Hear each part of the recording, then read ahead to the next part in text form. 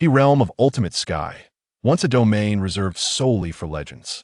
It is well known that it resides at the pinnacle of the nine heavens, giving birth to countless treasures of heaven and earth, accessible only to those favored by grand fortune. Yet at this moment, the realm of ultimate sky is engulfed in a torrential storm of blood and carnage. Fang Chen, as long as you surrender the chaos, celestial tome, and the creation fruit, I can guarantee your survival before the celestial lord.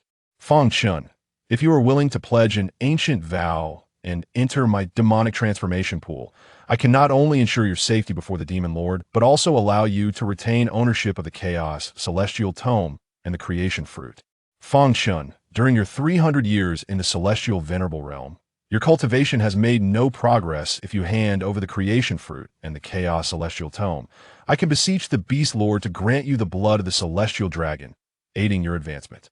In the heart of the realm of ultimate sky, beneath the resplendent multicolored glass tree, Fang Chen, clad in white, is drenched in blood, his hair disheveled. Chapter 2. Rebirth. A resounding clang echoed in Fang Chen's ears as he opened his eyes to behold a distressed and pallid woman before him. Yun Qianqian? His own senior sister? How could this be? Senior sister, what happened to me? Fang Chen's gaze fell upon the sword lying on the ground. Then he looked up at Yun Qianqian in confusion, a piercing pain radiating from his shoulder. Excellent. Remarkably, he had been granted a second chance at life. In this new existence, Fang Chen vowed to fiercely protect those he cherished. Anyone who dared to touch his reverse scales must face death. With this thought, he clenched his fists, his eyes reflecting a chilling indifference that belied his tender 16 years. Master Yun, has the selection for the upcoming Seven Peaks Grand Tournament been finalized? A voice broke the silence, prompting Fang Chen to look up and see three figures approaching. At the forefront stood a slender figure clad in emerald robes. His gaunt frame and sharp features complemented by piercing eyes that exuded an unflappable calm. This was Li Lanfeng, the eldest disciple of the sect leader, who, at the tender age of 16, had comprehended the essence of the sword and achieved the realm of Xian. Now, 2 years later, he had attained the pinnacle of Xian and was heralded as the foremost prodigy of the sword sect. He had come to prepare the list of participants for the Seven Peaks Grand Tournament, a precursor to entering the Sword Tomb. In his memories, Fang Chen recalled his 4 years in the sect. He had been at the bottom of the rankings for 3 consecutive years in the first round of the annual tournament, earning the ignominious title of the greatest waste among his fellow disciples.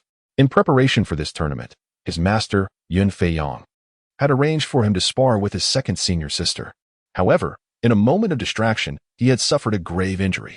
At that time, I found myself ensnared in the profound sorrow of my parents' demise, struggling to emerge from the depths of despair. Coupled with my injuries, my heart felt utterly despondent. My master, having never uttered a word of reproach nor shown any neglect towards me, remained a steadfast presence. This time, I must make my way to the Sword Tomb without delay. With this thought, a spark of determination ignited in Fang Chen's eyes. Indeed, just as I recalled, upon hearing Li Lanfeng's words, my master turned to me with a look of concern. Fang Chen looked at his master and nodded resolutely. Yun Feiyang paused momentarily, then spoke in a calm tone. All disciples of Songjian Peak will participate. Chapter 3. The Chongling Pill. Each of the 7 peaks is overseen by its own peak master, with Qingjin Peak reigning supreme, presided over by the sect leader, Zhang Chunyang, who is the master of all 7 peaks.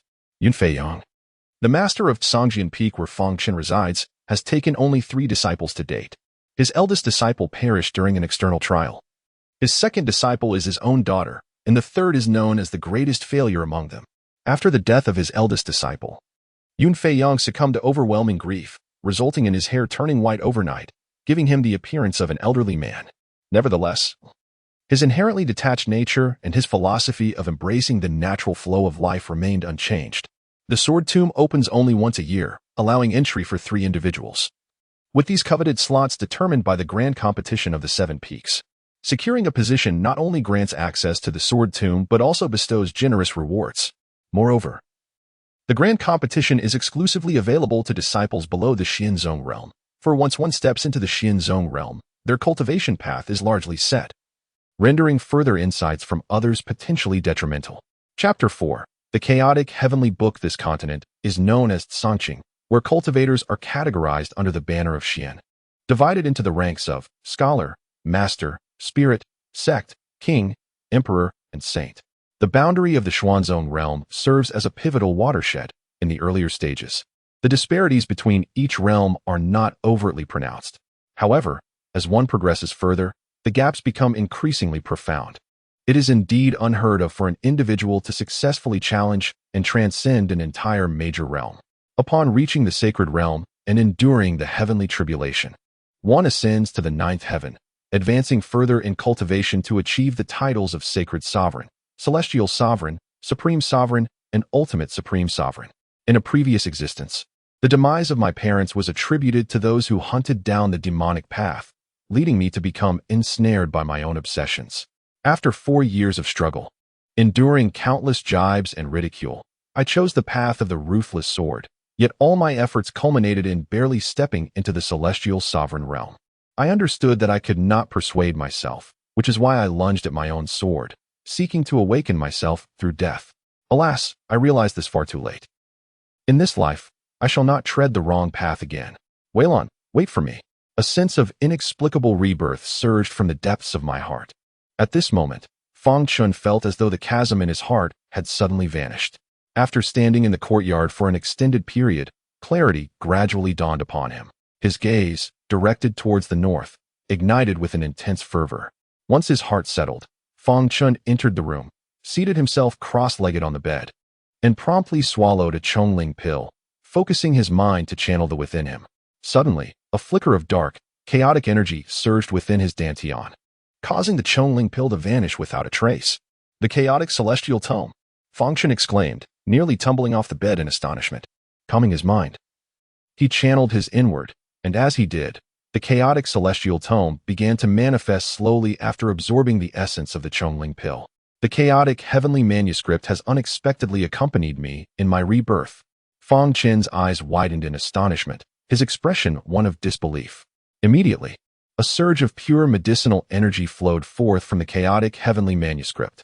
Before he could channel his profound energy, the air around him began to tremble violently. Breaking through incessantly, he ascended from the pinnacle of the Xian Master realm to the early stages of the Xian Master, finally stabilizing his internal energy at the minor completion of the Xian Master realm, with an indistinct tendency for further breakthroughs. How absurd! I am the chaotic heavenly manuscript, an artifact of ancient divinity. Is it so surprising that I possess a spirit? The manuscript spoke with an air of arrogance. As for my previous life, Fang Chen still could not believe it. After all, they had shared hundreds of years together, and the manuscript had only bestowed upon him a single technique of the chaotic decision. In your past existence, what was there in your heart besides the ruthless sword path and hatred? What right did such a waste have to receive assistance from this divine tome? The spirit of the manuscript rolled its eyes in a surprisingly human-like manner. Chapter 5. The Artifact Spirit Ahem. I am still quite weak. You should quickly meditate and continue your breakthroughs. With that, the spirit vanished without a trace. In my previous life, I had acquired this chaotic heavenly manuscript only after breaking through to the Xianzong realm within the Tianyuan ruins. To think it has followed me into this life. Could it be that the spirit truly acknowledges me in this incarnation? Calming the excitement within, Fang Chen suddenly recalled the instructions given by the manuscript and hastily began to meditate and cultivate. Before long, the air around him quivered once more. He reached the pinnacle of the Xian Master realm. Just a bit more, and he could break into the Xian Spirit realm. To his astonishment, with the assistance of the manuscript, his advancement was remarkably rapid. Fang Chen lay upon his bed, faintly sensing that the path of this life diverged vastly from that of his previous existence. In his past life, he had been solely focused on cultivation, inevitably neglecting his inner peace, which ultimately led to tragic consequences. In this life, however, he resolved to commence from the minutiae of the mortal realm. The trials of life's quagmire were the sole avenue to ascend to the pinnacle of the sword path. Perhaps it was a liberation of the spirit. For Fang Chen slept particularly soundly that night. Yet, being acutely aware that strength equates to influence, he rose before dawn's light began to break, hastening towards the back mountain. Enduring hardship is the precursor to greatness. With his innate talent not particularly exceptional and years of neglect behind him, how could he hope to stand out without exerting efforts and sweat far beyond that of others? In but a moment, Fang Chen arrived at a clearing on the precipice of the back mountain. He steadied himself, positioning his feet shoulder-width apart, and lifted his arms. As he felt his body gradually enter a state of readiness, he began his movements. It was only after entering the Shin Zone realm, experiencing a complete transformation in his physique, unblocking his meridians, and invigorating his vital energy, that he transcended from the small circulatory cycle into the greater one, enabling him to practice the chaos decision. As the sun rose, Fang Chen inhaled deeply, concluding his practice and standing quietly for a moment. Bathed in sunlight, he felt a comforting warmth envelop him, an indescribable sense of contentment. He strolled leisurely along the edge of the cliff, allowing his body and mind to relax. Suddenly, a shiver ran down Fang Chen's spine, his hair standing on end as he instinctively turned, hand flashing with cold light. Clash! He intercepted a long sword aimed directly at his back. Fang Chen's pupils contracted sharply as he beheld a figure shrouded in a black robe, and he coldly inquired, "Who are you?" The stranger remained silent, seemingly astonished that Fang Chen could parry his strike. He quickly withdrew and lunged forward with another thrust. The realm of Xinling, the fundamental sword technique of the sword sect. Who could possibly wish to take my life? Watching the taciturn figure, Fang Chen recalled the earlier strike. Had he reacted merely a fraction of a second slower, he might have already become a lifeless corpse. A glimmer of coldness flashed in Fang Chen's eyes. How dare one from the Xianling realm act with such audacity? Then let us see whose foundational sword technique reigns supreme. Chapter 6. A Test with a Swift Motion. Fang Chen deflected the long sword of the cloaked figure. Instead of retreating, he advanced, wielding his sword with sudden ferocity. The black-clad assailant, taken aback by the youth's fearless spirit and formidable swordsmanship, wondered if the boy had no fear of being injured. In a moment of haste, the cloaked figure bent backward, channeling his xuanqi to propel himself away. Seizing the opportunity, Fang Chen pivoted, channeling his own xuanqi to enhance his speed, and once more thrust his sword towards the black-clad figure. The tension escalated with each encounter. The assailant was increasingly alarmed by Fang Chen's fearless assaults, disregarding his own safety. The disparity in their realms had all but vanished, and the sharpness of their techniques was remarkably unparalleled. The black-clad figure began to waver. This cannot continue. A gleam ignited in the assailant's eyes as he struck Fang Chen's sword with his own, a sudden chill emanating from him as the very air seemed to freeze. Sword intent. Fang Chen was taken aback as he gazed at the flickering cold light surrounding him. A sudden, inexplicable intuition surged within him. Without pausing to contemplate, he swiftly brandished his sword, summoning gusts of wind that transformed the myriad sword lights into a cascade of snowflakes, enveloping the world around him. Indeed, the figure cloaked in black was none other than Yun Feiyang.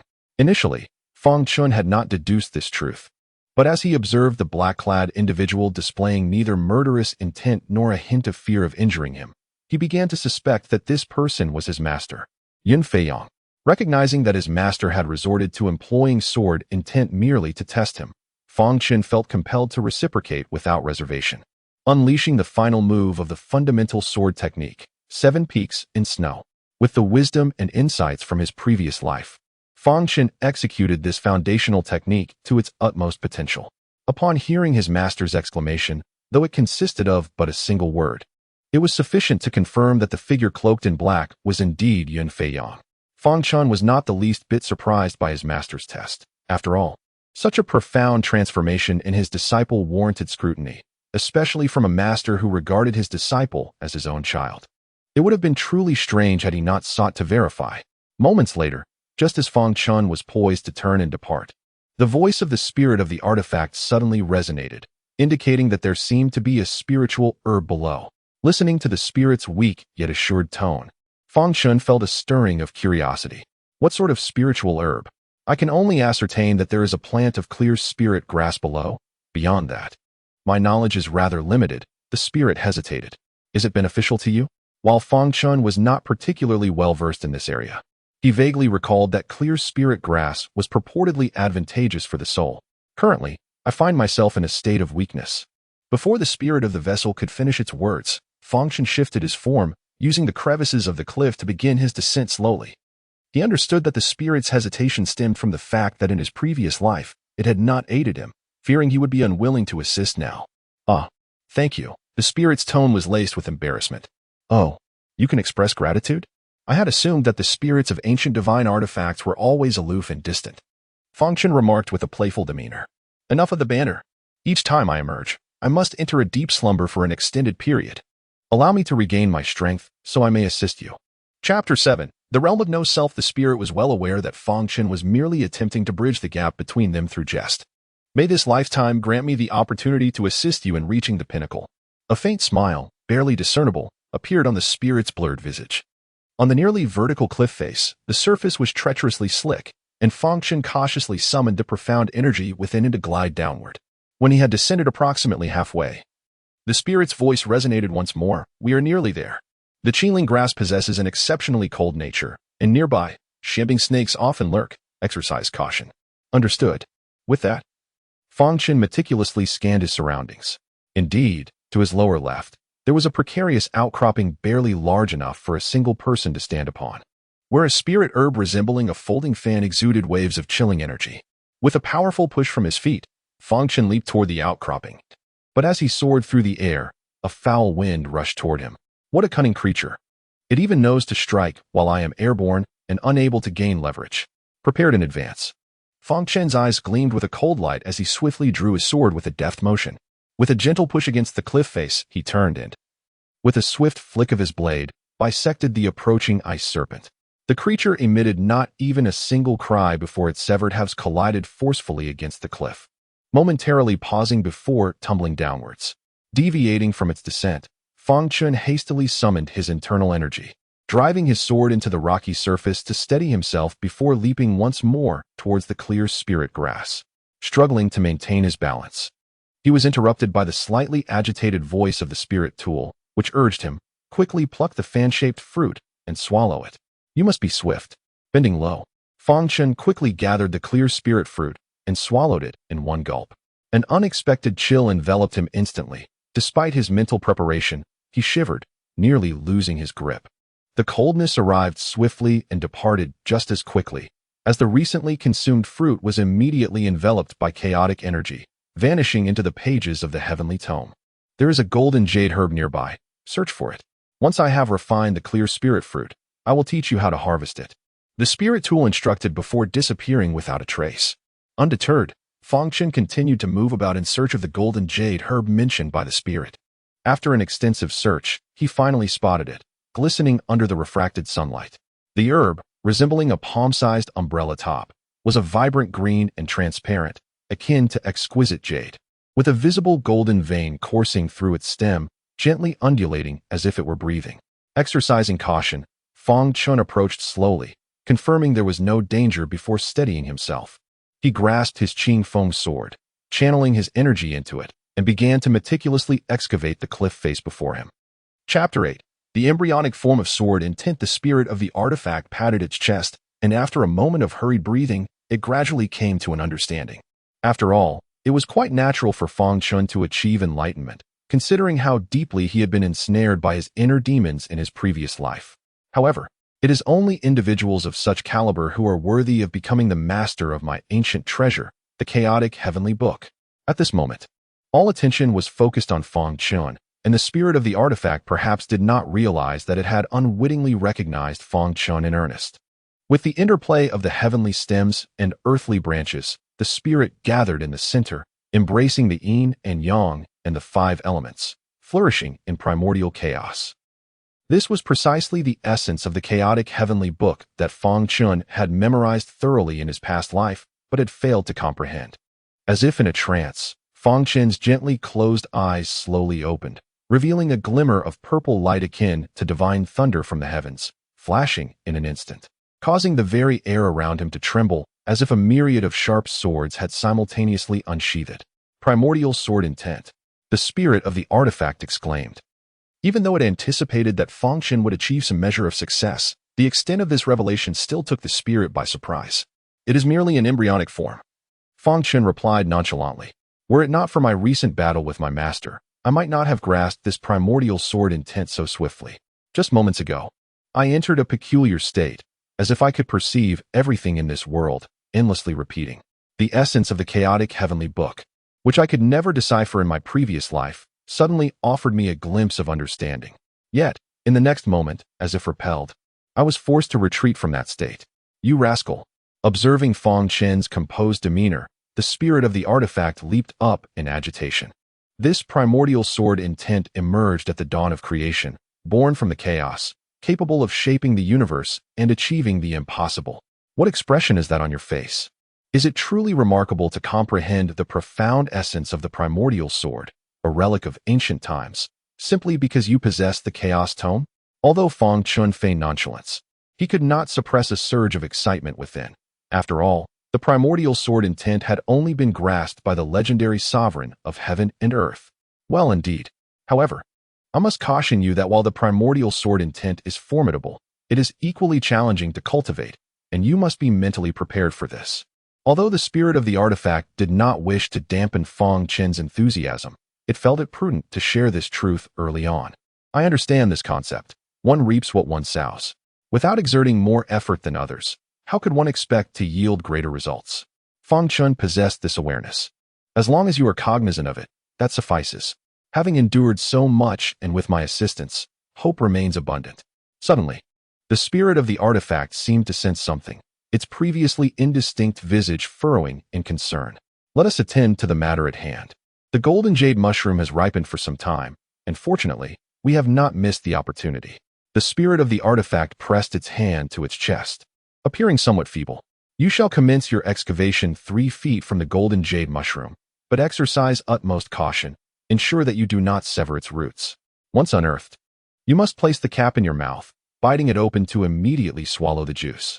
What purpose does the golden jade mushroom serve? Fang Chen inquired, intrigued by the spirit's meticulous instructions. It enhances the resilience of your meridians. After you refine it, there will be residual medicinal potency. Do not worry. This potency will be entirely absorbed before you reach the profound sect realm. Enjoy this moment, for the golden jade mushroom is indeed rare, and its efficacy is limited to before entering the profound sect realm. Now, you may begin. Having spoken, the celestial tome once again vanished from sight. How might I assist the tome in escaping its frail state? Fang Chen furrowed his brow. The tome's weakness was undoubtedly due to its endeavor to protect my rebirth. Yet I find myself lacking in knowledge regarding the spiritual realm. Chapter 9. Golden Jade Flower. Never mind. The tome should possess the wisdom to restore its spirit. Whenever it requires assistance, I shall devise a means to aid it. This bond must be repaid, come what may. With this thought, Fang Chen calmed his mind anew. Leaning slightly forward, after gauging the distance, he carefully extracted the Qingfeng sword and commenced his excavation. Fortunately, the area where the golden jade flower resided was predominantly composed of soil and weathered rock. Nevertheless, the digging persisted for a good half-hour. Observing closely, the golden veins running through the golden jade flower pulsed gently in his grasp, showing no signs of damage. Fang Chen could not help but nod in satisfaction. After a moment of regulated breathing, feeling a sense of tranquility enveloping his body, he followed the spirit's instructions, gently biting into one corner of the umbrella's apex, allowing a warm, sweet, and slightly metallic liquid to flow into his throat. It is well understood that the greater the resilience of one's meridians, the more formidable their explosive power during combat. In a confrontation, the backlash sustained would inflict lesser harm upon the body. Much like a water pipe, the stronger its resilience, the higher the water pressure it can withstand. Such is the principle at play. At last, the residual medicinal properties of the golden jade flower adhered to the various channels of his meridians, ceasing their flow. Fang Chen opened his eyes and gently moved his body. The spirit had mentioned that the full effects of the golden jade flower would only manifest once he ascended to the Xianzong realm. The Xianzong realm, indeed? A gleam of brilliance shone in Fang Chen's eyes. With the insights and experiences from 2 lifetimes, he felt unencumbered by any bottleneck prior to reaching the profound sect. As long as his spiritual energy was sufficient, he could achieve a breakthrough. Once the sword tomb opened in 9 days, and he refined the Hunyuan sword intent, the path of swordsmanship would become clear, allowing him to formally step into the profound sect. As for his qualification to enter the sword tomb, Fang Chen harbored no concerns. Although he had strayed from the path in his previous life, the knowledge and understanding he gained were undeniably genuine. As the sun rose, in the small courtyard of the bamboo forest at Songjin Peak, Yun Feiyang and Yun Qianqian sat at the table, gazing at the steaming dishes before them. Yet neither made a move to eat. Father, I have searched the back mountain thoroughly, but I have not found the junior disciple. Where could he possibly be? Yun Qianqian's face was etched with worry. It's all right. We shall wait a little longer, Yun Feiyang replied, his eyelids slightly drooping. as if he might drift into slumber at any moment. I can't shake the feeling that after I wounded him yesterday, the junior disciple has been acting strangely. The mere thought of Fang Chen's gaze upon her after the injury sent a shiver down Yun Qianqian's spine. As long as Fang Chen does not commit any atrocious acts, he shall forever remain my disciple. Chapter 10. The winds and clouds of 9 swords. Fang Chen felt a warmth in his heart. Although he knew Yun Qianqian was too shy to admit it, the concern from his master and senior sister was unmistakable. Glancing at the dishes on the table, Fang Chen sheepishly stated, "While training on the long cliff, I discovered a golden jade herb, and I lost track of time refining it." Though the golden jade herb was rare and sought after, Fang Chen did not wish to conceal anything from his caring master and senior sister. Indeed, upon hearing the name Jin Yuji, Yun Qianqian's face radiated pure delight, devoid of any semblance of jealousy. Her junior brother was truly fortunate, with Jin Yuji by his side. He must exert himself even more. "As you command, senior sister." Observing Yun Qianqian's earnest expression, Fang Chen, whose heart and mind had long been enlightened, found himself playfully mischievous. After gazing at Fang Chen for a considerable time, Yin Feiyang sensed that his young disciple had undergone some subtle transformation, though he could not quite articulate it. The momentary look of confusion in his eyes vanished as he beckoned, "Come, let us dine." Yun Qianqian responded with a playful laugh, while Fang Chen, scratching his nose, offered a sheepish smile as they walked together, one after the other, at the pinnacle of the profound master realm. Just a step away from the profound spirit realm, Yun Qianqian bit her chopsticks, gazing at Fang Chen in disbelief. Wasn't he merely at the minor completion of the profound scholar realm yesterday? Even with the Chongling pill, such a significant leap in a single bound seemed implausible. What kind of profound realization could lead to such an astonishing breakthrough? Yun Feiyang cast a penetrating glance at Fang Chen and remarked gently, "While the concept of accumulating strength to unleash it is commendable, the path of cultivation must be approached with steady diligence, avoiding arrogance and haste." "Yes, master. I shall heed your teachings. Now let us eat." Breakfast unfolded in an unusually quiet manner. Observing that both Yun Feiyang and Fang Chen maintained their usual demeanor while consuming their meal, Yun Qianqian felt a sense of dissatisfaction brewing within her. What was this talk of accumulating strength? Her junior brother had been sulking since his arrival. After 4 years of close companionship, how could she not understand him? "Humph, you cannot deceive me. You will see the consequences soon enough." At breakfast, as Yun Qianqian was about to urge Fang Chen to practice, Yun Feiyang called the two to a halt. In just a few days, the 7 Peaks Grand Competition would commence, and the master wished to seize this opportunity to impart the Wind and Cloud 9 swords to both of you. "Follow me." Wind and Cloud 9 swords? I heard from my senior sister that when the master first entered the profound emperor realm, he received the news of the death of our eldest senior brother. He stood by the cliff of Long for a full 3 months before creating the Wind and Cloud 9 swords. It is said that, at the same level of cultivation, no one has ever withstood the master's 9 swords. Such a formidable and profound sword technique. How could it be bestowed upon me at this moment? Could it be that my previous understanding of the 7 Peak Snowfall has reached its pinnacle? Indeed, drawing from the insights and realms of my past life, the 7 Peak Snowfall I executed would surely earn the master's recognition. Well, since the heartless sword path of my previous life can no longer be utilized, learning the master's Wind and Cloud 9 swords will allow me to begin anew in this life. With this thought, Fang Chen's gaze grew increasingly resolute. In this lifetime, I shall stand at the pinnacle of this world. Before long, the three arrived at a clearing on the cliff of Long. The Wind and Cloud 9 swords were comprehended by the master here, and the fastest way to learn is through combat. "Fang Chen, how about exchanging a few moves with me?" In Yun Feiyang's typically placid eyes, a hint of anticipation emerged. "Rest assured, I shall suppress my cultivation to match your level." Chapter 11. Understanding the sword very well. Fang Chen replied softly, his face a mask of seriousness. "Do not hold back. With your cultivation, you cannot injure me." Yun Feiyang stroked his beard, gesturing for Fang Chen to draw his sword. The 3-foot azure blade, unsheathed, emitted not a single sound. A glimmer of cold light flashed. As Fang Chen's internal energy surged, his feet gliding forth, the sword's tip aimed directly at Yun Feiyang's face. "Since my master has instructed me to hold nothing back, I shall give it my all." "Well done," Yun Feiyang exclaimed, acknowledging that although this sword strike stemmed from basic sword techniques, the execution and footwork demonstrated the dedication and talent of his young disciple. "Behold, the first move." Wind sweeping through the clouds. A beam of cold radiance surged forth. A tempest rising, transforming into countless sharp blades, scattering through the air as if Fang Chen were not battling Yun Fei-yong, but rather countless swords of the heavens. Despite his calm demeanor, Fang Chen acutely sensed that any movement on his part would invite the surrounding blades to converge upon him in an instant. Is it a counterattack? A faint smile graced Fang Chen's lips as his internal energy surged rapidly. With a sudden burst of force, he propelled himself forward like a cannonball. Ignoring the whirling blades approaching him, Fang Chen directed his sword straight at Yun Fei-yong. Clang! The blades clashed, and their positions exchanged. Good. The third move. Wind following the clouds. The fourth move. Wind and clouds entwined. The fifth move. Wind and clouds transform. The sixth move. Wind and clouds open and close. The seventh move. Wind sweeping away the clouds. The eighth move. Wind and clouds unpredictable. The ninth move, known as light wind and gentle clouds, embodies the essence of killing without a trace. This technique may very well leave you injured. Yun Fei-yong was quite pleased with his suddenly remarkable disciple. Although there remained a flicker of expectation within him, he understood that, even if Fang Chen could master the first 8 forms, the 9th form was still beyond his reach at this stage. I wish to give it a try.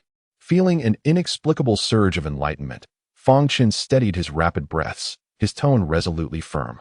Very well. Yun Fei-yong's expression shifted slightly, a glimmer of brilliance igniting in his eyes as he unleashed his sword without mercy. If you can withstand this strike, I shall have no regrets in this lifetime. A gentle breeze swept through, reminiscent of early spring in March, cool yet not frigid. The sound of the sword echoed faintly, an undercurrent of lethal intent cloaked in tranquility. Yun Qian observed the two from a distance, both appearing cautious, and a sense of bewilderment washed over her. Why did nothing happen after her father swung his sword? Suddenly, she stood frozen, mouth agape, as if turned to stone. A sudden gasp escaped her lips as a gash appeared on Fang Chen's shoulder, a trickle of crimson gradually spreading. Fang Chen remained as still as a statue, seemingly oblivious to his surroundings. A soft sound echoed as another cut opened on his left thigh, the fabric of his trousers cascading to the ground. In an instant, amidst the astonished expressions of Yun Fei-yong and Yun Qian, Fang Chen sprang into action. Executing a swift strike, a tempest arose, several blades transformed into icy gleams, and the sound of clashing swords resonated in the air. This was the first form of the Feng Yun 9 swords, wind sweeping the clouds. Chapter 12. The breakthrough of sword intent immediately following.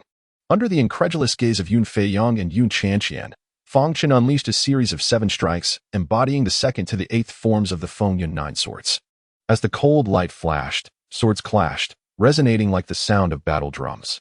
Warriors brandished their blades, engaging in fierce combat, leaving a scene strewn with corpses. The wind was gentle, the clouds tranquil. With a fluid draw and sheath of his sword, Fang Chen sat cross-legged, seemingly lost in a realm where only he existed. So it was. Fang Chen was entirely absorbed in the 9th style of the wind and cloud 9 swords, wind and cloud light.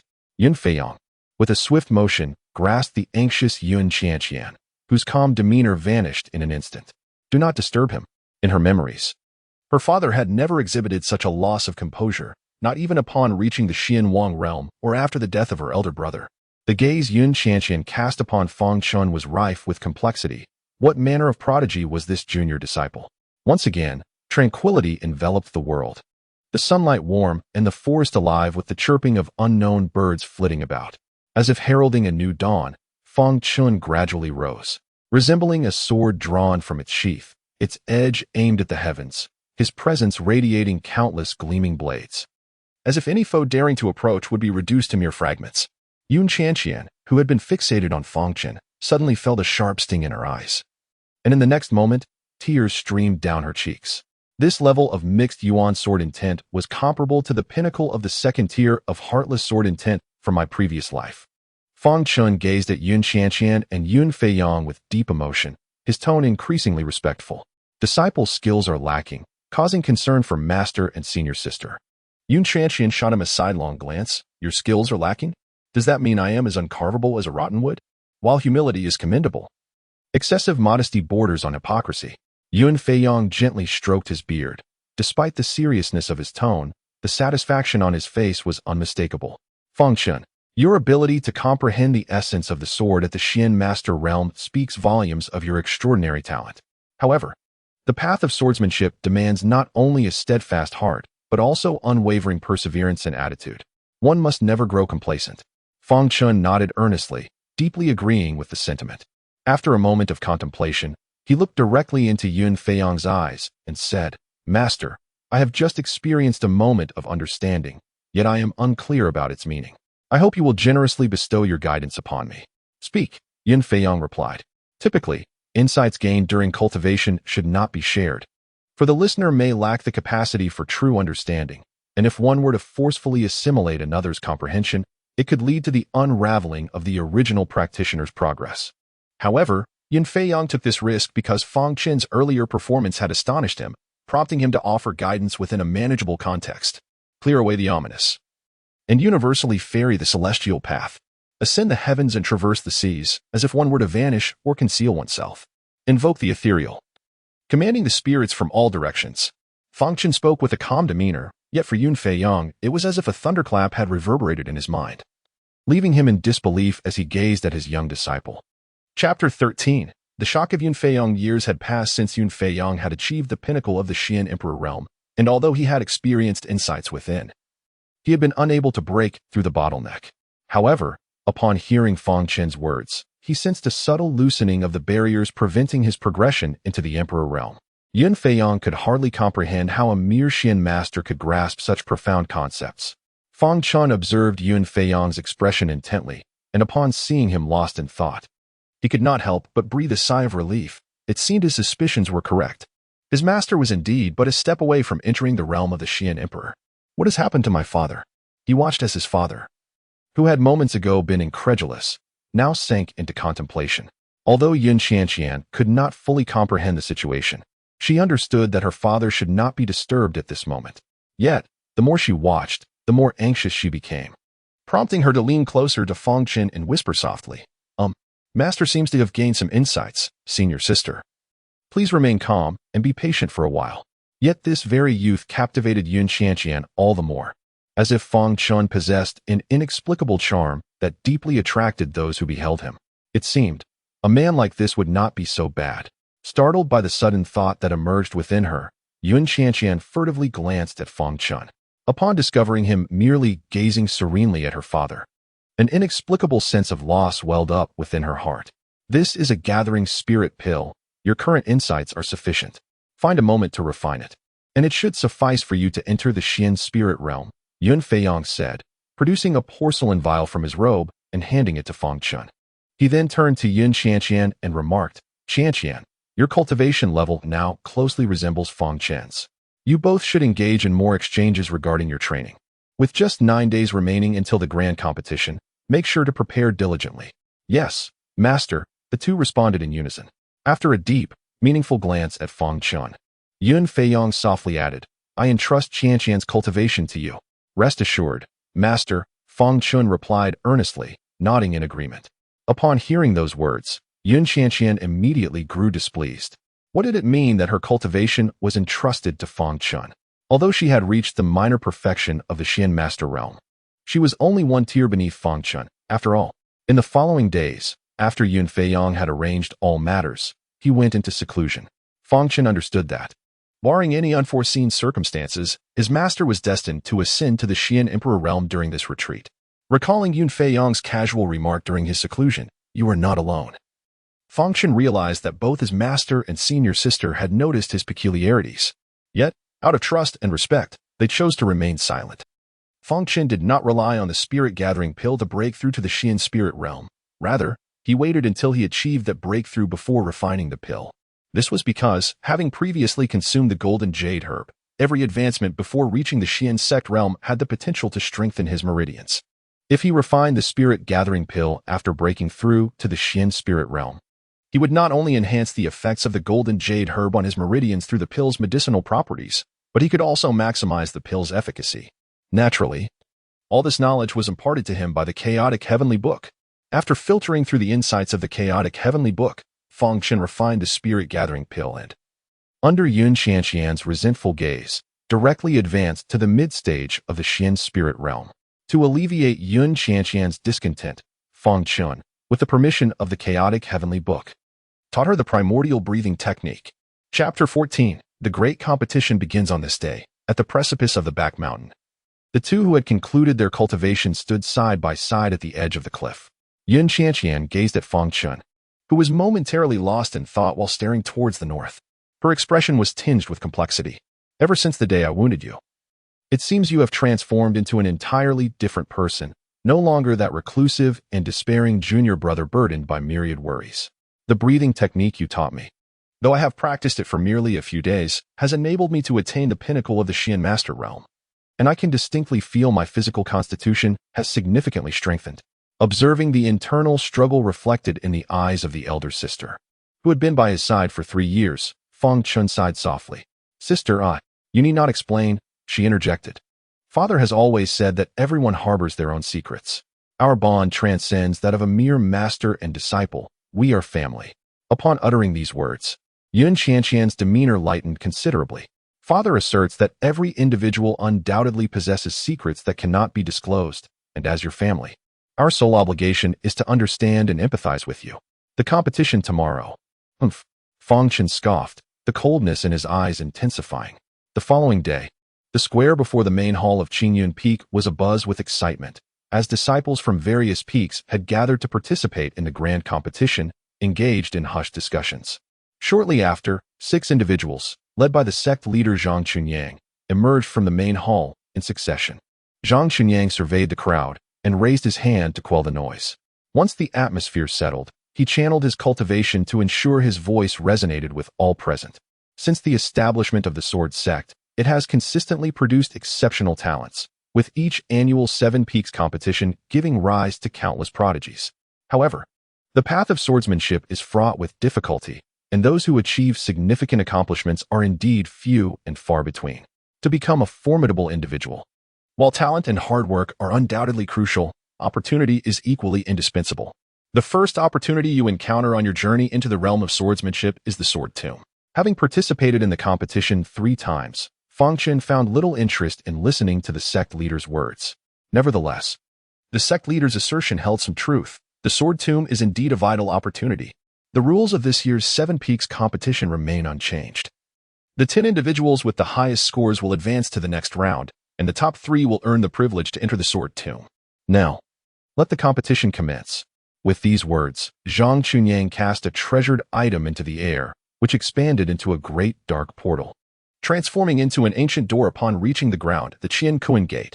Fang Chen clenched his fists tightly and exchanged a glance with Yun Qianqian before vanishing from his original spot. After a brief moment of dizziness, Fang Chen opened his eyes to find himself on the competition platform, a subtle smirk curling at the corners of his mouth. Soon, a voice filled with arrogance and disdain echoed in his ears. Haha, my luck is truly remarkable. I immediately encounter an easy opponent. Fang Chen looked up, his face alight with joy, for the Qiankuan Gate had indeed been considerate, presenting him with an old acquaintance in the first round. What? The first waste is this? Slap. Waste you, slap. Fang, slap. Speak. Why have you fallen silent? I recall you, Lu Qingjie, were quite the talkative one. Chapter 15. What are you exactly? Upon hearing the term the first waste, Fang Chen's fury was instantly ignited. With a swift motion, he seized Lu Qingjie, delivering a barrage of slaps. You bestowed upon me the title of the first waste. Have you forgotten? Do not be so arrogant. If you have the audacity, let us engage in a fair battle. Slap. Slap. Slap. Another dozen slaps landed, and Fang Chen scoffed. A fair battle with you? Do you even deserve it? How dare you? Slap. Observing Lu Qingjie, whose swollen cheeks rendered him breathless, Fang Chen chuckled lightly. What is the matter, genius Lu? Were we not to engage in a fair fight? Lu Qingjie glared at Fang Chen, his lips moved in fury. Yet no sound emerged, only saliva flowed abundantly. Now, it is time for you to pay your dues. With that, Fang Chen delivered a powerful kick.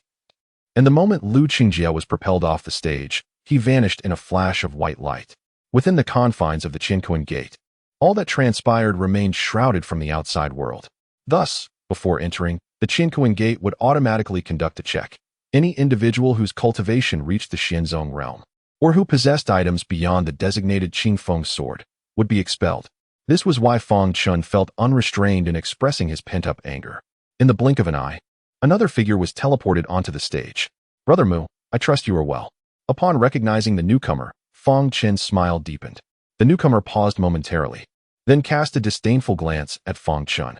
Do you wish to leap down on your own, or shall I throw you off? Moreover, do you think you have the right to address me as Brother Mu? Oh, Fang Chen feigned surprise.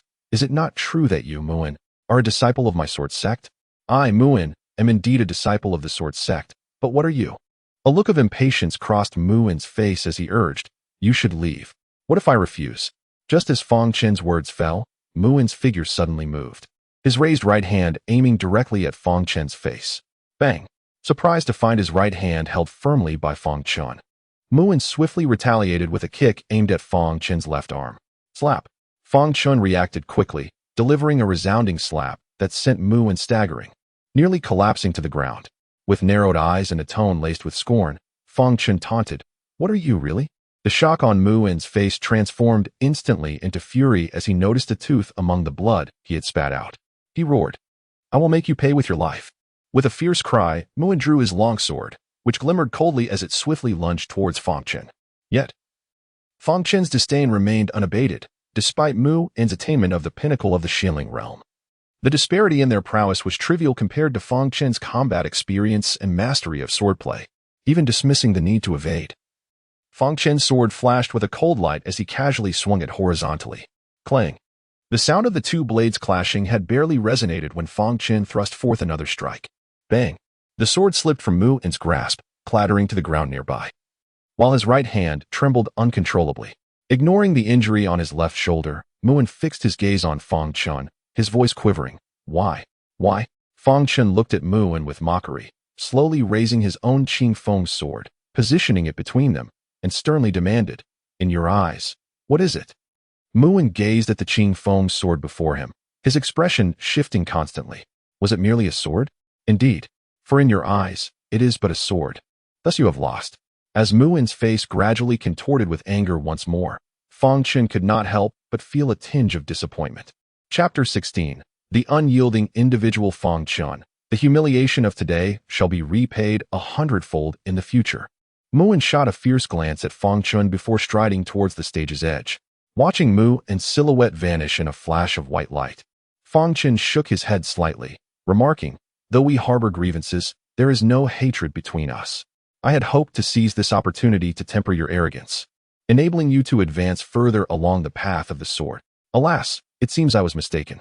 Let it be, let it be. Even the Buddha has those who remain unyielding. What hope is there for me? A sigh escaped Fang Chen's lips as he contemplated this. As these thoughts crossed his mind, Fang Chen's brow furrowed deeper. His second master uncle was notorious throughout the sword sect for his unreasonable protectiveness. This animosity was likely sealed. A swordsman must sever and conquer. Having mastered the external form of the sword, one must cultivate the inner essence of sword qi. Suddenly, Fang Chen was taken aback as the overarching principles of the Chaos Heavenly Book surged forth in his mind. If I cower, how shall I cultivate my sword? If I lack courage, what shall I wield? The sword is my hand. The sword is my heart.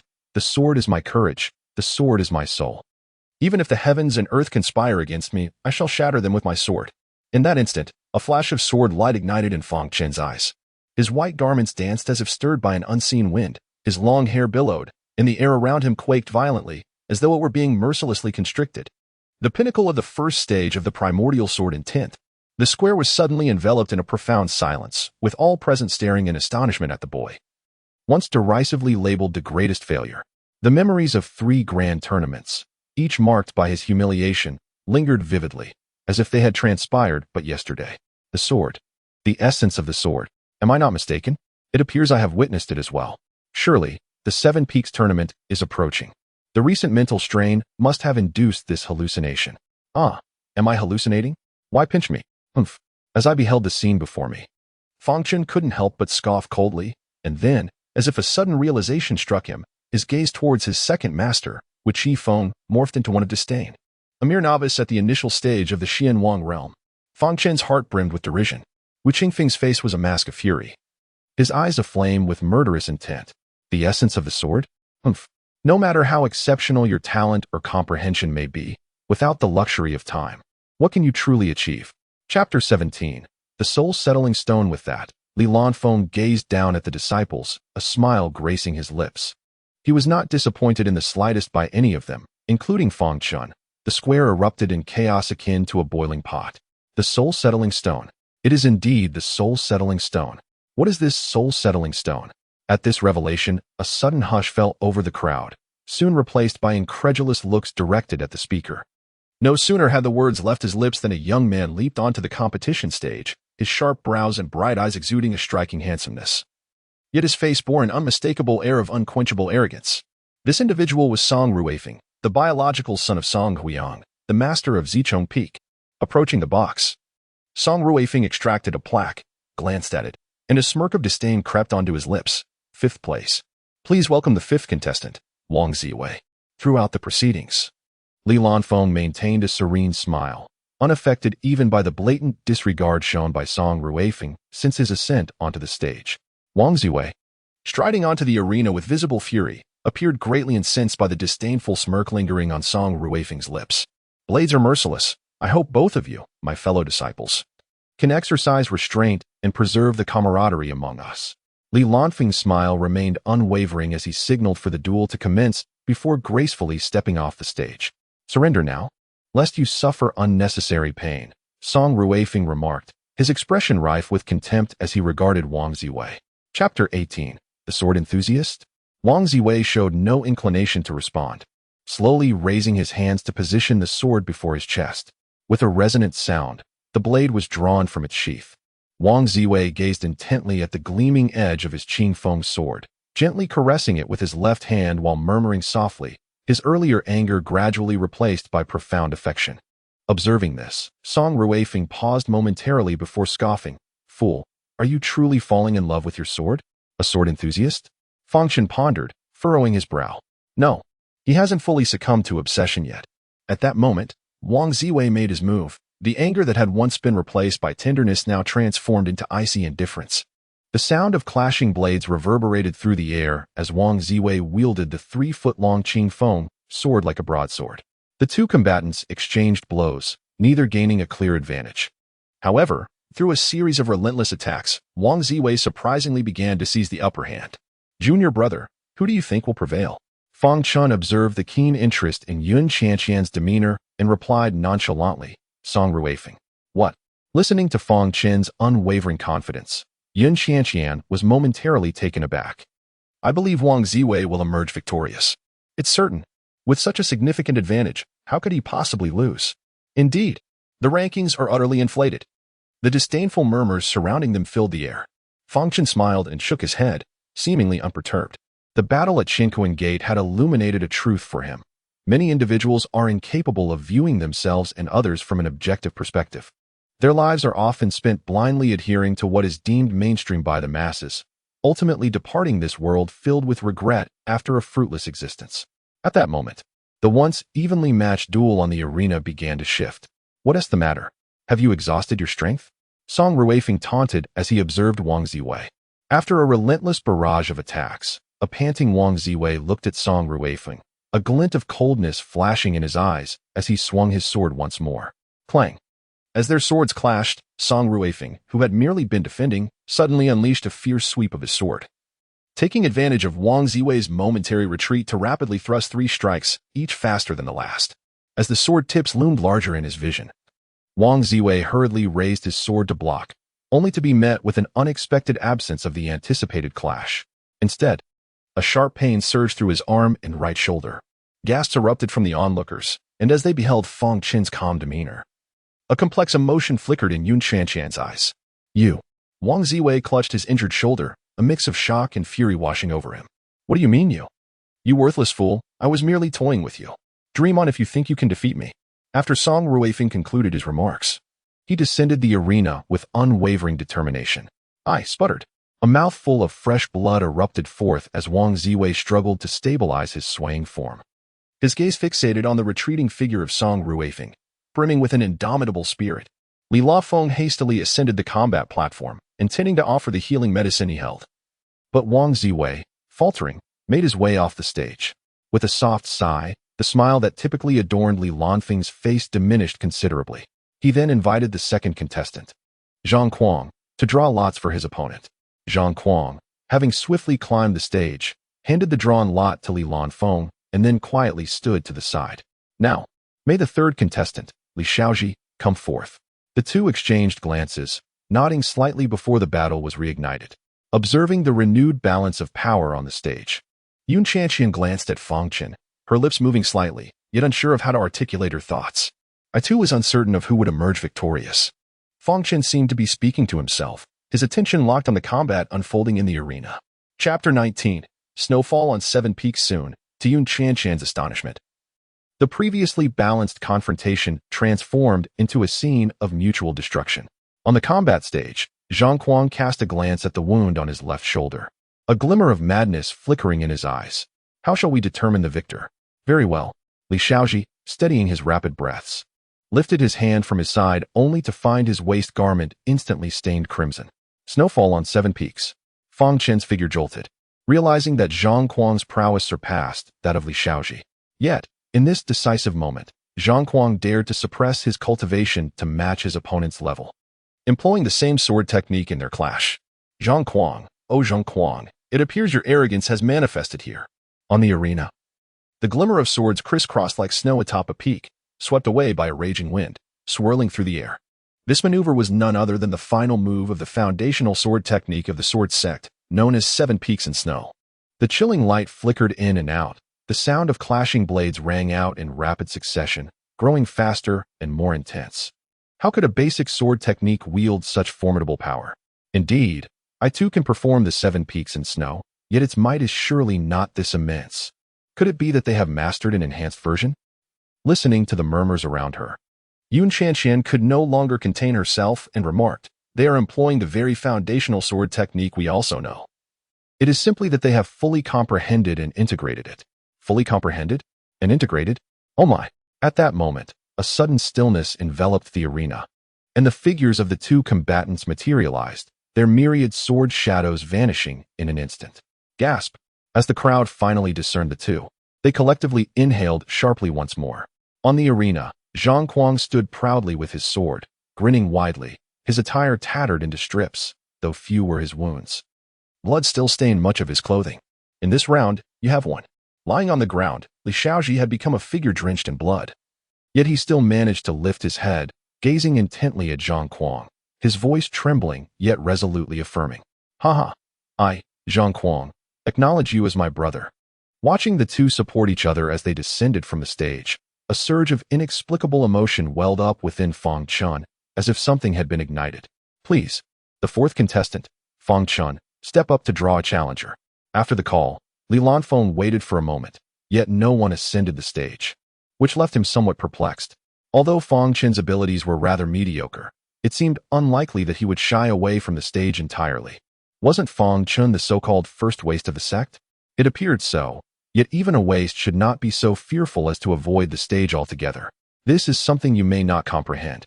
It is precisely because he recognizes his own inadequacy that he would rather not face the humiliation and potential defeat of stepping onto the stage. Listening to the murmurs from the audience, Li Lanfeng furrowed his brow slightly and called out with authority. I asked the fourth-ranked Fang Chen to come forth and draw his opponent.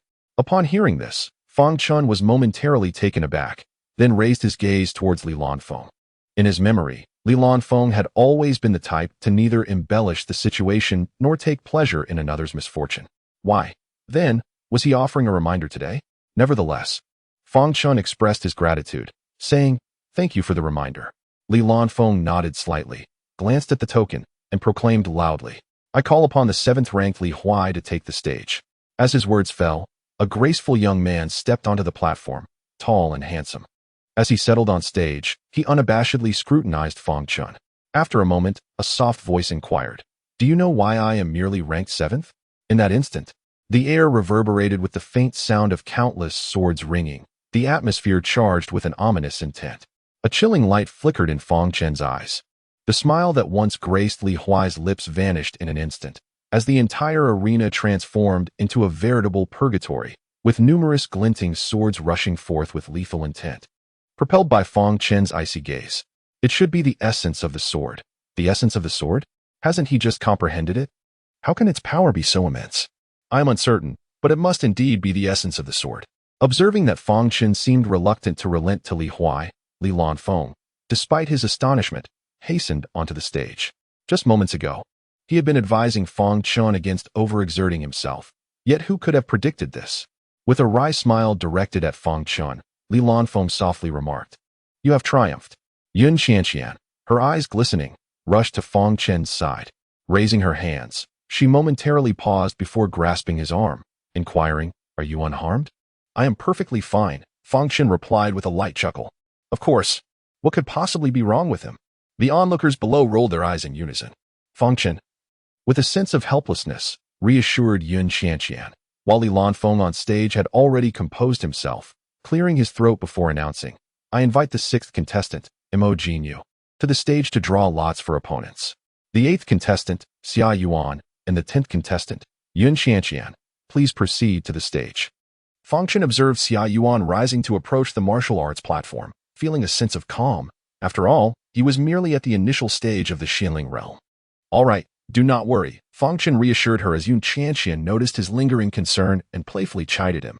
Just as Yun Qianqian ascended to the platform, the elegant Xia Yuan, with a scholarly demeanor, spoke graciously, "My cultivation level is slightly higher. To ensure fairness and victory, I shall employ only the fundamental sword techniques in this match." "Then I thank you, senior brother," Yun Qianqian responded with a gentle smile.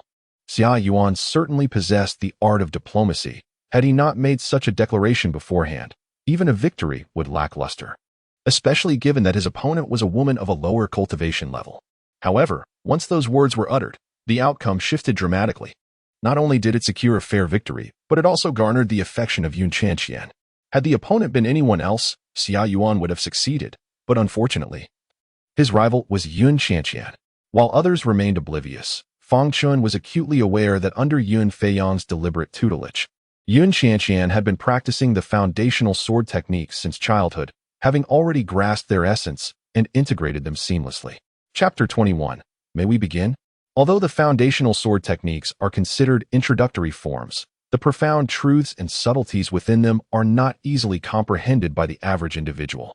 Mastery requires substantial time for accumulation and insight, and Fang Chen harbored no belief that Xia Yuan could achieve such understanding. As anticipated, the battle on stage swiftly became one-sided. In Yun Qianqian's hands, the foundational sword techniques exhibited remarkable vitality. Her strikes were swift and ferocious. Xia Yuan found himself unable to counter effectively, and soon enough, he struggled just to defend himself. Zhang Chunyang merely cast a fleeting glance at himself before returning to his meditative state. Wu Qingfeng's eyes sparkled with mockery, while a hint of murderous intent flickered across Song Huiyang's usually indifferent face. "Humph, I merely sought to challenge your son, and you dare to wish me dead." Fang Chen's expression turned icy as he spoke in a low voice. "I have made my decision." Li Lanfeng, though aware of the unfolding events, could only shake his head in silence. He called for Song Shidi and Fang Shidi to take the stage, declaring that the loser would forfeit their chance to enter the sword tomb. As they took their positions on stage, Fang Chen fixed a cold gaze upon Song Ruifeng. Like father, like son, he had initially intended to hold back, but it appeared that such restraint was unnecessary. Although he was uncertain of the means through which you extricated yourself from the ranks of the inept, one must admit, your talent for courting death is truly unparalleled. It seemed that the only expression on Song Ruifeng's face was one of disdain. "Can we begin?" Fang Chen completely disregarded Song Ruifeng, merely turning to Li Lanfeng and speaking in a calm tone. "It is ready." Li Lanfeng was momentarily taken aback, but quickly descended from the martial platform. With a sharp sound, the sword was unsheathed. The ringing of the blade resonated only when Fang Chen swung his sword towards Song Ruifeng, maintaining a stoic facade. Song Ruifeng engaged Fang Chen with a counterstrike, his voice laced with contempt and anger. "Even if you have comprehended the sword's intent, to me, you remain a mere waste." As soon as the words left his lips, a surge of sword intent erupted from within Song Ruifeng, whipping up a fierce wind that tousled both their hair. Observing this, Fang Chen curled his lips into a chilling smile, releasing his own sword intent that soared skyward, causing the space around him to shimmer with icy radiance. The entire martial platform was enveloped in a sense of impending doom, making the onlookers below feel a chill at their necks, as if a lethal blade were poised to strike. Unexpectedly, before the two sword intents could clash, Song Ruifeng's sword intent abruptly faltered, resembling a subject trembling before a sovereign. "What kind of sword intent is this?" The disdain on Song Ruifeng's face vanished in an instant, replaced by a flicker of fear in his eyes. Fang Chen remained silent, executing another strike, the final move of the foundational sword technique, 7 peaks in the snow. In an instant, the martial platform was filled with swirling, icy glimmers, resembling snowflakes dancing in the tempest, cascading down from the towering peaks above. Perhaps this was the true essence of 7 peaks in the snow. The spectators below could not help but gaze in rapt fascination. In that deep winter, as the sword sect was newly established, the sect leader gazed upon the snow blanketing the peaks of the 7 mountains. Under the fierce gusts of wind, the snowflakes danced and swirled, swiftly enveloping the entire sword sect, inspiring the creation of the technique known as Snowfall of the 7 Peaks. However, due to its ease of learning yet difficulty in mastery, it was relegated to the foundational sword techniques, becoming the final form. Lowering his gaze, bloodstains marred the tattered garments of Song Ruifeng, who trembled all over, his eyes directed at Fang Chen with a fiery intensity. "I will kill you," Song Ruifeng bellowed. But as he took a step forward, his legs suddenly weakened, and he collapsed to the ground. Fang Chen regarded the kneeling Song Ruifeng with a cold stare and icily remarked, "Do you even deserve to challenge me?" Witnessing this, Li Lanfeng wore an expression of helplessness. He promptly ascended the stage, instructing others to carry the severely injured Song Ruifeng away, and then spoke earnestly, "According to the rules, Fang Chen advances, while Zhang Kuang will be exempted. The third qualification to enter the sword sect will be determined between Lian Rongxing and Yun Xianxian." "Wait a moment." Seeing Zhang Kuang interrupt him, Li Lanfeng inquired with confusion, "Does junior brother Zhang have any questions?"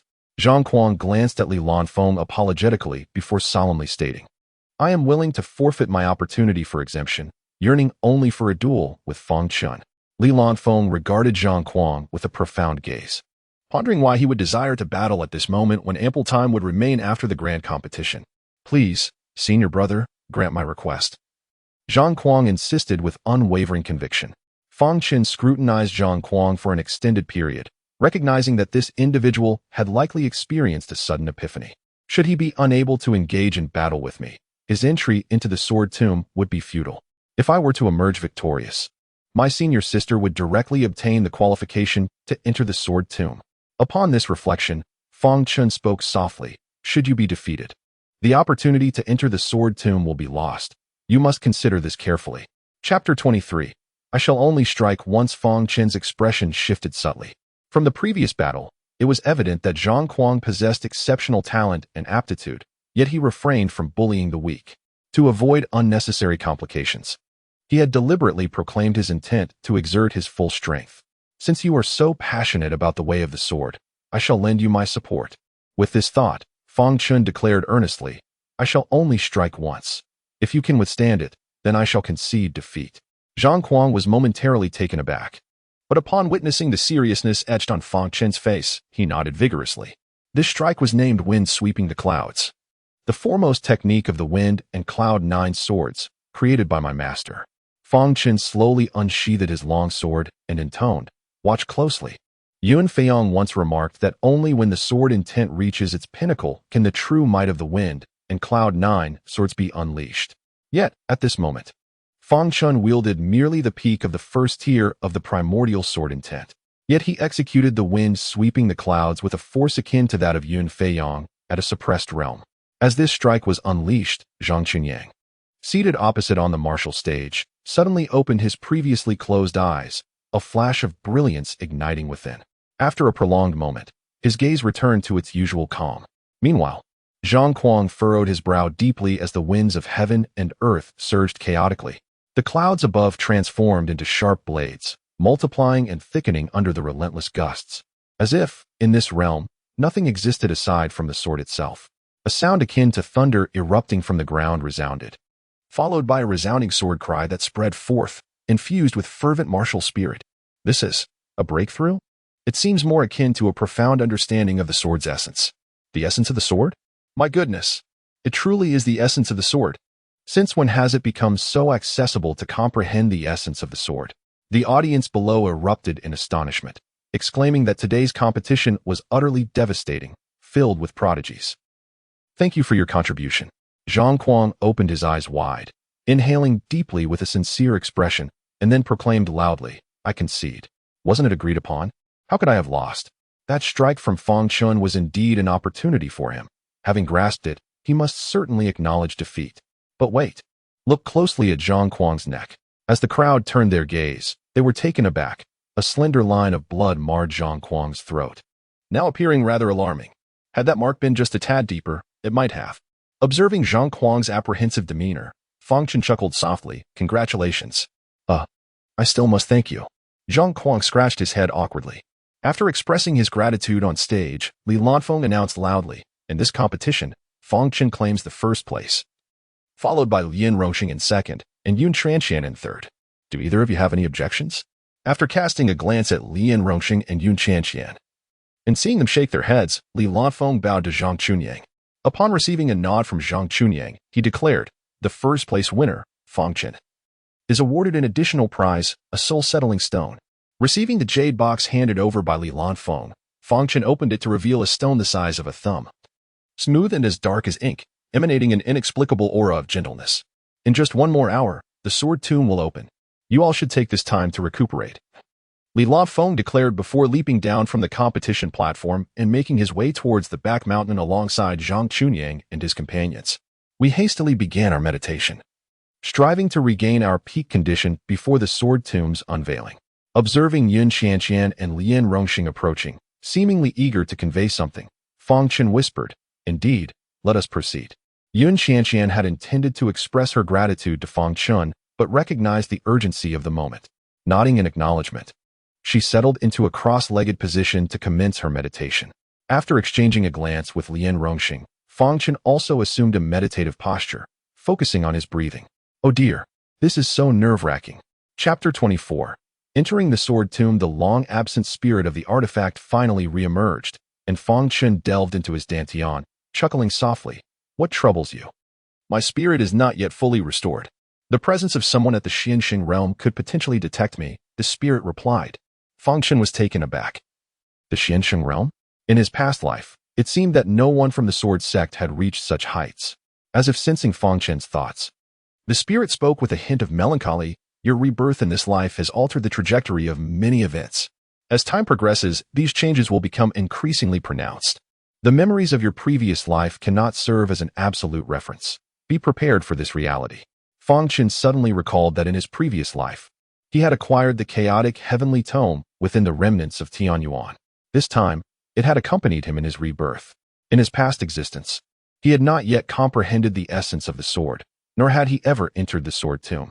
The more he pondered, the more alarmed he became, realizing how many significant matters he had inadvertently overlooked. Nothing remains eternal. In any case, one must exercise caution, the instrument spirit side. I understand, Fang Chen replied softly, seemingly lost in thought.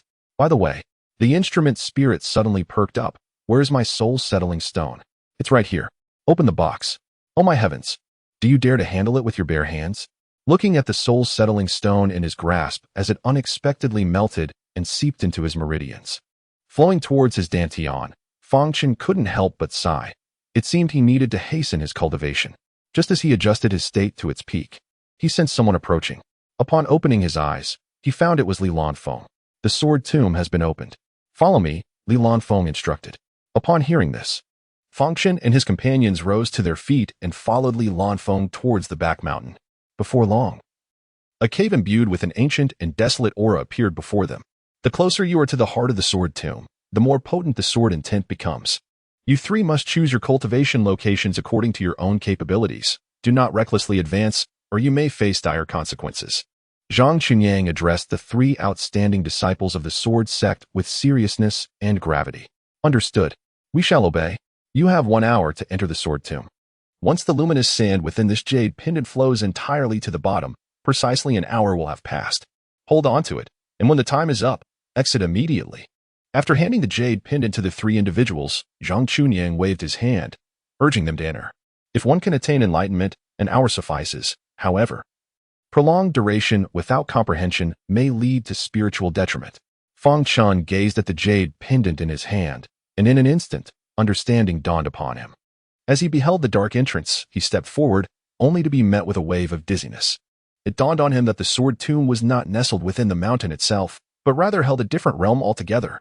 Once he confirmed his solitude, Fang Chen ventured toward the central area. The further he progressed, the more intense the sword intent permeated the air, and the ground became increasingly littered with sharp blades. Though none were of exceptional quality, none ignited any desire within Fang Chen. Gradually, the pressure upon him intensified, and he began to feel weariness, not from physical exertion, but from the mental fatigue incurred by resisting the diverse sword intents within the tomb. Chapter 25. If you are not foolish, step forward. After a while, Fang Chen sensed he had reached his limit. To continue would be akin to courting death rather than cultivating. With a flicker of thought, he unleashed a surge of sword intent from within, enveloping himself in a protective aura. Once he had shielded himself adequately, he ceased the outward projection of his sword intent. He mastered the control of his sword intent, encasing himself within a delicate shell. Such exquisite mastery was something even those who had entered the realms of Xian Huang and Xian Huang might struggle to achieve. Fang Chen focused intently on controlling the sword intent, continually mending the breaches caused by the other sword intents within the sword tomb. Despite his efforts, he began to feel increasingly overwhelmed. Finally, he came to a halt, wiping the beads of sweat from his forehead. Just as he prepared to sit down and reflect, the voice of the artifact spirit resonated once more. Sigh. Hearing the spirit sigh, Fang Chen couldn't help but pause, then inquired, "What is the matter?" Upon hearing this, he let out a sigh of relief. "I still require that fragment of my lingering soul," the spirit murmured melancholically. What on earth is that? Lingering soul? Where am I supposed to find that for you?" Fang Chen was momentarily taken aback. Once he regained his composure, he rolled his eyes at the spirit. "Where did you initially find me?" "The Tianyuan ruins." "Wait, you can't be implying that your fragment of a lingering soul is within the Tianyuan ruins, can you?" "I find that highly plausible." Seeing the spirit's confidence, Fang Chen raised his hand to his forehead, exclaiming, "Good heavens! So I took away half of it in my previous life. Wait, that aura feels remarkably familiar. Where are you?" The spirit, once appearing despondent, suddenly became invigorated. "In the sword tomb. It hasn't been long since you refined the soul-subduing stone, has it?" "The sword tomb? Why would there be something familiar within the sword tomb? What could it possibly be?" Observing the spirit's gradually clearer expression, furrowed brows, and contemplative demeanor, Fang Chen realized that the spirit was not jesting. "It's a bit far. Could you possibly come a little closer?" "Closer to where?" "Straight ahead."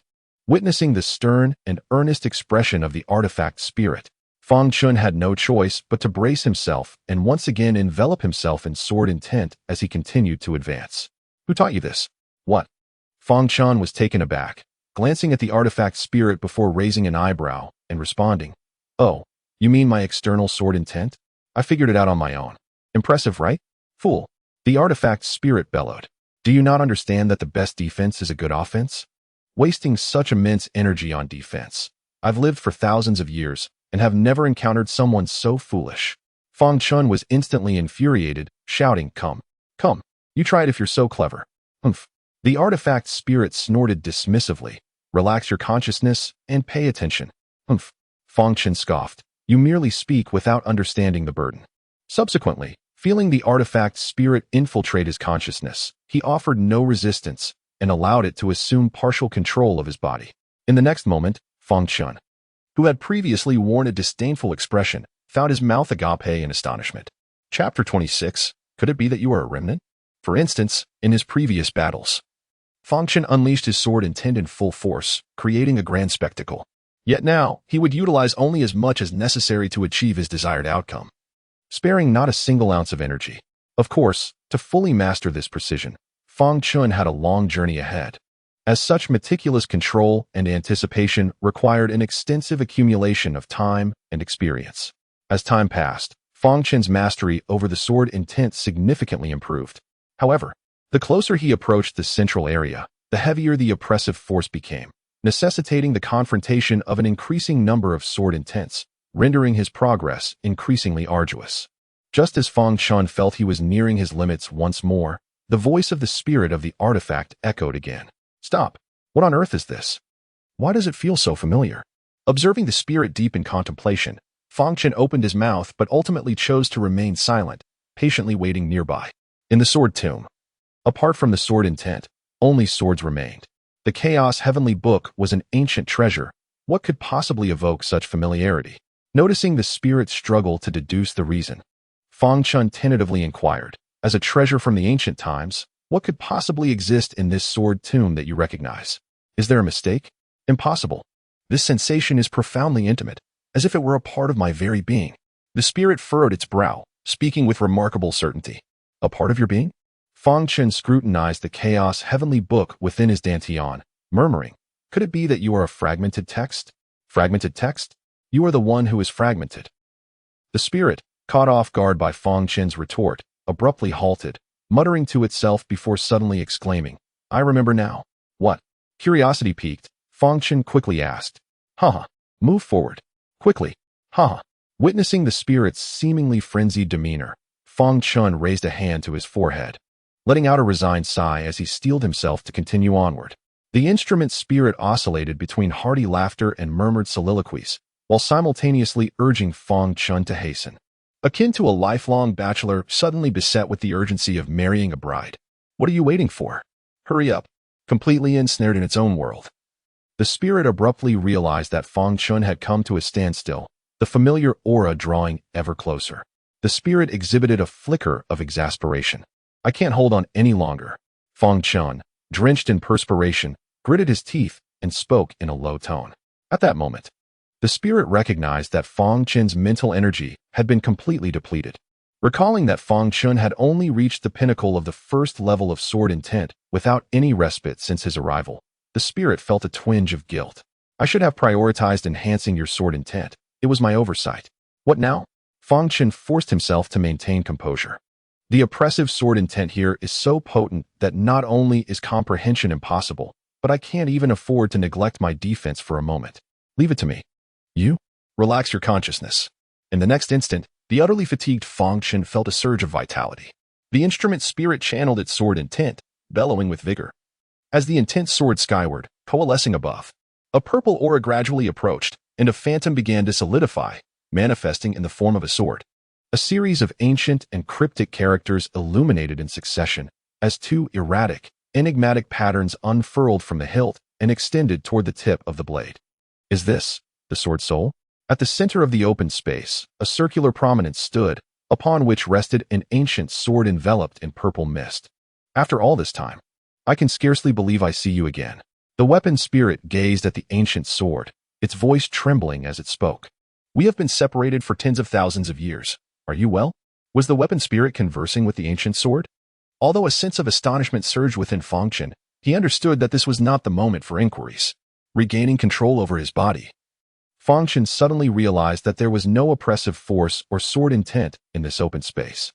After taking a deep breath to steady his mind, he approached the raised area. Upon examining the ancient sword, Fang Chen was taken aback. It bore an uncanny resemblance to the sword soul formed by the weapon spirit. Taking another deep breath, Fang Chen extended his hand to grasp the hilt. A sharp pain surged through him, causing him to grit his teeth and stifle a groan. Upon withdrawing his hand, he discovered that his palm appeared as if it had been sliced by an invisible blade, the skin torn and bloodied. Chapter 28. The return to the origin sword in an instant. The previously vague images became strikingly clear, a profound understanding dawning upon him. Suddenly, a piercing sword cry reverberated through the heavens and the earth. The entire sword sect was engulfed in ominous clouds. Thunder rumbling as if divine warriors from the heavens were about to shatter the firmament. A group of onlookers waiting outside the sword tomb now stared at one another, their expressions a mix of disbelief and astonishment. In an instant, the extraordinary phenomena above the sword sect captured the attention of numerous formidable beings across the continent, with some already hastening towards the sword sect. Meanwhile, within the sword tomb, Fang Chen sat on the ground, panting heavily, unable to contain his laughter as he gazed at the ancient sword in his hand. What an extraordinary blade! Merely the act of drawing it had allowed me to elevate my sword intent to the second tier, and my cultivation had reached the peak of the profound spirit realm. This returning Yuan sword, reputed to be the weapon of the sovereign of heaven and earth from 100,000 years ago, is said to manifest a localized cosmic phenomenon upon recognizing its master, as if it were eager for the world to know that it had been claimed.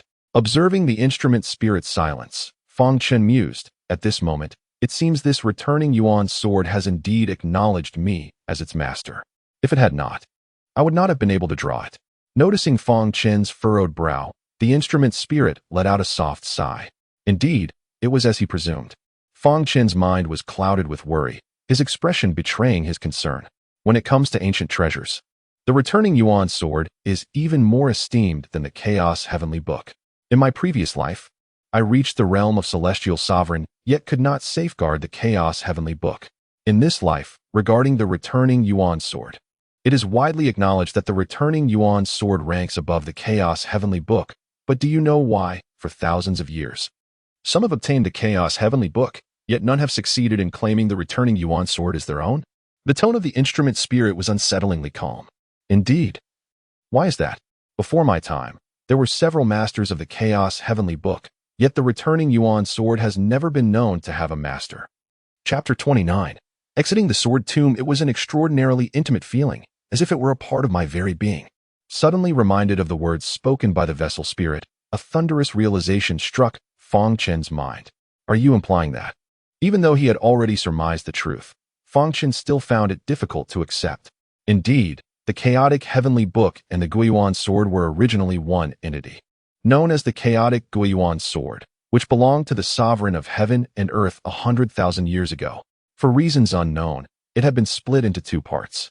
The chaotic heavenly book contained the records of cultivation methods, and after passing through several hands, it fell into a deep slumber within the Tianyuan ruins. While the Guiyuan sword had vanished without a trace from the very beginning, who could have imagined that it had ended up in this sword tomb? The vessel spirit spoke gravely.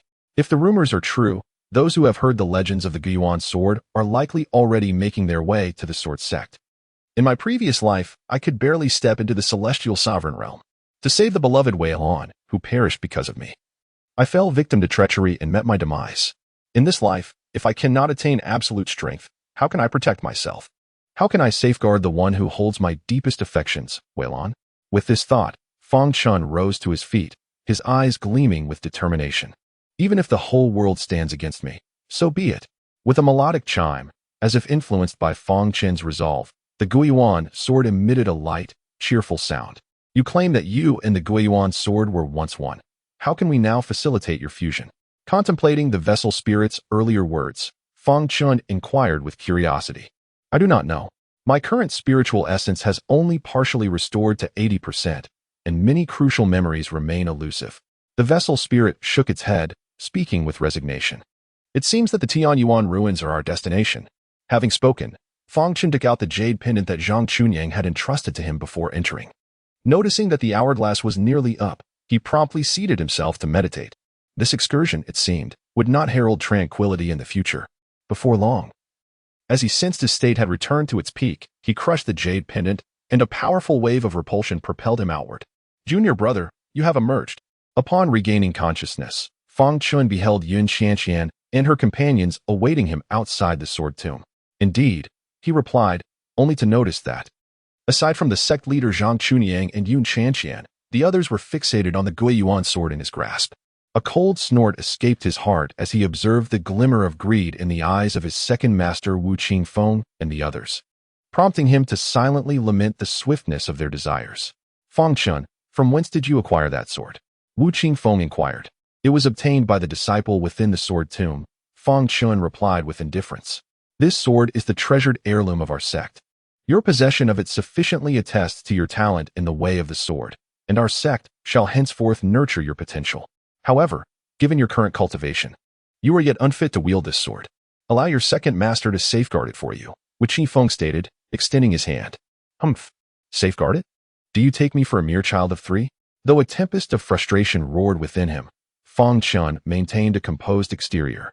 After acquiring this sword, I have felt a profound sense of clarity, and my cultivation has advanced significantly.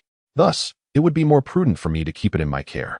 Upon hearing Fang Chen's words, the others suddenly realized that not only had he changed since entering the sword tomb, but his cultivation had also remarkably ascended to the pinnacle of the Xianling realm. Wow, junior brother, you are truly impressive. I have only just begun to comprehend the essence of the sword, yet you have already made another breakthrough. Initially, Yun Qianqian had intended to flaunt her own progress, but upon hearing of Fang Chen's latest achievement, she felt a profound sense of discouragement. Was her junior brother truly that extraordinary? Humph. Your second master uncle acts for your benefit. Given your current level of cultivation, it is premature for you to wield this sword. You are a prodigy of our sect. And to safeguard your talents, I shall take it upon myself to keep this sword for the time being. Having said that, Song Huiyang moved to seize the Guiyuan sword from Fang Chen's grasp. Chapter 30. We are helping him, what if I refuse? Fang Chen's figure flickered as he evaded Song Huiyang's advance, responding coldly. Humph, you are truly ungrateful. Song Huiyang snorted disdainfully, noticing the other peak masters nodding in agreement. He turned to Fang Chen with a stern gaze. If you obediently surrender the treasured sword, I may allow you to return to the sword tomb to select another. Should you remain obstinate, I shall take it upon myself to educate you on behalf of your master. Seeing Zhang Chunyang still in a meditative state, oblivious to the commotion around him, Fang Chen understood that his temperament would not permit him to intervene on his behalf, nor would he engage in the attempt to forcibly seize the Guiyuan sword. As for Li Lanfeng, he was well-meaning yet powerless. His low status granted him little influence, and given his level of strength, even if he attempted to aid Fang Chen, it would prove futile. It seemed that prior to his arrival, these masters had already reached a certain consensus. Exchanging a glance, upon perceiving the regret in Li Lanfeng's eyes, Fang Chen gently shook his head, signaling his understanding. Since the sword had been obtained by his junior brother, it rightfully belonged to him. Did Master Song truly intend to seize it by force? Yun Qianqian approached Fang Chen, gazing fearlessly at Song Huiyang. Think, is that even necessary? It is clearly an outright theft. Fang Chen stepped forward, shielding Yun Qianqian behind him, resolute that a man should never let a woman protect him. What do you understand? We are aiding him. Wu Qingfeng shot a defiant glare at Yun Qianqian, asserting his stance. Fang Chen cast a cold glance at the 5 peak masters led by Wu Qifeng and Song Huiyang, remarking, "It appears that several masters have firmly resolved to seize the Guiyuan sword from my disciple." The Guiyuan sword? How did he know its name? The 5 peak masters exchanged glances, each nodding slightly, while a palpable malice began to flicker in Song Huiyang's eyes. Harm my son, ruin his sword path, and today, I shall demand your life in exchange for this Guiyuan sword. With that thought, Song Huiyang raised his sword finger and unleashed a surge of sword energy towards Fang Chen. Today, I shall thoroughly teach you a lesson on behalf of your master. This was no mere lesson. The sword energy represented the threshold of the Xianzong realm. And even a casual strike from a Xianhuang realm practitioner was beyond the defensive capabilities of someone in the Xianling realm. Bang! As expected, despite Fang Chen channeling all his strength to counter it, he was sent flying like a ragdoll the moment the sword energy collided with him. Upon his recent arrival, Fang Chen coughed up a copious amount of blood. Had it not been for the Guiyuan sword, which deflected much of the onslaught, this strike could have cost him his life. Junior brother. Upon witnessing this, Yun Qianqian gasped in alarm and rushed to Fang Chen's side, her face awash with tears. Supported by Yun Qianqian as he rose to his feet, Fang Chen offered a gentle smile to indicate that he was unharmed. He then turned to face Song Huiyang and coldly remarked, "It is truly lamentable that the esteemed leader of the sword sect's first peak would resort to attempting to take the life of a disciple over a mere sword." Humph. Song Huiyang scoffed, sensing Fang Chen's resilience. His murderous intent intensified. Although your talent is remarkable, you have yet to reach your full potential. The sword in your grasp is a true tragedy. Since you refuse to repent, I shall send you on your way. With that, he unleashed another wave of sword energy. As the formidable sword energy, now magnified several times, approached rapidly, Fang Chen abruptly pushed Yun Qianqian aside. A glimmer of determination ignited in his eyes as he felt the surge of energy within him. "I cannot perish here." Gazing at the Guiyuan sword in his hand, Fang Chen's expression turned icy. Despite possessing 2 ancient treasures coveted by all, the fleeting nature of time weighed heavily upon him. If only I were granted a moment longer. Chapter 31. So you intend to seize it? I have a solution. Suddenly, the voice of the weapon's spirit reverberated in his mind, stirring Fang Chen's thoughts. Before he could articulate a response, a sharp sound of slicing air erupted from his right side. In that instant, a crescent-shaped sword energy surged forth, colliding with the oncoming wave of sword energy before Fang Chen. A dull thud resonated through the air, and in an instant, Fang Chen was violently hurled away by the force of the impact. How is it possible? Does Brother Song intend to harm my disciple? A voice echoed from the horizon, calm yet laced with a hint of ire. Song Huiyang gazed into the distance, momentarily engulfed in uncertainty. However, upon witnessing Fang Chen struggling to rise, gripping the Guiyuan sword, a flicker of ruthlessness glinted in his eyes. In the next moment, amidst the astonished expressions of onlookers, the cold glimmer of Song Huiyang's weapon surged forth, aimed directly at Fang Chen. Clearly, in his pursuit of the Guiyuan sword, Song Huiyang was resolved to take extreme measures. A piercing sound of a sword's cry sliced through the air, the chilling brilliance flashing like a bolt of lightning across the sky. In the next heartbeat, Song Huiyang had lunged towards Fang Chen, intent on seizing the Guiyuan sword, only to be struck by the very lightning he resembled. Immediately, he froze, and was then forcefully dragged away until he was pinned against the mountainside beside the entrance of the sword tomb, revealing the quivering hilt embedded in his shoulder. "Do you truly believe I wouldn't dare to kill you?" No sooner had the words escaped his lips than a figure materialized beside Fang Chen. "Father!" Yun Chanxian cried out with a choked voice before leaping into the embrace of the newcomer. It was none other than Yun Feiyang.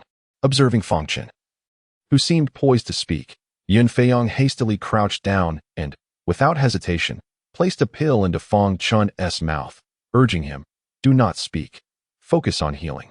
Once, after listening to Fang Chen's so-called insights, Yun Feiyang, sensing a loosening of his bottleneck, initially intended to enter seclusion in hopes of furthering his understanding. To his astonishment, he achieved a direct breakthrough.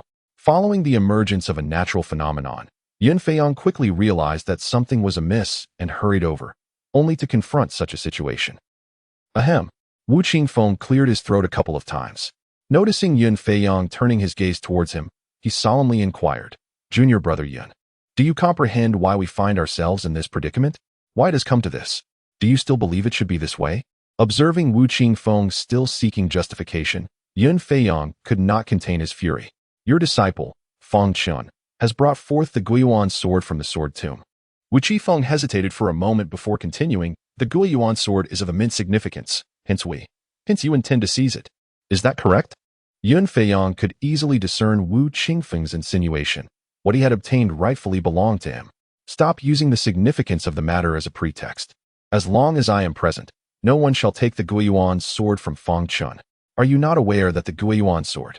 Witnessing Yun Feiyang's resolute stance, Wu Qingfeng could not help but exclaim in urgency, "I am aware. But what of it?" While understanding that Wu Qingfeng and the others were considering the future of the sword sect, Yun Feiyang found their actions utterly contemptible.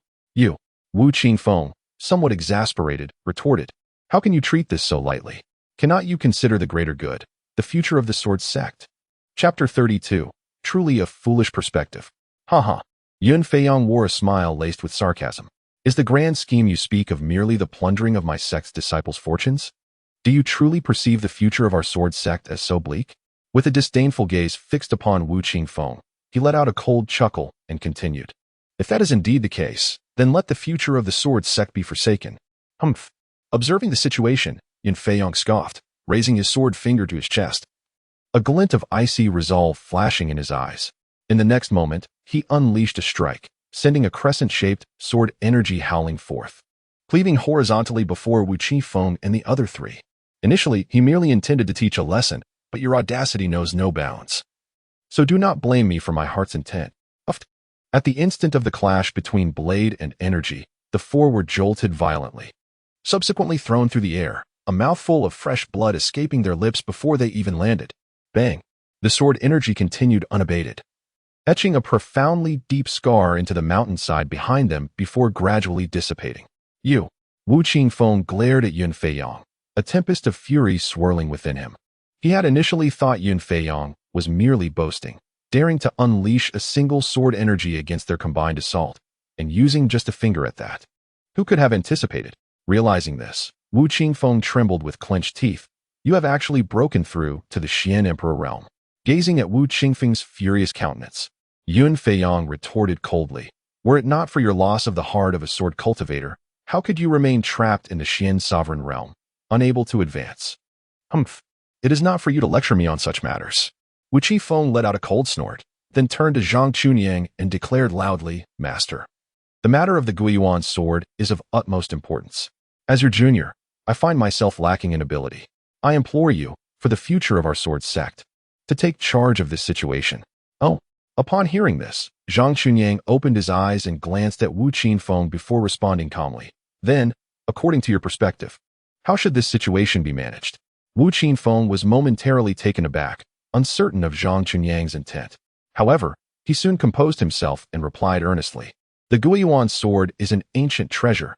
Placing it in the hands of a disciple at the Xianling realm seems a grave waste.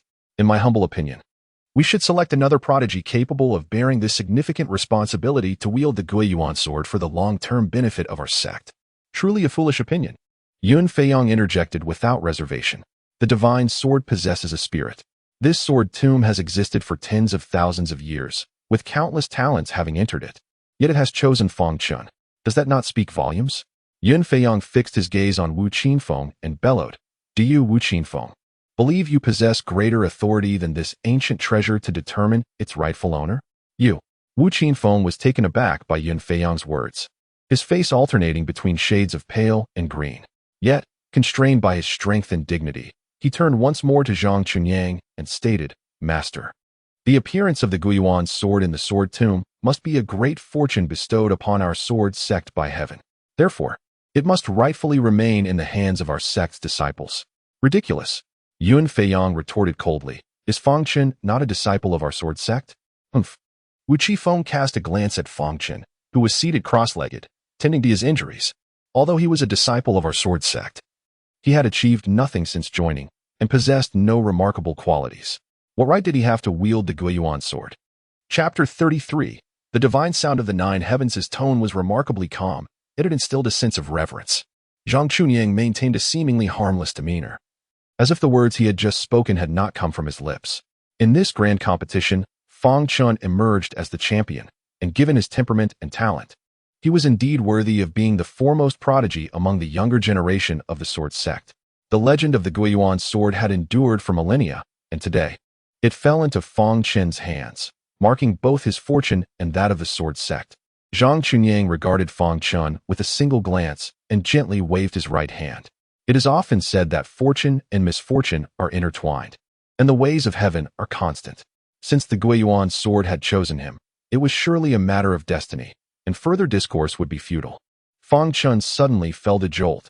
Just moments ago, after Zhang Chunyang had looked at him, the injuries to his internal organs and meridians were enveloped by a gentle aura, and in a matter of breaths, he was nearly fully healed.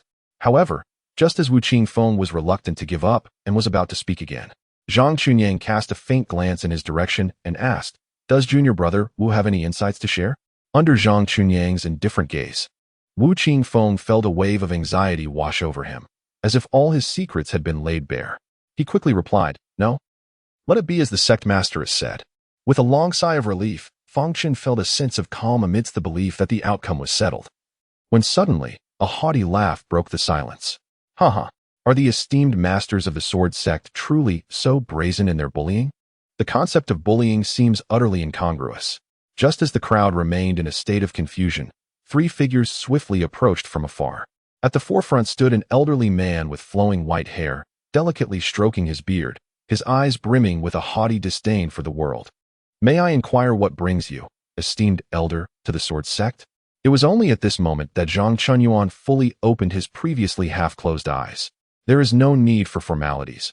I merely wish to borrow a glance at the Guiyuan sword," the elder named one replied, standing with his hands clasped behind his back, his tone imbued with an air of authority that brooked no refusal.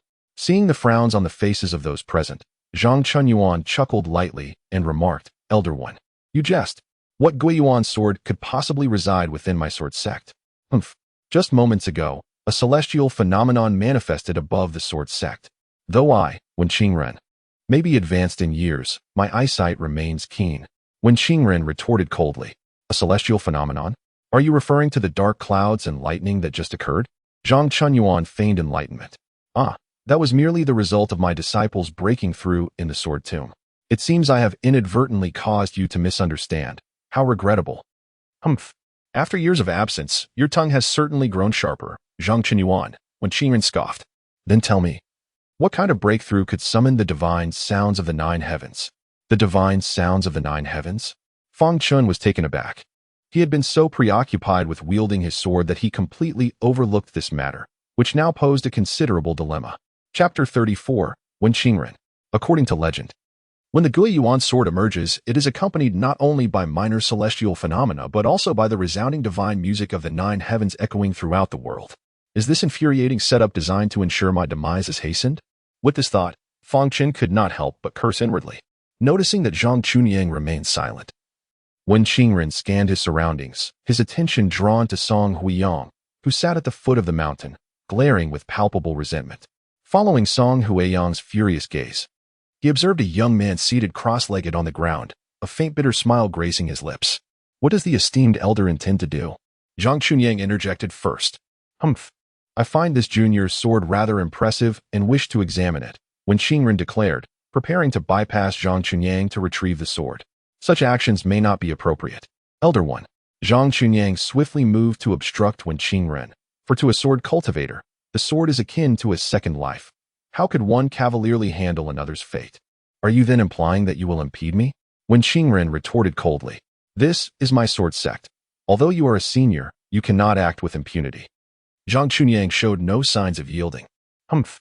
It seems I have secluded myself for too long, allowing all manner of insignificant beings to act unruly before me.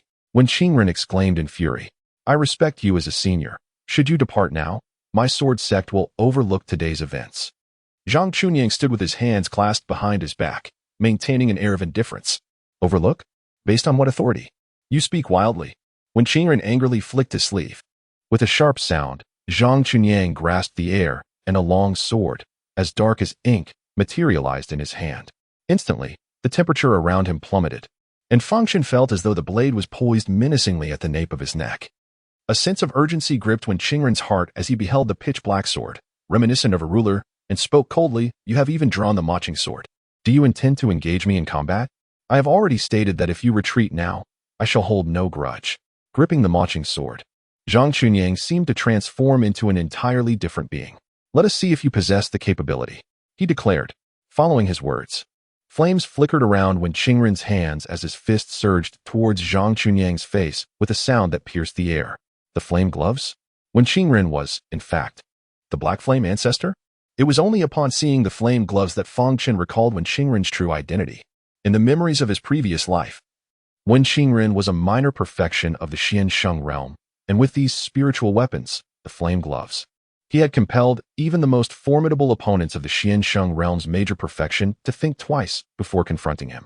For if one were to be struck by these flame gloves, the black flames would seize the opportunity to invade the body, coursing through the meridians like maggots, and if not expelled in time, would cause severe damage to the meridians, leading to chaotic energy and ultimately resulting in a catastrophic demise.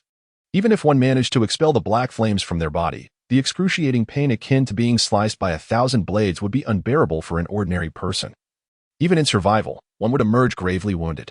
In the brief moment Fang Chen was lost in thought, Zhang Chunyang and Wen Qingren were already entangled in fierce combat.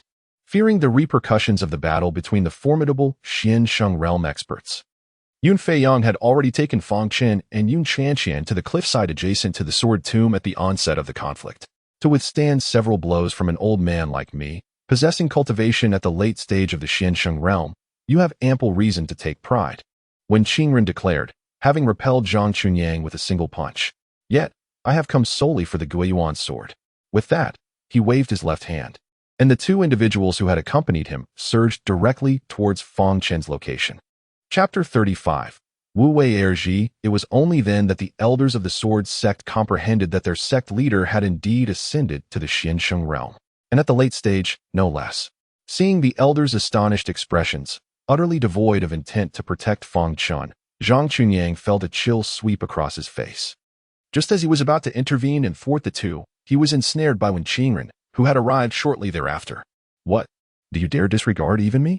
A sword tip met the oncoming fiery gauntlet, utilizing the rebound force to swiftly create distance. Although a flicker of concern lingered in his heart, Zhang Chunyang dared not underestimate the Black Flame ancestor. The laws of the heavens are constant. What follows will depend entirely on Fang Chen's own fate. Resolving to cast aside distracting thoughts, he gently caressed the Mo Qing sword and remarked, Then I shall have to offend you. Yun Feiyang gently shook his head, signaling Fang Chen to remain silent.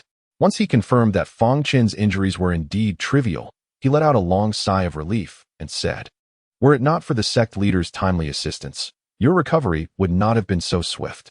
It appears the sect leader is already aware of my master's plans. The sect leader assisted? When did this happen? How could he possibly help me?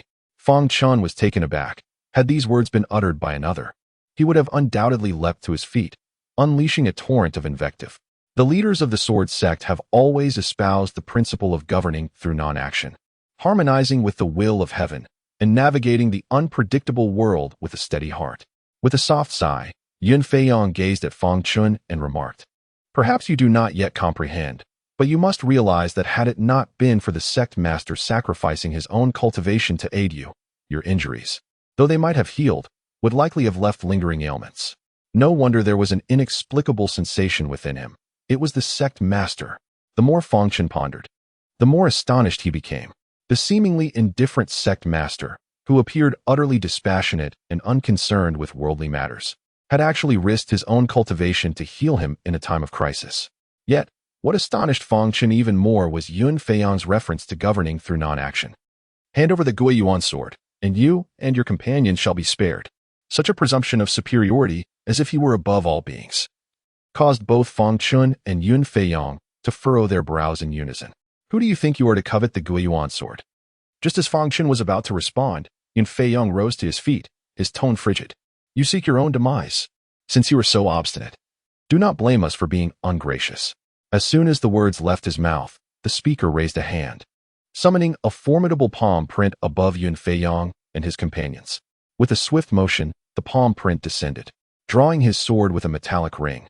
Yun Feiyong unleashed a flurry of strikes, and the rapidly descending palm print vanished without a trace amidst the whirlwind of sword energy.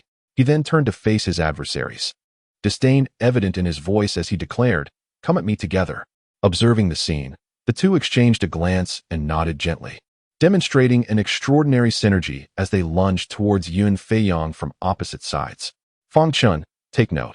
Despite the overwhelming barrage of fists and palm strikes that completely sealed his escape route, Yun Feiyong maintained an air of calm. With a subtle hum, his long sword resonated, revealing a gleam of cold brilliance as a tempest surged forth. Chapter 36, The True Wind and Cloud 9 Swords. At this moment, Fang Chen realized that Yun Feiyong was executing the first form of the Wind and Cloud 9 Swords. Wind whispers, clouds part. In an instant, countless beams of sword light flickered in and out of existence, the sound of swords ringing out in rapid succession. With each flash of sword light, a fist strike dissipated. With each resounding note of the sword, a palm imprint shattered.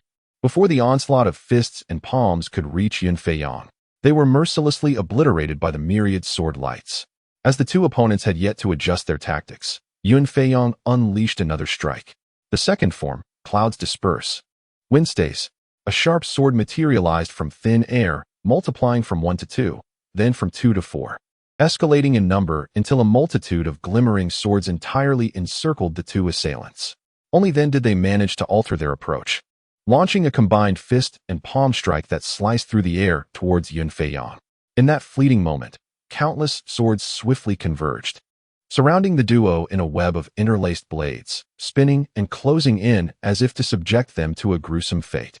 With a roar of fury, they summoned all the profound energy within their bodies, unleashing a flurry of attacks. Yet, to their astonishment, the number of swords only increased, leaving them bewildered. How could one with merely the initial cultivation of the Xian Emperor realm possess such formidable strength? When will cultivation truly represent the prowess of a sword cultivator? Yun Feiyong scoffed softly, a glint of cold light flashing in his hand as he unleashed another strike. Is this the genuine Fengyun 9 swords? Fang Chen stood transfixed, witnessing the unfolding spectacle before him. The sword intent and sword energy were flawlessly intertwined within each sword shadow, solidified into a tangible form. And through the might of the sword, all the blades were controlled. The more blades were destroyed by the encircled, the greater the power of the remaining swords became. In the throes of the real blade's relentless assault, laden with resentment, if one could not annihilate them all in one fell swoop, would they not be faced with an endless onslaught of blades? Furthermore, the energy and mental focus required to maintain this sword formation were immense. If the battle could not be swiftly concluded, falling into a protracted conflict would inevitably lead to the disintegration of this sword technique. As the fifth form of the Fengyun 9 swords emerged, the winds of change swept through, bringing this 1 versus 2 confrontation to its climax. The two individuals, ensnared by countless blades, were now in tatters, drenched in blood. Yet, it was Yun Feiyong's control over the sword formation that allowed them to endure until this moment. After all, these two were in the service of the Black Flame Ancestor. One must consider the master when dealing with the Hound. Should a moment of impulsiveness forge an unbreakable enmity with the Black Flame Ancestor, the consequences would be dire. Yun Feiyong awaited, anticipating the outcome of the battle between Zhang Chunyang and the Black Flame Ancestor. Should Zhang Chunyang emerge victorious, all would remain peaceful. However, if the Black Flame Ancestor prevailed. With this thought, Yun Feiyong cast a glance at Fang Chen, his expression rife with complexity. Wasn't he that a da and a heir? Those by the side of the Black Flame Ancestor? So what is it? Have you secured the Guiyuan sword? Having lost the suppression of Yun Feiyong, the two exchanged glances. About to speak when they noticed the swift approach of the Black Flame Ancestor, followed closely by a visibly furious Zhang Chunyang and his entourage. This accursed Nine Heavens divine sound has attracted so many formidable warriors, thought Fang Chen, his heart racing and brow furrowed. Chapter 37. The Seizure of the Guiyuan Sword. As the party from the Sword Sect came to a halt beside him, Fang Chen was suddenly struck with alarm. He observed a large hole in Zhang Chunyang's attire, emblazoned with a dark red fist imprint, and noticed faint traces of blood at the corner of his mouth, as if hastily wiped away. Upon further inspection, it became evident that each peak master, including Li Lanfeng, bore varying degrees of injury. Among them, Song Huiyang and Wu Qingfeng required assistance from others to remain upright. At this juncture, if you surrender the Guiyuan sword, we shall depart the Sword Sect immediately. The Black Flame Ancestor cast a weary glance at his companions, his tone betraying a hint of fragility. Yes, surrender the Guiyuan sword, and we shall take our leave. Surrender the Guiyuan sword. Surrender the Guiyuan sword. Upon hearing these demands, Fang Chen finally took note of the Black Flame Ancestor's grim visage. His garments were tattered, blood oozing from his arms and chest, while behind him, 7 or 8 individuals had already seated themselves in a meditative posture, attending to their wounds. Humph! Yun Feiyong scoffed, anger boiling in his eyes. Surrender the Guiyuan sword? Do you presume the Sword Sect to be so easily intimidated? If you do not relinquish the Guiyuan sword today, then the Sword Sect shall amount to nothing. A disdainful voice echoed, and in an instant, a middle-aged figure appeared on the horizon, standing beside the Black Flame Ancestor. Huang Wuji, what brings you here? The Black Flame Ancestor feigned calmness, declaring that it was indeed for the Guiyuan sword. Huang Wujie glanced at the Black Flame Ancestor and, with a teasing tone, remarked, I didn't expect even you, Ancestor, to fall for this. Ha ha. Humph. The Black Flame Ancestor snorted coldly, closed his eyes, and chose to remain silent. Witnessing this, Fang Chen felt a sudden jolt of alarm. Even Huang Wujie had arrived, and things were dire. In his previous life, Fang Chen understood that Huang Wujie was not from this azure blue continent, but from the Nine Heavens. At that time, with the aid of the chaotic heavenly book, Fang Chen had barely stepped into the celestial sovereign realm, while the luckless Huang Wujie had inexplicably broken through to the supreme sovereign realm. The previously obscure Huang Wujie, upon reaching the supreme sovereign level, had established a fearsome reputation among the clans with a set of unknown origins, the breaking heaven palm technique. This individual was notoriously brutal, relentlessly pursuing anyone who dared oppose him, leaving them to be mercilessly slaughtered without a burial place. The Black Flame Ancestor's reaction clearly demonstrated a profound trepidation towards Huang Wujie. And trouble was brewing. Will you surrender the Guiyuan sword now, or shall I annihilate the Sword Sect first before you hand it over? Huang Wujie's tone was exceedingly calm, as if discussing a trivial matter, just as Fang Chen found himself at a loss. Zhang Chunyang subtly exchanged a glance with Yun Feiyong before gently nodding. Humph! Ridiculous arrogance. Do you really think you can destroy my Sword Sect with your mere presence? Yun Feiyong retorted coldly. Oh! Huang Wujie raised an eyebrow, casting a disdainful glance at Yun Feiyong. You, a mere ant at the initial stage of the Xian Emperor realm, dare to question me? With that, Huang Wujie casually unleashed a palm strike. Yun Feiyong's expression tightened. His long sword had barely been lifted, and before he could even defend himself, he was struck by the sudden force, sent flying. Blood, mingled with fragments of his internal organs, erupted from his mouth while he was still airborne. As Yun Feiyong crashed to the edge of the cliff not far behind him, blood continued to pour from his lips. Fang Chen gritted his teeth, his eyes fixed on Huang Wujie with a burning intensity, vowing that should he survive this day, he would make Huang repay him 100-fold. 1,000-fold. Huang Wujie, do not take advantage of me so brazenly. Zhang Chunyang bellowed, swiftly approaching Fang Chen. Fang Chen, Hand me the Guiyuan sword. Fang Chen was taken aback.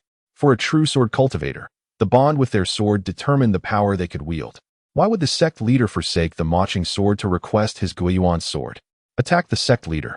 As Fang Chen pondered this perplexity, a hurried voice echoed in his mind, Yun Feiyang's urgent call. Why would my master instruct me to attack the sect leader? Fang Chen was certain he had heard Yun Feiyang's secretive words, but the reasoning eluded him. Just as Zhang Chunyang's outstretched hand was about to grasp the Guiyuan sword, a flash of inspiration struck Fang Chen. He tightened his grip on the Guiyuan sword and, in an instant, thrust it forward, lightning fast, aimed directly at Zhang Chunyang. Beast! As Huang Wujie and the others were troubled about how to deal with the situation, a sudden roar interrupted their thoughts. When Zhang Chunyang, who had obtained the Guiyuan sword, arrived, the scene before them left everyone momentarily stunned. Fang Chen, who had been fiercely protected by the sword sect, unexpectedly launched a sneak attack on Zhang Chunyang out of fear that his Guiyuan sword would be snatched away. Was Fang Chen a fool? Even if he succeeded, could he truly retain possession of the Guiyuan sword? Was he willing to sacrifice his life for it? While the crowd gaped in disbelief, Zhang Chunyang, unable to change his stance in time, collided with the tip of Fang Chen's thrusting sword, which pierced through the palm of his right hand. Chapter 38. Must survive with a sickening sound. Zhang Chunyang, taken aback by the sudden turn of events, suffered internal injuries and spat out a mouthful of blood. Enraged, he raised his left hand and struck Fang Chen on the shoulder. As Fang Chen was sent flying by the force of the blow, Huang Wujie and the others could not help but display expressions of delight. Now, without the interference of the sword sect members, Fang Chen and the Guiyuan sword would be theirs to claim. Just then, an unexpected twist occurred. As Fang Chen was propelled towards the edge of the cliff, a flash of silver light enveloped him, and his body swiftly ascended into the air. Before anyone could react, he darted away like a streak of light, vanishing into the distance. This wayward disciple shall no longer be a member of my sword sect from this moment forth. Zhang Chunyang scoffed, turning to the other 5 peak masters and declaring, if we encounter him again, kill him on the spot without hesitation. Agreed. Huang Wujie and the others had long since lost interest in the internal affairs of the sword sect. The group exchanged glances, uncertain of how to proceed. Indeed, with so many of us scattered in pursuit, even with the assistance of the Guiyuan sword, that rascal Fang Chen cannot escape. You speak wisely. We must hasten our chase. If Fang Chen distances himself, the Guiyuan sword may become elusive. Amidst the cacophony of discussions behind them, Huang Wujie and the elder He Yin exchanged knowing looks and nodded in agreement. In an instant, they soared into the air, swiftly departing to the left and right.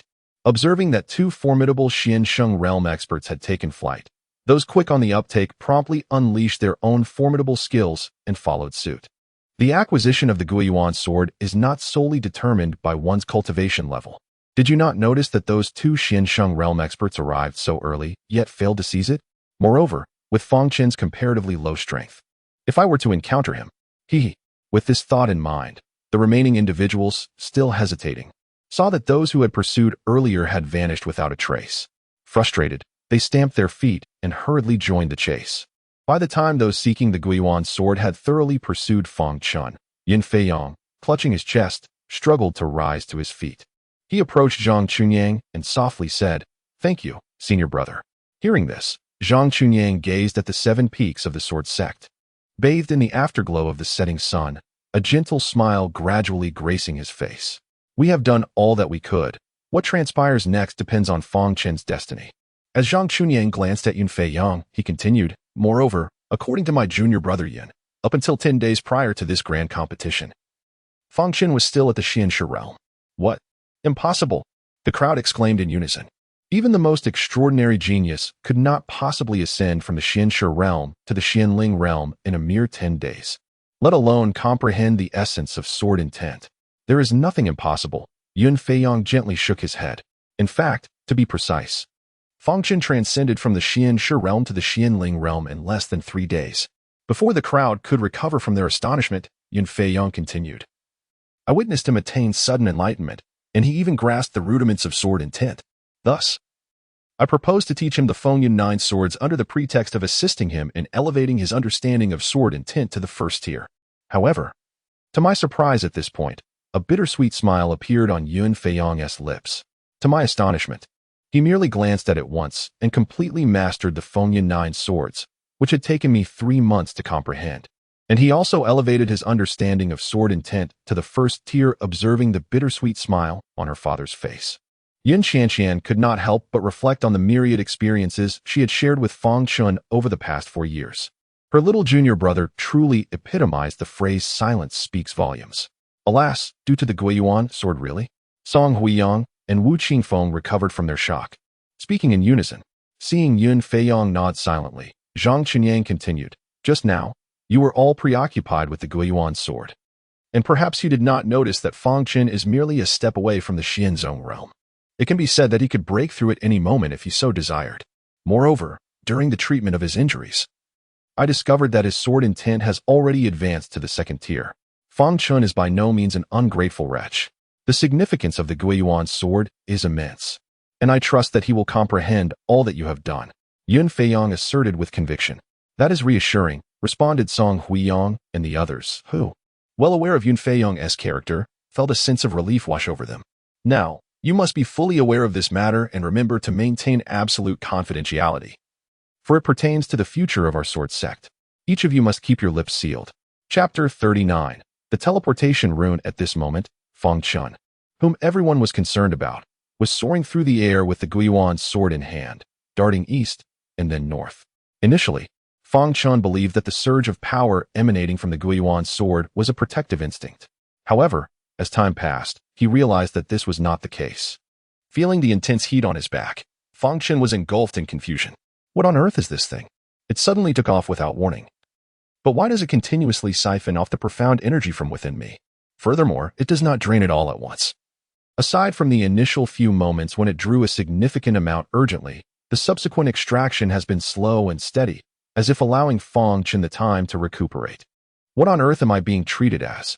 After emerging from the sword tomb, Song Huiyang and Wu Qingfeng attempted to seize the Guiyuan sword, only to be thwarted by their master. In that moment, Fang Chen's heart skipped a beat.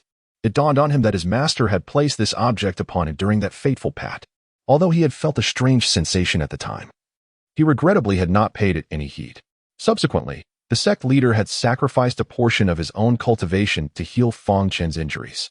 While the depletion was not substantial, it nonetheless stemmed from the profound realm of the Xiansheng. In retrospect, he speculated that only a fraction of that expended energy was utilized for his recovery. The remainder was likely used to activate the object resting upon his shoulder. If it were otherwise, the mere flickers of energy would have surely drained his own Xian Qi completely, and the sect leader's palm strike must have been intended to awaken it.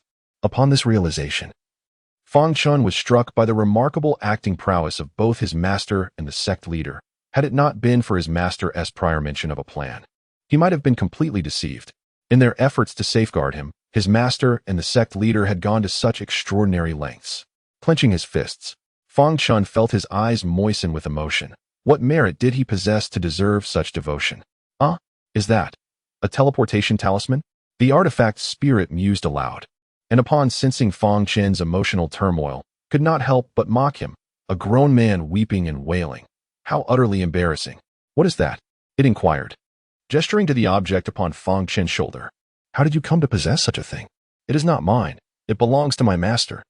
Recalling how the artifact spirit had previously fallen into slumber to evade detection by the formidable Xianxing, leaving it oblivious to the happenings of the outside world, Fang Chen recounted the events that had transpired.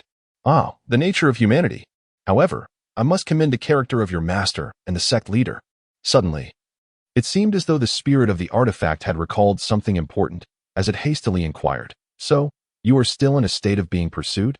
Fang Chen was taken aback, his brow furrowing as he replied, "I had almost forgotten until you mentioned it. Given the previous circumstances, those individuals will undoubtedly remain relentless in their pursuit of the Guiyuan sword. By the way, what exactly is this teleportation talisman you spoke of? I have never heard of it before." Let me think." The spirit of the artifact stroked its beard, pondering for a moment before expressing some annoyance. "I only recall the efficacy of the teleportation talisman, yet I cannot seem to remember its origin. Nonetheless, it feels remarkably significant." "Significant to you?" Fang Chen inquired, curiosity piqued. "It should be of great importance to you," the spirit asserted with certainty, despite its inability to recall the details. "Significant to me? Most certainly. Without it, I would likely have been unable to escape. Not like that, no. What is it? Why can't I remember? Observing the artifact spirit's distress, Fang Chen's mind stirred. Could it be related to that fragment of a soul within the Tianyuan ruins? It should be, the spirit confirmed. Upon mentioning the Tianyuan ruins, both the individual and the artifact spirit fell into silence. In Fang Chen's memories from his previous life, the Tianyuan ruins would not open for another year. And given his current strength, even if he could access it, it would be futile. Is there a way to rapidly enhance my strength? Fang Chen reflected deeply, realizing that all these issues ultimately boiled down to two words: strength. The path of cultivation must be approached with caution and steadiness. Should one forcefully elevate their abilities, it may lead to an unstable foundation with dire consequences to follow. Suddenly, the artifact spirit fell silent, closing its eyes as if in deep contemplation. A jolt of anxiety surged through Fang Chen, prompting him to quickly steady his breath. Hurry, channel all your vital energy into the teleportation talisman to accelerate. Urge the artifact spirit. Understood. With that, Fang Chen swiftly summoned the vital energy from within, directing it toward the talisman on his shoulder. In the next moment, he felt a surge of warmth, and his speed dramatically increased, transforming him into a streak of light soaring toward the heavens. Wait, why did it suddenly vanish? It can't be far, keep pursuing. As soon as the words left their lips, the two figures shot off in opposite directions, piercing through the air. After a brief flight, Fang Chen sensed that his vital energy was nearly depleted, prompting a wry smile. Are we being pursued? Two from the Xiansheng realm. What the hell? Fang Chen couldn't help but curse, continuing with, I can't fly for much longer. My vital energy is almost gone. Do not fret. I have devised a plan. Let us advance a bit further. Observing the artifact spirit's confident demeanor, Fang Chen gritted his teeth, straining to push forth the last remnants of his vital energy, urging the teleportation talisman to carry them onward. Just as his energy was entirely exhausted, the talisman on his shoulder suddenly disintegrated into dust. Before he could react, he plummeted vertically from the sky. After a fleeting moment of panic, Fang Chen swiftly regained his composure. After a meticulous observation, he gradually raised the Guiyuan sword in his hand. As it reached the treetops, he kicked out with his right foot, slightly altering the trajectory of his descent, and promptly plunged the sword into the trunk. As he descended, a towering tree that could barely be embraced by 5 men was cleaved in two. Fortunately, Fang Chen's downward momentum began to wane. Just before reaching the ground, he kicked out once more, leveraging the force to pivot his body, followed by a forward roll. As he regained his footing, the anxious voice of the weapon spirit echoed urgently, Hurry! The two Xiansheng realm pursuers are closing in. Chapter 40. The Deadly Lake by the Heavens. So soon? Fang Chen cursed under his breath before urgently inquiring, What was the method you mentioned earlier? Keep moving. They're getting closer, the weapon spirit replied, sensing the two Xiansheng realm experts probing their surroundings with increasing proximity. And it could not help but feel a sense of urgency. Understood. Fang Chen acknowledged, not daring to ask further questions, and immediately steeled himself to continue running forward. Before long, a hidden azure lake, concealed behind the towering trees, came into view. At that moment, the weapon spirit hastily instructed, Run towards the lake. As Fang Chen raced toward the water's edge, the weapon spirit elaborated on the plan in detail, just in time for them to reach the lakeshore. Concluding the explanation, it disregarded whether Fang Chen had fully comprehended the strategy and commanded, Jump. With a soft plop, the mirror-like lake rippled in concentric circles, accompanied by the splash of several fish leaping out and then plunging back into the water. Gradually, the lake's surface returned to its tranquil state. At that moment, 2 piercing sounds sliced through the air, followed by 2 figures coming to a halt less than 3 paces from the water's edge. A middle-aged man glanced at the lake before him and remarked nonchalantly, The lake surface has stirred slightly, ancestor. What is your view? The Black Flame ancestor, sensing Huang Wujia's silence, hesitated for a moment before speaking with a hint of uncertainty. After scrutinizing the lake, Huang Wujia's expression darkened with irritation. It must be, he muttered vehemently, that wretched scoundrel. The Black Flame ancestor, incensed, stamped his foot and glared at the lake's surface. This lake is rife with anomalies. If that creature perished within, the returning origin sword, we shall wait here. Though no one knows the origins of this lake, it does not imply that no one can escape its clutches. After a brief moment, Huang Wujia regained his composure. This Fang Chen obtained the returning origin sword. indicating that his fortune is extraordinary. I refuse to believe that he would simply perish in this lethal lake.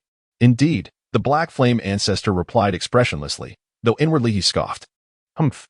This lethal lake has existed for tens of thousands of years. Since its discovery, there have been no reports of anyone who entered the lake ever escaping alive. Admittedly, those who died here were all below the Xianhuang realm, yet Fang Chen is merely at the Xianling realm. The Xianhuang realm? Yes. How could I have overlooked this detail? In the mind of the black flame ancestor, a spark of inspiration flickered as he recalled the time when he was injured during his confrontation with Zhang Chunyang. At that moment, Huang Wuji had seized the opportunity to mock him. Humph. When Qingren, have traversed the world with distinction, you, Huang Wuji, are merely a junior. Despite your exceptional talent, how dare you ridicule me? It would be unacceptable not to teach you a lesson. With this thought in mind, the black flame ancestor feigned confusion and remarked, since the discovery of this lake, although many have perished here, I have never heard of anyone above the Xianhuang realm meeting their demise. Do you think this lake might only affect and harm those below the Xianhuang realm? Huang Wuji cast a casual glance at the black flame ancestor and replied, there is a possibility of that. However, rather than engaging in baseless speculation, it would be more expedient for you, ancestor, to test it for yourself. Upon hearing this, the black flame ancestor couldn't help but smile wryly, responding helplessly, I sustained significant injuries during my clash with Zhang Chunyang, and after hastily making my way here, my condition has not improved in the slightest. At present, I am truly willing but unable. At this point, the black flame ancestor turned to Huang Wuji, expressing a hint of regret. If only my cultivation were on par with yours, even if I were in slightly better condition than now, I would undoubtedly plunge into this lake without hesitation. 1. For the sake of the return to Origin's sword. 2. To demonstrate to the world that even I, who dared to enter this deadly lake, can emerge unscathed. His implication suggested an acknowledgement of inferiority to Huang Wuji. Huang Wuji gazed in astonishment at the black flame ancestor. Observing that the latter's expression bore no sign of anything other than regret, he felt a stirring in his heart. Indeed, the Guiyuan sword need not be elaborated upon. Such a divine artifact is inherently a symbol of great fortune. Yet, the Death Lake, no one had ever been reported to have escaped it in millennia. Those discovered dead within its depths were invariably below the realm of Xianhuang. After a moment's contemplation, Huang Wuji realized he was undeniably intrigued. Regardless of the origins of this Death Lake, it remained a natural entity within the cosmos. Upon stepping into the realm of Xiansheng, one inherently cultivates the path of heaven and earth. If he were to fear even this, what further advancements could he aspire to? With this thought crystallizing within him, Huang Wuji felt resolute. His expression shifted as he fixed his gaze upon the black flame ancestor. Rest assured, should you retrieve the Guiyuan sword from this lake, I shall not seize it from you immediately. Upon uttering this, the black flame ancestor promptly swore an oath. Not immediately seize it. Humph. Engaging in verbal games, are we? Even if I were to sustain some injuries upon acquiring the Guiyuan sword, do you truly believe you could take it from me? Huang Wuji scoffed internally. Though outwardly he maintained a composed demeanor. Then I implore you, ancestor, to remain vigilant. Should Fang Chen emerge from the lake, ensure he does not escape.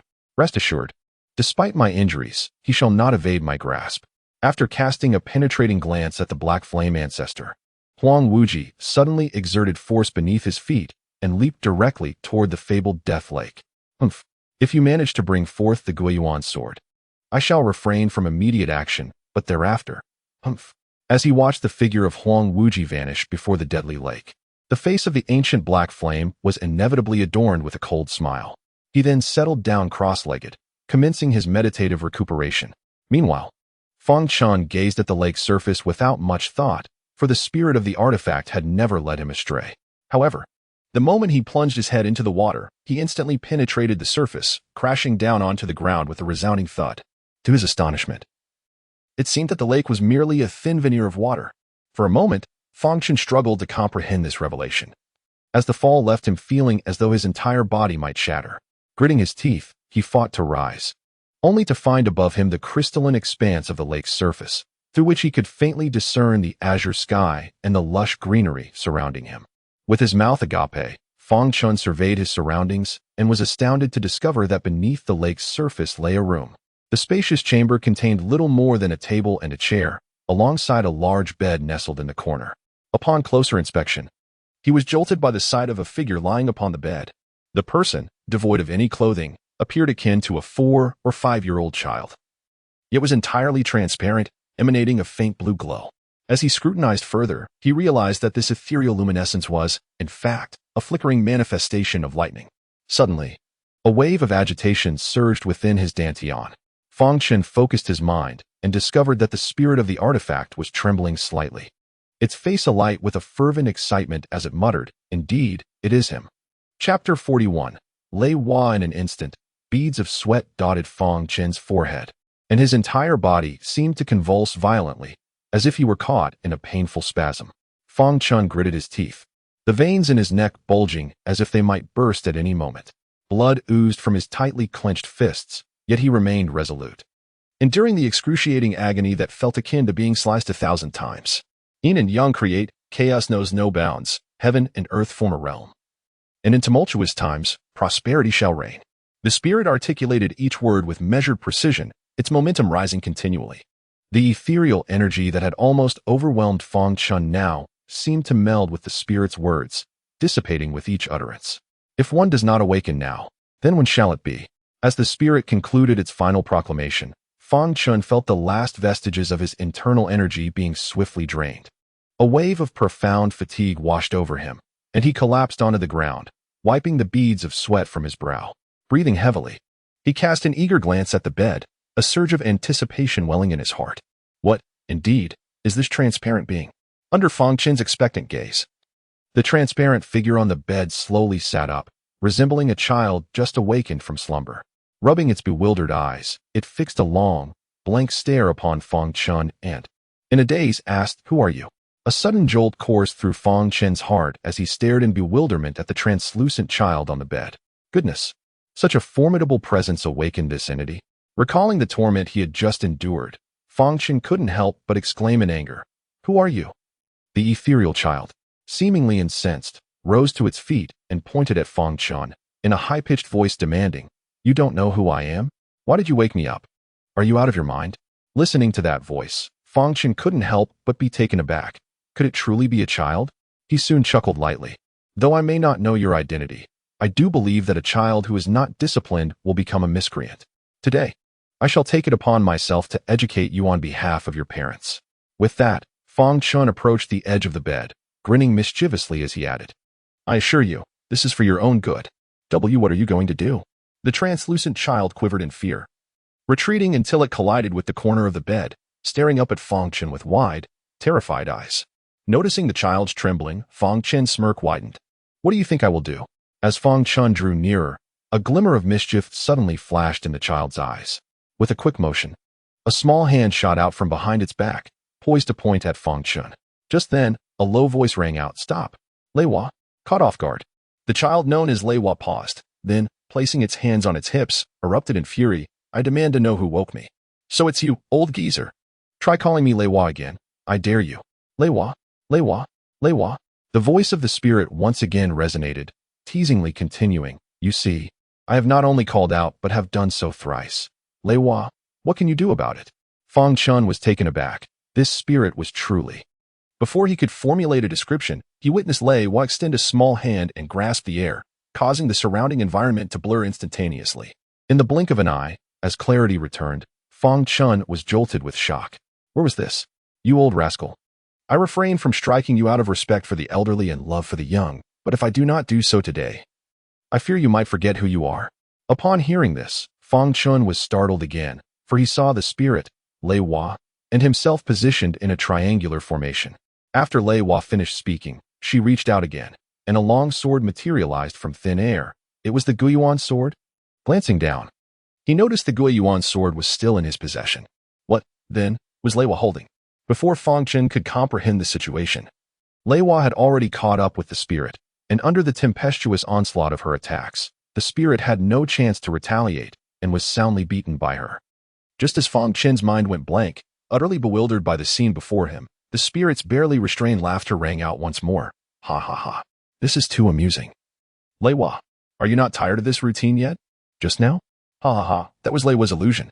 He knew he could not best me, and also realized you were unaware of the true strength between us, so he pulled you into his illusion, making you believe he was formidable, thus allowing him to vent the frustrations of being bullied by me. Haha.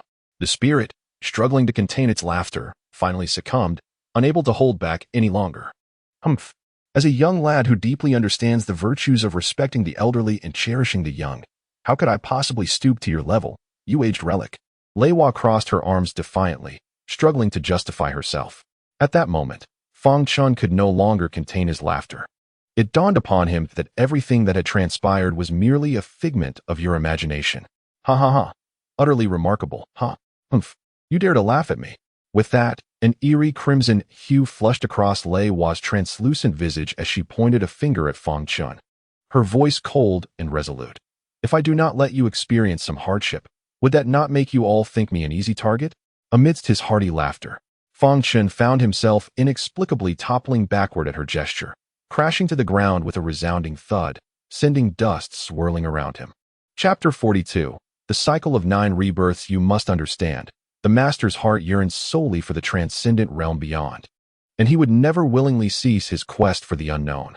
Sighing deeply, the spirit of the artifact inquired with a hint of anticipation, "Do you know where he has gone?" "I do not know." Observing Leiwa with her arms crossed, unwilling to engage, the spirit furrowed its brow and remarked, "I insist, Leiwa. Do not call me Leiwa. Can you comprehend human speech? Do not call. Yet I shall. Leiwa. Leiwa. Leiwa. If there are matters to discuss, present them. If not, disperse." A soft, ethereal voice echoed by Fang Chen's ear, startling him into awareness of the assembly before him. Civil and military officials? Fang Chen froze momentarily, then turned to behold eunuchs and palace maids. "Is this the imperial palace? I have matters to present. Your Majesty, the northern wilderness has once again invaded our borders, and at this moment, the biting cold of winter prevails, making conditions at the frontier exceedingly harsh." The frontier? The frigid winter? Where am I? Fang Chen stared blankly at the scene before him, when suddenly, a searing pain akin to an explosion surged through his mind. The kingdom of Lanwei? Am I the emperor? Immediately, a soft voice echoed once more, filled with urgency. "Quick, summon the imperial physician. The emperor has fainted." Fang Chen groaned softly, and as he opened his eyes, he heard a voice tinged with both concern and relief. "Your Majesty, you are awake." Upon looking, he saw a woman standing by the bedside, her bright eyes and pearly teeth complemented by exquisitely delicate features. This unparalleled beauty made Fang Chen's heart skip a beat, and as memories flooded back, he softly inquired, "Empress, how long have I been unconscious? Attempting to seduce me with beauty? Leiwa, just wait for me." Seated upon the dragon throne, Fang Chen surveyed the civil and military officials before him, feeling a twinge of confusion. General Lei is skilled in illusions, much like when I previously witnessed the spirit being beaten. However, if it is indeed an illusion, there must be a way to unravel it. What then is the method to dispel this illusion? Your Majesty, General Lei has been imprisoned in the celestial dungeon for previously offending the imperial countenance. Offending the imperial countenance? Is that tantamount to defying me? When did this occur? In Fang Chen's recollection, General Lei was loyal and patriotic. His contributions to the conquest of the 4 nations were significant, and he had steadfastly defended the frontier for many years.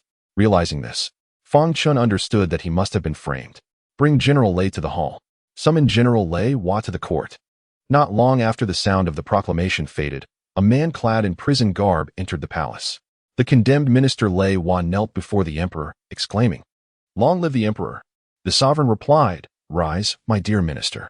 Observing the robust figure before him, whose temples had begun to gray and whose prison attire was stained with blood, one could only surmise the extent of torture he had endured during the 2 days of the emperor's slumber.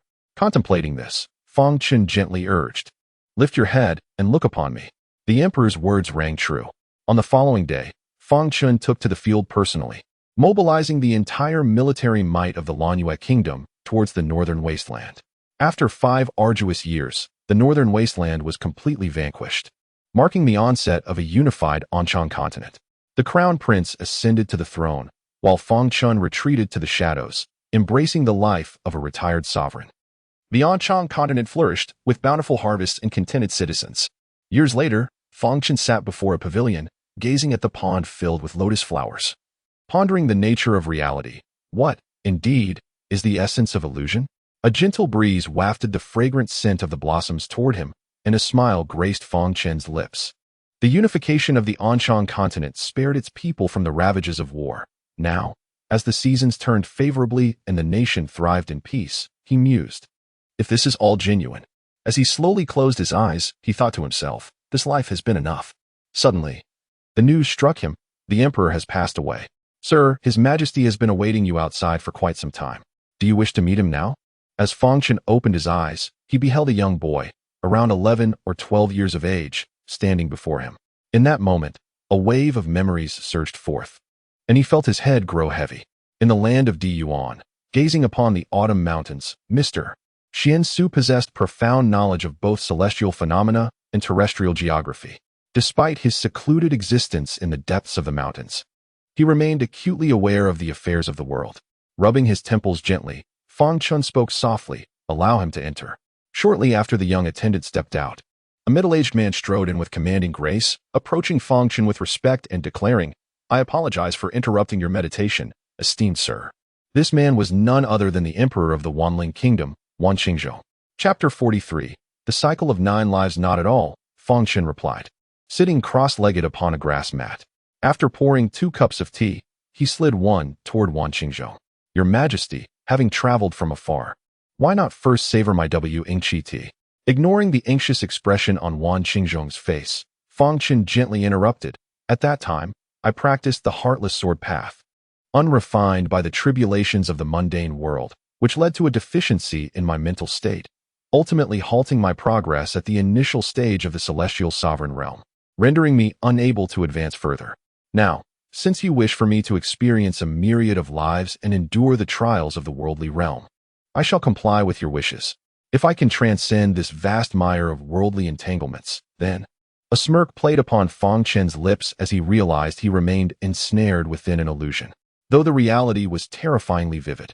Having witnessed Lei Hua's ferocious confrontation with the tool spirit within the illusion, everything began to make sense. It was indeed reckless of Wan Qingzhou. As the emperor of a nation, to bow so low before a mere rustic villager was astonishing, yet what was most striking was the emperor's demeanor, which suggested he believed it was only fitting. Fang Chen savored his tea in solitude, allowing himself to fully settle into tranquility before he cryptically remarked, "This Wanqiu tea has been enriched by the first rain of autumn, which dissipates its bitterness. Following the second rain, its fragrance intensifies. And when the third rain is halfway through, it is imperative to harvest promptly, for if gathered too early, the tea will lack depth, and if delayed, it will become turbid." He cast a glance at Wan Qingzhou, draining the now lukewarm tea in one swift motion.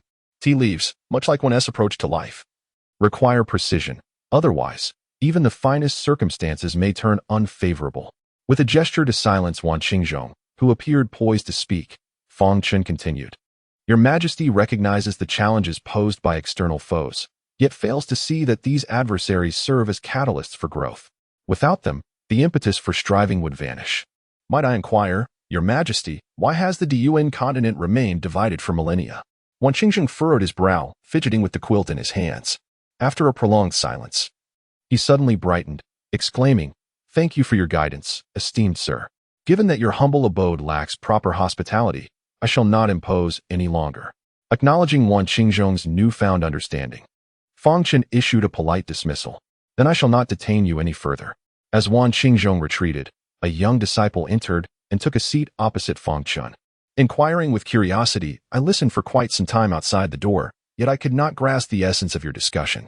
Might you elucidate it for me?" The emperor seeks counsel regarding the incessant assaults on the Wanjing kingdom by the Yuehua kingdom. I merely conveyed that what our adversaries can exploit, we too can wield to our advantage, potentially using it to thwart them. Fang Chen rose to his feet and strode towards the door. Yet, I still found myself in a state of confusion. You will understand in due time. 3 months later, Wang Qiushan was once again graced by an uninvited guest.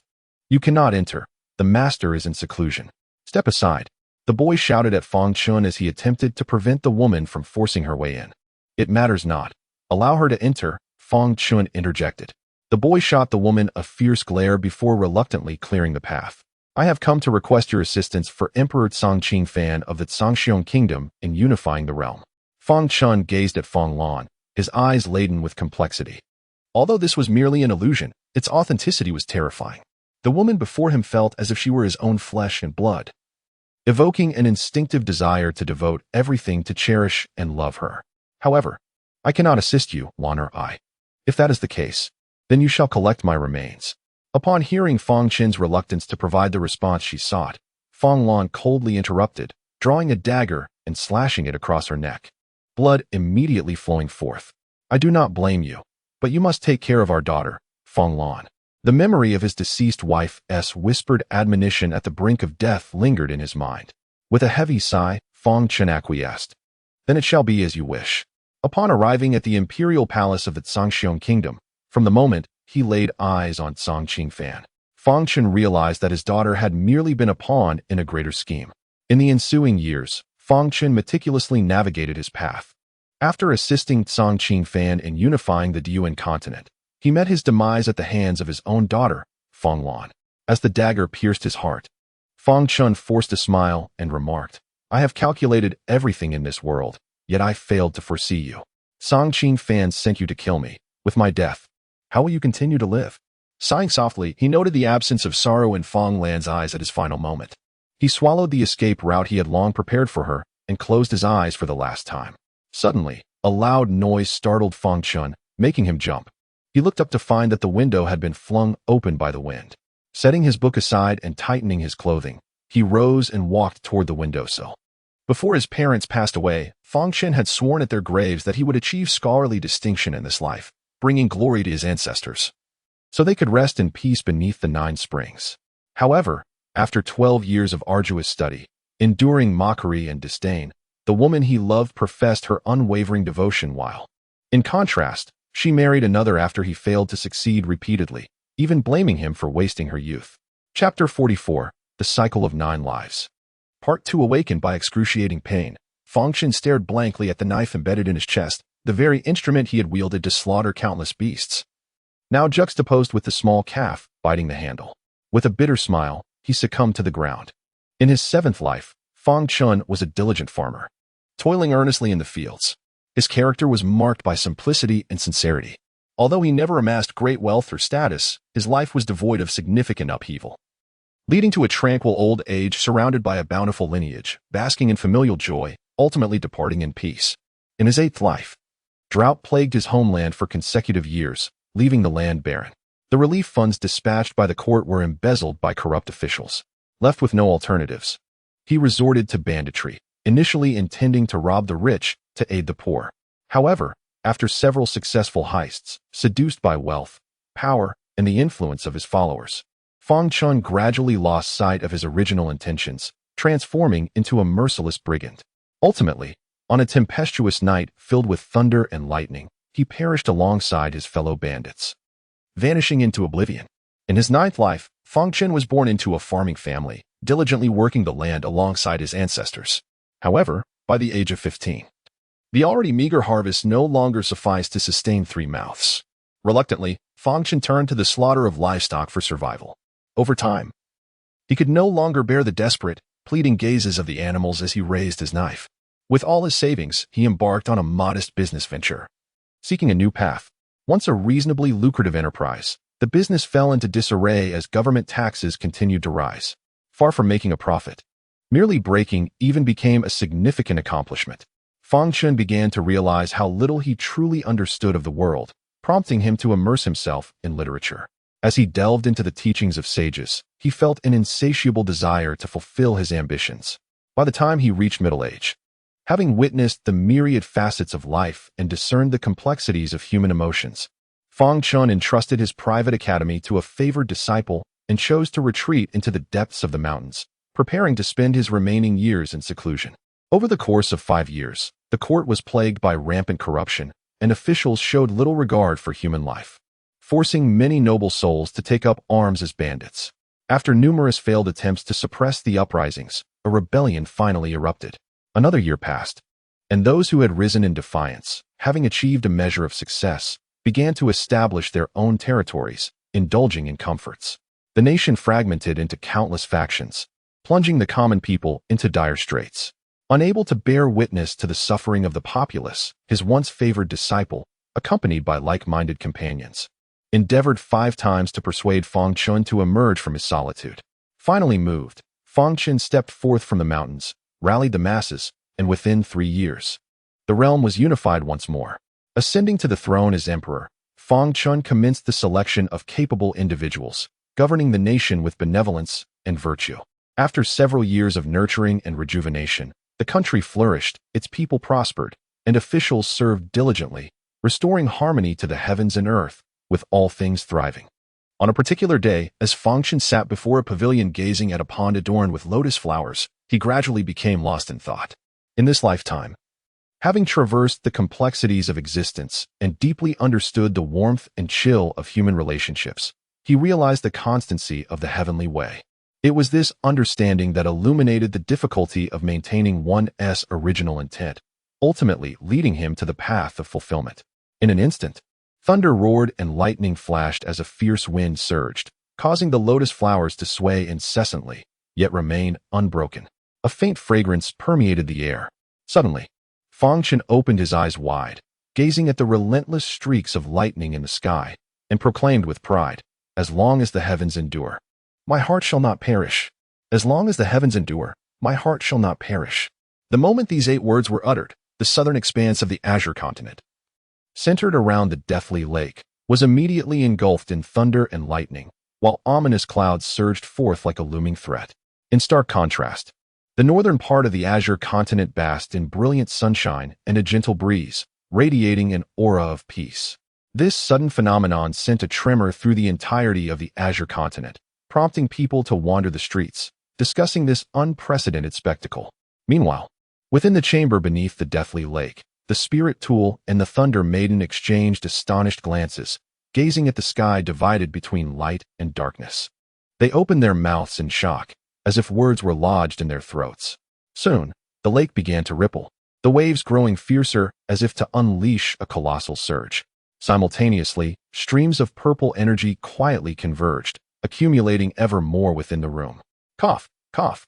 As consciousness gradually returned, Fang Chen felt an itch in his throat. After a few coughs, he barely managed to open his eyes. The purple energy in the room seemed to have suddenly found its master, exuberantly rushing towards Fang Chen. "Quick, open your mind and relax your body. Embrace them." Upon hearing the spirit tool's voice, Fang Chen instantly realized that he had successfully broken free from the illusion. As he beheld the torrent of purple energy rushing towards him, the words of the spirit tool echoed in his mind. Fang Chen opened his arms, relaxing his body and spirit, as previous insights flooded back to him. As the ethereal energy enveloped him, it swiftly merged into his meridians, flesh, and heart, prompting Fang Chen to feel an exhilarating surge of joy within. This was undeniably a transformation of his physical form. Chapter 45, Forming the Tao Heart. The more he contemplated, the more astonished and invigorated he became. The strength of his body seemed unparalleled, even surpassing those so-called divine weapons and spiritual treasures. After taking a deep breath, Fang Chen suddenly realized that he no longer needed to engage in deliberate cultivation. The mysterious energies of the universe naturally flowed into his being. With widened eyes, he observed the clear lake above him, the familiar room surrounding him, and the sight of Lei Hua seated beside him, along with the Guiyuan's sword in his hand. Overcome with joy, Fang Chen nearly leapt from his seat, exclaiming in excitement, "Incredible! This is all truly real." The artifact spirit exchanged a glance with Lei Hua, their expressions laden with complexity. Initially concerned for this young man, they were taken aback by Fang Chen's exuberance, who was now practically dancing with delight, almost breaking into song. The artifact spirit, with a hint of exasperation, coughed lightly and remarked, "Is it really such a big deal just to form a Tao heart? Come on, show me your prowess." Fang Chen wore a look of triumph, affirming, "Indeed, that old fellow just can't articulate it. My master, Lei Hua, cannot possibly be an ordinary person. This Tao heart is not something an average individual can attain. Even the mightiest of beings may not be worthy of such an achievement." Seeing this, Lei Hua promptly leaped off the bed and rushed to Fang Chen's side, wearing an expression of flattery. "Of course, that goes without saying," Fang Chen proclaimed with an air of superiority until he suddenly seemed to notice something, lowering his gaze to Lei Hua with an ominous expression. "What did you just say? Your master? Who is your master?" "Of course it is you. You are indeed my master." Upon noticing the change in Fang Chen's expression, Lei Hua quickly widened her innocent, watery eyes, adopting a look of feigned innocence and grievance. Huh, I never expected you, Lei Hua, to possess such skills, it is truly. Ha ha. Observing Lei Hua's pitiful demeanor, the spirit could not help but burst into laughter. You old thing, do not call me Lei Hua. Do not. Lei Hua exclaimed in fury, but then recalling that Fang Chen was standing nearby, she quickly shifted back to her innocent look, gazing at Fang Chen and saying, Master, look, that old thing is bullying me again. Fang Chen, looking at Lei Hua who barely reached his knees, gazed back at her as she stared up with her big eyes, her expression full of grievance. He paused for a moment before bursting into hearty laughter. How delightful this little creature is. Upon hearing Fang Chen refer to her as a little creature, a flicker of dissatisfaction crossed Lei Hua's eyes. She promptly leaped up and kicked Fang Chen's knee, saying, Do not call me a little creature. I am already tens of thousands of years old. Oh, Lei Hua's kick possessed no strength at all. Though previously cast into an illusion, Fang Chen's grievances had long since dissipated, for he genuinely needed to temper his state of mind and had solidified his Tao heart. Moreover, Lei Hua bore no malice. After all, no one wishes to have a worthless master. Nevertheless, despite this rationale, Fang Chen felt a twinge of annoyance and, with a serious expression, inquired, How should I address you then? Seeing Fang Chen in low spirits, Lei Hua lowered her head, her large eyes spinning with ideas. She then lifted her head, gazing at Fang Chen with genuine sincerity, and said, Although you are my master, I am, after all, several millennia old. It is rather inappropriate to call me a little thing. Wouldn't it tarnish your reputation if it were to spread? Fear not. Fang Chen waved his hand dismissively, unconcerned. It won't get out, and besides, what reputation do I have? Was I not casually thrown into the illusionary realm before? Lost completely? A sudden shock coursed through Fang Chen. Was it complete death? Indeed, the instrument's spirit whispered. Though Lei Hua's action of casting you into that realm was somewhat reckless, I actually concurred with her. After all, in your previous life, your state of mind was severely lacking. Should you become lost within, it would simply indicate that neither Lei Hua nor I have yet encountered our true master. Upon hearing this, Fang Chen's form trembled slightly. Although the instrument's spirit spoke lightly, he could still sense the underlying concern and complexity. But I do have great faith in you, the spirit continued. In this life, your state of mind has transformed significantly. If you can break free from the formation, it would signify that your mind is now complete. Not only will I assist you with all my strength, but Lei Hua will also recognize you as her master. I didn't expect that I would become the embodiment of the Tao heart. Did I? Fang Chen chuckled lightly. Indeed, the instrument spirit replied with a wry smile. I initially thought it would be quite impressive if you managed to escape the formation. Yet you have surprised me beyond measure. At least I did not disappoint you. Fang Chen spoke earnestly. In truth, I have never held any resentment towards you. The path of the strong is fraught with challenges. If I cannot endure these trials, how can I be worthy of your support and companionship? Noticing the serious tone of the spirit, Fang Chen recounted in detail the events of his last life, sharing his insights as well. After a long pause, the spirit sighed deeply. You truly are astonishing. Your final incarnation is a fusion of the previous ones. After a moment of silence, the spirit continued. If I am not mistaken, your heart of Tao is akin to your understanding. As long as the heavenly Tao exists, so shall you. Chapter 46. The will of heaven and earth. What do you mean? As long as the heavenly Tao exists, so shall you? This is becoming increasingly absurd, Fang Chen thought. Feeling bewildered. The Tao encompasses all things in heaven and earth. The heart of Tao, by its very name, signifies the essence of all existence. In essence, as long as the cosmos endures, you shall persist. The spirit stated earnestly. Of course, you are still too weak at present.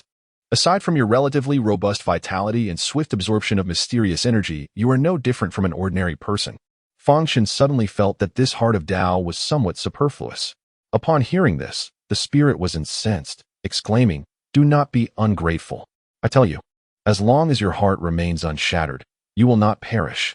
Moreover, once you enter the realm of Xiansheng and begin to grasp the laws of the great Tao, your heart of Tao will not only facilitate your swift comprehension of the great Tao, but in a certain sense, you will embody the will of heaven and earth.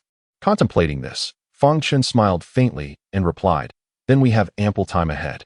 The spirit gazed deeply at Fang Chen, and after a prolonged moment, A look of relief finally graced its face. Next, you shall enter into a contract with Lei Hua. A contract? Fang Chen recalled that upon his emergence from the array, Lei Hua had referred to him as her master. With that thought, he hesitated and inquired, "Is Lei Hua, like you, a creation left behind by the master of heaven and earth?" The spirit instantly comprehended Fang Chen's thoughts and chuckled lightly.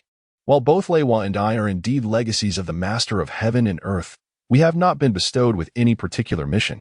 Similarly, you shall not bear any such burden. My bond with you is purely a matter of serendipity, while Lei Hua remains trapped here, unable to awaken unless she acknowledges you as her master. Should she fail to do so, she will remain in slumber until the arrival of her next master." After a brief pause, the spirit continued, "Of course, if you choose not to accept Lei Hua, it is entirely your prerogative. You may simply depart, and it will not affect you, me, or Lei Hua in any way." Hearing this, Fang Chen felt a sense of relief. If accepting these gifts came with a burden of responsibility, he would prefer to decline. After all, his relentless cultivation in this lifetime was solely to protect Wei Lan. However, considering the path of becoming a formidable being, it would indeed be a pity to forego such a valuable ally as Lei Hua. With this in mind, Fang Chen feigned reluctance and asked, "What benefits would there be in having Lei Hua acknowledge me as her master?" "The benefits are indeed substantial." Upon witnessing the situation, Lei Hua promptly lifted her head and earnestly remarked, "With my presence by your side, your cultivation can not only yield remarkable results, but I am also adept at arranging formations. Whether it be illusions, deadly arrays, or entrapments, I possess the skills for all." "Is that so?" Fang Chen found himself somewhat intrigued. The Guiyuan sword, which had come into his possession, was now widely known. If he could have Lei Hua, who excelled at formations, beside him, many future troubles could indeed be averted. But how does one recognize the master? After Fang Chen expressed his agreement, a glimmer of joy flickered in Lei Hua's eyes, only to be quickly replaced by uncertainty. "Well, previously, I speak quickly. Exploding me? How could that be possible? My body has just undergone reconstruction, and the array I activated, being initiated by a mere Xianling realm, could only draw a limited amount of the world's profound energy." Fang Chen was taken aback, then chuckled dismissively. "That's not it. No, it's not like that." Lei Hua hurriedly waved her small hands. "Right after I tossed you in, another person from the Xiansheng realm also entered. When this array was originally established, the Lord of Heaven and Earth infused it with the will of the universe. Once someone steps inside, the array will align itself to the strongest individual, drawing upon the world's profound energy to activate. Was Huang Wuji injured? And what of the Black Flame ancestor?" Fang Chen exclaimed, "Goodness, this formation is truly remarkable, capable of injuring even those of the Xiansheng realm." In that moment, Fang Chen felt as though he had stumbled upon a treasure. He must have departed alongside Huang Wuji. Upon the recollection of Huang Wuji's departure from the formation, the aura of the Xiansheng realm outside dissipated accordingly. The artifact spirit remarked, "After all, Huang Wuji himself was injured. They would undoubtedly doubt your ability to emerge alive. Moreover, it had already been half a month. How could they possibly continue to wait?" Chapter 47. The beginning of acknowledgement. I refuse to believe that Fang Chen will meet his demise here. Fang Chen expressed his unwavering confidence decisively, for he was acutely aware that time was of the essence. If he could endure the trials of today, his journey in swordsmanship would surely advance by leaps and bounds. Conversely, should he falter, what difference would it make for a sword cultivator if he could not withstand the challenge? Noticing Fang Chen's resolute determination, Lei Hua's expression flickered. She attempted several times to voice her thoughts, but ultimately held her tongue, finally declaring, "Since you have made your decision, let us commence." With that, Lei Hua raised her right hand, tracing intricate symbols in the air. As her fingers danced gracefully, the ethereal energy of the cosmos surged forth, coalescing into enigmatic and profound patterns. Fang Chen was taken aback, hastily grasping the Guiyuan sword. Although the patterns Lei Hua inscribed differed significantly from those on the sword's blade, an uncanny resemblance was evident. Could it be that Lei Hua had the ability to inscribe formations upon weapons? Upon hearing this, Lei Hua extended her right index finger and gently tapped her forehead, summoning a minuscule wisp of purple energy at her fingertip. "Quickly, drip your essence blood upon it." Upon witnessing this, Fang Chen promptly bit his finger, allowing his essence blood to fall upon the delicate purple energy at Lei Hua's fingertip. In an instant, the refined blood merged into the purple aura. Fang Chen observed closely and discovered that the minuscule purple haze was, in fact, a shrunken version of Lei Hua. The moment the purple aura intertwined with the refined blood, Lei Hua's form trembled, and then, with a slight shudder, it presented the purple essence into the ancient contract that had been previously prepared. The purple aura flickered and vanished, and the ancient contract suddenly began to shrink until it transformed into a mere black, which swiftly shot towards Fang Chen, vanishing into his forehead in the blink of an eye. Fang Chen's body quivered as he sensed the presence of a minuscule, purplish-red Lei Hua within his consciousness. Eyes closed and legs crossed, exuding a faint resonance akin to that of a Tao heart with every breath. At that moment, a dense and viscous essence of the universe surged towards him, desperately flooding into his body. In just an instant, countless tiny blood beads began to seep from the surface of Fang Chen's skin. Although the spirit within him was filled with immense concern, his countenance remained composed, while Lei Hua clenched his fists tightly, trembling uncontrollably, with a glimmer of tears in his eyes. Yet, this was only the beginning. Within a few breaths, Fang Chen had transformed into a figure drenched in blood. The excruciating pain caused him to shudder incessantly, and his body, slick with sweat and blood, gradually formed numerous trails of crimson that began to pool around his feet. The ethereal essence of the heavens and earth thickened, and the blood pooling at his feet grew ever more profuse. Fang Chen's body began to suffer grievous wounds, torn apart beneath the relentless assault of the boundless celestial energy. The meridians, once fortified by Jin Yuji and the purple aura, now manifested cracks. His Tao heart throbbed with vigor, persistently striving to mend the injuries afflicting Fang Chen. Alas, the rate of restoration lagged far behind that of destruction, yet the healing efforts remained unceasing. Weilon, in comparison to your plight, my suffering seems trivial. It was as if Fang Chen's momentary distraction incited the celestial energy, which suddenly faltered and then surged forth like a cataclysmic deluge, violently converging upon him. Bang! At last, under such ferocious torment, Fang Chen's body erupted, instantly transforming into a mist of blood. Old fool, are you satisfied now? Fang Chen was gone. He was dead. Lei Hua stood in stunned silence, gazing at the blood mist, tears streaming down her face in a torrent, choking on her grief as she cried out in rage. If only she had revealed everything to him from the very beginning, perhaps this calamity could have been averted. It is I who have condemned him. Fool, what are you waiting for? Hurry and assist. The voice of the artifact spirit suddenly broke through, heavy with fatigue.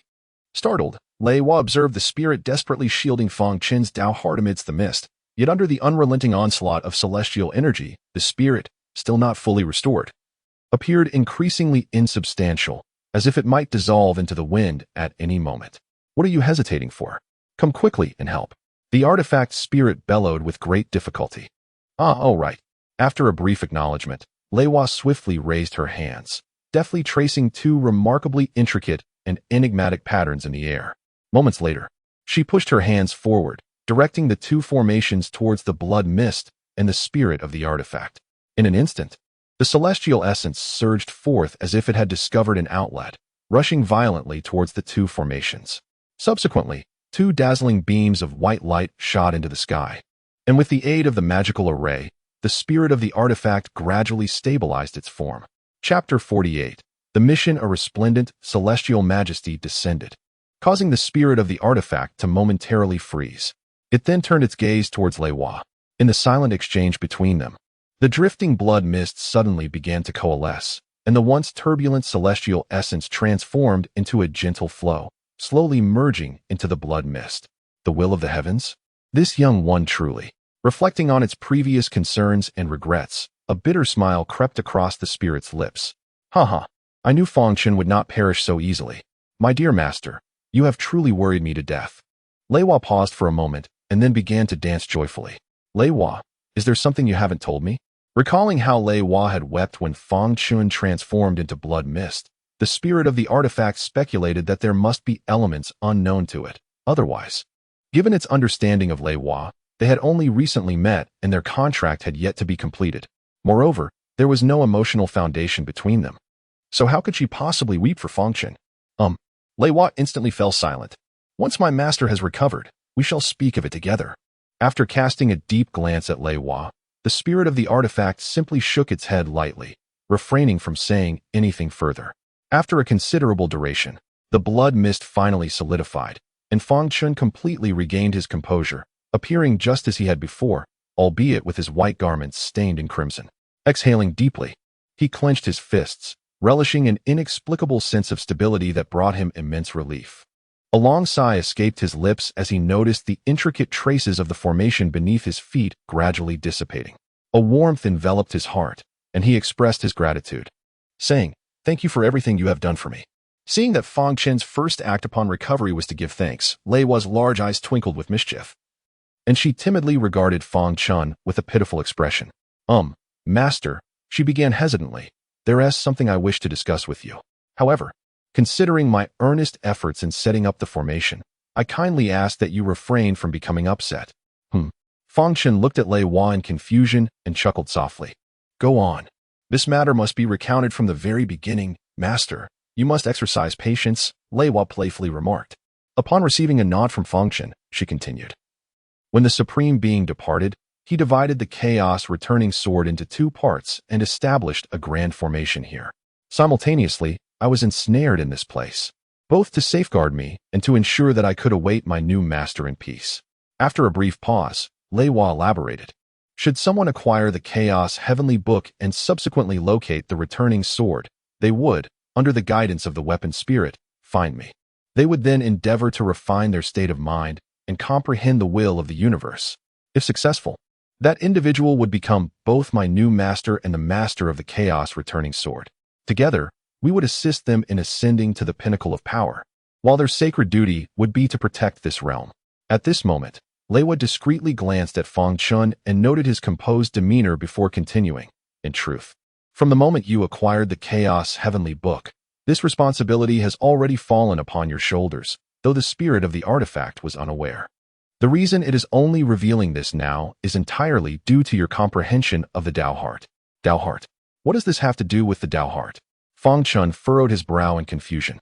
"The world laws contained within the Tao Heart you have condensed are incomplete, and the missing fragments reside within me." Lei Hua's tone was somewhat complex. Despite the fact that everything seemed to benefit him, he could not shake the feeling of guilt. "Fang Chen, do not blame Lei Hua." The spirit of the artifact began to explain, but was interrupted by Fang Chen. "It is all right." Fang Chen relaxed his brow and spoke softly. "I understand." In the ninth life within the illusion, Fang Chen realized that in this world, there existed only the strong and the weak. The weak were subjugated, while the strong must possess the resolve to sacrifice their lives for their responsibilities. "Since I have been granted a second chance at life, in this lifetime, I shall become the sovereign of heaven and earth. Only then will I possess the strength to protect Wei Lan." Fang Chen clenched his fists, a glimmer of determination flashing in his eyes. "Since you understand, it indicates that your state of mind has become entirely clear. There is no need to suppress your cultivation any longer. You may break through now." The spirit of the artifact sighed in relief. "Very well." With that affirmation, Fang Chen settled down on the ground, and as he calmed his mind, the air around him suddenly surged. Initial stage of the Xianzong realm, purging the ominous, transcending the celestial voyage. As the heavens and the earth converged, akin to an elusive retreat, the moment one steps into the realm of the profound sect, a complete transformation of one's constitution begins. Subsequently, one embarks upon the great circulation, and the method of the chaos decision instantly floods into Fang Chen's consciousness. Calming his breath and circulating the profound energy within his body, he follows the principles of the chaos decision, feeling the meridians throughout his body pulsate with vitality. Thus, the path of the primordial sword now officially commences. The air around him surged violently, marking his ascendance to the mid-stage of the profound sect. Yet, there lingered a question. Why could he not mobilize the profound energy within his dantian? Furrowing his brow, Fang Chen stabilized his current realm before opening his eyes and rising to his feet. "You are unlike others. Your comprehension has long been sufficient. Even before breaking into the realm of the profound saint, you shall encounter no bottlenecks. However, without the accumulation of strength, you cannot fully unleash the power of the chaos decision. Indeed, Master, I can sense that there are no formidable beings outside," Lei Hua remarked, her large, watery eyes gleaming with anticipation. Observing her expression, Fang Chen was well aware of her thoughts and was suddenly inspired to inquire, "By the way, Lei Hua, are you male or female?" "What are male and female?" Lei Hua responded, Her curiosity piqued as she gazed at Fang Chen. The spirit tool. Is it male or female? Fang Chen expressed his exasperation before recalling the essence of the spirit tool. It is a manifestation of the will of heaven and earth. Thus there is no distinction between genders, the spirit tool replied. Well, master, let us venture outside. I can hardly contain my excitement. Very well. Upon hearing this, Leiwa raised her hands in a fluid motion, causing the ethereal energies of heaven and earth to tremble violently before dispersing in all directions. The lake above her vanished, and the ground beneath her feet began to rise gradually. With a sudden leap, Leiwa formed a hand seal in midair, and by the time she landed on Fang Chen's shoulder, she had shrunk to the size of a fist. Chapter 49. Ambush Fang Chen. Surrender the Guiyuan sword, and you shall be spared. Indeed, hand over the Guiyuan sword, and we shall not take your life. Oh, Fang Chen replied with a light chuckle. What if I choose not to comply? Choose not to comply? Humph. The speaker scoffed disdainfully. You have been expelled from the sword sect, and henceforth, no one in this realm would dare to protect you. If you do not relinquish the Guiyuan sword, this place shall become your grave. Expelled from the sword sect? Fang Chen realized that this must have been an unavoidable decision made by his master to safeguard the sect. He glanced at the speaker and then turned to look at Lei Hua on his shoulder, his expression momentarily stunned. With a cold demeanor, he addressed her. Did you not claim that there were no formidable opponents outside? How do you explain this presence of the Xianwang realm? The miniaturized Lei Hua blinked her innocent eyes in disbelief. Is the Xianwang realm considered powerful? Your whole family are field mice. Boss, the field mouse can talk. And it even insulted you. Slap. Another resounding smack echoed. I heard that. I'm not deaf. The one referred to as boss glared menacingly at Lei Hua. You insolent field mouse. How dare you insult me? Seeing her accuser approach menacingly, Lei Hua smirked disdainfully and raised her right hand, pointing lightly. How familiar that gesture seemed. Fang Chen mused inwardly. The crowd was momentarily taken aback, only to erupt into laughter shortly after. Haha, boss, the foolish field mouse is pointing at you. Where's my power? Seeing that the familiar scene did not unfold, Lei Hua was momentarily stunned, and then hurriedly pointed a few more times. Unable to suppress the tears welling in her eyes. Where's my power? Why has it vanished? Woe is me. You fool. Fang Chen has only just reached the Xianzong realm. Acknowledging him as your master means your power has naturally been suppressed, the weapon spirit remarked helplessly. Then, master, you must avenge me. Upon hearing the spirit's words, Lei Hua regained her composure and gazed at Fang Chen with misty eyes. Very well. Fang Chen gently patted Lei Hua's head and chuckled softly. The one referred to as boss felt utterly deceived, and by a mere field mouse at that. A surge of intense shame and indignation washed over him. Fang Chen, hand over the Guiyuan sword and that dead field mouse. I grant you permission to roll out of the Mongqing mountain range. Remember, roll. As anger surged within him, Fang Chen looked at the Guiyuan's sword in his hand and smiled faintly. In this world, no one can threaten me, Fang Chen. The crowd on the opposite side was once again taken aback before bursting into raucous laughter. Did you hear that? That waste of the Xianzong realm dares to claim that no one can threaten him. Did that cursed lake seep into your brain? The one dubbed boss mocked. Ha ha, only someone whose mind is muddled would utter such words. Exactly. Ha ha. As Fang Chen's expression gradually turned cold, the spirit whispered, Fang Chen, do not expect to wield the Hunyuan sword technique for now. Focus on honing the wind and Cloud 9 swords that your master has taught you. The current Xianwang realm is perfectly suited for you to practice. Nodding with a sardonic smile, Fang Chen jested, you have successfully provoked my ire. With that, the Guiyuan sword flickered in his hand, and amidst the cacophony of shouts from the crowd, several crescent-shaped sword energies surged forth. Excellent. Very well. Since you choose not to recognize my prowess, then perish. The individual referred to as the leader was indeed the Xianwang realm. He then waved his hand and bellowed, everyone, attack together. Previously, it was rumored that Fang Chen had escaped the pursuit of two Xiansheng realm cultivators by harnessing the power of the Guiyuan sword.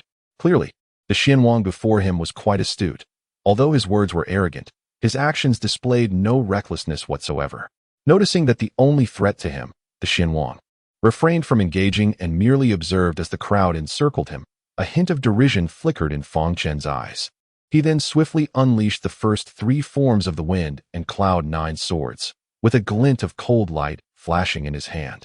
Wind swirls, clouds part. Wind scatters, clouds halt. Wind follows, clouds move. Having witnessed the true essence of the wind and cloud nine swords, Fang Chen spared no effort in channeling his profound energy. Instead, he endeavored to compress the sword intent into the sword energy until he felt he had reached his limits, perfectly integrating both into the wind and cloud nine swords.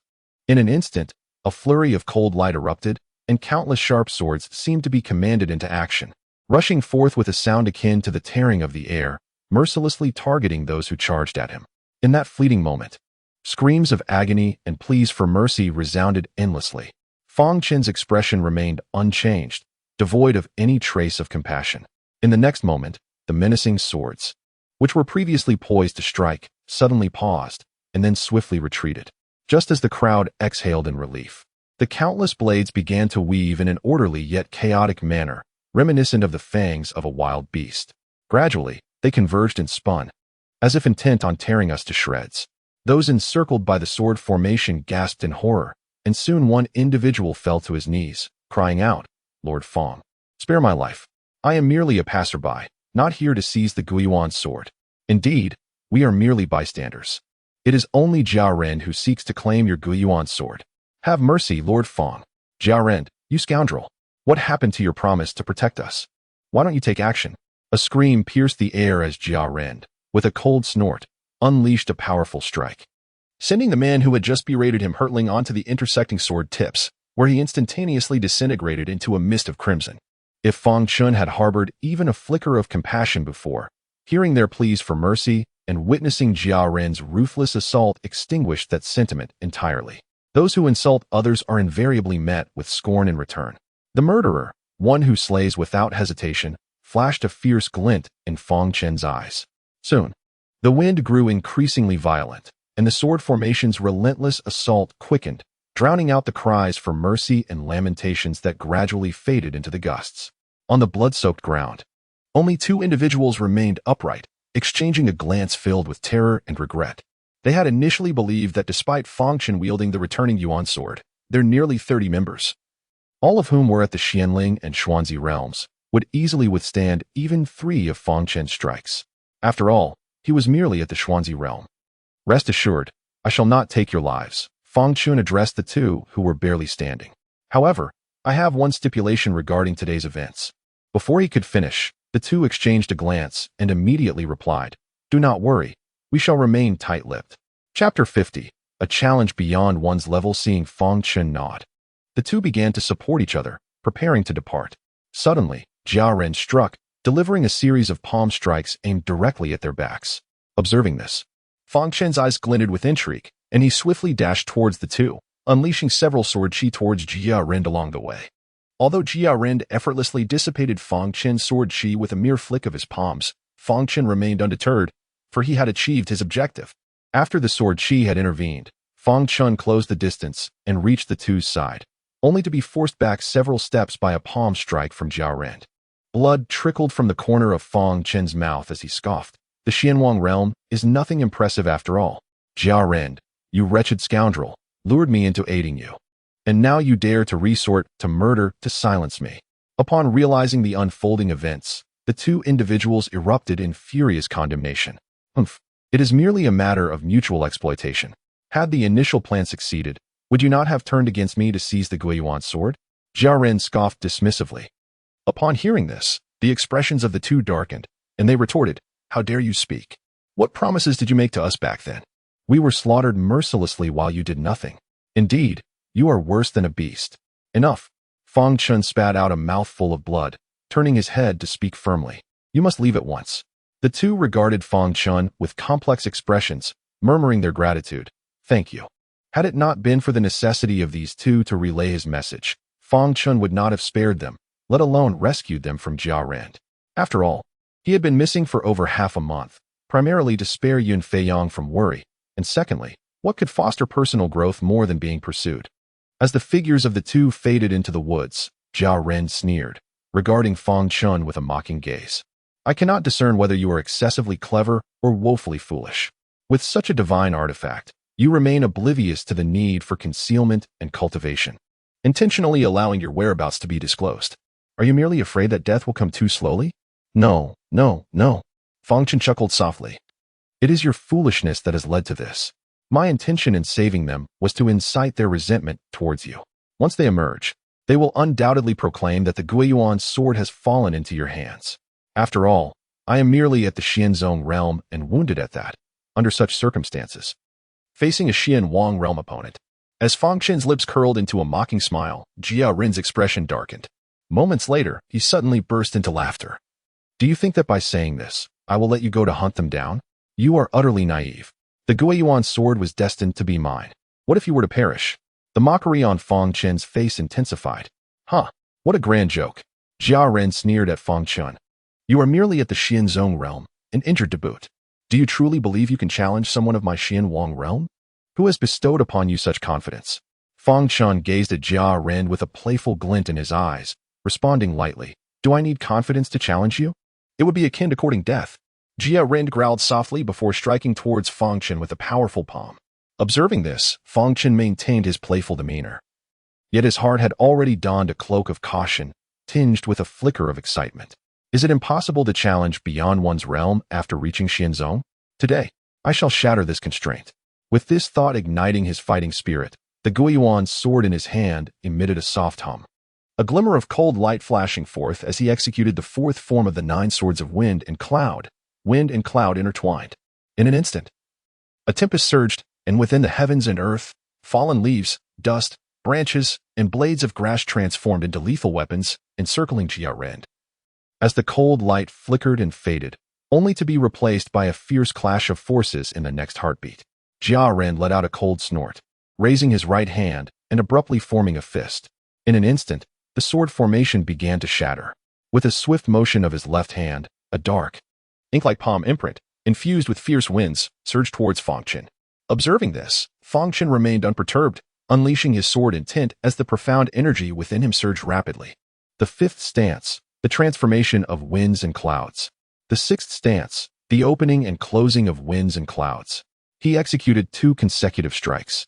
And despite the prior exertion leaving him with only half of his profound energy, his mastery over the 9 swords of winds and clouds, along with his sword intent and sword aura, grew increasingly adept with each swing.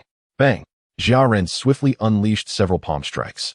The sounds of palm imprints clashing with sword energy resonated continuously.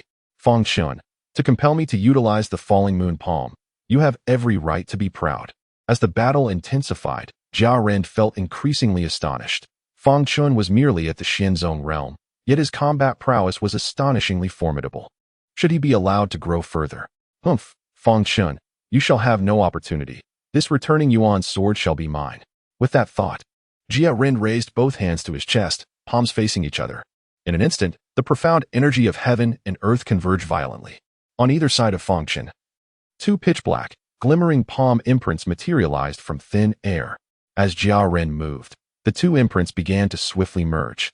Fang Chen's expression changed, and he immediately unleashed the 7th and 8th stances of the 9 swords of winds and clouds. A tempest arose as a myriad of icy brilliance converged into 4 unadorned long swords, which swiftly separated and spun, piercing forward in unison. The long sword and the palm print collided abruptly, as if the very fabric of space had momentarily solidified.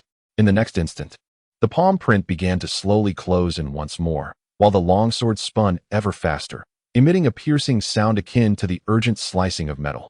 Yet it could not penetrate even a fraction. Fang Chen stifled a groan, forcefully suppressing the sweetness that threatened to rise in his throat. A glint of cold light flickered in his eyes as his internal energy surged forth, transforming the longsword into 2, then 4, and then into countless blades, increasingly dense and numerous. In a brief moment, the palm print was filled with a myriad of swiftly rotating swords, the closing momentum once again slowing. Seeing this, Jia Ren's face flushed crimson as he clasped his hands together with sudden force, then coughed up a mouthful of blood. Fang Chen, prepare to meet your demise. Chapter 51. Slaying the Xianwang realm. Jia Ren was taken aback, observing that nothing had occurred, and could not help but burst into laughter. Such a grand display. Are you attempting to frighten me? You fool. Before he could finish his words, a sudden chill washed over his face. As he reached up to touch it, his fingers were stained with crimson, and in an instant, terror gripped him. What have you done? Fang Chen remained silent. as the two palm prints continued their rapid convergence, as if sliced by an unparalleled blade, fingers and fragments falling away. By the time they reached Fang Chen, on the verge of closing, they had already been reduced to mere shreds. Jia Ren was consumed by a blend of astonishment and fury. Just as he raised his hand, it split apart like the previous palm print. In mere moments, he could not even utter a single coherent sentence before becoming nothing more than scattered remnants of flesh. Wow, Master, you are truly ruthless, Lei Hua exclaimed, covering her mouth in shock. Such is the law of the jungle, Fang Chen replied. Unbeknownst to him, Fang Chen's gaze instinctively drifted towards the north. This misfortune could not last much longer, as there remained numerous traces that he could not erase. He believed that soon enough, he would once again have to confront the threat of pursuit. At this thought, a bitter smile crept onto Fang Chen's lips. It seemed he could not seek you out, at least not at this moment. Hearing this, Lei Hua gleefully boasted, but her expression swiftly changed. Old fool, do not call me Lei Hua. Absolutely not. Lei Hua? Fang Chen inquired, perplexed. What is it, Master? Lei Hua looked at Fang Chen, curiosity sparkling in her eyes. Why do you despise being called Lei Hua by the spirit, yet do not object when I call you so? As Fang Chen continued, Lei Hua fiddled with her small hands, remaining silent. The spirit chuckled heartily. The name Lei Hua was bestowed by me, haha. You humph. Lei Hua crossed her arms, feigning anger, though feeling helpless. I did not expect you, spirit, to be so mischievous. Fang Chen smacked his lips, struggling for the right word, playful? Impish? Such descriptions hardly suited a being thousands of years old.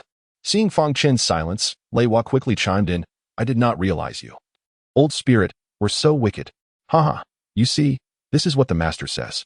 What I meant was interesting, yes, precisely interesting. Fang Chen playfully tapped Lei Hua's small head to mask his embarrassment. Enough of this delay, let us not squander time. We must gather herbs swiftly. Interesting? Well, let it be so, the spirit said, rubbing its forehead, and began to urge Fang Chen onward. Very well. Before long, the woods of the Qing mountain range echoed with exclamations of wonder. Wow, Master, look at this. It's blood-red grass. Oh, Master, this one is so beautiful. Wow, Master. Lei Hua, could you please be quiet for a moment? All right, Master. Look, this flower glows. As the sun gradually descended and the night softly ascended, Fang Chen sat upon a stone by the riverbank, gazing at the faint twinkling lights in the sky. Soon, I will come to find you. In this lifetime, I shall surely protect you well. How many medicinal concoctions can be crafted from these rare herbs? Fang Chen extracted all the precious materials from the Guiyuan sword, creating a small hill upon the ground. The interior of the Guiyuan sword possessed its own spatial realm, accessible only after reaching the Xianzong realm. The previous tension had been so acute that it wasn't until Fang Chen had gathered a considerable amount of resources, to the point of being unable to carry them, that the spirit of the sword remembered its existence. As for the potency of the elixirs, the chaotic celestial tome refined them to a state of perfect purity. Devoid of any impurities, not only were their effects remarkably strong, but they also left no residue within the body after consumption. The spirit of the sword took great pride in its alchemical prowess. That's impressive. What kinds of potions can you concoct? Fang Chen inquired with enthusiasm. As long as you've heard of it, I can brew it. However, despite the abundance of rare materials at hand, only a few were truly useful. The spirit of the sword felt a pang of helplessness akin to a skilled cook facing a lack of ingredients. Very well. Gazing at the vast array of rare materials before him, Fang Chen felt a sense of resignation. After a moment of contemplation, he reached a decision. Could he refine elixirs that replenish his vital energy and aid in his cultivation? Indeed, the spirit of the artifact confirmed after a brief calculation. Then let us commence, Fang Chen declared. With that, he placed his hand upon the heap of precious resources, absorbing them into his being. He instructed Lei Hua to set up several alert formations nearby, ensuring a vigilant watch. Only then did he settle into a meditative position, resting the Guiyuan sword across his lap, grasping its hilt, and gradually entering a state of tranquility. This grasp of the hilt was a directive from the spirit of the artifact. After all, the Chaos Tome possessed no inherent space of its own, and any refined elixirs needed to be stored within the Guiyuan sword. However, the Chaos Tome and the Guiyuan sword had yet to merge, necessitating that the spirit utilize Fang Chen as a conduit to access the sword's spatial capabilities. As dawn approached, tranquility reigned. interrupted only by a few small creatures that inadvertently triggered the formations, prompting Lei Hua to investigate. With the sun rising, Fang Chen squinted in the warm embrace of sunlight, remaining still for a time before finally rising. After stretching his waist, he shed his clothing and leapt into the river at his feet. The slightly chilly waters invigorated Fang Chen, and as he acclimated to the temperature, he surrendered himself completely, allowing his body to float within the river. In a past life, had it not been for my pursuit of the emotionless sword Dao, losing sight of my true self, Mei Lan would not have had to sacrifice herself to awaken me, ultimately falling victim to my blade. Ah, master, you actually bathed in secret. Lei Hua rubbed her drowsy eyes, only to discover Fang Chen in the river. With that, she leaped from the stone and plunged into the water, splashing joyfully. As she floundered in the river, Fang Chen felt an uplifting shift in his spirits and soon joined her in the playful splashing. How is it? The spirit tool chuckled as Fang Chen began to dress. Quite delightful, he replied, pausing with his clothing in hand, quickly grasping the spirit tool's implication. A gentle smile graced his lips as he added, "The feeling of ease is truly wonderful." "Indeed," responded the spirit tool, observing as Fang Chen finished dressing. It continued, "The elixirs have been concocted. 14 return to origin pills, 2 6-phase marrow cleansing pills, and 1 3-flavored initial spirit pill." Noticing Fang Chen's confusion, the spirit tool smiled slightly and elaborated. "The return to origin pill serves to replenish Xian Qi. Consuming just 1 is sufficient to instantly restore your internal Xian Qi if you are below the Xian Emperor realm. The 6-phase marrow cleansing pill allows for a complete cleansing with each breakthrough, usable up to 6 times, although it loses efficacy beyond the Xian Emperor realm. As for the 3-flavored initial spirit pill, it enables the user to break through to the Xian Emperor realm without encountering any bottlenecks." "Wow, that's incredibly impressive," Fang Chen exclaimed in astonishment. "Don't rejoice too soon. These elixirs were not crafted for you," the spirit tool cautioned, observing Fang Chen in a state of bewilderment. The spirit could not help but chuckle softly, saying, "Were it not for the dire circumstances, it would be prudent for you to refrain from using the Guiyuan pill, as each restoration of your profound energy constitutes a form of cultivation. Relying excessively on medicinal pills may ultimately prove detrimental to you." Noticing Fang Chen nodding in agreement, the spirit continued, "When you solidified your Dao heart, your body was thoroughly enhanced and transformed. Thus, the 6 transformation bone cleansing pill is of no use to you. While the 3-flavored initial spirit pill can indeed eliminate bottlenecks, its consumption would confine your highest achievement in this lifetime to the realm of the Xian Saint. The Guiyuan pill may serve as a lifeline in moments of desperation, but if I cannot utilize the other 2 pills, what purpose does it serve to refine them? Once our secrets are revealed, you will inevitably face pursuit, and at that juncture, the Guiyuan pill will be a vital safeguard. Yet, what then is the purpose of refining the other 2? Fang Chen found himself perplexed. "To sell them," the spirit replied with a roll of its eyes. "If you can exchange them for some rare celestial materials, that would be ideal. Your circumstances will grow increasingly precarious. It is wise to be prepared." Hearing this, Fang Chen managed a wry smile. "I understand, but in this day and age, everyone is vying for the Guiyuan sword. If I step outside now, you need not worry about that." The spirit interjected with a light laugh, before instructing, "Lei Hua, commence." "All right," Lei Hua responded cheerfully, only to then scold, "You old coot. Do not call me Lei Hua." "Master, bow your head," came the spirit's command. Seeing Fang Chen's satisfaction, Lei Hua joyfully waved her little hand. And when she was finally close enough to Fang Chen's face, she began to sketch once more, tilting her small head from side to side. She observed for a while before clapping her hands in delight and exclaiming, "It's done, master." At her words, Fang Chen opened his eyes, glanced at Lei Hua, and then rose to approach the riverbank.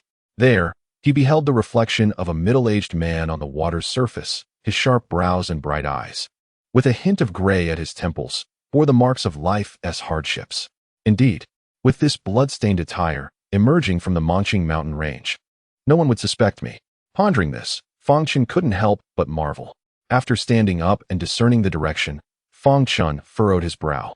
Given the worth of these pills, it was likely that the common folk of small towns would barely recognize them, let alone afford them. Perhaps a larger city. "Let us head to Sifang City," the spirit of the artifact suggested. Sifang City has many prominent families, and the frequent conflicts amidst the chaos make it less likely for anyone to notice. "Yes," Yes, let us go to Sifang City, Master, Lei Hua exclaimed, raising her little hand and gazing at Fang Chen with anticipation. Why are you so excited? Fang Chen inquired, puzzled. Because Sifang City has Xianjing mines. Lei Hua replied eagerly. And there are plenty of medium and high-grade Xianjing stones produced there. You've been asleep for tens of thousands of years. How do you know the Xianjing mines haven't been depleted? Fang Chen suddenly realized how little he truly understood about the Cangqing continent. Master, you are quite foolish. If it is called a Xianjing mine, how could it possibly be exhausted in just tens of thousands of years? As Fang Chen stared at her, Lei Hua quickly flashed a charming smile and said, well, Master, the journey ahead is quite long, but I have something special for you. Without waiting for Fang Chen to inquire further, Lei Hua dashed to his feet, raised her hands, and began to wave them energetically. Shortly thereafter, after inspecting the surroundings to ensure all was well, she leapt gracefully, shrinking her form to perch upon Fang Chen's shoulder, exclaiming, all right, with this wind control array, Master should be able to reach Sifang City before nightfall. Fang Chen was momentarily taken aback. Could one traverse tens of thousands of miles in just a day? He promptly circulated his profound energy, and with a swift motion, his figure blurred into a fleeting shadow as he sped away. Crash!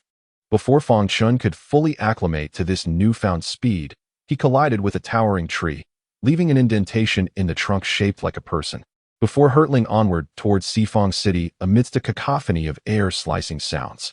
Along the way, birds scattered in fright, and beasts collapsed in shock. Even passers-by gaped in astonishment at the sheer velocity. What was this extraordinary phenomenon? Chapter 53. The Shengtian Auction House. Is this Sifang City? Fang Chen questioned, wiping the beads of sweat from his forehead as he gazed upon the magnificent city before him. Yes. Master, let us hurry inside, Lei Hua urged eagerly. Lei Hua, please enter the Guiyuan sword to avoid any unnecessary trouble. The instrument's spirit interjected sternly at that moment. Noticing the pitiful look on Lei Hua's face, Fang Chen pretended to ponder for a moment, and it was only after she reluctantly complied and entered that he was astonished to ask, the space within the Guiyuan sword can accommodate living beings? Lei Hua is not a living being, came the retort. Ahem. With an awkward smile, Fang Chen proceeded towards the four-direction city. Was he entering the city? A piece of low-grade Xianjing stone. Just as he arrived at the city gates, the guards obstructed his path. Upon hearing this, Fang Chen casually tossed a piece of low-grade Xianjing stone and confidently strode into the city. Fortunately, during his time at the Sword Sect, he had saved a considerable amount of Xianjing stones.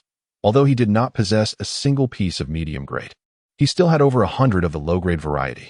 As he observed the city gradually illuminating with lights, Fang Chen glanced around and headed directly towards an inn. Welcome, esteemed guest. Upon reaching the entrance, a little waiter swiftly approached. Fang Chen tossed a piece of low-grade Xianjing stone, which immediately intensified the warmth of the waiter's demeanor. One room, please, with the meals sent to the room. Certainly, the waiter exclaimed, leading Fang Chen to his room before swiftly departing. Shortly after, he returned with the meals. Esteemed guest, your food is ready. Just set it down here. After seating himself at the table, Fang Chen tossed another piece of low-grade Xianjing stone. Thank you, esteemed sir. If you have any requests, please do not hesitate to ask. Fang Chen smiled slightly and inquired of the waiter. I have long heard of the fame of Four Directions City. Today, upon seeing it for myself, I have not discerned anything particularly remarkable. Pray tell me, what sets Four Directions City apart from other places?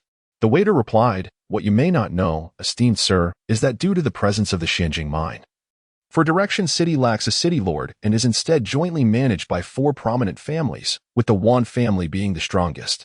Though the Yi, Lin, and Wang families are somewhat weaker, their limitations are quite minimal. Oh, the Xianjing mine? Upon hearing this, Fang Chen inquired further. The reason why Sifang City is renowned far and wide lies in the presence of the mysterious crystal mine. Pray, do elaborate on this matter. A glimmer of interest sparkled in Fang Chen's eyes. Observing this, the young attendant beamed with pride, as if the mine belonged to his family. Aside from the direction from which you entered the city, the other three sides are enveloped by the crystal mine, encircling the entirety of Sifang City. Oh, although I had anticipated the mine to be significant, I was still taken aback by its vastness.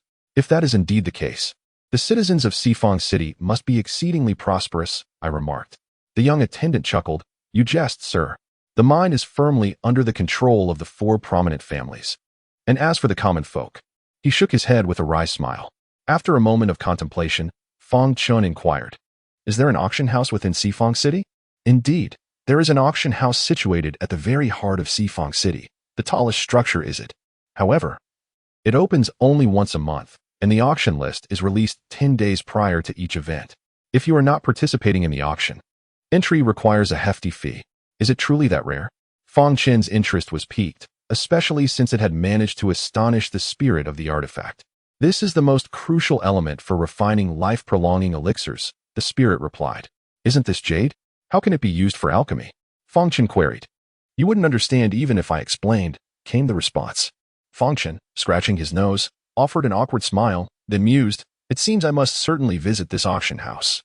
After a night of silence, with his mind finally at ease, Fang Chen enjoyed a particularly deep slumber until dawn, when the innkeeper delivered breakfast, rousing him from his rest. After rising and freshening up, he partook of his meal, settled the expenses for 3 days of accommodation and sustenance, exchanged a few brief words, and set forth towards the city. As he meandered along the streets, Fang Chen found nothing remarkable to capture his attention. After a considerable time, the building mentioned by the innkeeper finally came into view. He paused to gaze at it for a moment before striding purposefully towards the structure. Soon, 5 robust characters emerged before him. Shengtian Auction House. What an impressive display, with the sign carved from mid-grade Xianjing stone. After a brief glance, Fang Chen entered the auction house. Upon his arrival, a graceful attendant approached him, inquiring whether he wished to buy or sell. The attendant, with a smile and tone so flawless that it seemed impeccable, prompted Fang Chen to respond with a gentle smile. "I wish to sell. Please follow me," she said, leading him to the second floor. Upon reaching a window, she offered him a smile and a nod before departing. "Is this the place for selling items?" Fang Chen politely inquired. "Ordinary items? Or auction items?" came the response from an elderly man who was engrossed in his studies at the desk, his head remaining downcast. "Auction," Fang Chen replied nonchalantly. "Next month," the elder continued without lifting his gaze. "It may be too late by then.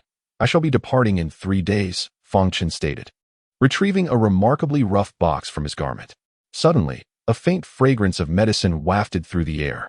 The elderly man inside the room was taken aback and swiftly raised his head to gaze at Fang Chen, exclaiming, "Is this box containing the 6-turn cleansing elixir?" "Indeed," Fang Chen affirmed, extending the box into the room. The old man, noticing the crude craftsmanship of the box containing the precious elixir, which appeared to be hastily assembled, cast a reproachful glance at Fang Chen. However, upon realizing that the owner seemed entirely unconcerned about the 6-turn cleansing elixir, he felt a jolt of surprise and spoke in a gentler tone. "Such a valuable elixir is beyond my authority to appraise. Please allow me a moment." With that, the elder picked up a bell from the table and gave it a gentle shake. He then whispered something to the approaching maid and turned back to Fang Chen with an apologetic smile. Shortly thereafter, another elderly gentleman arrived, took the elixir, and scrutinized it closely, his eyes widening in astonishment. "Is this truly a premium 6-turn cleansing elixir?" he exclaimed. After cautiously examining it further, he cast a reluctant glance at Fang Chen, as if grappling with disbelief. Just as he was about to speak, Fang Chen produced 2 additional boxes and presented them. Chapter 54. The Little Monkey, another premium 6-turn cleansing elixir? The elder stared in shock at Fang Chen, hastily opening another box. This is the 3-flavor initial spirit elixir?" Upon witnessing Fang Chen's nod, the elder trembled, nearly collapsing to the ground, prompting the nearby maid to rush over and support him. "I shall auction the 6-turn cleansing elixir for superior mystic crystal stones, while I prefer to trade the 3-flavor initial spirit elixir for items. Should there be any premium mystic crystal stones, that would suffice as well." Fang Chen looked at the elder in confusion, pondering, "Are there not merely 3 elixirs? Look at your naive demeanor." The elder gradually regained his composure and respectfully addressed Fang Chen, saying, "Your requests pose no issues. However, we must negotiate the starting bid, as these elixirs are exceedingly precious. As for these elixirs, I still hold faith in the Shengtian auction house." Noticing the elder's intention to take the elixirs for discussion, Fang Chen, without a hint of hesitation, readily agreed. In his memory, the Shengtian auction house had branches in every major city of the Sanqing continent, and its reputation had never been marred. "Please wait a moment," the elder said, summoning a servant to relay a few instructions before hastily departing. Guided to the VIP room, Fang Chen had scarcely sipped his tea when the elder re-entered, accompanied by a gracefully alluring woman. Once she entered the room, the elder bowed and took his leave. The woman stood at the entrance, gazing intently at Fang Chen for a moment before gracefully approaching to sit beside him. With a playful smile, she said, "Apologies for the wait, esteemed guest. I am Yulan, the manager of the Shengtian auction house here in Sifang City. May I inquire your name?" In response to Yulan's demeanor, Fang Chen merely cast her a casual glance before continuing to sip his tea. "Has a decision been reached regarding the starting bid?" he inquired. "Per Brother Yun's requirements, we have set the starting price for the 6-turn cleansing elixir at 50 high-grade Xian crystal stones, while the starting bid for the 3-flavored initial god elixir is set at 1 supreme Xian crystal stone." Observing that Fang Chen's expression remained unchanged throughout, Yulan spoke earnestly. Nodding slightly, Fang Chen set down his teacup and looked at Yulan, stating simply, "That is acceptable." To express gratitude for Brother Yun's trust, Yulan unilaterally decided to charge only a 10% service fee for a 6th-tier essence cleansing pill, while the other 2 initial divine 3-flavors pills would be auctioned off free of charge. Yulan earnestly gazed at Fang Chen and continued, "Should Brother Yun have any items to auction in the future, I hope you will come to me." "Very well," Fang Chen replied, rising to his feet. "I shall take my leave now. Please hold on a moment, Brother Yun," Yulan said, producing a crystal card and handing it to Fang Chen. "Once the pills are auctioned, the obtained Xian crystal stones will be automatically transferred to this card. You may use it to withdraw funds at any Shengtian auction house." "Understood, farewell." That morning, as the waiter delivered the meal and prepared to depart, Fang Chen called out to him, "Do you know where I might find a particularly astute individual?" "Which kind of astute individual are you seeking, sir?" the waiter asked, his face a mask of confusion. Setting down his chopsticks, Fang Chen pondered for a moment before replying, "Someone well-informed would suffice. There are indeed ready candidates, though the cost." Upon seeing the waiter's expression, Fang Chen instantly grasped the situation. Tossing a piece of low-grade Xian crystal stone, he chuckled, "Bring him here." "Of course, sir. Please wait a moment." Before long, the waiter returned with a boy of around 15 years of age. "Sir, how does he look to you?" Fang Chen scrutinized the slender boy before him. Despite his frail appearance, there was a glint of intelligence in his eyes. "Not bad. He seems rather clever." Once the waiter had departed, Fang Chen regarded the boy with a gentle smile and inquired, "What is your name?" "Little Monkey," the boy replied. "Indeed, like a little monkey," Fang Chen chuckled lightly. "Sit down, have your breakfast, and then accompany me for a stroll. Besides breakfast, you must also provide for my lunch. Each day, I require 2 pieces of inferior Xianjing stones. If you fail to meet this demand, it will still count as a full day." The little monkey, exhibiting no sign of timidity, finished speaking and, upon seeing Fang Chen nod, promptly took a seat and began to eat. Shortly thereafter, having completed breakfast, Fang Chen led the little monkey outside. As they meandered through the streets, Fang Chen found himself quite pleased with the little monkey, who refrained from asking any inappropriate questions. Whenever Fang Chen displayed even a hint of interest, the little monkey would meticulously narrate every detail. As they wandered, the little monkey's incessant explanations provided Fang Chen with a comprehensive understanding of the 4-direction city. As noon approached, he casually remarked, "It is time for lunch. Please suggest a place." The Quanjilu offers innovative dishes with exquisite flavors, though the prices are somewhat steep. The Beiyi Pavilion is also quite good. "Then let us go to Quanjilu," Fang Chen interjected before the little monkey could finish. "Lead the way. Today promises to be a delightful culinary experience. The last time I visited Quanjilu was..." The little monkey suddenly realized that it had been an extraordinarily long time since his last visit to Quanjilu. After swallowing hard, he quickly guided Fang Chen towards the establishment. Before long, Quanjilu came into view. At first glance, it appeared no different from other taverns, but upon entering, Fang Chen discovered that, despite it being only noon, the restaurant was nearly filled to capacity with patrons. "Esteemed guests, please take your seats." The waiter ushered Fang Chen and the little monkey upstairs. Before he could inquire further, Fang Chen spoke up, "Bring forth your signature dishes." The waiter was momentarily taken aback, but soon chuckled, "Very well, sir, please hold on." Fang Chen had already changed out of his blood-stained attire and, having spent 10 low-grade Xian crystal stones, donned an outfit that, while not ostentatiously luxurious, exuded an extraordinary presence, unmistakably marking him as someone of distinction. Before long, the dishes were all served. filling a table meant for 8 to the brim. Noticing the little monkey incessantly swallowing, Fang Chen couldn't help but chuckle. Go ahead and eat. Soon we shall attend to serious matters. Upon hearing this, the little monkey swiftly nodded and eagerly grabbed his chopsticks, devouring the food with remarkable speed. In just a moment, while Fang Chen had only sampled a little, the entire feast had been entirely consumed. Are you full? Fang Chen inquired as he set down his chopsticks. I am full. Hick. The little monkey looked at him sheepishly, and Fang Chen nonchalantly waved his hand. Since you're satisfied, let us proceed to the auction house. Chapter 55. VIP card. Upon returning to the Shengtian auction house, Fang Chen was genuinely startled by the throngs of people before him. The last time he visited, there hadn't been such a crowd. Observing Fang Chen halt in his tracks, the little monkey quickly explained, a couple of days ago, the Shengtian auction house unexpectedly added a new auction list. Although it only includes 3 additional items, they are said to be unparalleled treasures. Oh, unparalleled treasures? Pray tell, what manner of treasures are these? Fang Chen feigned surprise as he inquired. Upon seeing this, the little monkey chuckled and said, I heard it from others. It said that these 3 items are all elixirs, each possessing the miraculous effect of enabling an ordinary person to soar to great heights. At this point, the little monkey glanced around, lowered his voice, and whispered into Fang Chen's ear. Reliable sources reveal that these 3 elixirs were crafted by a genius from the lineage of the medicine immortal, and they are all of the highest quality. Fang Chen was slightly taken aback, not expecting Yulan to go to such lengths, even invoking the name of the medicine immortal's lineage. Thinking this, he tossed a low-grade mystic crystal to the little monkey and smiled lightly. Good. This information is very useful. What else would you like to know? As long as it's within my knowledge. No. As long as it's something you wish to know, I will surely find a way to inform you. Holding the low-grade mystic crystal, the little monkey stared at Fang Chen in astonishment. Although he had initially known that this employer was generous, he hadn't anticipated such lavishness. There's more. No need to rush. Your benefits are assured, Fang Chen said with a faint smile, then walked towards the interior of the auction house. The medicine immortal's lineage?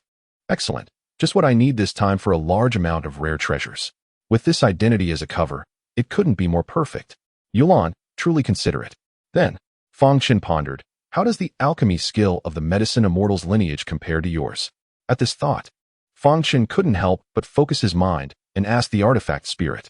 There's no comparison, the artifact spirit said indifferently. They have merely grasped a fraction of my knowledge. A fraction? You're not joking, are you? In my recollection, the lineage of the medicine immortals was revered throughout the entire Azure continent.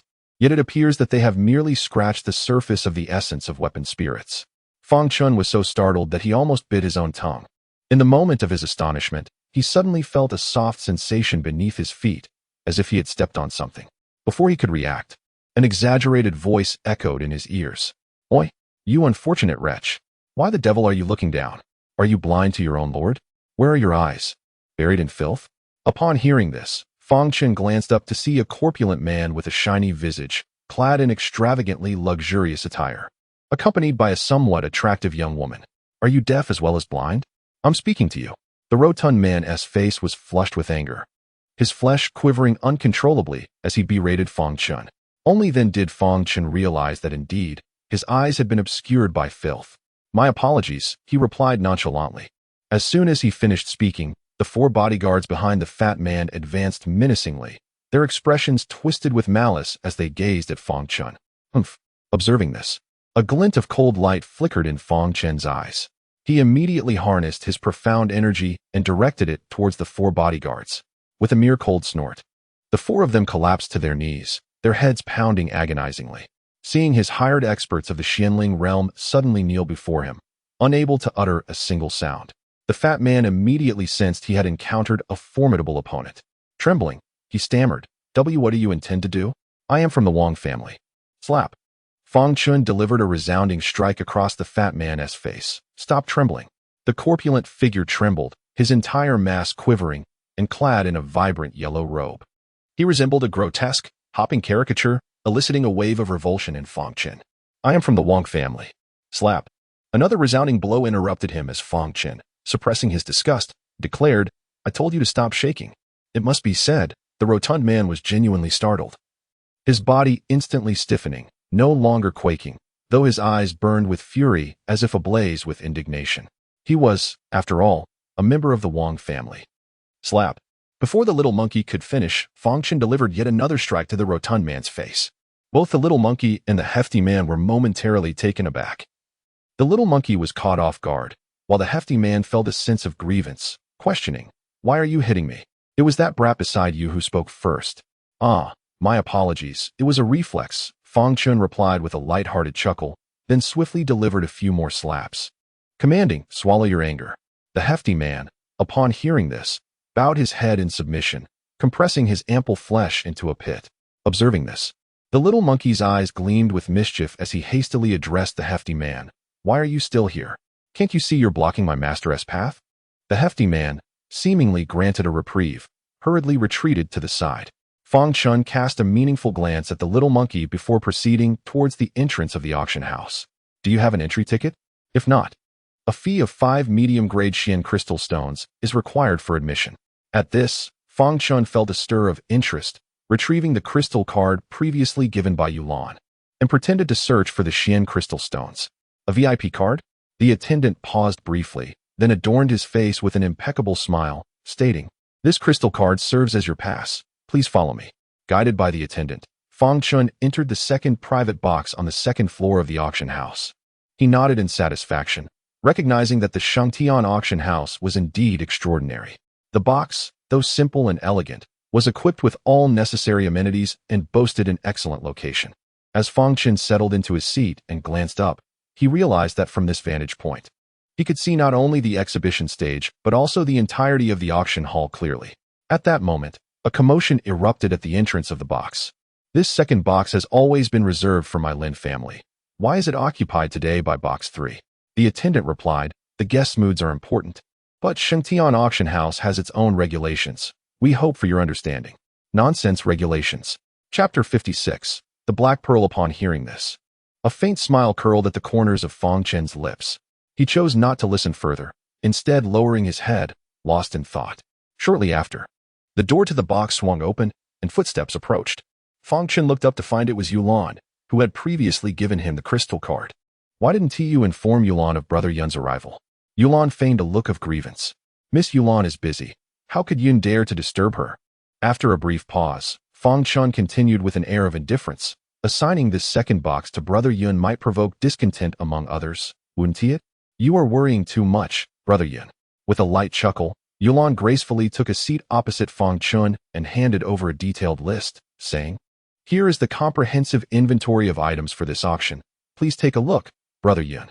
Upon receiving the list, Fang Chen noticed its remarkable thoroughness compared to the previous one, as it included not only the effects of the auctioned items, but also their starting prices and anticipated final bids, all clearly outlined. He then placed the list on the table and remarked to Yulan with a subtle smile, "The items for this auction are indeed quite impressive. Even I find myself somewhat tempted. However, due to my hasty departure, I may not have sufficient Xian crystal stones on hand. It must be the Wan family." The little monkey interjected without hesitation, adding, "As for the specific individual, I cannot say." "Oh, what leads you to that conclusion?" Fang Chen inquired. "In this four-direction city, the Wan family is the most formidable, and no one else would dare occupy this private box." At this moment, the little monkey cautiously glanced at Fang Chen, realizing that the rumored genius of the medicine immortal lineage was none other than the person seated before him. Just then, the previously bustling hall fell into a sudden silence. Fang Chen turned his gaze towards the stage and beheld a woman of exquisite stature, beauty, and grace striding confidently towards the platform. "Thank you for your patience," she said with a gentle smile. "I understand that your time is precious, so I shall refrain from further remarks. Now, let the auction commence." As her words faded, another stunning woman approached her side, delicately holding a tray covered with a red cloth. If Chio's gentle smile remained unchanged, she slowly lifted the red cloth and spoke. "This item is known as the Shadow Pursuit Gloves, acquired by a powerful expert at the Mystic Saint level in a certain relic. The previous owner, having not cultivated any martial arts, decided to auction this item. According to our appraisers, these gloves not only enhance the wearer's striking speed by 30%, but they also reduce the consumption of mystical energy by 20%. Upon hearing this, the previously quiet audience erupted into a cacophony of excitement. An increase in speed by 30% not only signifies a substantial boost in power, but also renders the opponent's defenses significantly more challenging. As for the reduction in mystical energy expenditure, it could prove to be life-saving in critical moments. Chiao, satisfied with the audience's reaction, gently waved her hand. Once the crowd gradually quieted down, she continued, the starting bid for the Shadow Pursuit gloves is 50 medium-grade mystic crystals. The auction begins now. 60 medium-grade mystic crystals. 65 medium-grade mystic crystals. As soon as Chiao's words fell, the sounds of bidding erupted from the audience. Fang Chen quietly observed the display stage, surprised that the first auction item was so remarkable. Indeed, the strength of the Shengtian auction house should not be underestimated. In the midst of this momentary distraction, the Shadow Pursuit gloves were swiftly claimed by a burly man at the price of 130 medium-grade mystic crystals. Fang Chen nodded slightly.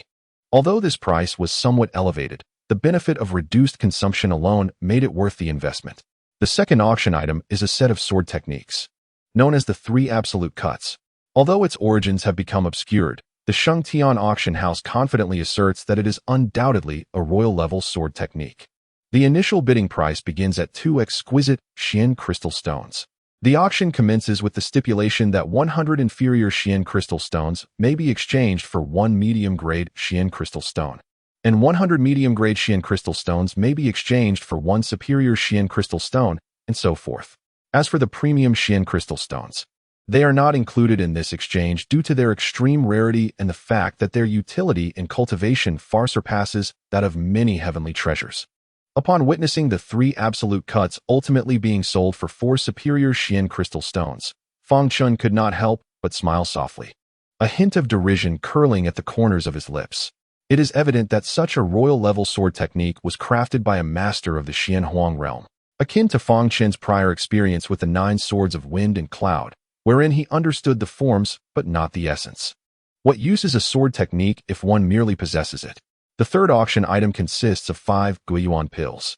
Though they are merely of medium quality, they can instantaneously restore 30% of the user's Xian Qi. The initial bidding price is set at 4 superior Xian crystal stones. Yet, to only restore 30% of Xian Qi is rather paltry. One might surmise that a premium variant would only yield around 60 to 70%. It truly appears that only the most superficial aspects of the artifact spirit have been grasped. As for the subsequent items up for auction, Fang Chen found himself devoid of interest in bidding, let alone even observing. This is not to say that the auctioned items were lacking in merit. Rather, they held no utility for Fang Chen at all. The forthcoming auction item possesses a certain uniqueness, for even our esteemed Shengtian auction house cannot ascertain its true nature. Nonetheless, one fact is indisputable. The profound essence it contains is vast beyond measure. When worn, it enhances the rate of essence absorption. As for its other potential benefits, they remain to be discovered by you, esteemed guests. At this point, Ruo Qiu lifted the crimson cloth, revealing a black orb roughly the size of a fist on the tray. With a gentle smile, she remarked, in light of the item's distinctive characteristics, there will be no initial bidding price. Please feel free to bid as you wish. Enhancing the absorption of essence? That's hardly more convenient than a soul-stabilizing stone. Who in their right mind would bid on such a thing? Thought Fang Chen with a chuckle, gesturing for the little monkey to pass him the tea on the table. Just then, the voice of the artifact spirit resonated in his mind. Although he could not recall its exact form, he was certain it held significant value, one that warranted pursuit at any cost.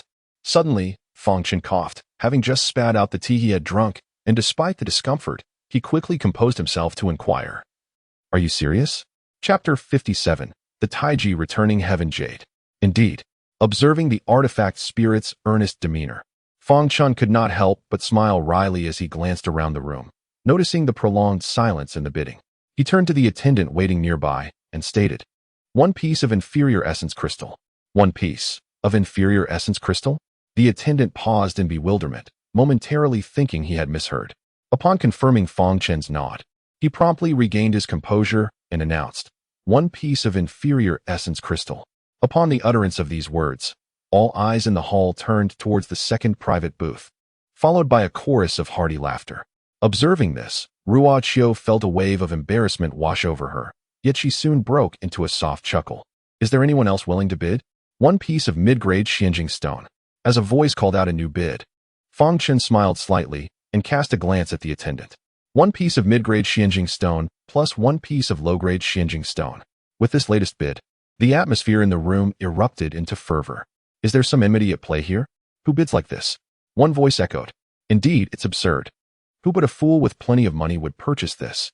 Listening to the murmurs around him, Fang Chen felt a twitch at the corner of his mouth. You fools have no understanding, he thought. 10 pieces of mid-grade Xianjing stone. 10 pieces of mid-grade Xianjing stone plus 1 piece of low-grade Xianjing stone. Fang Chen instructed the attendant to ensure that, regardless of how much the opposing bidder raised the stakes, he would outbid them by at least 1 piece of low-grade Xianjing stone. He then leisurely sipped his tea, his gaze sweeping the crowd in search of his rival bidder.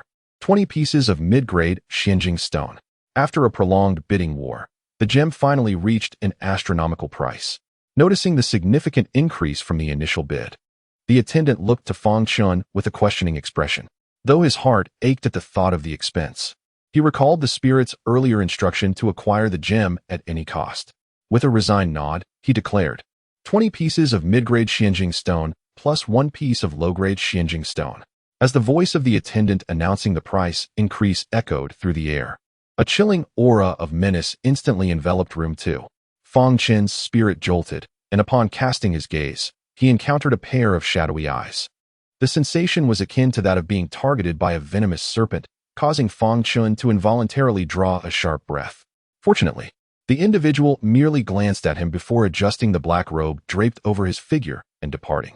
It was evident that the efficacy of this treasure was well understood by all present, and thus, Ruo Qiu refrained from further elaboration, declaring the initial bidding price to be 20 superior-grade Xian crystal stones.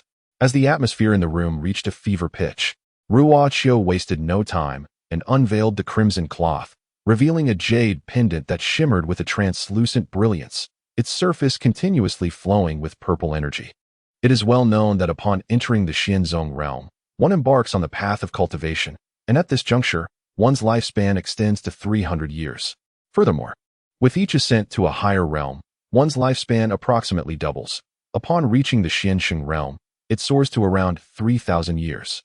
Should one achieve ascension, their lifespan would then be measured in millennia.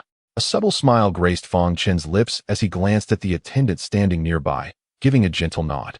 80 superior-grade Xian crystal stones. The sound of the bid resonated from room 2, and an abrupt silence fell over the surroundings, only to be shattered moments later by an eruption of excitement. Who exactly resided in room 2? They had audaciously increased the bid by 5 superior-grade Xian crystal stones. Wasn't room 2 exclusive to the Lin family? Indeed, it once was, but upon his arrival, the Lin family had retreated to room 3. Ah, no wonder. It must indeed be an extraordinary individual. An extraordinary individual, you say? A smile of increasing intensity graced Fang Chen's lips. Given that, how could I possibly let you down? 81 high-grade Xian crystal stones. Upon hearing the bidding call emanate from box 1, Fang Chen nodded slightly once more, and the attendant immediately understood, declaring 85 high-grade Xian crystal stones. At this moment, the auction house was enveloped in a profound silence. Those eligible to enter were well aware that box 1 was exclusively reserved for the Wan family, the dominators of Xifang City. To dare challenge the Wan family at this juncture was either an act of recklessness or a blatant disregard for their power. 86 high-grade Xian crystal stones. The bidding voice from box 1 rang out again, and after a lengthy pause, no further bids were heard. After all, no one was foolish. Even the Lin, Yi, and Wang families chose to remain cautious, unwilling to invite disaster upon themselves. 90 high-grade Xian crystal stones. Noticing Fang Chen's acknowledgement, the attendant hesitated momentarily, but was reminded of the instructions from the overseer and promptly shouted, "We are representatives of the Wan family. We kindly request that the esteemed friends in box 2 show restraint." A cold, clear female voice resonated from box 1. Although the words were phrased politely, they carried an unmistakable undertone of threat. 91 high-grade Xian crystal stones. The chilling voice sounded once more. Just as everyone assumed the owner of box 2 would yield, Fang Chen unexpectedly stated in a nonchalant manner, 100 high-grade Xian crystal stones. Chapter 58. The Shiman family with a delicate cough. Ruo Qiu endeavored to alleviate the burgeoning awkwardness that permeated the atmosphere. The item slated for auction is, as I presume you are all aware, A peerless elixir that we have incorporated into our roster, she announced. Pausing for effect, Ruochio surveyed the assembly, noting with satisfaction that she had successfully piqued their collective interest. We shall be auctioning a grade 6 marrow cleansing pill. A voice from the crowd interjected. A mere grade 6 marrow cleansing pill hardly warrants the appellation peerless, does it? This sentiment resonated among the attendees, who wore expressions of palpable curiosity. Ruochio, inwardly relieved, responded with a gentle smile. Indeed, a commonplace grade 6 marrow cleansing pill would scarcely merit such a distinction. However, she continued, her tone gaining emphasis. This particular specimen is devoid of all impurities. 100 superior grade mystic crystals. The pronouncement ignited a chorus of astonished gasps from the audience. Yet, a moment's reflection brought understanding. For such an exquisite grade 6 marrow cleansing pill was, in truth, an exceedingly rare find. Observing the reactions of the crowd, Ruochio offered a playful smile. Ah yes, I almost neglected to mention that this grade 6 marrow cleansing pill, beyond its inherent virtues, possesses an additional attribute. It transcends the limitations that typically render such elixirs ineffective beyond the mystic sovereign realm, extending its efficacy to the mystic emperor realm. Her words plunged the assembly into stunned silence, as the onlookers gaped at Ruochio, their countenances reflecting utter disbelief. I bid 110 superior grade mystic crystals. A sudden bidding sound erupted, akin to a cannonball detonating in tranquil waters, instantly igniting a flurry of escalating offers. I bid 120 high-grade Xianjing stones. No one dares to compete with me. Who do you think you are? I bid 130 high-grade Xianjing stones. My Lin family offers 140 high-grade Xianjing stones. Observing the intensifying competition, Fang Chen chuckled as he gazed at Ruochio on the stage. Indeed, as the chief auctioneer of the Xingtian auction house, her ability to stir the atmosphere was remarkably formidable. Noticing the discontent etched on the faces of the crowd, Ruochio smiled and said, "There is no need for such reluctance, for what we are about to auction next is yet another 6 transformation cleansing pill. Moreover, all its effects are identical to the previous one. My heavens, there is another one. Can you guarantee it is exactly the same? Indeed. Furthermore, once this one is auctioned off, who knows if you will declare that the next item is yet another 6 transformation cleansing pill." Upon hearing this, the smile on Ruochio's face vanished instantly, and she coldly regarded the speaker, stating, "Does the reputation of the Xingtian auction house not suffice to assure you? What do you take this exquisite 6 transformation cleansing pill for? If you can find a third one here, I, Ruochio, will personally see to it that it is given to you." Fang Chen gazed with mild interest at Ruochio on the stage. Her ability to command the situation was truly astonishing. She not only dispelled the guests' misunderstandings regarding the auction house in an instant, but also swiftly gained the upper hand. Quite impressive. Moments later, the 6-turn marrow cleansing pill was secured by the individual in box 10 for a price of 235 high-grade Xian crystal stones. Observing this, Fang Chen inquired with curiosity, "Little monkey, do you know who is in box 10? "I do not know," Little Monkey replied without hesitation. "Before your arrival, boxes 1 to 4 have always been the exclusive domain of the 4 great families, while the occupants of the other boxes have been in constant flux. So I am unaware." To grant the Wan family some face, the person in box 10 was evidently willing to spend an additional 5 high-grade Xian crystal stones. It appears that the Wan family is indeed flourishing in Xifang City.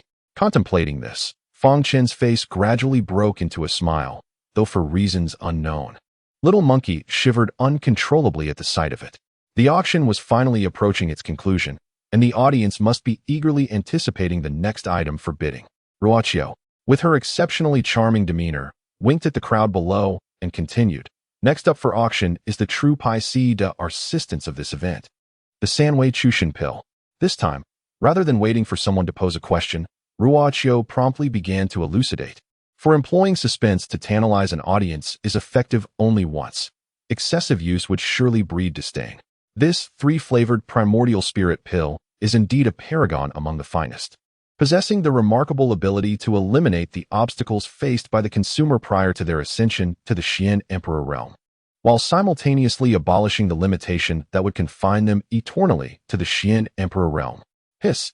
Observing the crowd below gasp in astonishment, Ruochio's smile grew even more radiant. The worth of this 3-flavored primordial spirit pill is undoubtedly more apparent to them than to Ruochio. Thus, Let the bidding commence. With an initial base price set at a single exquisite Xian crystal, each increment must not fall below one exquisite Xian crystal. No sooner had Ruochio's words faded than a figure rose, exclaiming loudly, "Such a precious elixir, and you only informed us 3 days prior. How can we possibly prepare in time?" Indeed. And to demand an exquisite Xian crystal right from the start. Does the owner of this elixir not comprehend the rarity of such a crystal? Exactly, with such short notice. How are we to prepare? Ha ha. Suddenly, a hearty laughter erupted from the crowd, as a young man in his early 20s stood up, his brow arched in disdain. Fixing his gaze directly on Ruochio. Is it that your Shangtian auction house lacks discernment, or is it the owner of this pill who is bereft of reason? To release such a precious elixir at the last moment and demand an exquisite Xian crystal from the outset. Truly, do you hold yourselves in such high regard? Ruochio's expression shifted dramatically. Just as she was about to respond, a mocking laughter emanated from box number 10. How amusing. I dare say it is your Shimin family that has lost its wits. Is your mind filled with nonsense? Chapter 59. Yulan. It turns out to be the Shimin family. The crowd erupted in astonishment. Aside from those at box 10 and box 2, where Fang Chen was located, the expressions of the other patrons changed dramatically. I am Shimin Dong. The man who had risen to confront Ruochio, upon seeing the expressions on everyone's faces, transformed his previous disdain into a proud arrogance. What manner of creature resides in box 10? Come forth. Ha ha. At that moment, a mocking laughter echoed from box 10. Shimin Dong? I am indeed the master of the four corners. How utterly unfilial of you, for I am undeniably your superior. Upon hearing this, the crowd in the hall stifled their laughter, their faces reddening, followed by a series of coughs resonating throughout the space. Humph. So it is Shimin Dong. What a fateful coincidence. Your Shimin family ranks merely 8th among the 9 great families of Shanghai City. In the previous life, I could uproot you all. So what of this life? The icy glint in Fang Chen's eyes did not go unnoticed, and the spirit companion let out a soft sigh. In the past, Shimin Dong's sister, Shimin Qingyu, had harbored jealousy towards Su Weilan's beauty and cruelly plotted to nearly take Su Weilan's life. Fang Chen had annihilated the Shimin family entirely. In this life, although Fang Chen's mindset had become enlightened when it came to Su Weilan, the spirit companion couldn't help but wear a bitter smile. In this life, are you still unwilling to let them go? I shall not permit anything that could possibly harm Weilan to transpire. Fang Chen remained composed in the private room, yet the tightly clenched fists betrayed his inner turmoil. Is this how your esteemed auction house treats its distinguished guests? Shimin Dong glared at Ruochio on the stage, a glimmer of amusement flickering in his eyes, before scoffing derisively. If your auction house desires to maintain its dignity, let the riffraff from box 10 crawl out and kneel before me to apologize. At his words, a hush fell over the crowd, who then turned their gazes toward box 2, pondering the identity of the individual within who dared to defy the Shimin family with such insolence. What manner of creature are you? A cowardly rat, hiding in the shadows. Dare you reveal your name? Shimin Dong's face was a tapestry of fury as he fixated on box 2. Your Shimin family is unworthy of knowing my name. The disdainful tone shocked everyone present, prompting Fang Chen to continue. Furthermore, from this moment forth, your Shimin family shall no longer receive any elixirs from my possession. Elixirs? The realization dawned upon the audience. Could it be that the owner of the elixirs for this auction was seated in box 2? Hadn't it been stated that the one auctioning these elixirs was a genius from the medicine immortal lineage? Shimin Dong's expression darkened as he glared at box 2. Your elixirs are of no interest to the Shimin family. Fang Chen's lips curled into a subtle smile, and after adjusting into a more comfortable position in his chair, he replied calmly, the remaining auction will solely feature my elixirs. Since your Shimin family holds them in such contempt, Yulan, kindly escort him out. Upon hearing this, Yulan was momentarily taken aback. This gentleman truly regarded himself as above others. With a wry smile, she approached Shimin Dong from backstage and gently said, Young Master Shimin, please. Shimin Dong's countenance darkened as he shot a glare at Yulan, declaring, You all will pay for this. With a huff of indignation, he strode away in a fury. At that moment, 2 individuals emerged from room 4, hastily pursuing Shimin Dong, while room 10 had inexplicably become vacant. With the arrival of the Yi family, a brief silence enveloped the scene, which was soon replaced by a renewed fervor, for this was certainly not a time for concession. As the atmosphere surrounding the auction of the Sanwei Chushindan rekindled, Fang Chen leaned back in his chair, preparing to close his eyes and rejuvenate. However, the door to the private room swung open once more. Brother Yun has truly put Yulan in a difficult position, she lamented upon entering. Her gaze cast with a hint of melancholy towards Fang Chen. In response, Fang Chen chuckled lightly and remarked, "Aren't you tired standing there? Come and take a seat." As Yulan naturally settled beside him, Fang Chen regarded her with a knowing glance and softly inquired, "Does your Shang Tian auction house truly concern itself with the Shimin family?" Yulan met his gaze with a profound look, replying, "Is it unnecessary to care?" Fang Chen then produced a rather coarse wooden box, pushing it toward Yulan with a nonchalant air. "There is no need for concern. Had this crude wooden box been offered by anyone else, Yulan would likely have disregarded it entirely, let alone accept it. Yet, the individual before her was no ordinary person. His elixirs were of the utmost quality, and he held even the formidable Shimin family in contempt. Surely, the gifts from such a person could not be inferior. Upon reflecting on this, Yulan opened the box only to discover it was merely a Guiyuan pill. In the next moment, she sprang from her seat, astonished, and gazed at Fang Chen, exclaiming, "Is this truly a Guiyuan pill?" Satisfied with the expression on Yulan's face, Fang Chen took a sip of his tea and inquired nonchalantly, "Is there something amiss?" "And no. It's just, thank you."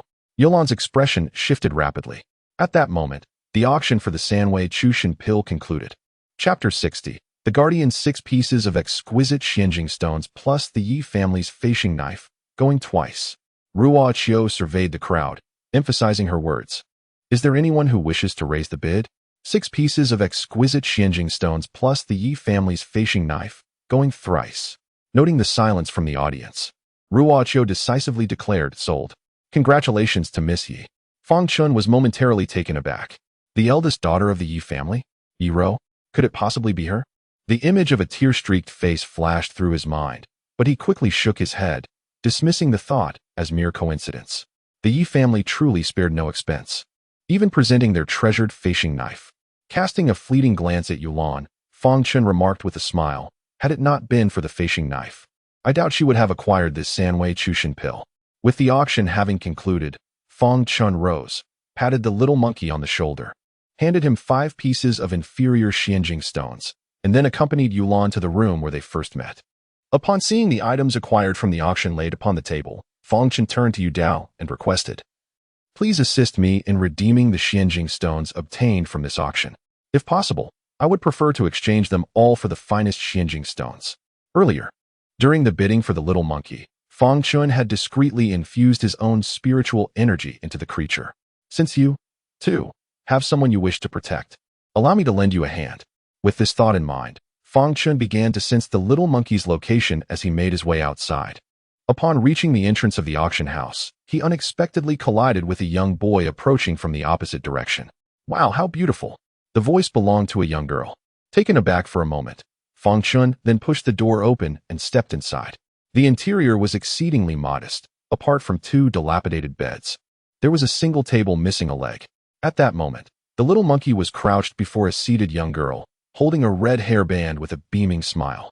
After speaking, the little monkey moved toward the door, and upon noticing Fang Chen following, asked with a complex expression, "What brings you here? Is she the one you wish to protect?" Fang Chen did not respond, merely gazing into the room with a composed demeanor. "Yes, and what of your parents?" Noticing the unwavering determination reflected in the little monkey's eyes once more, Fang Chen let out a soft sigh. "I do not know. I have never seen my father or mother. She is not my family." The little monkey's eyes revealed a distinct sense of loss. Yet there was not a trace of sorrow to be found. Once upon a time, there was a little girl named Xiang'er, who, much like the little monkey, was an orphan. Both were oblivious to the identities of their parents, thus they had relied on one another for companionship until now. However, Xiang'er later succumbed to a peculiar illness that rendered her legs devoid of sensation.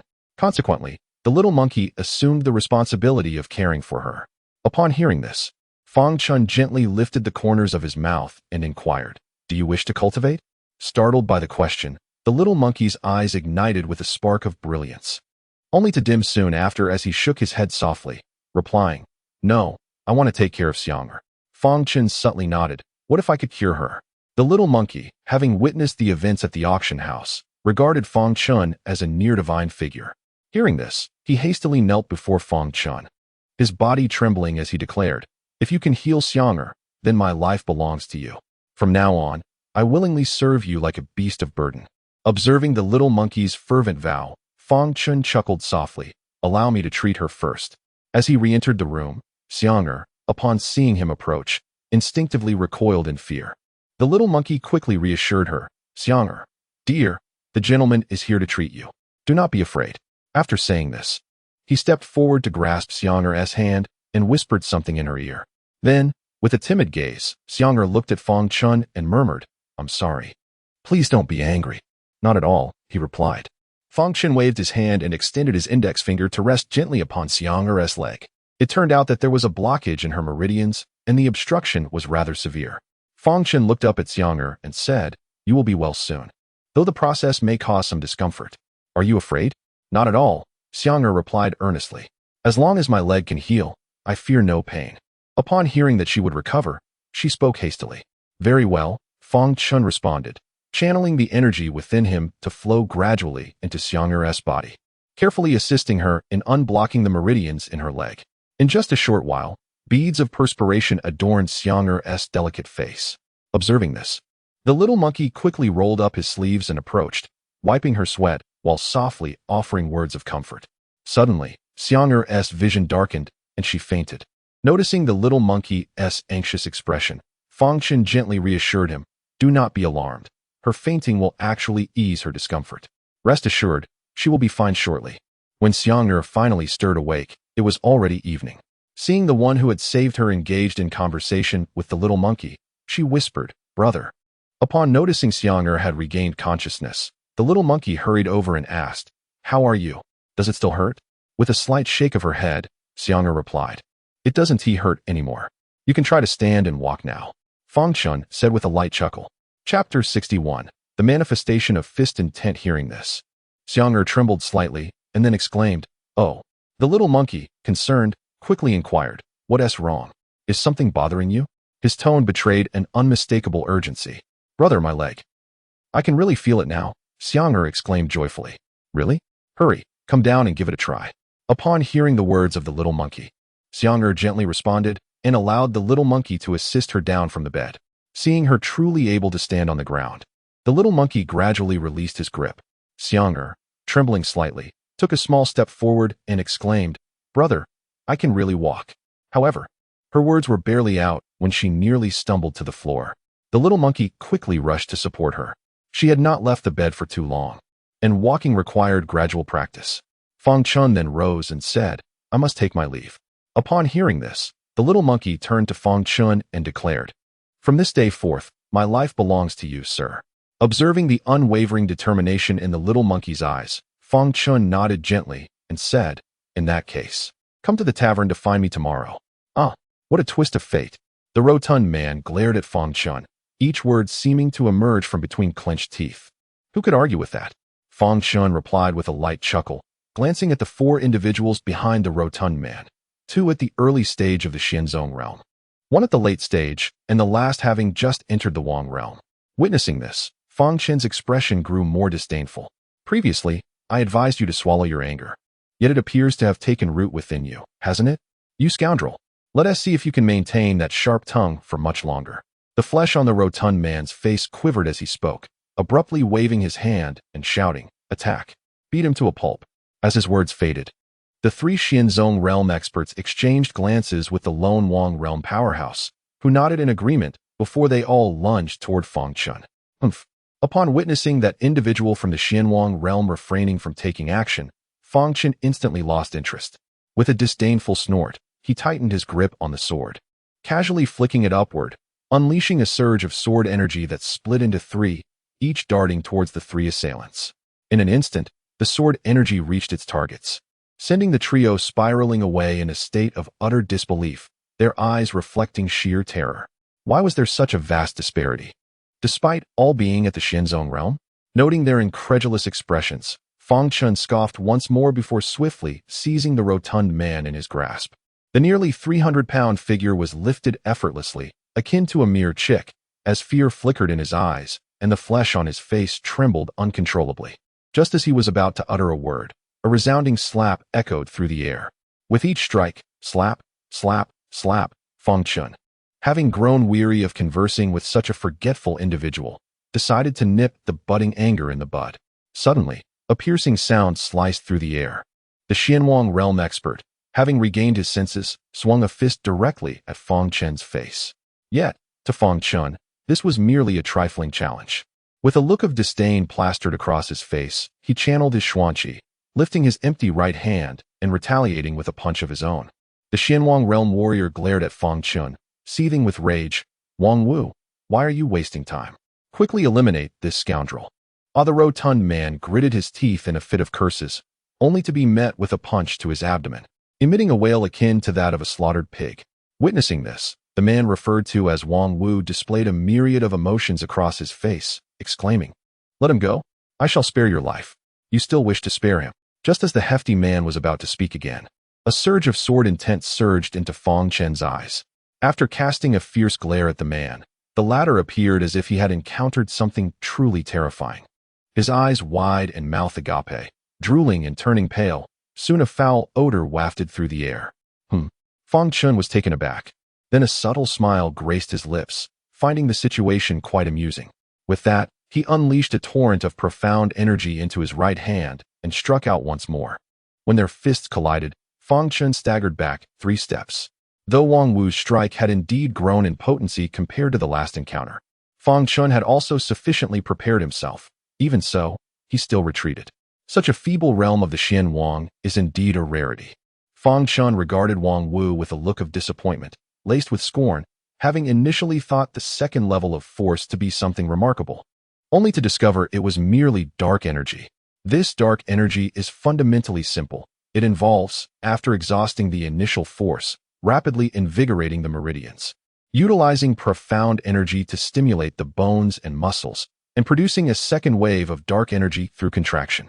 At first glance, it may seem impressive, but in truth, it is merely a desperate tactic that inflicts harm upon oneself while attempting to wound the enemy. Seeking death, Wang Wu's forehead throbbed with veins as he unleashed both fists in a simultaneous attack, a wolf's howl erupting suddenly. And atop his fists appeared the visage of a wolf's head. As Fang Chen beheld the wolf's maw, gaping wide with sharp fangs glimmering ominously, filled with a savage ferocity, he was taken aback. Was the intent of the fist materializing? The sword possesses its own essence, the knife embodies its spirit, and naturally, the spear harbors its own intent as well. This understanding arises after a certain level of comprehension of weaponry, akin to the way Fang Chen perceives the essence of the sword. Before him, the wolf's head on Wang Wu's fist represents his own insight into the fist, which can be understood as the essence of the punch. The ability to transform intent into form signifies a third-tier manifestation, much like Fang Chen's sword essence. Upon reaching the third tier, one can solidify their intent into a tangible entity, thereby amplifying the potency of their attacks, while simultaneously unsettling their opponent's mind. With no time to ponder further, Fang Chen dared not be reckless. A glint flashed from his hand as the essence of the sword emanated from his being, and he was soon embroiled in a fierce battle with Wang Wu. Chapter 62. Third-tier sword essence. Perceiving that his second-tier Hunyuan's sword essence was, at this moment, subtly falling into a disadvantage, Fang Chen could not help but furrow his brow. Although the third tier marks a watershed moment, he had not anticipated such a significant disparity in strength. "I never thought you were truly a dog, and a two-headed one at that. How utterly surprising." Despite his unfavorable position, Fang Chen did not refrain from mocking Wang Wu.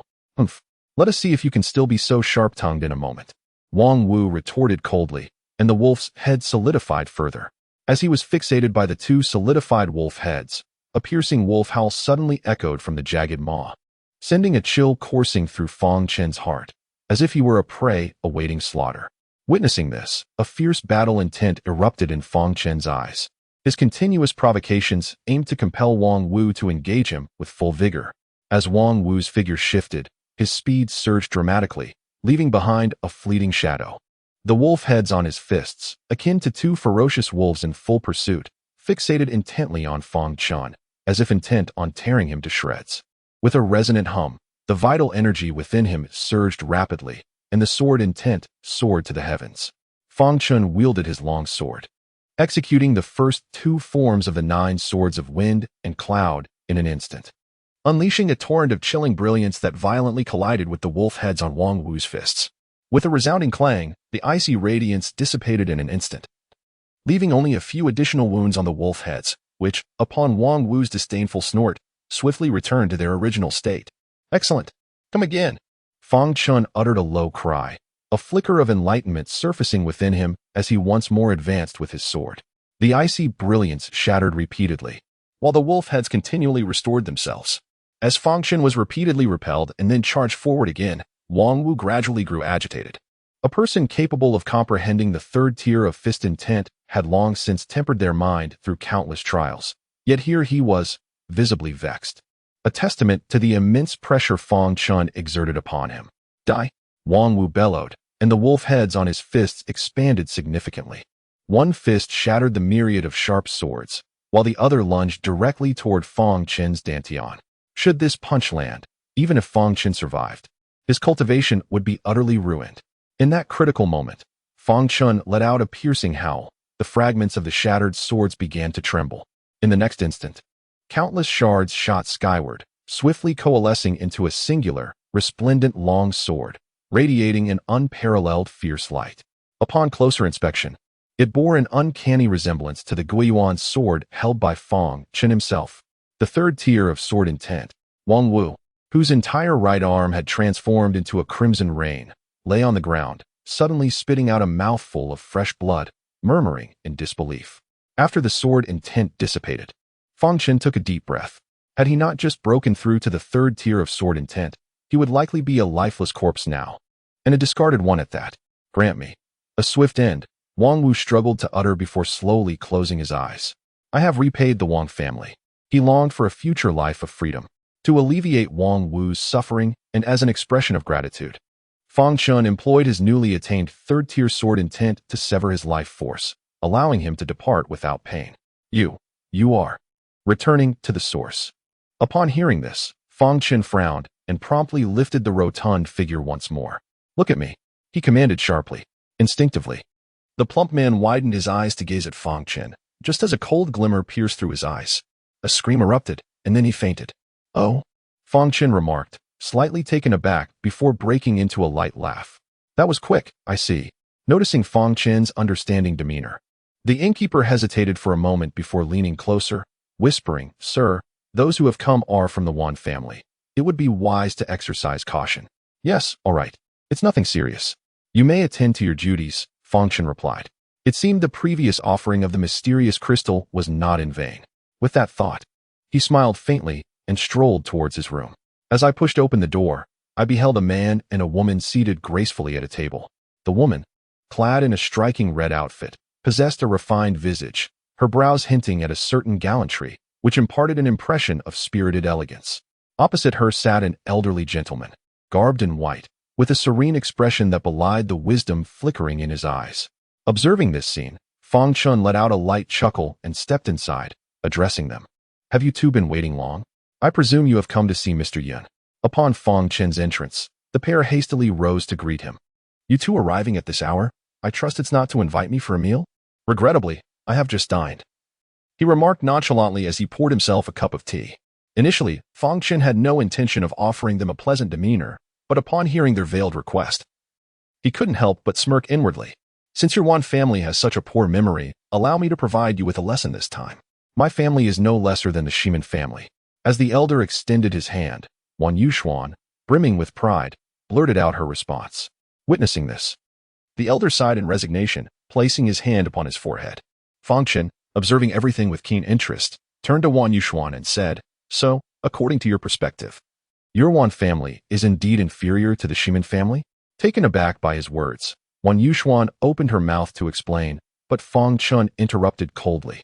The Shimin family hardly merits my attention. What makes you think your Wan family could compel me to part with my affections? Wan Yuxuan, her mouth agape, struggled to formulate a retort, but the memory of Shimin Dong's embarrassment at the auction house flooded her mind. She stared at Fang Chen, desperately attempting to argue. Yet all that emerged was a flush of crimson across her face. Chapter 63, The Visit from the Wan Family.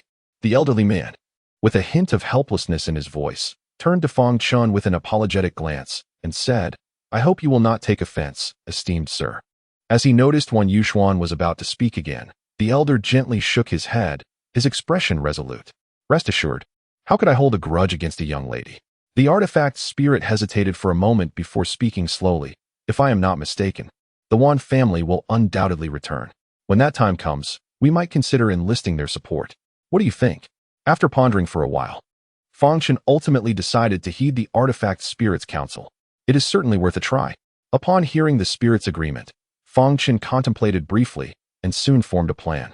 He laid out the treasures he had acquired from the auction, filling the entire table. Picking up the black orb he had previously won, he examined it closely. Its surface emitted a faint glow, while the interior remained pitch black, reminiscent of a shadow behind a blinding light. Upon closer inspection, he sensed a subtle chill emanating from it. With that, Fang Chen summoned the Guiyuan sword and called forth Lei Hua.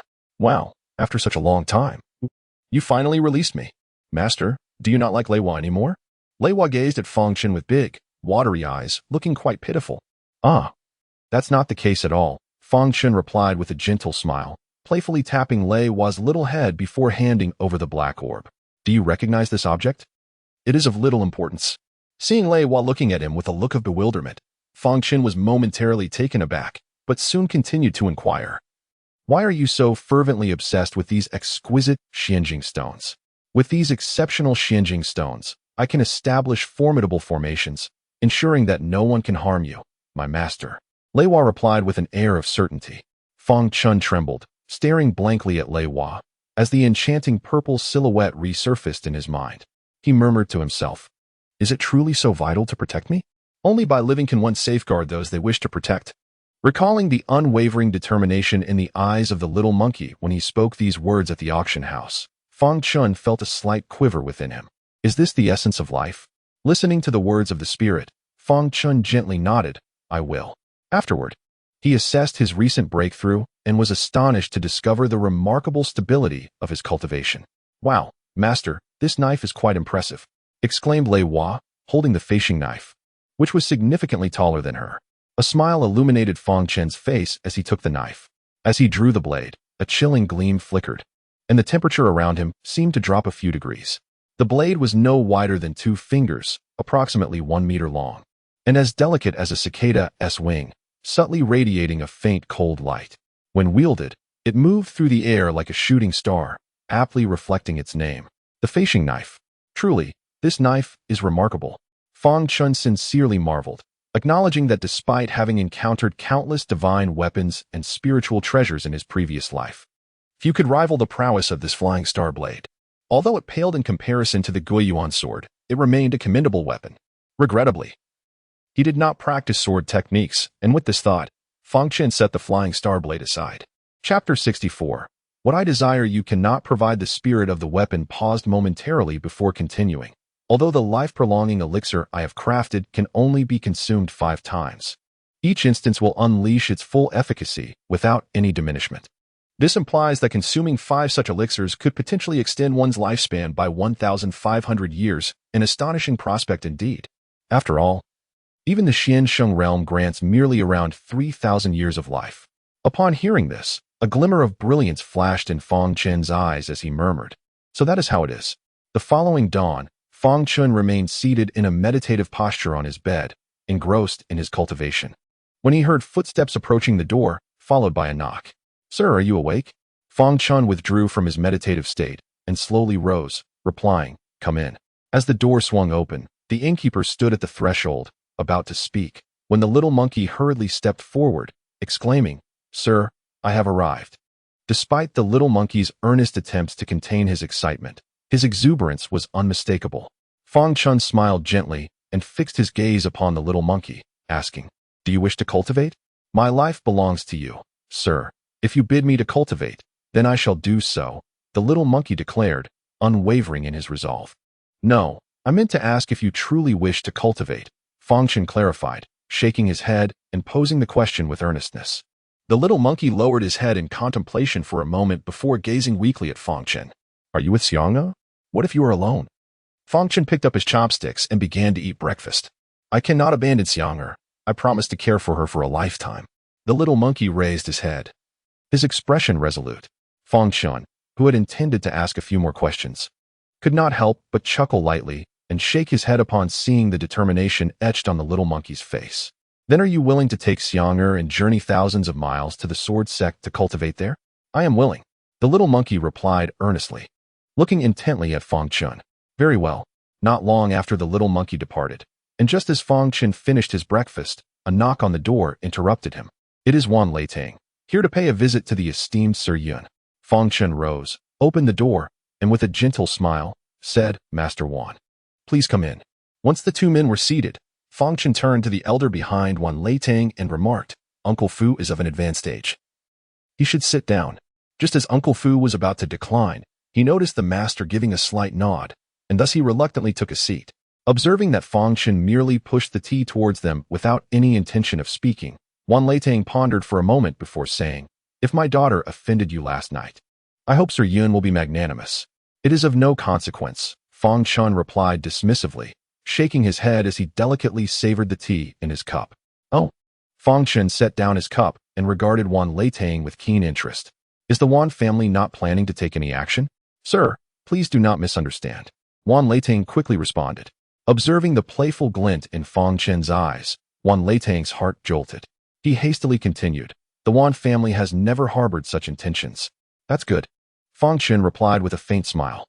To demonstrate the Wan family's sincerity, I offer you this piece of information. Shi Mindong is currently a guest at the Wang family's residence, purportedly for a matter of matrimonial alliance. As he spoke, Wan Leitang raised his cup, sipping the tea while his peripheral vision remained fixed on any shift in Fang Chen's countenance. Soon, disappointment washed over him. Upon hearing the news, Fang Chen's eyes merely deepened with amusement, revealing no other reaction. A mere buffoon, Fang Chen remarked. Is he truly worthy of the Wan family head's concern? Chapter 65.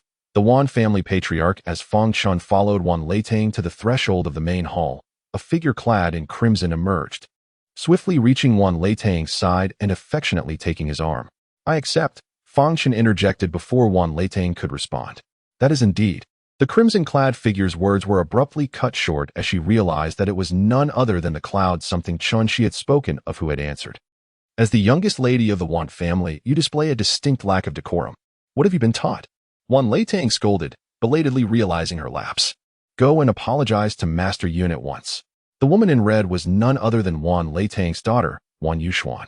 Noticing Wan Yuxuan's indignant glare, Fang Chen chuckled softly before she could speak. There's no need. Why would I hold a grudge against a mere girl? I trust the wait has not been too long. Master. The elderly man in plain robes offered a smile of apology towards Fang Chen, then proceeded to approach the stone table. Ah, I never expected this, truly unexpected. He chuckled. Fang Chen was taken aback by the sudden laughter of the elderly figure, and a wave of anxiety washed over him. The only reason the spirit of the artifact would completely conceal its presence was fear of being discovered, and the only beings capable of sensing the spirit were those of the Xiansheng realm.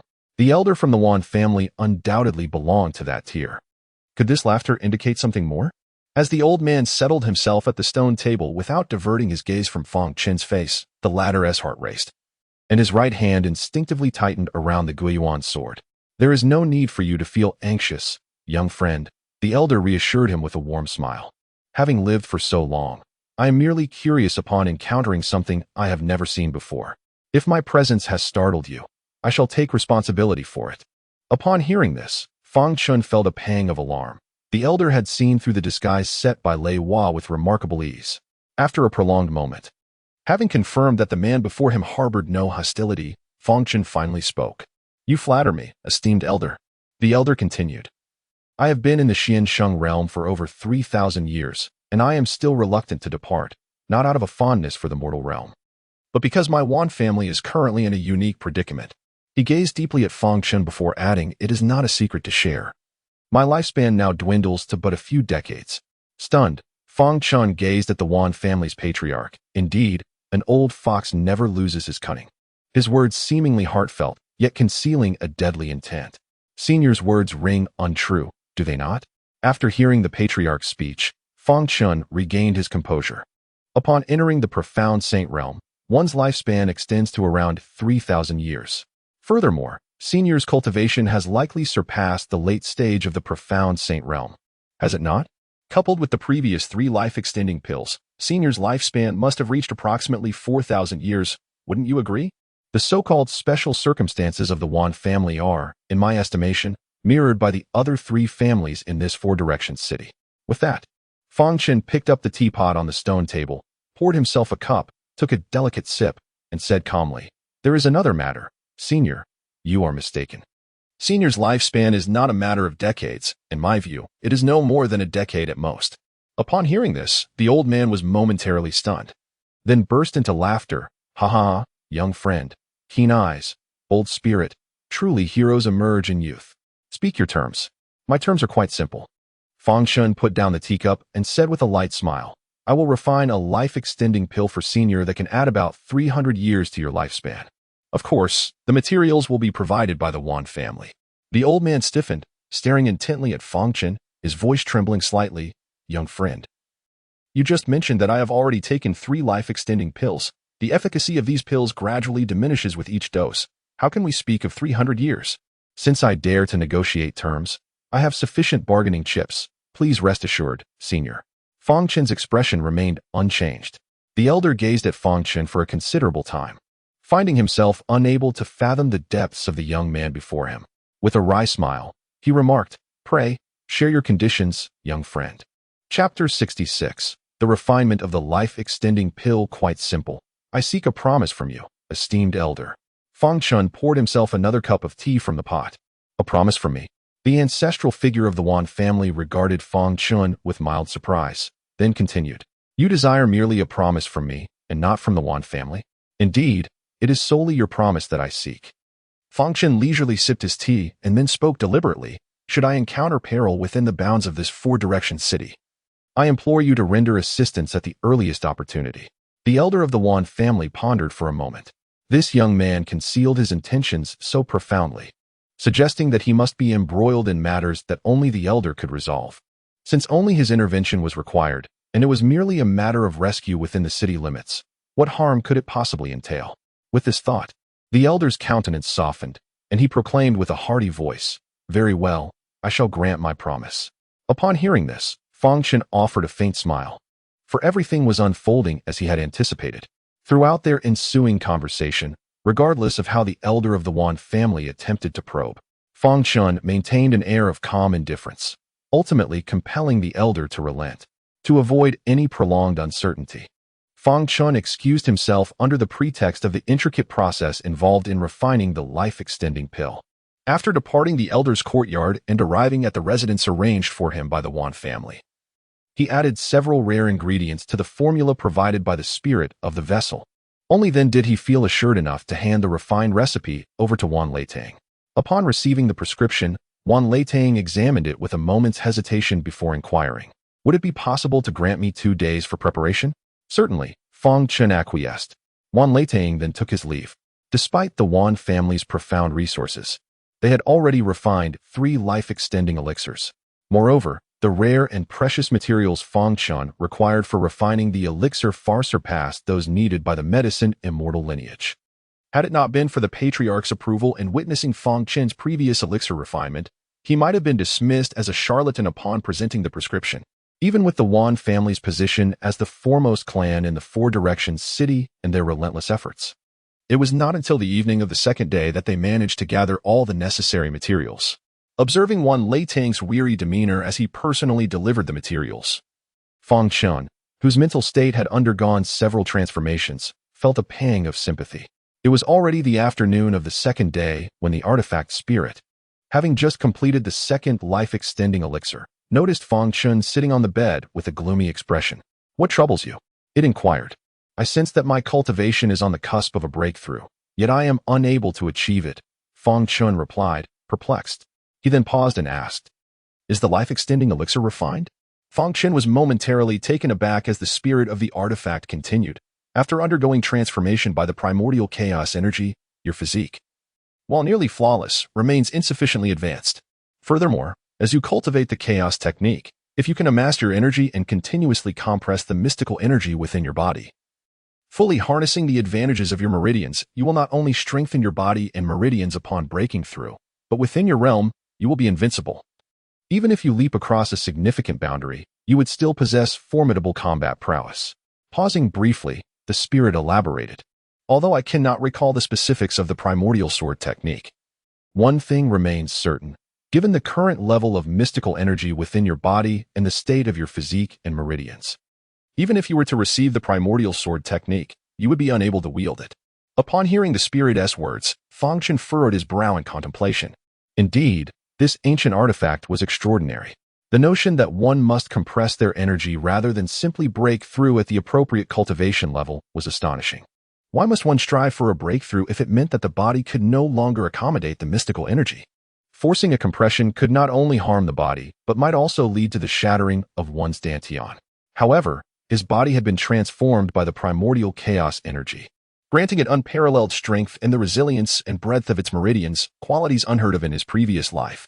Moreover, since the Chaos Heavenly Book and the Return to Origin Sword had attained the status of ancient divine artifacts, they surely possessed extraordinary characteristics, as the spirit had indicated. If he continued to cultivate and break through in the same manner as before, what purpose would such ancient artifacts serve in his hands?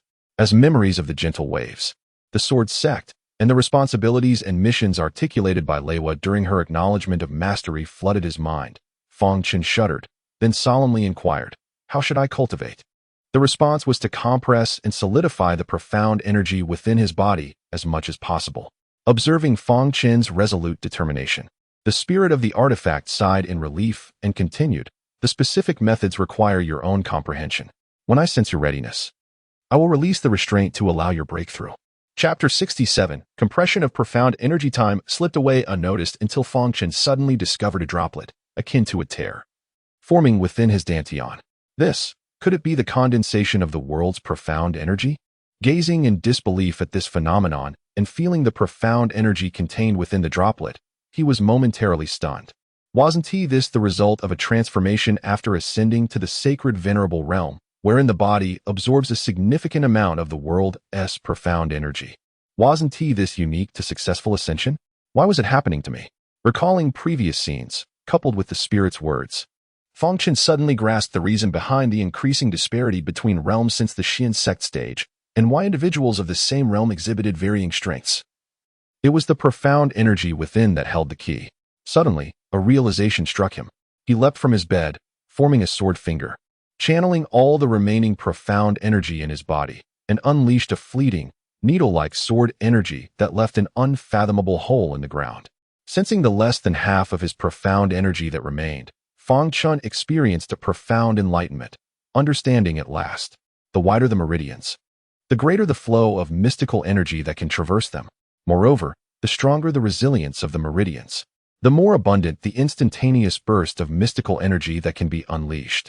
Reflecting on the reckless outburst of energy from earlier, which had consumed a significant portion of his internal mystical energy, yet left his meridians unscathed, Fang Chen finally comprehended why the spirit of the artifact had asserted that, in his current state, he was utterly incapable of wielding the Guiyuan sword and the Hongyuan sword technique. Fortunately, after undergoing transformation from the innate chaotic energy, his body could autonomously absorb mystical energy. Coupled with the fact that the mystical energy within the Wanfu was far denser than that found outside, Fang Chen's absorption rate exceeded that of ordinary times by more than double. Before long, he began to feel a sensation of expansion in his dantian. Realizing that the quantity of mystical energy within him had increased by approximately 30% compared to usual. Elated, he continued to channel the absorbed mystical energy into his dantian for compression. Gradually, when he sensed that the mystical energy contained within his dantian had reached its limit, he commenced a vigorous absorption of mystical energy to compress it within the meridians. To his astonishment, as the mystical energy flowed in, his meridians began to swell. He quickly halted to examine them closely, and upon confirming that no damage had occurred, he resumed the compression process. In a short while, a faint pain began to manifest within his meridians, prompting Fang Chen to immediately cease the absorption of mystical energy. Once he fully controlled the flow to prevent any ingress or egress of energy, he finally exhaled in relief, while others cultivated with utmost caution. fearful of injuring their meridians and dantian. Thud. At that moment, the sound of a droplet falling into water echoed, startling Fang Chen, who promptly examined his internal condition. To his astonishment, the originally turbulent heavenly essence within him had coalesced into tiny droplets, gradually descending into his dantian. He gasped in disbelief, fixating on a singular purple droplet that floated within his dantian, his heart brimming with shock. To his utter amazement, he realized that not a trace of essence remained within him. Fang Chen suddenly recognized that the once surging essence had vanished entirely. As he calmed his mind and focused on the purple droplet, he discerned that this droplet, no larger than the pad of a pinky finger, contained an essence equivalent to what had previously filled his being. The swordsman must understand the duality of severance and establishment. If one cannot transform attachments into motivation, those very attachments will inevitably become regrets. As a sword cultivator, you ought to possess this awareness. The spirit's composed tone sent a tremor through Fang Chen's heart. After a gentle acknowledgement, he resumed his cultivation. This time, Fang Chen absorbed the essence relentlessly, enduring the pain radiating from his dantian and meridians until it became nearly unbearable. He persisted until he could compress the essence once more into a droplet, continuing the cycle of absorption and compression. On the morning of the 7th day, the air in Fang Chen's chamber suddenly rippled. He had reached the pinnacle of the Xianzong realm. Over the past few days, he had repeatedly absorbed and compressed the essence within him until the droplets filled his dantian, at which point the spirit released its suppression, allowing Fang Chen to break through. Feeling the refinement of his meridians through days of cultivation, Fang Chen could sense a subtle yet significant advancement. His expression brightened with joy as he compressed his dantian after the breakthrough, feeling the surging profound energy within. In that moment, he finally understood the sensation of being invincible within the same realm as the spirit of the vessel had described. Previously, if Fang Chen wished to exhaust his internal profound energy, it would take several strikes at the very least. Now, however, the same amount of profound energy would scarcely suffice for even a single strike. This is the advantage brought about by the width and resilience of his meridians. At present, the profound energy within Fang Chen was likely equivalent to the sum of dozens of individuals at the same realm.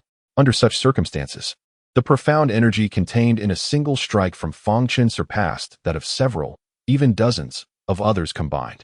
How could he not be invincible? Conversely, should he seek to advance further, the challenges he faced would be considerably more arduous than those of others. As he stepped outside, it was already noon. Shortly after Fang Chen exited his room, Wan Leitang, having received the news, hurried over. Upon entering the courtyard, he anxiously inquired, "Has the master successfully refined the elixir?" Noticing Wan Leitang's unusual expression, Fang Chen was taken aback and replied, "What troubles you, Master Wan?" "Old ancestor." Wan Leitang's face was grim, and his words were hesitant. Fang Chen was momentarily stunned, but quickly responded, "Take me to him at once." Upon encountering the Wan family's ancestor, a palpable aura of death enveloped him. Fang Chen could scarcely believe that the frail, weakened elder before him was the same man who had previously engaged him in light-hearted conversation. Chapter 68. A sense of shock after listening, Fang Chen furrowed his brows tightly. He initially intended to administer the life-prolonging elixir directly to the elder of the Wan family, yet he sensed that doing so might diminish the efficacy of the medicine. Despite his favorable disposition towards the Wan family, he had yet to reach a level of intimacy that would warrant such trust. This thought caused him a twinge of headache. The elder, aware of the young friend's concerns, reassured him, "Do not worry. Even if the life-prolonging elixir you concocted does not extend my life by 300 years, I assure you, I will not break my promise." Though the elder of the Wan family was gravely weakened, his expression remained composed, and he even took it upon himself to comfort Fang Chen. "Mr. Yun, the elder has exhausted his internal energy, and the pain from the backlash must be endured. I implore you to hasten the administration of the life-prolonging elixir so that he may suffer less." Wan Leitang gazed at Fang Chen anxiously. Upon hearing this, Fang Chen was momentarily taken aback, then questioned, "Is the backlash due to the depletion of your internal energy, senior?" Seeing Fang Chen's reluctance to produce the elixir immediately, Wan Leitang's expression grew cold, and he asked sharply, "What is your intention, Mr. Yun?" Fang Chen, undeterred by Wan Leitang's inquiry, and instead maintaining his gaze upon him, prompted a slight displeasure in the elder of the Wan family, who nonetheless nodded at Fang Chen. "That makes things easier."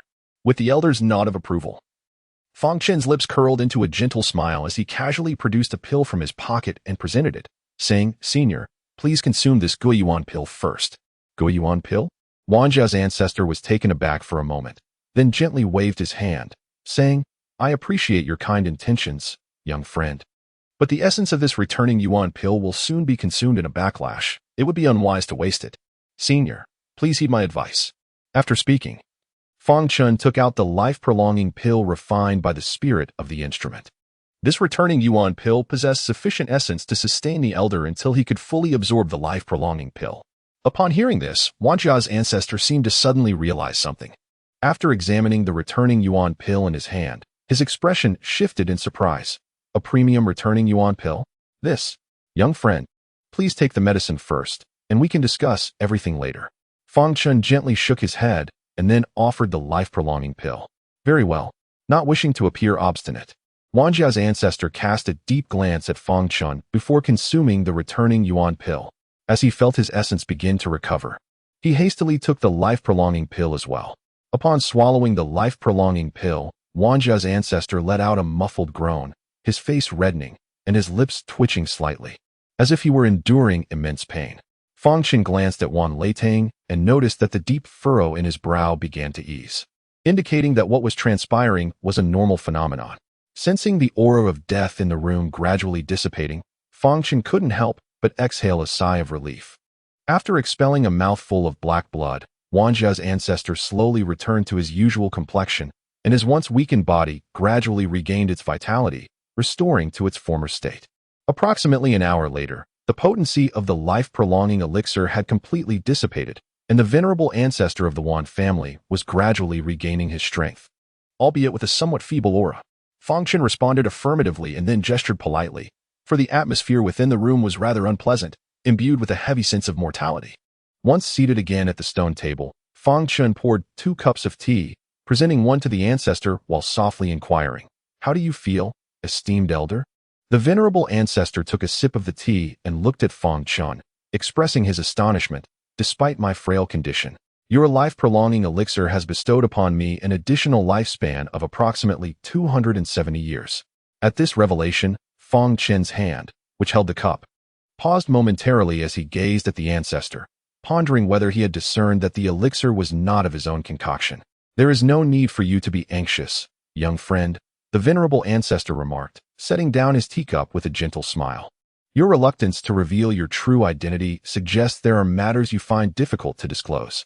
Furthermore, both the Guiyuan Dan and the life-prolonging elixir you presented, their quality and efficacy are beyond what the lineage of the apothecary immortals is capable of producing."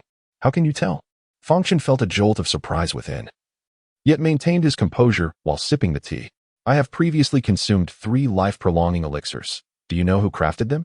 The venerable ancestor gazed intently at Fang Chen, a smile gracing his features. "I do not know," Fang Chen replied after a moment's hesitation, choosing to speak truthfully. At this juncture, evasion would only breed annoyance. Besides, having just saved his life, he trusted that the venerable ancestor would not repay kindness with enmity, despite their brief acquaintance. "Not bad," the venerable ancestor of the Wan family, gazing intently at Fang Chen, inexplicably commented with an even broader smile.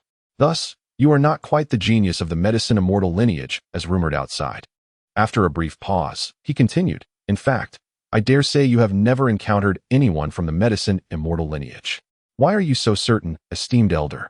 Chapter 69. The Python Green Battlefield. Fang Chen suddenly recalled that the notion of being a genius of the medicine immortal lineage was a fabrication spread by Yulan. It was inconceivable that she had not interacted with anyone from that lineage. If that were the case, it would only imply that Yulan had acted with intention. Yet, why would she assist him? "My young friend, there is no need to worry about the Sheng Tian auction house. They harbor no ill intentions towards you." The venerable ancestor seemed to have read Fang Chen's thoughts. Having said that, he resumed sipping his tea. Fang Chen furrowed his brow, recognizing that it was not surprising for the ancestor to discern his thoughts. After all, the sudden appearance of an enigmatic figure in the Four Directions city would certainly warrant some attention from the foremost family here. Even the Sheng Tian auction house would have to show some respect. Contemplating this, Fang Chen couldn't help but inquire, "Esteemed elder, why are you so certain?" "Now you know. It brings you no advantage," the venerable ancestor replied nonchalantly. Just understand that neither the Sheng Tian auction house nor my Wan family will harbor any malice towards you. Seeing Fang Chen's knitted brows, the Wan family patriarch continued, Young friend, rest assured. I will not inquire about your name, your master, your origins, or your destination. Likewise, I shall not reveal my own name to you. Furthermore, should you require assistance within the confines of this four-direction city, I will undoubtedly offer my utmost support. Having spoken, the Wan family patriarch retrieved a jade pendant from his bosom and presented it to Fang Chen. This jade pendant was obtained by chance in my younger years. Today, I bestow it upon you. Should you encounter danger near four-direction city, simply infuse it with Xian Qi, and I shall hasten to your aid. Fang Chen glanced at the Wan family patriarch and, with a gentle smile, accepted the jade pendant. Then I thank you, senior. The Python Azure battlefield is set to open in 7 days. Do you intend to go, young friend? The Wan family patriarch inquired casually, as if in passing, while sipping his tea. The Python Azure battlefield? Hearing this, Fang Chen paused, muttering to himself, wasn't the Python Azure battlefield supposed to open in half a year? Why is it opening now? Your rebirth in this life has already altered the course of many things. As time ebbs, more and more will be changed. Recalling the words of the artifact spirit, Fang Chen suddenly realized that his rebirth had indeed changed many things. For instance, in his previous life, he had never visited Four-Direction City, yet in this life, he had. Likewise, the return to Origin Sword and the Wan family were different. It seems I must hasten my pace. In this life, I shall never allow tragedy to befall again. With this thought, Fang Chen steeled himself and replied softly, naturally, I shall go. Indeed, it is essential for the youth to seek diverse experiences to foster rapid growth. Moreover, the Manqing battlefield is an ancient arena, replete with celestial treasures and relics left by formidable beings of yore, each representing a tremendous opportunity. In my previous life, Fang Chen ventured into the Manqing battlefield. However, aside from obtaining the Soul Stone, he acquired nothing else. Judging by the tone of the venerable elder of the Wan family, he appears to possess considerable familiarity with the battlefield. I wonder if the esteemed elder might share insights regarding the Manqing battlefield with this junior? Young friend, you are too modest. I have a matter I wish to discuss with you. Please, esteemed elder, proceed. My granddaughter, Wan Yuxuan, whom you have surely encountered, wishes to accompany you on your expedition to the Manqing battlefield. What say you? Upon hearing this, Fang Chen fixed his gaze upon the elder of the Wan family, unable to discern any ulterior motives for a considerable time. While having a companion in the Manqing battlefield offers mutual support, given his current identity and the plans he has meticulously crafted for so long, bringing someone along would indeed prove inconvenient. After reflecting on this, Fang Chen chuckled softly. As a junior of modest strength, I fear I may become a burden to Miss Wan. Perhaps it is best to forego the idea of companionship. Chapter 70. Wan Yuxuan, after pondering for a moment without arriving at a definitive conclusion, Fang Chen gently shook his head. It is of little consequence. For the elder of the Wan family harbors no ill intentions toward him. Furthermore, considering the present circumstances, enlisting the entire Wan family as allies would be advantageous. With all preparations in place, it is time to proceed.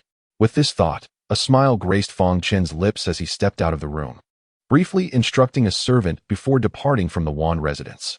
Shortly after Fang Chen's departure, a scarlet figure materialized at the entrance of the Wan residence. The crimson-clad individual, observing Fang Chen's receding form, furrowed their brow in contemplation before discreetly tailing him.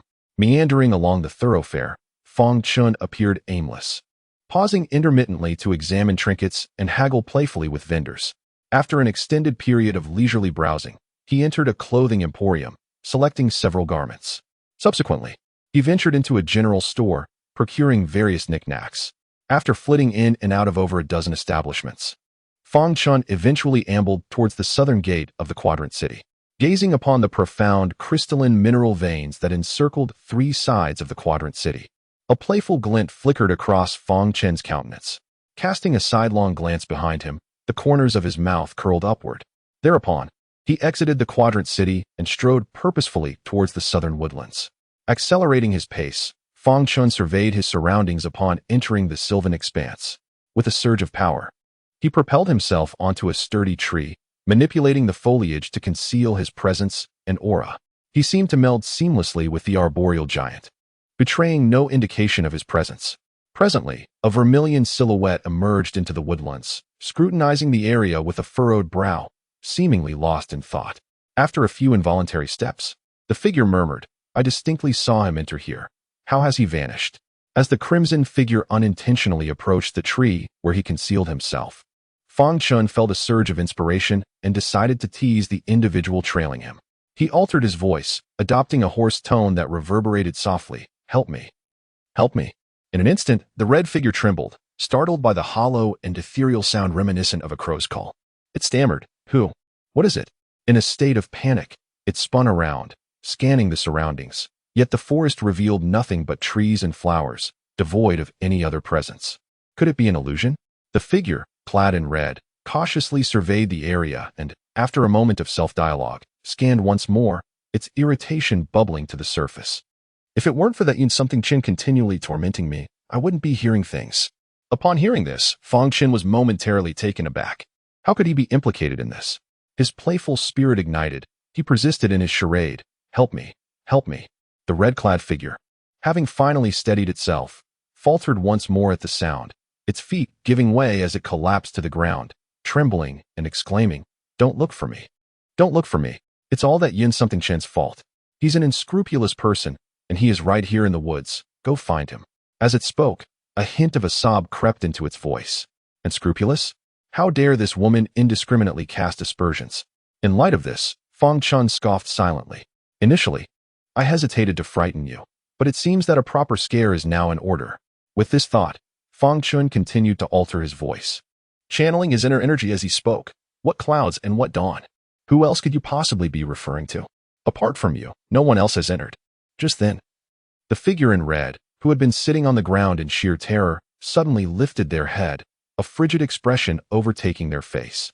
In an instant, a glint of cold light flashed from their hand, and they surged forward, aiming a strike at the tree trunk where Fang Chen stood. Clang! In the blink of an eye, disregarding his astonishment, Fang Chen swiftly raised his sword to parry the blow. "I knew it was you." With the strike exchanged, the red figure's face was aflame with fury. "Miss Wan is truly astute," Fang Chen remarked, sheathing his sword with a light chuckle. Having accompanied someone named Yun around the four-direction city for quite some time, I felt compelled to extend my apologies to Miss Wan. Alas, I never anticipated that I would end up scaring you instead, truly. Humph. Spare me your fabrications.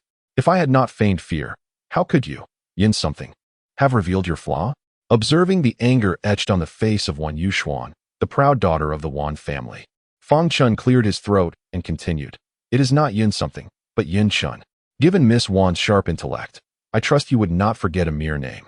Noticing Wan Yuxuan's cold snort and her silence, Fang Chen pressed on, "As of now, I remain a guest of the Wan family." Is this truly how the Wan family treats its guests? It seems I must seek a discussion with the elder of the Wan family. How could you possibly threaten me with the ancestral figure? Has this individual truly sunk to such depths of shamelessness? At this thought, Wan Yuxuan felt a surge of anger within her. To threaten a woman, how can you still consider yourself a man? Oh, are you questioning my gender? Fang Chen feigned surprise, casting a glance at Wan Yuxuan before thoughtfully stroking his chin and murmuring, "It seems I must prove the fact that I am indeed a man." Upon witnessing Fang Chen's mocking gaze scrutinizing her, Wan Yuxuan's fury ignited instantly. "You are shameless," she exclaimed, and with that, she swung her blade directly at Fang Chen's face. The reason Fang Chen chose to provoke Wan Yuxuan, who was in the mid-stage of the Xianwang realm, was purely to test the extent of his enhanced combat prowess after compressing his Xian energy. Previously, when he had faced off against Jia Ren, he had found the encounter exceedingly arduous. Had Jia Ren not underestimated him, the outcome might have been uncertain. Now, although he had grown stronger, Wan Yuxuan, hailing from a prestigious family, was not to be compared to the ordinary Xianwang realm practitioners like Jia Ren. Moreover, there was a more crucial reason. Individuals like Wan Yuxuan, who emerged from eminent families and possessed a superior cultivation level, were inevitably proud and arrogant. If he could not temper her spirit at this moment, how could he possibly navigate the perilous landscape of the Monqing battlefield alongside her?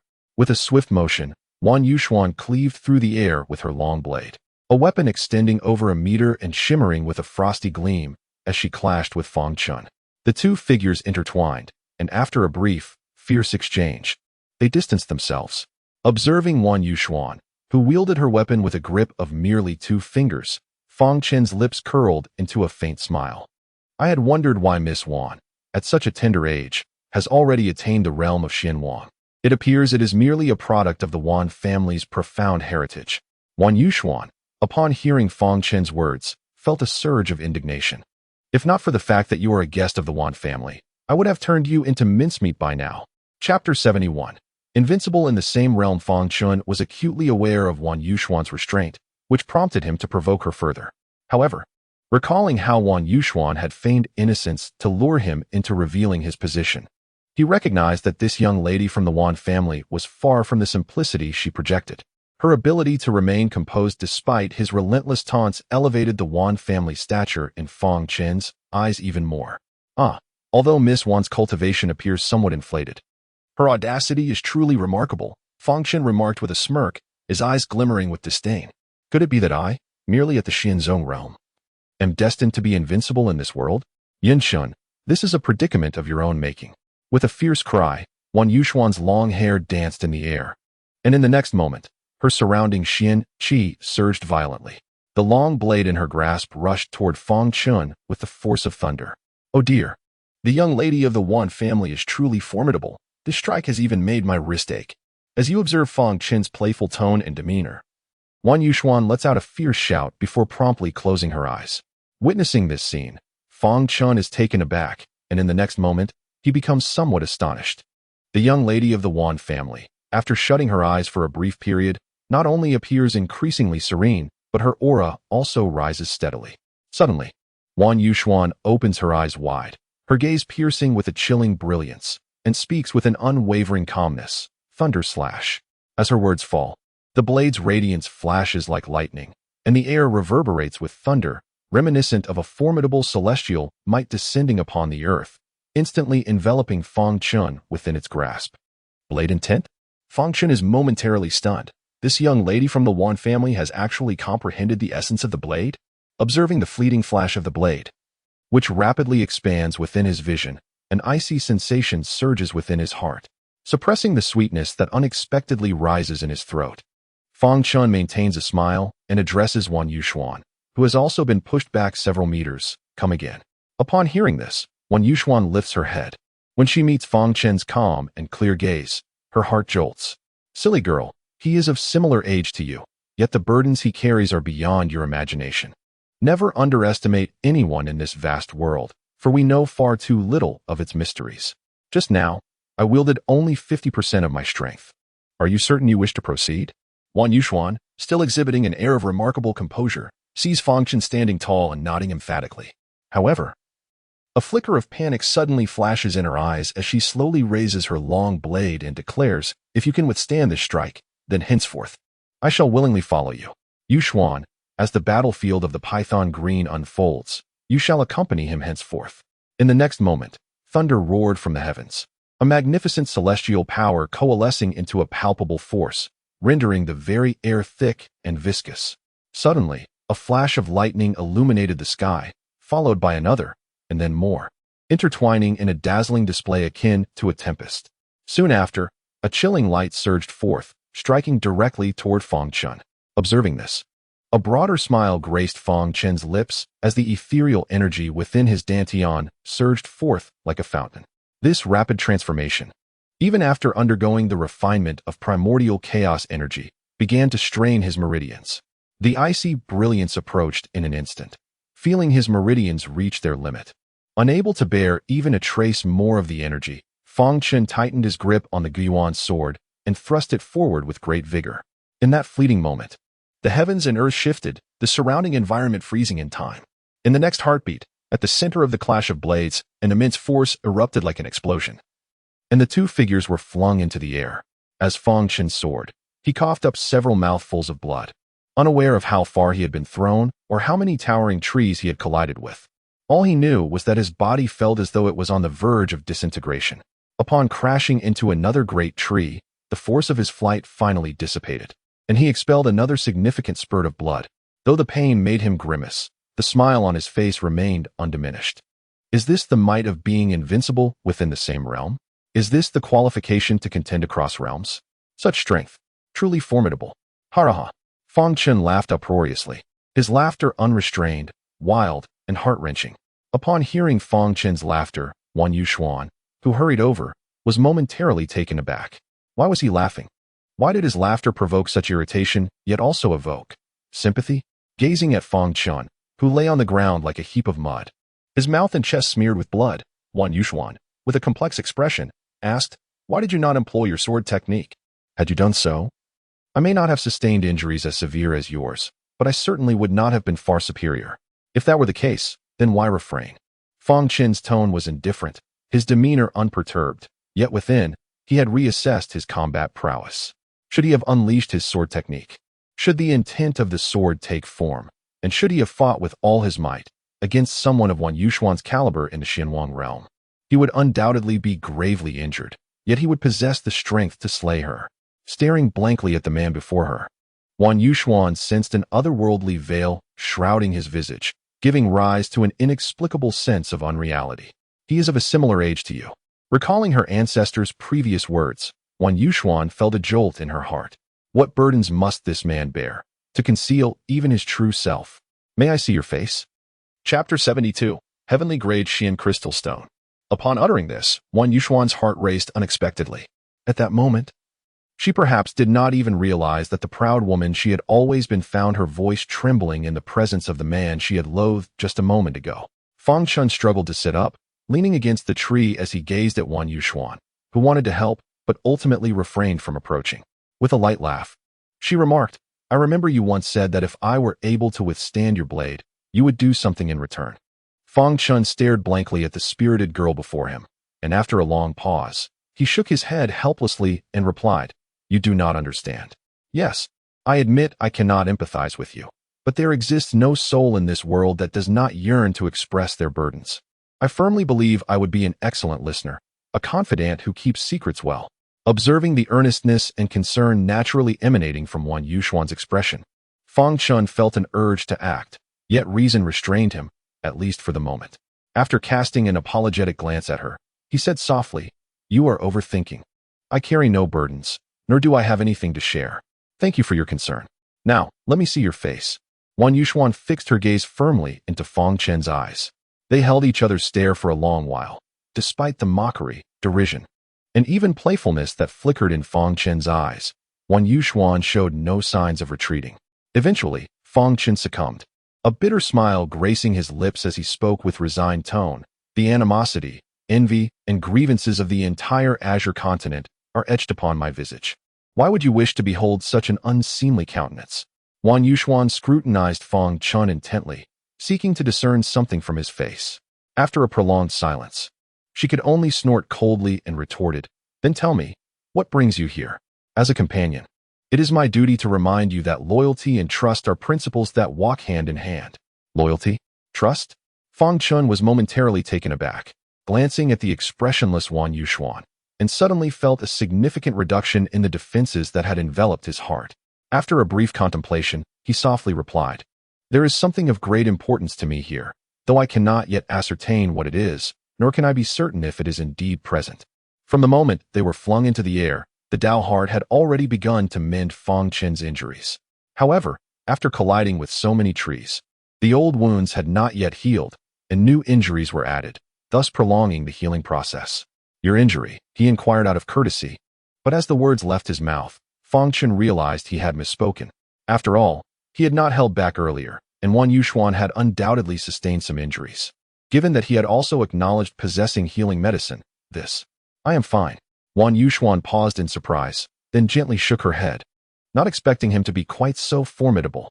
"To be honest, if you had employed sword techniques, would we not have both suffered defeat?" "Not at all."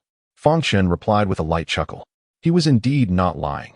Had he used the Wind and Cloud 9 swords, they would not have both emerged unscathed. For Wan Yuxuan would have perished. Of course, there was no necessity to divulge this to her, as the previous confrontation had been a deliberate test of his own strength. Noticing the expression on Wan Yuxuan's face that conveyed an understanding of the situation, Fang Chen smiled and said, "Let us proceed and take a look." "All right." As they approached the square city, Lei Hua confided in Fang Chen that he had an inkling of a celestial-grade Xianjing stone hidden within the Xianjing stone vein to the south of the city. Although he was not entirely certain, it was crucial to note that Lei Hua was born of the natural world, possessing an extraordinary sensitivity to all heavenly materials and earthly treasures. Even with a degree of uncertainty, the mere mention of the celestial grade warranted Fang Chen's visit. Xianjing stones contain an exceptionally pure essence of the natural world, which can be directly refined for cultivation. The higher the grade, the purer and more abundant the essence contained within. An exquisite Xianjing stone can even be absorbed without the need for refinement, whereas the celestial grade Xianjing stone is said to exist only in legends. Due to the extreme rarity of the celestial grade stones, it is conceivable that, despite the extensive Xianjing stone veins encircling the square city, even after tens of thousands of years of mining, one might not yield a single celestial grade stone. Chapter 73. The Wang family mine. Fang Chen replied nonchalantly. Lei Hua remarked that the celestial grade Xianjing stone was nearby. Yet the sprawling Xianjing stone vein before them was vast. I'll go check over there. Please wait for me here. Upon hearing Fang Chen's words and seeing him depart, Wan Yuxuan raised her right hand, hesitating to speak.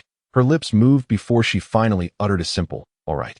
Although their relationship had strengthened considerably compared to before, they were still far from being completely open with one another, a fact Wan Yuxuan was acutely aware of. At the very least, it marked a promising beginning. Did it not? As Fang Chen walked further away, ultimately vanishing at the foot of the mountain, Wan Yuxuan's elegant brows unfurled, and a gentle smile gradually graced her lips. He quickened his pace until he could no longer discern any figures around him, at which point Fang Chen released Lei Hua. After traversing for a considerable distance, Fang Chen abruptly realized that this mysterious crystal or vein seemed boundless, extending wherever he went. After pondering for a moment, he resolved to find a more secluded spot for Lei Hua to locate. "Wow, master, did you miss me?" exclaimed Lei Hua, who had just been released. Playfully hugging his leg, Fang Chen couldn't help but twitch the corner of his mouth, then reached out to gently tap Lei Hua's little head. "Did you not mention that there are celestial-grade mysterious crystals here? Let's see if you can sense their precise location." Upon hearing this, Lei Hua was momentarily taken aback, then looked around excitedly. "Wow, master, you've arrived at the mysterious crystal or vein." After a brief display of joy, noticing Fang Chen's change in expression, Lei Hua quickly added, "All right, I'll sense it right now." With that, Lei Hua closed her eyes, and a blue light enveloping her body began to flicker like flames. Before long, she opened her eyes, staring intently at the towering peak not far away. After a moment of astonishment, she turned to Fang Chen, exclaiming, "Master, there really are celestial-grade mysterious crystals here, truly." Seeing this, Fang Chen couldn't help but feel elated. Lifting Lei Hua onto his shoulder and gesturing for her to lead the way. Under Lei Hua's guidance, Fang Chen cautiously surveyed his surroundings as he made his way toward the nearby mountain, while Lei Hua busily sensed the precise location of the celestial-grade mysterious crystals. "This is the place." After a considerable amount of time, Lei Hua finally extended her hand and pointed ahead. "Here?"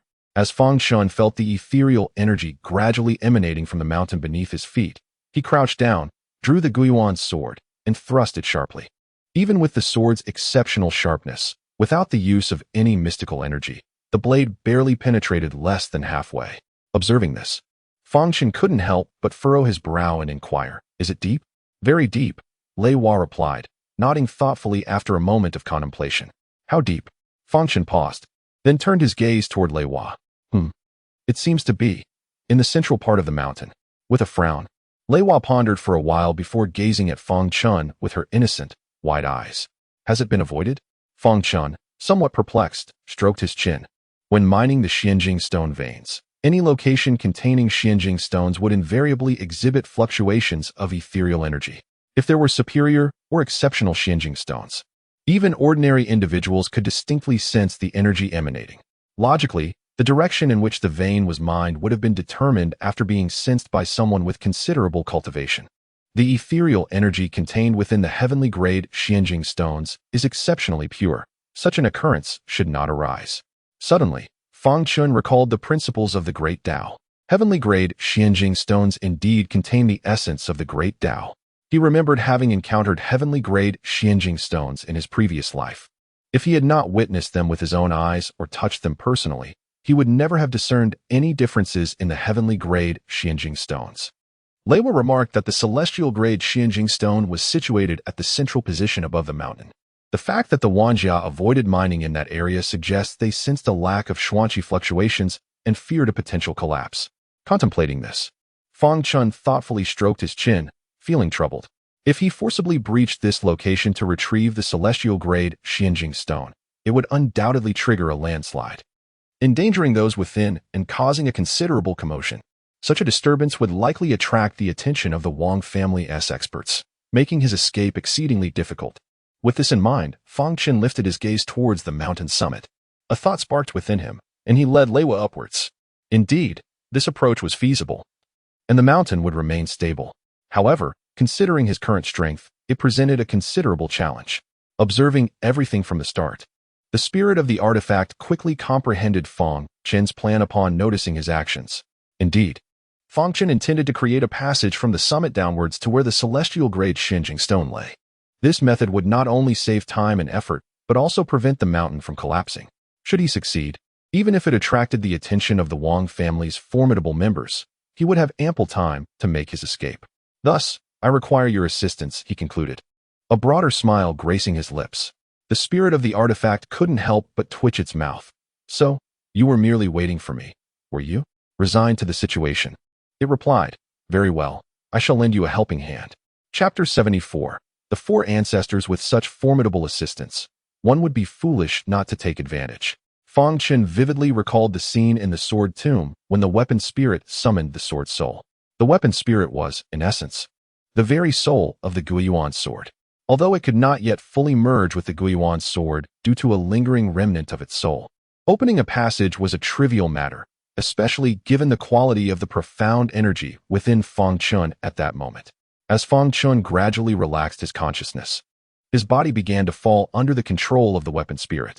Once complete dominion was established, the Guiyuan sword in his hand emitted a melodious chime, exuding an air of exuberance.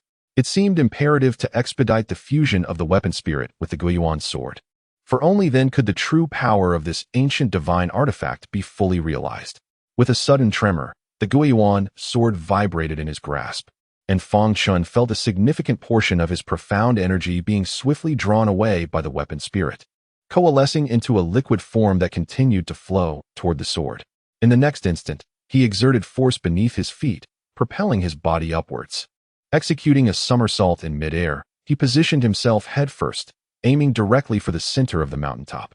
As the tip of the sword pierced the mountainside, it produced an excruciatingly sharp sound of friction, causing dust to swirl around them. While the ethereal images formed by the Guiyuan sword visibly sank into the peak at an astonishing speed. Upon this reflection, Fang Chen could not help but recall the effortless technique with which the weapon spirit had navigated the sword tomb. A sense of enlightenment gradually welled up within him. It was reminiscent of his previous battle against Wan Yuxuan. Had he been more observant and contemplative, he would have discerned the vulnerabilities in her techniques. Although these weaknesses were formidable even for him, if he could concentrate his strength and strike decisively at that precise moment, the damage he would sustain, despite the disparity in their realms, would be notably mitigated. At that moment, the speed of his rotation began to diminish, and he soon heard the weapon spirit's solemn voice urging him to prepare. At these words, a sense of urgency gripped Fang Chen. Was the celestial-grade mystic crystal about to emerge? Moments later, as his spinning came to a halt, he swiftly seized control of his body. Thrusting his sword to extract the shimmering, violet-hued celestial-grade mystic crystal from the rock, subsequently storing it within the confines of the Guiyuan sword's space. Despite the swiftness of his actions, a faint trace of the aura of the heavenly rules escaped into the ether. Cursed be it, since acquiring a Dao heart, Fang Chen had become acutely sensitive to the heavenly loss. Upon noticing the leakage of the celestial-grade mystic crystal's aura, he inwardly cursed and exerted all his strength to flee, simultaneously channeling a thread of mystic energy into the jade pendant bestowed upon him by the Wan clan's elder.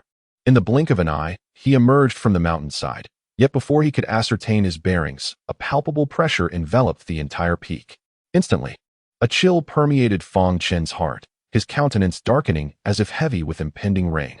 He realized he had underestimated the Xiansheng realm experts within this quadripartite city. In the ensuing moment, four figures materialized with swiftness. The Wan family's patriarch, who led the group, appeared momentarily taken aback upon seeing Fang Chen. A wry smile then etching itself upon his lips. This is the Wang family Xian crystal mine. May I inquire as to the purpose of your visit, esteemed sirs? Upon discerning that Fang Chen possessed only Xian zone realm cultivation, one of the elders, his visage cold and severe, interrogated him thus. The advent of a celestial Xian crystal stone signifies that its possessor is destined for greatness, favored by the very heavens. I have merely come to witness this auspicious event. Looking up, Fang Chen observed that the speaker possessed sword-like brows and eyes that sparkled like stars, his expression serene. In appearance, he seemed the youngest of the four. Fang Chen's countenance grew increasingly grim. Realizing that the faint aura emanating from the celestial Xian crystal stone had drawn forth the patriarchs of all four great families. The Wan family's patriarch scoffed, then declared with overbearing authority, "You are being deceitful." The Wang family's patriarch was about to retort when he abruptly blanched. Casting a startled glance at the Wan family's patriarch, "Have you acquired another life renewal pill?" Upon hearing this, the Lin and Yi family patriarchs also turned their gazes towards the Wan family's patriarch, previously preoccupied with the celestial Xian crystal stone. They had failed to notice the Wan family's patriarch's revitalized spirit and the subtle, yet imposing aura that emanated from him. Indeed, I have not only ingested a life renewal pill but have also advanced in my cultivation. Taking in the expressions of the three, the Wan family's patriarch stroked his beard, a playful glint in his eyes. Upon the utterance of those words, aside from the elder of the Yi family, who maintained an air of tranquility, the other two individuals were visibly astonished. Observing the grim expression of the elder from the Wang family, the elder from the Wan family continued, "If your Wang family knows what is wise, you shall make way for me." With that declaration, he advanced towards Fang Chen. The audacity is intolerable. A flicker of ruthlessness crossed the face of the Wang family elder, who then struck towards the back of the Wan family elder with a palm. Presumptuous. The Wan family elder let out a disdainful snort, pivoting to clash palms with the Wang family elder, yet remained unyielding, while the Wang family elder staggered back a step. This was merely a test. After all, the proximity to the four-direction city posed a risk, as any genuine confrontation could wreak havoc upon the nearby populace. The Wan family had been excessively arrogant, and at such a pivotal moment, "If you are willing to ally with me, we shall jointly comprehend the heavenly grade Xinjing stone." Following the recent test, the Wang family elder realized the disparity between himself and the Wan family elder. Noticing the Wan family elder drawing ever closer to Fang Chen, he hastily interjected, "Agreed. I, Yi, am merely here to observe the spectacle and harbor no interest in the heavenly grade Xinjing stone." Upon hearing the elder of the Lin family acquiesce while the elder of the Yi family declined, the Wang family elder could not help but speak again. "Are you not concerned that the Wan family may turn against your Yi family once they acquire the heavenly grade Xinjing stone?" Chapter 75. The body is quite honest with me here. None shall lay a hand on the Yi family.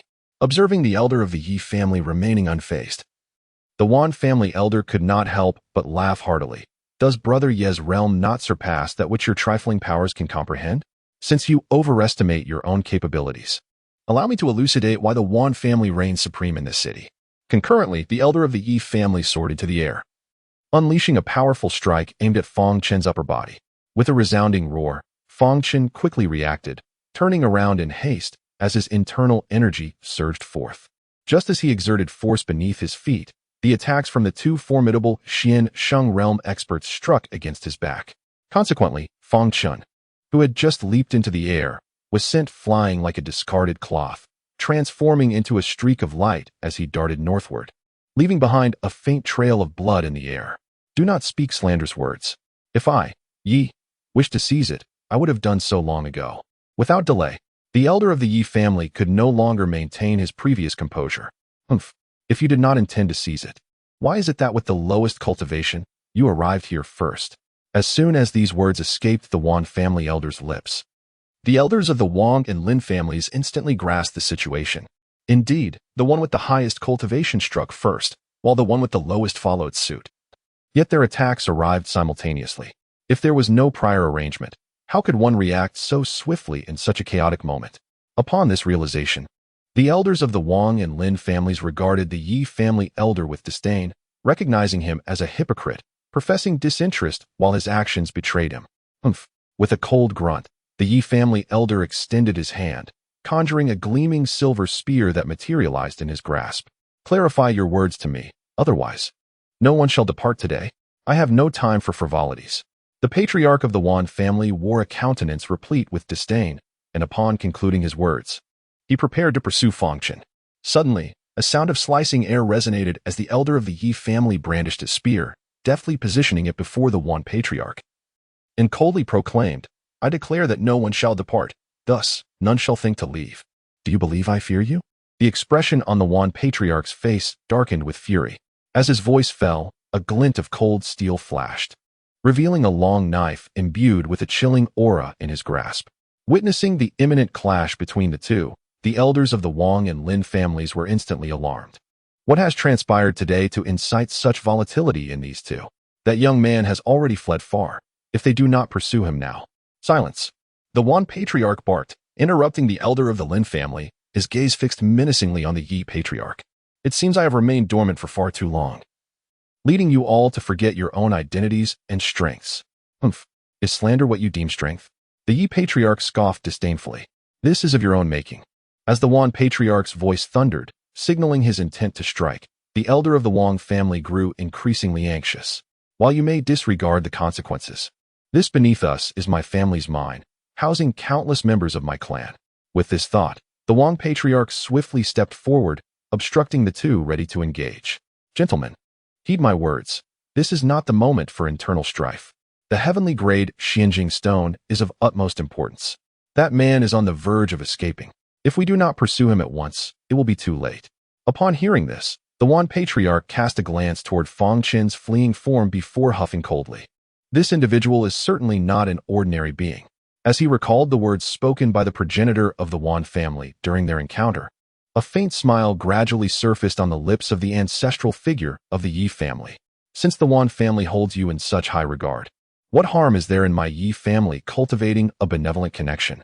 Meanwhile, Fang Chen was hastily making his way towards the location of Wan Yuxuan. Although the two strikes exchanged between the ancestors of the Wan and Yi families were intended to facilitate his escape, they were nonetheless attacks from formidable Xiansheng realm experts. Feeling the excruciating injuries within his body, Fang Chen could not help but wear a bitter smile. His cultivation was still too lacking. He pondered the scene before his escape. Why did the ancestor of the Yi family feign ignorance upon discovering his flight? Why assist him in his escape? Could it be that the ancestor of the Wan family feared that a heavy strike might prove fatal, while a light one would allow for pursuit, thus persuading the Yi ancestor to aid him? It seemed quite plausible. After a moment of contemplation, Fang Chen affirmed his conjecture, the ancestor of the Wan family, even after his acquisition of the heavenly grade Xian crystal, continued to lend him unwavering support. This kindness, I, Fang Chen, shall repay in due time. Before long, he spotted Wan Yuxuan, who was still waiting in place, and felt a warmth in his heart as he hurried towards her. Chapter 76. Little Xian Wan Yuxuan felt a flush on her cheeks, and her mind went blank as she was numbly pulled by Fang Chen, racing toward the Wan family. Cough, cough. Already severely injured, Fang Chen, while dragging Wan Yuxuan and exerting all his energy to propel them forward, soon found his overburdened body unable to withstand any longer, and he spat out a mouthful of fresh blood. "What is wrong with you?" Startled awake, Wan Yuxuan gazed intently at Fang Chen. "My injury," she began, but before she could finish her thought, Fang Chen was seized by a violent fit of coughing, blood spilling from the corner of his mouth. "You should rest for a while." Upon uttering these words, Wan Yuxuan instinctively reached out her hands. But the moment she touched Fang Chen, a jolt coursed through her, causing her to tremble slightly. Gritting her teeth, she swiftly lifted Fang Chen and hurried back towards the Wan family residence. "Let us begin," Fang Chen managed to utter weakly before closing his eyes. At his words, Wan Yuxuan turned her head slightly, her heart racing in alarm, nearly causing her to stumble. "What is this?" Before Fang Chen's face, Leiwa waved her small hands, glancing at Wan Yuxuan. "I am not an object." Realizing something was amiss, she quickly corrected herself. No, I am an object. No, that is not right. I am Leiwa, the most beloved of my master." With that declaration, Leiwa glared at Wan Yuxuan and continued, "Considering your beauty, I shall overlook this." Then, pausing her movements, she turned to Fang Chen, beaming with pride. "Master, see how remarkable I am, and how handsome you are." To avoid complications, Fang Chen had already changed out of his blood-stained clothes during their journey. After tidying himself up, although he was not in the best condition, he at least appeared inconspicuous. Let us enter, Fang Chen murmured softly, releasing his grip and attempting to move his somewhat numb body. Upon witnessing the scene, a flicker of complexity flashed in Wan Yuxuan's eyes, yet she still inquired, "Are you capable?" "Indeed, I am." Noticing that the blush on Wan Yuxuan's face had yet to fade, Fang Chen couldn't help but chuckle softly. As Wan Yuxuan huffed in response, she proceeded to walk into the city, prompting him to hurriedly follow suit. "You cannot enter." The guard at the city gate brandished his spear, obstructing Fang Chen's path. Taken aback by the sudden proclamation, Fang Chen realized that the once bustling entrance was now sparsely populated. He pondered why no one had stopped Wan Yuxuan upon her entry, yet he was halted. The guard, momentarily stunned, then replied helplessly, "The ancestors of the 4 great families have expressly stated that it applies to everyone. I kindly ask Miss Wan not to trouble us. And what if I insist on causing trouble?"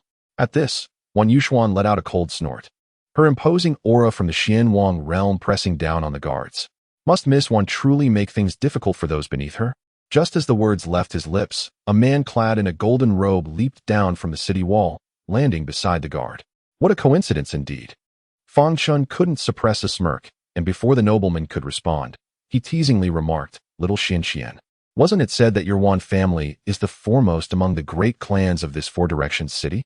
Why then do we have commoners daring to nip at your heels, even to enter the city?" At this declaration, the crowd at the city gate was taken aback. Good heavens, who is this young man? How audacious to refer to the eldest daughter of the Wan family as Little Xian.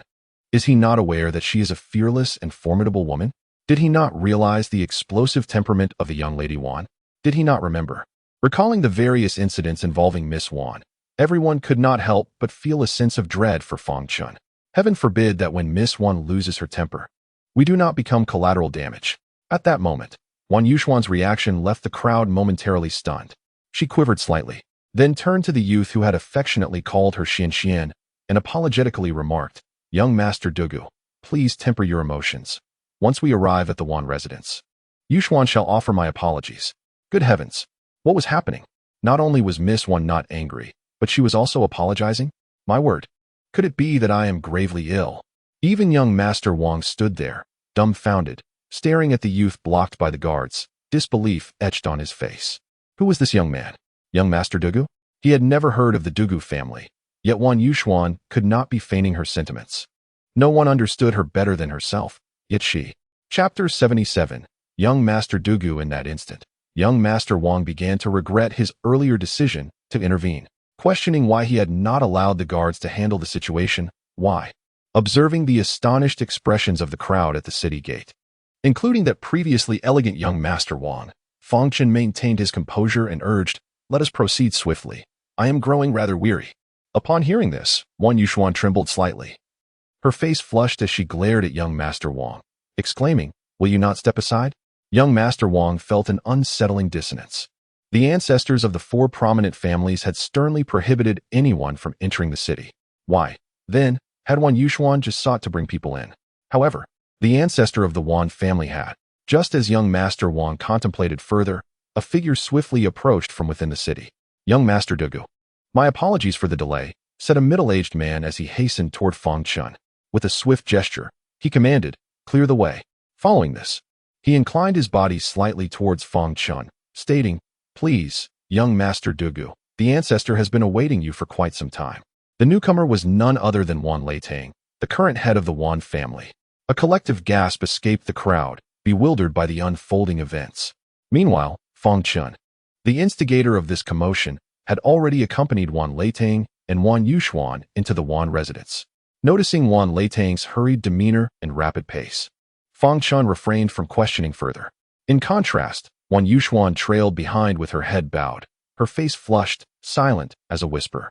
Upon entering the Wan residence, Wan Leitang finally let out a long sigh of relief. Leading Fang Chen toward the hall, he chuckled lightly, "Mr. Yun, your prowess is indeed remarkable. Were it not for Yuxuan, I might not have recognized you." At this remark, Wan Yuxuan let out a soft huff. Fang Chen, scratching his chin and chuckling awkwardly, replied, "You flatter me, head of the Wan family. I am truly grateful for your assistance this time." Once seated in the hall, and after the servants had withdrawn with tea and pastries, Wan Leitang spoke, "There is no need for thanks, Mr. Yun. This was all arranged by the ancestor." Arranged by the ancestor? Fang Chen was taken aback. He marveled at how astutely the ancestor of the Wan family perceived matters.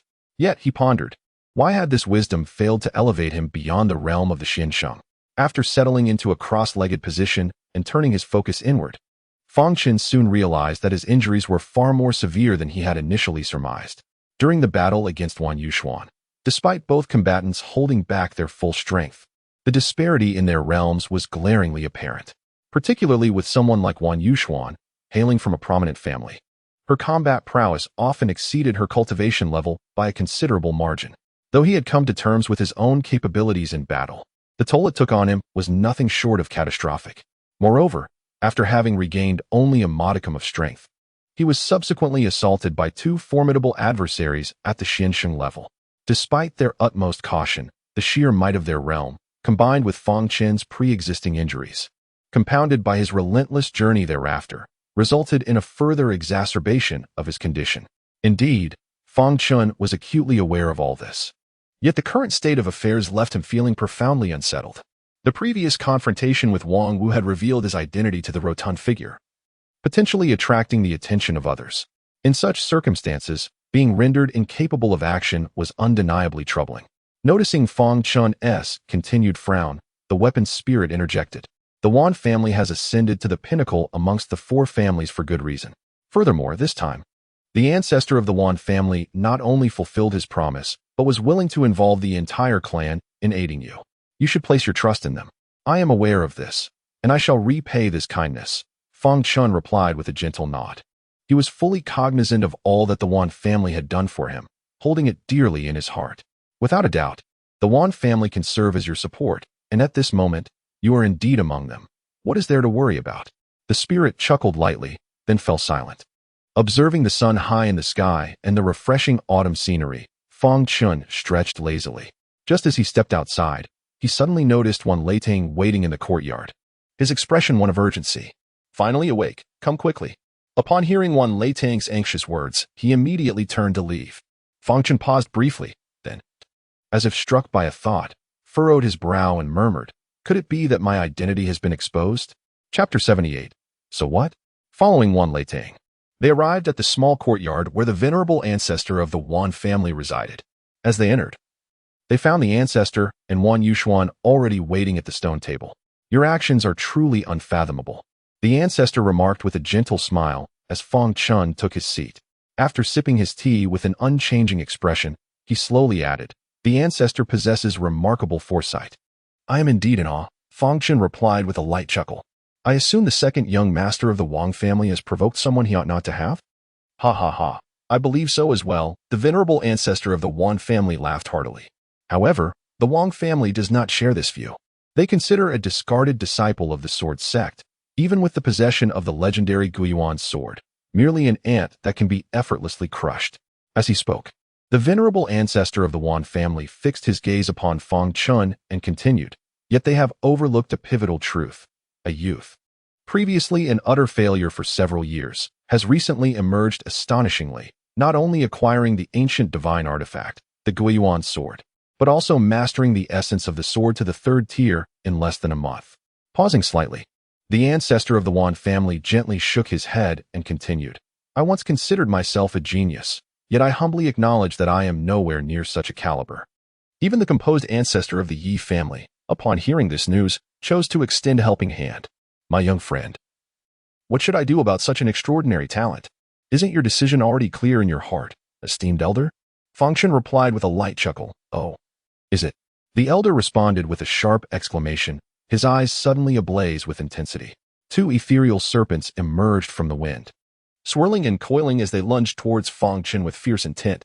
Elder, Wan Yuxuan exclaimed in shock, bewildered as the situation escalated so suddenly, especially with the manifestation of the sword intent. Just as Wan Yuxuan stood at a loss, Fang Chen maintained a serene smile, allowing his cup to gently rest upon the table. With a soft clink, a vibrant sound of a sword echoed forth, and simultaneously, two serpents appeared from thin air, soaring upward to encircle Fang Chen. Ha ha! Indeed, I have not misjudged. Seeing this, the ancestor of the Wan family laughed heartily as the once ferocious serpents swiftly vanished from sight. Upon hearing these words, Fang Chen offered a faint smile, and the ethereal mist dissipated abruptly. He retrieved the cup from the stone table, taking a delicate sip before addressing the venerable ancestor of the Wan family. I am Fang Chen, a humble junior. All you need to remember is that I am the ancestor of the Wan family and also your steadfast ally. At these words, Fang Chen was momentarily taken aback, but quickly declined, saying, I would kindly suggest that Miss Wan seeks another companion for this journey, as it may prove to be rather perilous. Wan Yuxuan let out a cold snort and promptly approached Fang Chen, declaring, I have already stated that I shall follow you from now on, and I shall do so without fail. Noticing her determination, Fang Chen felt a wave of helplessness wash over him and gently urged, but this journey. You need not trouble yourself, for Yuxuan shall not let you down. Observing Fang Chen's attempts to dissuade her, the ancestor of the Wan family discerned his underlying thoughts and continued, since the Wan family stands as your ally, we shall undoubtedly possess the courage to journey alongside you. You need only take care of yourself.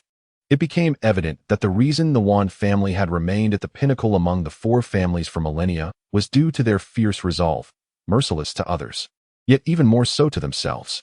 Turning to Wan Yuxuan, Fang Chen contemplated for a moment before stating, the road ahead is fraught with danger, and there is a considerable likelihood of death. You shall soon understand.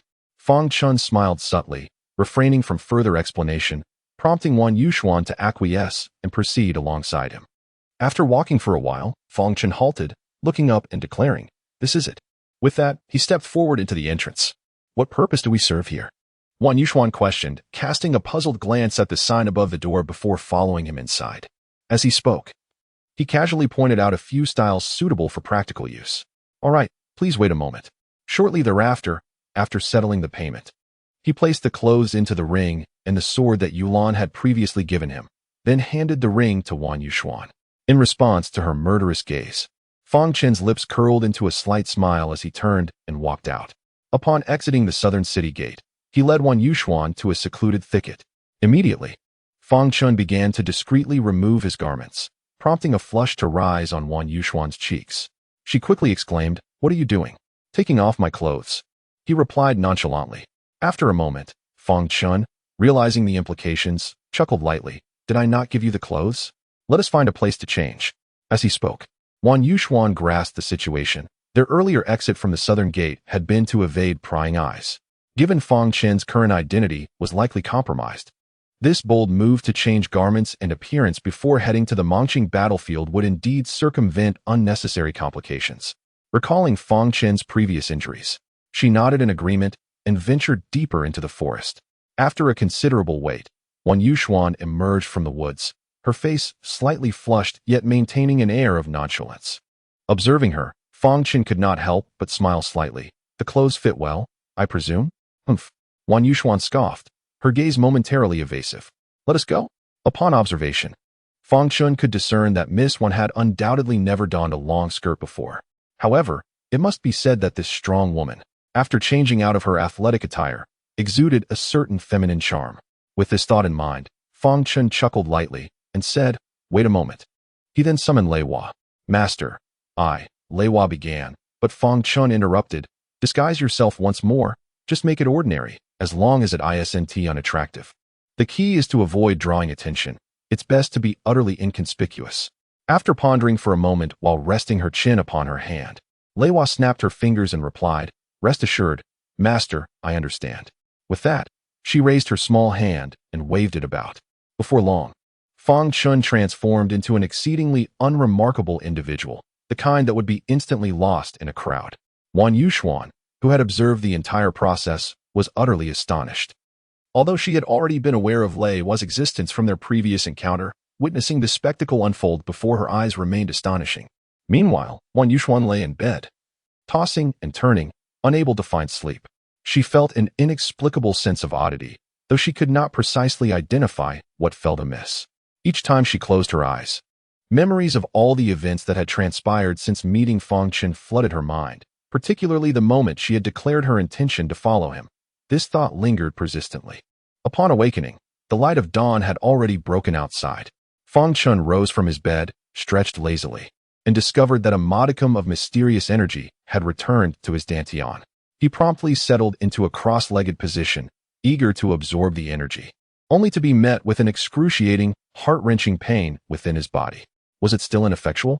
After yet another attempt, Fang Chen realized that forcibly absorbing the mysterious energy not only failed to refine it, but also exacerbated the damage to his meridians. Furrowing his brow, he noted that the minuscule amount of energy he had managed to absorb was wholly insufficient, leaving him with a profound sense of unease. Initially inclined to consult the artifact spirit, he quickly dismissed the thought. Given his circumstances, it was evident that the spirit was well aware of his plight. The absence of any appearance from it suggested that inquiring would be futile, leading him to abandon the idea altogether. Once Fang Chen completed his morning routine and descended the stairs, he discovered that Wan Yuxuan had unknowingly commenced her breakfast in the hall. After finishing their meal, he was astonished to find that she had procured 2 dragon horses. Although these creatures possessed a hint of draconic lineage, their primary advantage lay in their swiftness, and they were notably docile. The 2 mounted their steeds, lifted the reins, and with a cloud of dust, set off toward the north. Departing from Anyuan town, they journeyed onward until they reached the mountainous region housing the Manqing battlefield. Along the way, the presence of villages and towns dwindled, as the entrance to the Manqing Mountains marked a gathering place for ordinary beasts and spiritual creatures. Ordinary folk could not survive in this harsh environment, leaving only scattered hunting parties. After a long and arduous trek into the Manqing Mountains, they noticed that the sun was nearly setting. They slowed their pace, guiding their dragon horses as they searched for a sheltered hollow, ultimately deciding to spend the night there, out of the wind. After securing the dragon horse, the 2 of them tidied up a bit, and the night gradually descended. They gathered some twigs to lightly cover the ground. Noticing that Wan Yuxuan had begun to sit down and meditate, seemingly uninterested in conversation, Fang Chen attempted to cultivate, but found himself unable to do so, ultimately resigning to lie down. As the sky darkened, he gazed at the stars emerging in the heavens and let out a soft sigh. Just as he was lost in thought, he heard Wan Yuxuan inquire, "Would you like to have a chat?" Sitting up, Fang Chen realized that Wan Yuxuan had unknowingly exited her meditative state, though her expression remained remarkably calm. A flicker of complexity passed through her gaze before she smiled gently and asked, "What shall we talk about? Could you share your past with me?" After a moment of hesitation, Wan Yuxuan raised her head to pose the question. "Me?" Fang Chen stared blankly at the twinkling stars above, and after a brief pause, he replied slowly, "I have no past." Chapter 80. The man in black robes. I don't know, but it seems premeditated. Otherwise, they wouldn't have surrounded us from all directions. After speaking, Fang Chen sensed the profound energy within him. Although it was only sufficient for a single strike, with Wan Yuxuan's considerable combat prowess, there might still be a chance. "Miss Wan, this matter does not concern you. We are only after that little beast, Fang Chen." Upon hearing this, the 2 stood up and stepped out of the valley, only to discover that over 30 individuals had come to hunt them down. And the one who had spoken was a formidable expert at the late stage of the Xianwang realm. "Who do you think you are? Get lost." Spotting that they were members of the Wang family, Wan Yuxuan could not help but exclaim in anger. The speaker slightly shook his head, casting a mocking glance at Wan Yuxuan and remarked, "Miss Wan, this is not Xifang City. Your family's pretensions cannot extend to this place." "What? Are you implying that you, Wang Su, wish to provoke my family?" Upon finishing her words, Wan Yuxuan drew her long blade, exuding an aura that suggested she was ready to engage in combat at the slightest disagreement. "Miss Wan, you jest. I, Wang, am but a mere servant of the Wang family. How could I dare challenge the lofty Wang clan?" Wang Su replied, stepping aside to reveal a man clad in a golden robe, who fixed an arrogant gaze upon Fang Chen. With disdain, he declared, "What an insufferable genius you are. Merely a kept man reliant on women." Wang Jieri harbored no reservations about his malevolent intentions towards Wan Yuxuan, a smirk gracing his lips as he thought, "This scoundrel has driven my younger brother to madness. How can my fury be appeased without subjecting him to 1,000 tortures? You seek death," Wan Yuxuan bellowed, preparing to strike, but Fang Chen swiftly intervened, then turned to Wang Jieri with a light chuckle, asking, "How did you discover and track us?" "Umph. Regardless, you are destined for death. I shall grant you the clarity of a ghost." Wang Jieri scoffed, continuing, "Ever since you masqueraded as that Dugu gentleman, I have had someone shadowing you. Every movement you made, from your detour to the South City Gate to your clothing purchases, is known to me." Fang Chen furrowed his brow in concern. Since entering the city, he had been exceedingly cautious. It was implausible that he could be followed. especially considering that the ancestral figure of the Wan family was a formidable being in the Xiansheng realm. How could not a single hint of this have escaped their notice, not to mention the presence of a spirit artifact? At that moment, a chilling sensation enveloped the surroundings, as if the very night itself trembled violently. This soul-piercing cold sent a shiver through Fang Chen, causing even his hand that gripped the Guiyuan sword to tremble slightly. Before him stood a figure entirely shrouded in a black robe, silently appearing beside Wang Jie, slowly lifting its head to gaze at Fang Chen with a slight upward curl of its lips. Merely a fleeting glance from this enigmatic being caused beads of cold sweat to spring forth from Fang Chen, as if his very soul had been laid bare. He bit down on his tongue, desperately attempting to calm himself. This figure in black was none other than the individual who had competed with him for the black orb at the auction house. Yet, despite possessing only the strength of a minor perfection within the Xianwang realm, why did it exert such tremendous pressure upon him? Hand over the black orb, and I shall spare you from torment. The words resonated in his mind, though the black-robed figure had not moved its lips. Why was he compelled to respond? Another sharp bite to his tongue brought forth a sheen of fine sweat across his forehead. This cloaked figure was undoubtedly not of the Xianwang realm. The oppressive aura it emanated was beyond that of even a Xianxing realm expert. Who was this black-robed individual that they could inspire such terror? The orb seemed to belong to a realm beyond this world. Suddenly, Lei Hua's prior words flooded Fang Chen's mind. Not of this world? Could it be that this black-robed figure hailed from the heavens? If that were the case, everything would fall into place. Surely, some unfathomable power had suppressed the black-robed individual's strength and forcibly cast them down to the Sanqing continent. No wonder even the spirit of the artifact could not perceive their presence. Contemplating this, Fang Chen gently grasped Wan Yuxuan's hand, surreptitiously placing 2 Guiyuan pills into her palm. He whispered, "You must restrain the man in black and prioritize your safety above all." After uttering these words, Fang Chen summoned his sword intent to shield his sea of consciousness, immediately feeling a significant alleviation of the pressure upon him. With a light chuckle, he mused, "What if I choose not to give them to you?" As soon as his voice fell, the man in black's arms quivered, and a pair of razor-sharp claws suddenly emerged. A brilliant flash sliced through the night sky, the shadow hurtling directly towards Fang Chen's throat. Bang! The moment the man in black moved, Wan Yuxuan was propelled forward, and a violent metallic clash reverberated through the air. She staggered back several steps, abruptly spitting out a mouthful of blood. Before the crimson droplets could touch the ground, her figure surged forward once more. Simultaneously, Fang Chen sprang into action, leaping high into the air. A resounding sword cry pierced the heavens as he swung the Guiyuan sword with fervor, unleashing a multitude of icy gleams that flickered in the night. In the next moment, they vanished into the darkness. After executing this strike, Fang Chen knelt upon one knee, leaning on the Guiyuan sword, beads of sweat cascading down his face. The meager amount of profound energy within him had been entirely depleted, exacerbating his already incomplete injuries. Ignoring the tumultuous pain within, he hastily consumed 1 Guiyuan pill and soon found his breathing growing rapid and labored. Suddenly, Wang Jie turned his head sharply, only to feel a sharp pain in his neck. Before he could reach to touch it, excruciating agony akin to being flayed alive surged through his arms, legs, and throughout his body. Realizing the terrifying situation, Wang Jie quickly harnessed his internal energy and unleashed a flurry of punches. Each strike, though seemingly aimed at the air, resonated with a faint metallic clang as he attacked from both sides with full force.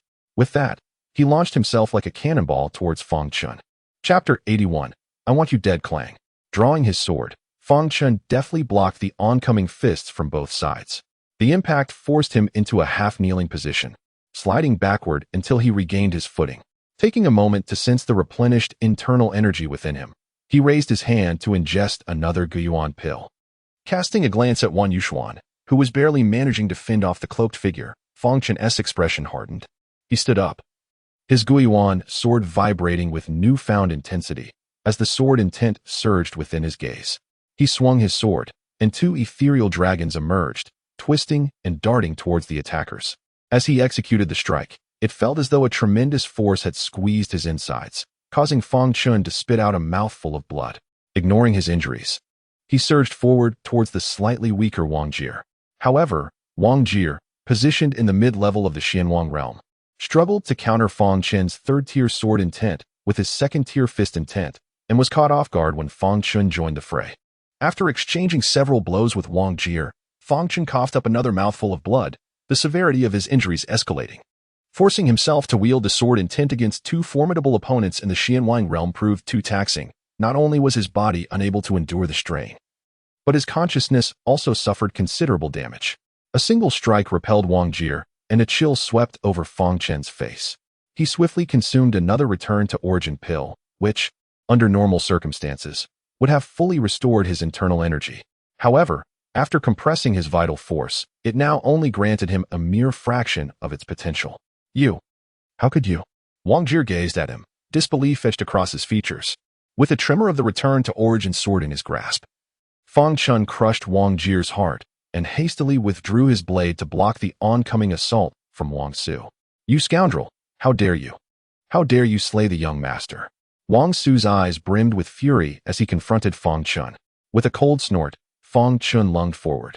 On what grounds do you believe that only you possess the right to kill, while others cannot do the same to you? Then, as Fang Chen raised his gaze to assess Wang Su's condition, his vision blurred, and the air was filled with a cacophony of booming sounds. His head grew heavier, his consciousness became denser, and the voices around him faded into whispers. Gradually, it felt as if the world had been reduced to the rhythmic beating of his heart. Thump, thump, thump. Each pulse resonated with a profound sense of order, imbued with an unfathomable moral essence. The myriad realms seemed tantalizingly close yet distant as the horizon, stars within reach, and the sun and moon at his command. Everything appeared so ephemeral, yet paradoxically, it felt strikingly tangible. Amidst this tumultuous contradiction, a dark shadow suddenly surged from the horizon, akin to a fist, stirring the very fabric of existence with a force that swept towards him like an unstoppable tide. Instinctively, Fang Chen swung the return to origin sword, but his movements were agonizingly slow, resembling a snail's leisurely crawl, leaving a trail of energy in the air, wherever the blade traversed. It was as if both space and time had simultaneously crystallized. The fist halted mere inches from his face, as the return to origin sword swept above it, sending a shadowy figure hurtling through the air, followed by a gushing torrent of crimson liquid. In the next moment, Fang Chen's eyes flew open, the air before him vibrating violently, as if his gaze contained the very essence of the sun, moon, and stars, radiating a brilliant light. In an instant, a fierce glint flickered in Wan Yuxuan's eyes. Her right hand transformed into a blade, aiming directly at the chest of the cloaked figure. Observing the resolute expression on Wan Yuxuan's face, the black-clad man let out a cold snort, his aura erupting with sudden ferocity. He raised his claw, and in an instant, Wan Yuxuan's chest was torn open, her hand barely grazing the black robe before she was sent flying backward. Reacting swiftly, Fang Chen propelled himself forward, leaving a trail of afterimages as he caught Wan Yuxuan, retreating several steps. When he steadied himself, he realized the woman in his arms had already succumbed to unconsciousness, her left cheek marred by 3 ghastly claw marks. Gently laying her down on the ground, he was struck by the severity of her injuries. Her inner energy had long been depleted, and her meridians and internal organs had sustained significant damage. As her body convulsed, a steady stream of blood flowed from her mouth. I will make you pay with your life. Fang Chen's eyes blazed with fury as he bellowed, gripping the return to origin sword tightly. With a sudden tremor, the sword surged forward with a piercing sound, aimed directly at the heart of the cloaked figure. Chapter 82. Who are you trying to guard against? The fierce wind howled, and a chilling glimmer flickered. The black-clad man deftly intercepted the sword aimed at his heart with one claw, while the other lunged straight for Fang Chen's throat. At that moment, a sudden smile of rage appeared at the corners of Fang Chen's mouth, his eyes ablaze with fury, as if he were utterly indifferent to the peril of having his throat slit. Just as the talons of the cloaked figure were poised to grasp his throat, the black-robed man's movement abruptly faltered. In an instant, a claw struck the blade, and he hastily withdrew, the glint of menace that had briefly surfaced vanishing once more. With a flurry of strikes, Fang Chen unleashed a series of swords, the sword energy separating to transform into countless minute blades that, in harmony with his movements, surged directly towards the cloaked figure. The resounding clang of blade against claw echoed repeatedly. Clenching his teeth, Fang Chen stifled the sweetness rising in his throat. Casting aside all distractions, utterly disregarding whether the black-robed man would inflict harm upon him, His sole focus was to drive the Guiyuan sword into the heart of his adversary. As Fang Chen restrained the black-robed man, the multitude of small swords enveloped him, each fleeting moment of attack or defense creating openings for a barrage of lethal strikes. Despite this, the black-robed man maintained a steady upper hand. At that juncture, Fang Chen dared not employ the Fengyan Nine Swords, as the quantity and quality of his internal energy fell short of delivering a decisive blow. Furthermore, the disparity in their realms was insurmountable, and the pressure exerted by the cloaked figure was beyond what even a Xiansheng realm expert could impose. Only after engaging in true combat did Fang Chen come to realize that his earlier suspicions regarding the black-robed man were likely accurate. The latter refrained from unleashing his full power, presumably in fear of the backlash from the laws of heaven and earth. Nonetheless, after enduring the drain wrought by Wan Yuxuan, Fang Chen felt an immense weight of pressure when confronting the cloaked figure. Despite this, Fang Chen remained undaunted, although his injuries had yet to heal. The cloaked figure hesitated to unleash his full power, allowing Fang Chen to rediscover that extraordinary feeling through relentless combat and tempering. At that moment, the cloaked figure let out a cold snort, as if patience had worn thin. With a swift motion, he struck Fang Chen back with a single claw. Before the flickering cold light could descend upon him, he crossed his claws and unleashed a barrage of 6 beams, darker than the night itself. These shadows expanded rapidly, forming a semicircle around him, sending shockwaves outward. As the cold light collided with the shadowy beams, it shattered instantly, leaving Fang Chen feeling as if he had been struck by a colossal hammer. Dizziness engulfed him, and he spat out a mouthful of blood. "Surrender the orb, and I shall grant you a swift end," came the frigid voice. Fang Chen was taken aback. The tone of the cloaked figure resembled that of a novice attempting to articulate their thoughts. Moreover, he referred to himself as the True Self. The title of True Self was one only the sacred realm could claim. Could it be? As this thought crossed his mind, Fang Chen's lips curled into a smile, and a fierce battle spirit ignited in his eyes. "True Self? Bah! You dare speak such arrogance while still in the Mystic King realm?"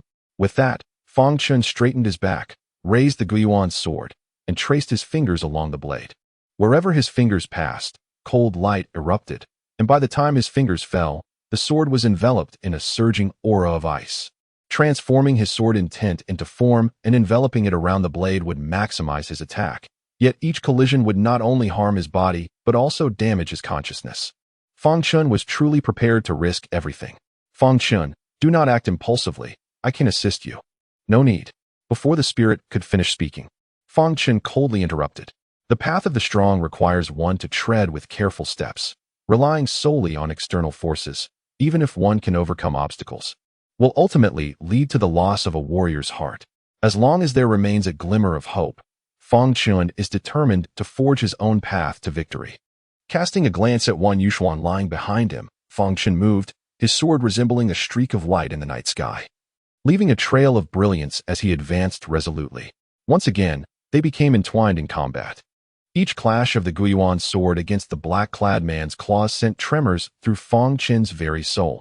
This was the side effect of manifesting sword intent upon the blade. Yet, the results were strikingly evident. The dark figure, initially hesitant to unleash his full power, was now increasingly on the defensive. Although Fang Chen's attacks resembled a tempest, the black-clad man appeared unfazed. Having discerned that Fang Chen's aura was growing unstable, his condition deteriorating. Blood seeped from his 7 orifices, and all he needed to do was wait. There was no need for a counterattack, for Fang Chen would ultimately exhaust himself. With a long, resonant cry, Fang Chen recognized that continuing in this manner would not harm his opponent. Yet, at present, no better strategy presented itself. With each encounter, his consciousness began to blur. Though his injuries intensified, the sensation of pain diminished. His eyelids felt as heavy as lead, and his vision narrowed, becoming increasingly dim. A sudden sound of a sword's whistle pierced the air.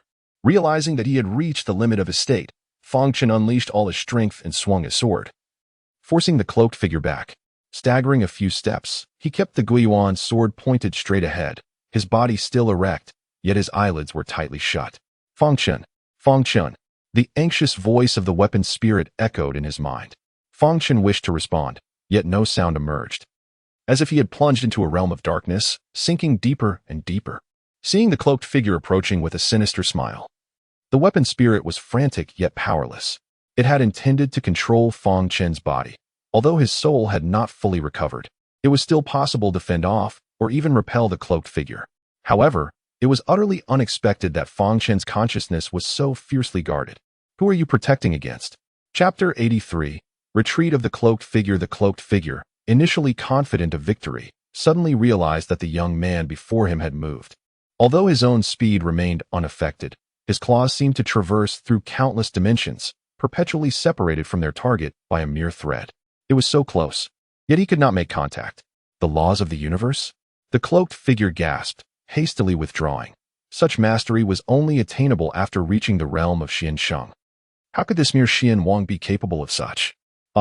At that moment, the cloaked figure let out a sudden scream. Despite retreating at maximum speed, Fang Chen's Guiyuan's sword still pierced through, striking his forehead.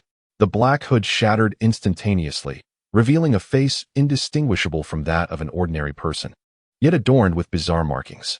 The point of the blade had pierced precisely at the convergence of these strange patterns. Hiss! What is this? The spirit of the artifact suddenly exclaimed, as if it had uncovered something of great significance, then promptly furrowed its brow, deep in contemplation. Master! Leiwa gazed in bewilderment at Fang Chen, who had collapsed to the ground, having spoken mere moments ago. What could have transpired? Only after noticing Wan Yuxuan, who had also succumbed to unconsciousness, did the realization dawn upon her. She hurriedly approached to assess their conditions, her mind swirling with questions. How could the master be in such a state? Fang Chen was already injured, a fact well known to Leiwa. Yet now his internal injuries were grievous, compounded by significant damage to his consciousness. In the face of imminent peril, he had forcefully invoked the laws of heaven and earth through his Tao heart twice. Sigh. The spirit of the artifact could not help but exhale in exasperation. It had initially believed that even if Fang Chen were extraordinarily gifted, he would need to reach at least the realm of Xian Huang or even Xian Di to grasp the usage of the Tao heart. To think he had done so at the Xian Zone level and on 2 occasions at that. Gripping the grass, it mused incredulously. Surely this must be a jest? How could he, at the Xian Zone level, wield the laws of heaven and earth, let alone do so twice? Although Fang Chen's injuries spoke volumes, Leiwa still found it hard to believe. Enough with the rhetorical questions. Let us set the formation quickly. Having spoken, the spirit of the artifact pondered momentarily before continuing. Within the Guiyuan sword lies a crimson elixir, indeed, that very one. Administer it to that young lady. From an external perspective, the secluded valley exhibited no peculiarities. Even a formidable being of the Xianwang realm, should they attempt to sense the surroundings, would be unable to detect any trace of energy, unless they ventured into the formation, whereupon they would discover the astonishing sight of 2 individuals lying within the valley. After surveying the area, Leiwa extended her delicate hand and thoughtfully rested her chin upon it for a brief moment. Subsequently, she centered her focus on Fang Chen and Wan Yuxuan, selecting 8 positions within a 10-meter radius, at which she placed a piece of high-grade Xianjing stone. Swiftly retrieving another piece of high-grade Xianjing stone, Leiwa tilted her head to observe Fang Chen for a moment before replacing it with a piece of top-tier Xianjing stone, aligning it with the intricate patterns of the one previously positioned at the center. Suddenly, the 9 pieces of Xianjing stone radiated with brilliance. In the next instant, the spiritual energy within the formation intensified at a visibly rapid pace, and the vibrant life force stirred the 2 individuals in their unconscious state, prompting them to emit soft murmurs. Rubbing her slightly fatigued eyes, Leiwa nodded in satisfaction before leaning against Fang Chen and drifting into a deep slumber. As night deepened, the atmosphere within the Mongqing mountain range grew eerily silent, save for the occasional chirp of unknown insects, which punctuated the stillness. The lingering scent of blood in the air drew back the beasts that had previously fled at the sound of combat, their emerald eyes cautiously scanning the surroundings. Despite the palpable sense of dread that enveloped the valley, the remnants of severed limbs strewn across the open space irresistibly beckoned a solitary wolf to approach. Crack! As the sound of the lone wolf gnawing on the remnants echoed through the air, the surrounding beasts could no longer contain themselves. They stepped forward, commencing their feast upon the scattered limbs and carcasses. In Chapter 84, I can only assist you up to this point. Wan Yuxuan, her expression grave, attempted to rise but was startled by a sudden noise, causing her to instinctively glance around, only to find no trace of any specter. Tension gripped her as she blurted out, "Who?" "It's me." The awakened Leiwa rubbed her drowsy eyes and lifted her head. only to see Wan Yuxuan scanning her surroundings frantically. With a sigh of resignation, she advised, "Look down." Upon hearing this, Wan Yuxuan lowered her gaze and finally spotted Lei Hua standing beside Fang Chen, a wave of relief washing over her as she inquired, "How is Fang Chen? What about those people?" "Master is gravely injured and likely won't awaken for some time," Lei Hua replied, stroking her chin. "Those individuals have all been slain by him." "Oh, and that man in the black cloak managed to escape." "Slain? The black-cloaked man escaped?" Wan Yuxuan gazed at Lei Hua in disbelief. Then, as if a thought struck her, urgently asked, "Did you assist him?" "Not at all." Lei Hua shook her head in exasperation. "I lack such capabilities." Afterward, her eyes sparkling with intrigue, she proceeded to recount, with embellishment and fervor, the details of Fang Chen's fierce battle against the black-cloaked figure. As Wan Yuxuan listened to how Fang Chen had wounded the black-cloaked man, causing him to retreat, and that if not for his concern for her, the black-cloaked man might have perished, a blush crept onto her cheeks. Although she harbored some skepticism regarding Lei Hua's assertions, there was no denying that she was indeed saved by Fang Chen. She was acutely aware of the black-robed figure's formidable strength. From the outset, even at full capacity, her only contribution had been to restrain him. Moreover, despite receiving 2 Guiyuan Dan from Fang Chen, she had failed to inflict even the slightest wound upon the black-robed man, and her blade had been shattered. In contrast, Fang Chen had not only repelled the black-robed figure, but had also managed to wound him. Wan Yuxuan regarded Fang Chen, who lay on the ground, with a complex expression. The last time, he had not even employed his swordsmanship. Could it be that he feared injuring her? It made sense, for before the ancestor, his sword intent could take form. Previously, he had single-handedly slain 2 Xianwang realm opponents. This indicated that during their battle, perhaps he had not taken her seriously. After casting a deep glance at Fang Chen, a bittersweet smile crept across Wan Yuxuan's lips. "How many secrets do you harbor, I wonder?" As she concluded her thoughts, Wan Yuxuan fixated her gaze upon her master. Lei Hua, slightly taken aback, pondered whether the girl had developed feelings for her master due to her words. This thought brought a sense of pride to Lei Hua as she looked at Fang Chen, internally affirming, "Master, this is all I can do to assist you." Observing Wan Yuxuan's continuous vigilance against their surroundings, Lei Hua proudly lifted her little head and declared, "I have already set up a defensive formation, so you need not worry. Furthermore, to aid in your healing, I have arranged the 9 transformation array, utilizing top-tier Xian crystal stones. Do not waste this opportunity to cultivate." Upon hearing Lei Hua's words, Wan Yuxuan suddenly realized that the profound energy within the formation was significantly denser than that outside. Furthermore, an indescribable aura continuously nourished her body. After examining her condition, she discovered that her previously grievous injuries had remarkably healed to a considerable extent. Observing the astonishment on Wan Yuxuan's face, Lei Hua felt a surge of pride, as if her stature had vastly increased. Clearing her throat, she said, "You should focus on your cultivation. Caring for both of you last night was quite exhausting. I shall take a moment to rest." With that, she leaned back against Fang Chen and drifted into slumber. Wan Yuxuan, who had intended to express her gratitude, remained silent upon witnessing Lei Hua fall asleep the moment she leaned against Fang Chen. She couldn't help but marvel silently. It was no wonder Lei Hua appeared so fatigued after setting such a formidable array. After softly thanking Lei Hua, she settled down into a meditative position to cultivate. Casting a glance at Wan Yuxuan, who had entered a state of cultivation, Lei Hua sighed inwardly. Contemplating that she had already concealed the injuries on her face with the formation, how to resolve the situation now depended on her master. Aside from the occasional chirping of unknown birds, the mountain range remained enveloped in profound silence. It was uncertain whether the heavy scent of blood deterred the animals from approaching or if the predators had already consumed all available prey. In any case, apart from the fleeting appearances of birds that would quickly depart, Lei Hua's formation faced no challenges until noon the following day. During this period, aside from Wan Yuxuan's breakthrough, there were no further anomalies to report regarding Fang Chen's condition. The following noon, a gentle cough interrupted the silence, and before Wan Yuxuan could emerge from her meditative state, Lei Hua exclaimed with delight, "Master, you're awake. I was so worried." Coughing again, Fang Chen attempted to speak, but was seized by another fit of violent coughing. After steadying his breath and assessing the nearly healed injuries within him, he furrowed his brow and inquired, "How long have I been unconscious?" "More than 2 days. Are you all right?" Wan Yuxuan stood, her face a portrait of concern. "Yes, I am fine. Upon finishing his words, Fang Chen instinctively rubbed his forehead, astonished that he had been in a stupor for over 2 days. However, a thought struck him. He distinctly remembered Wan Yuxuan's face. Raising his gaze to scrutinize her, he felt a peculiar sensation in his arm. Looking down, he noticed Lei Hua cautiously glancing at Wan Yuxuan before subtly shaking her head. Realizing that Lei Hua was concealing the injury on Wan Yuxuan's face, Fang Chen sighed softly, understanding that this was not a sustainable solution. Just as he resolved to speak, the voice of the instrument spirit echoed in his mind, declaring that her injury could be treated, albeit with considerable difficulty. Chapter 85. Damaged Sea of Consciousness, Considerable Difficulty? Fang Chen pondered, perplexed by the notion that mere claw marks, no larger than a palm, could pose such a challenge.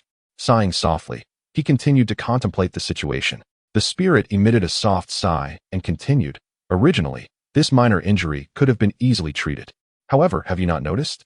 In that moment of peril, I refrained from providing you with healing elixirs. Did it not cross your mind why? Upon hearing this, Fang Chen was momentarily taken aback. Indeed, although the spirit had previously advised against excessive reliance on elixirs, had he possessed a healing potion during his fierce battle against the 3 sovereigns, given the spirit's alchemical prowess, he certainly would not have been pushed to such a desperate situation.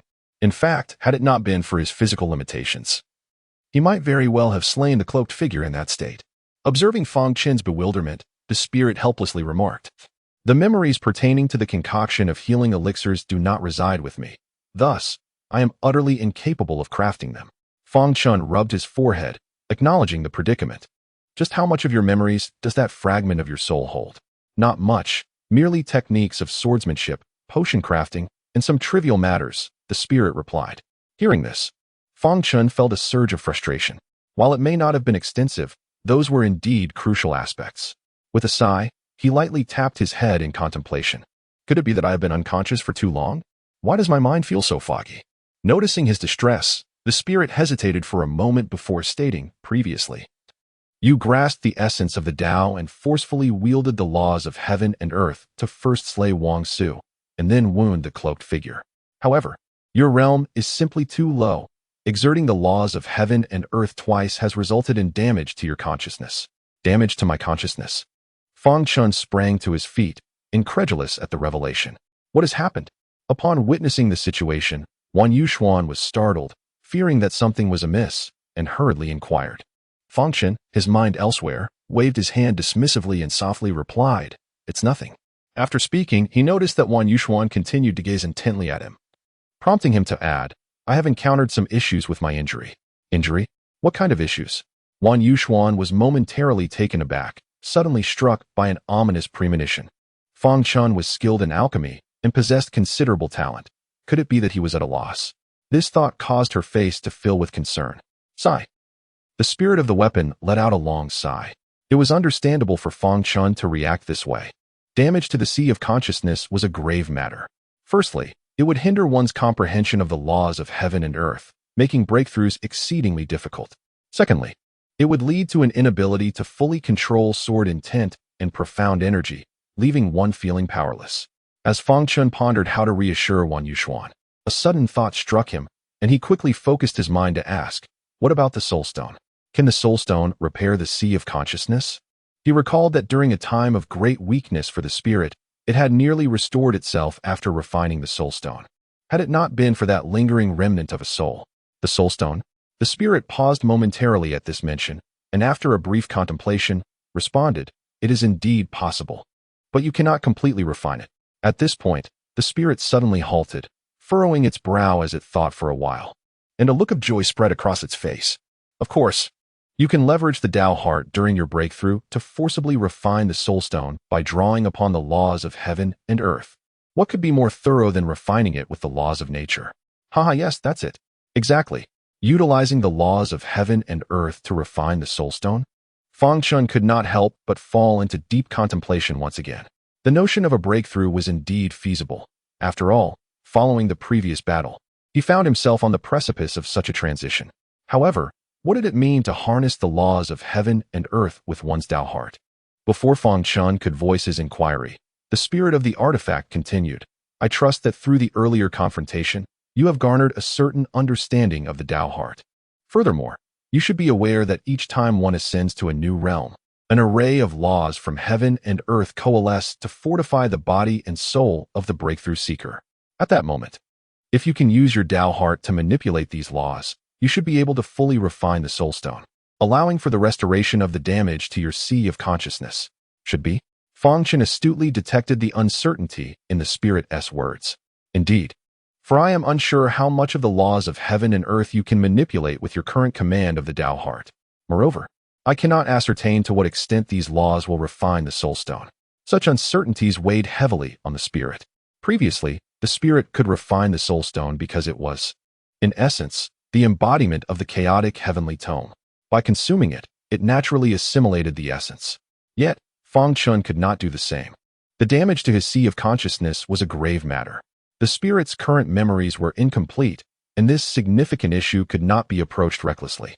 Employing the Tao heart as a medium was the best strategy the spirit could conceive at present. Is that so?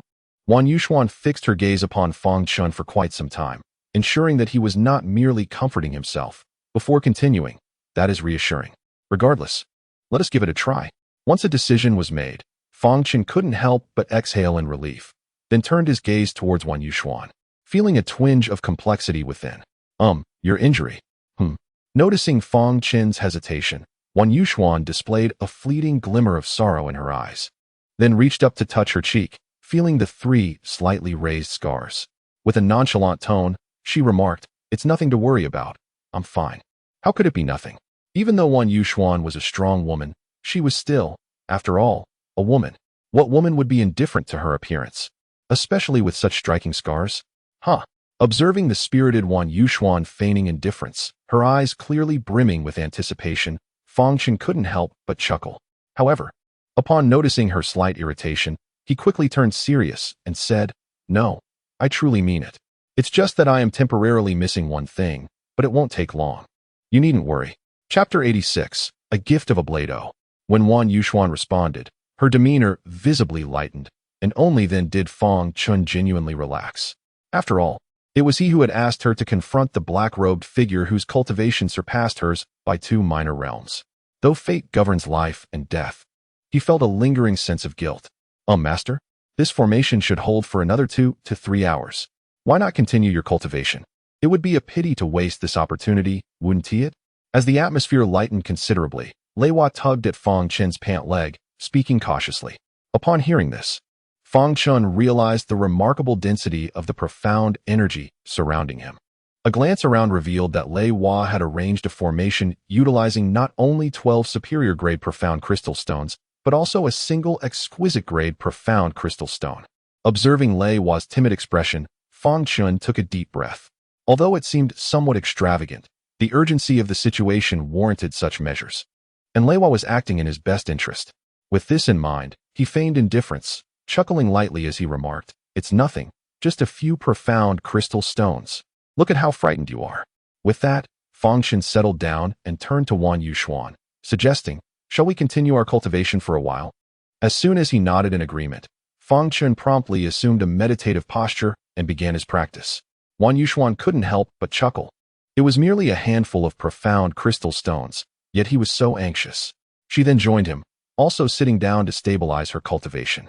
The Wan family's deep-rooted heritage and their access to profound crystal mines made Wan Yuxuan regard those few stones with indifference. However, she was unaware that without managing resources, one might not appreciate the value of essentials. Fang Chen, on the other hand, possessed a limited number of profound crystal stones, and he could not predict how many more would be needed to navigate future predicaments. Should they be squandered in situations akin to the present one, Lei Hua would only be left to weep for them both. Calming his mind and attuning to the condition within his body, Fang Chen acknowledged that while his injuries had not yet fully healed, he could still proceed with his cultivation. He began to continuously absorb the profound energy into his body, refining and compressing it. Fortunately, the surrounding profound energy, invigorated by the superior and exquisite-grade profound crystal stones, combined with Lei Hua's formation, allowed him to effortlessly fill his dantian with a liquid-like profound energy. As the formation began to dissipate, Fang Chen withdrew from his meditative state. The previous battle replayed vividly in his mind. Although his consciousness had been somewhat foggy at the time, he distinctly recalled the extraordinary state in which he struck.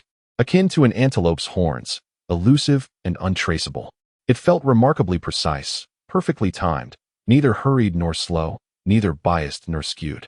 He referred to himself as the true self. And based on his combat experience, it seemed plausible that a saint-level being had been relegated to the Azure continent. Aligning with Lei Hua's earlier assertion that the black orb did not belong to this world. Yet, even in the vast expanse of the nine heavens, he had never encountered anyone who etched patterns upon their face. Moreover, after he had pierced the convergence point of those intricate designs, the figure in the black robe appeared gravely wounded. How peculiar! Who exactly was this enigmatic figure? Contemplating this, Fang Chen suddenly recalled the spirit of the artifact's earlier exclamation and couldn't help but inquire, "Do you know the origins of this black-robed individual?" Indeed, the spirit hesitated momentarily, then continued, "I am well aware of his background, but the details elude me. Very well." Before the spirit could finish, Fang Chen, with a resigned smile, shook his head. It seemed that the fragment of the spirit was of utmost importance. He closed his eyes and took a deep breath, waiting for his mind to regain its tranquility. Just then, Wan Yuxuan emerged from her own meditative practice. "How did it go?" Fang Chen inquired, surprised to find that despite her significant injuries, she had managed to break through to a higher level. It could indeed be said that surviving such calamity would surely bring blessings. With this thought, he couldn't help but chuckle softly, as a glimmer of cold light flashed. It seemed as though the temperature surrounding them had dropped several degrees. Fang Chen gazed at the treasured flying star knife of the Yi family, which he had exchanged for the Sanwei initial divine elixir, and couldn't help but feel a surge of emotion. Perhaps this blade was destined to come into your possession from the very beginning. Observing Wan Yuxuan, who was utterly captivated by the flying star knife, Fang Chen chuckled softly. "It's yours." "Yours? For me?" Wan Yuxuan stared blankly at Fang Chen. This flying star knife had always been her heart's desire, yet as a rival, how could the Yi family ever allow it to fall into her hands? Although the precious blade had ultimately ended up with Fang Chen, she had contemplated seizing it on several occasions, but as a comrade, she found herself unable to voice her thoughts. To her surprise, "Take it. It serves me no purpose." Noticing that all of Wan Yuxuan's thoughts were now consumed by the flying star knife, Fang Chen could only shake his head in resignation. Sensing that the formation laid by Lei Hua was about to dissipate, he turned towards the direction of the Manqing battlefield and said, "Let us depart. The opening of the Manqing battlefield is imminent. Familiarize yourself with the flying star knife along the way." Understood. After erasing all traces of their presence in the valley, Fang Chen cast a distant glance at the site of their previous skirmish. The once proud experts sent by the Wang family had long been devoured by the beasts of the mountain, leaving only a scattering of desiccated bones behind. Witnessing this, a glint of coldness flashed in Fang Chen's eyes. The Wang family should be removed from the ranks of Xifang City. Chapter 87. The Beastmaster sect. In the aftermath of the previous skirmish, the two dragon steeds were not spared from the chaotic repercussions of the battle. Observing the skeletal remains not far away, the two exchanged glances, discerned their direction, and set forth towards the north. Fortunately, their injuries had nearly healed. There was an unspoken competition brewing between them as they raced forward, their pace steadily increasing. Aside from his apparent lethargy, Fang Chen exhibited no lack in his control over the profound energy or in his running speed, matching Wan Yuxuan stride for stride. Initially, Wan Yuxuan, who had intended to give Fang Chen some leeway, found herself increasingly astonished as she fell behind. Despite her significantly higher cultivation level, she could not fathom why. After exhausting her own profound energy, he still appeared effortlessly composed. Noticing Wan Yuxuan's relentless curiosity, Fang Chen contemplated sharing his method of compressing profound energy. However, after the artifact spirit elucidated the complexities, he opted against it. After all, not everyone possessed a physique transformed by innate chaotic energy. Their dantian and meridians were not equipped to endure such strain. Reluctantly, Fang Chen decided to merge his experiences in controlling profound energy with the guidance of the artifact spirit, imparting insights on maximizing the efficacy of profound energy usage to Wan Yuxuan. True to her reputation as a prodigy among the younger generation of Xifang City, Wan Yuxuan rapidly honed her control over profound energy during their journey. Although her cultivation level did not advance, her speed increased while her energy consumption diminished remarkably. Certainly, the term annihilation here merely refers to being knocked down, for the entire canyon is replete with restrictions. Not only can the exalted practitioners of the Xianhuang realm not traverse the skies, but even an ordinary bird attempting to fly across the canyon would meet with the same unfortunate fate. Once struck down, one must first confront the unfathomable abyss. If one is fortunate enough to survive the fall, they will then face the land tainted by pollution, a plight that even the mightiest of humanity could not contend with. The depths of the canyon are filled with this corrupted terrain, where not only humans, but even the most resilient animals and plants struggle to endure. If one wishes to seek opportunities within the battlefield of Mangqing, it can only be achieved through personal strength, luck, and diligent effort. Standing at the edge of the barren, smooth cliff, amidst the grandeur of the imposing canyon, even Fang Chen, who had witnessed it in a previous life, could not help but sigh in awe. Just how powerful were the human beings of that era? They not only sealed the entire polluted mountain range, but also forged this magnificent canyon through sheer force. As I gaze across, the not-so-large floating island on the opposite side is lush and verdant. Each time the withered branches sprout anew, heralding the arrival of spring.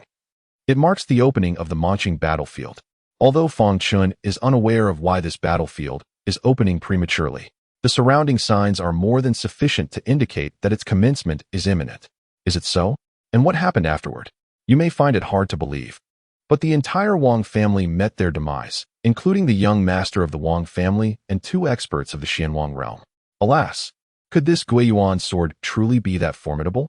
I have heard that Fang Chen possesses merely the strength of the Xianzong realm.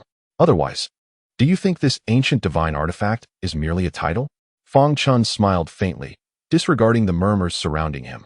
Wan Yuxuan felt a surge of irritation. What did they mean by abducted? She willingly joined him, after all. No, wait. What am I even thinking? A blush crept onto her cheeks as she stole a glance at Fang Chen, who remained intently gazing at the Grand Canyon. With a soft exhale, she thought, humph. Is the ancient divine artifact truly formidable? When the day comes that you face Fang Chen yourselves, you will understand what true terror really is. At that moment, a shadow suddenly swept in, nearly engulfing one corner of the cliff. Fang Chen looked up to see a 7th-tier fire cloud sparrow diving swiftly downwards. It wasn't until it landed in the distance that the gust of wind from its flapping wings surged towards them. In an instant, a fierce gale erupted. Fang Chen channeled his energy just to maintain his footing, while those caught off guard or of lower cultivation were nearly swept off the edge. The Beastmaster sect? Wan Yuxuan murmured, suddenly realizing. No wonder. In this world, only the Beastmaster sect could afford to use a 7th-tier spirit beast as a means of transport.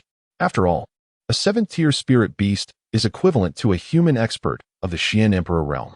Is she not coming? Indeed, with the holy dragon staff in her possession, why would she seek distant opportunities when the nearby ones suffice? Fang Chen's eyes were filled with warmth, and after softly murmuring to himself, a trace of inexplicable sorrow graced the smile that curled at the corners of his lips. Her? Although Fang Chen's voice was barely above a whisper, Wan Yuxuan, standing beside him, heard it distinctly. Who is she? Although Wan Yuxuan could not ascertain whether the she mentioned by Fang Chen was male or female, her intuition insisted that she must indeed be a woman. Noticing that Fang Chen seemed oblivious to her earlier words, an inexplicable pang of sorrow surged within Wan Yuxuan's heart. What manner of woman could evoke such concern in you? Suddenly, a resounding sword cry echoed from afar, growing louder as a dark silhouette swiftly approached, arriving at the cliff's edge in the blink of an eye. It was a figure gliding through the air on a sword. As she watched the elderly and youthful figures descend from the blade, a chill swept over Fang Chen's expression, and he coldly remarked, "Mo Anyan, we meet again." Chapter 88, An Encounter with an Old Friend. Upon hearing this, Wan Yuxuan could not help but feel astonished. Why did it seem that everywhere she turned in this place, she encountered Fang Chen's old acquaintances? Moreover, after spending such a considerable time together, this was the first instance she had witnessed such intense emotions on Fang Chen's face. Initially disappointment, then tenderness, followed by melancholy, and now resentment. Wan Yuxuan gazed up at Fang Chen, who towered over her, and silently lamented, "Fang Chen, what myriad pasts do you harbor?" Upon ascending to the heavens, he continuously refined the Lingxiao sword. In this lifetime, he would master only this singular sword technique. Yet he remained invincible within the same realm. As for the animosity between Fang Chen and him, it stemmed from the ripples caused by Mo Anyan. Were it not for her, Fang Chen would not have strayed so far down the path of ruthlessness, ultimately leading to Su Weilon sacrificing her life to awaken him. It can be said that Mo Anyan had not only ruined his life, but had also indirectly caused Su Weilan's demise. In such a manner, how could Fang Chen not harbor resentment towards him? How could one as refined and cultured as young Master Mo become an adversary? As she observed Mo and Yun engaging in lively conversation with others not far away, a flicker of confusion crossed Wan Yuxuan's eyes. Upon hearing this, Fang Chen's lips curled into a colder smirk as he disdainfully remarked, "Refined and cultured? Merely a beast donning a human guise." "A beast? Is there some misunderstanding?" Wan Yuxuan questioned, for Mo Anyun was renowned as the foremost genius of the Nine Palaces sect, known for his kindness and never resorting to bullying the weak. His demeanor was always measured and proper. Wan Yuxuan simply could not fathom why Fang Chen would harbor such profound animosity towards someone so seemingly virtuous. As was consistent with her recollection, unless there were significant ruins or momentous events related to the path of the sword sect would not make an appearance. After all, for those who were true sword cultivators, the sword tomb was already an immense opportunity. The remainder was merely about comprehension and experience. Locations like the Manqing battlefield, which were primarily sought for insights and rare treasures, held little significance for true sword practitioners. However, for Fang Chen, these rare treasures represented not only invaluable resources for cultivation, but, more importantly, the Manqing battlefield concealed a soul-settling stone. In his previous life, upon entering the Manqing battlefield, Fang Chen searched diligently, but found nothing. Just as the battlefield was on the verge of closing, he stumbled upon a dark glimmer amidst the wreckage.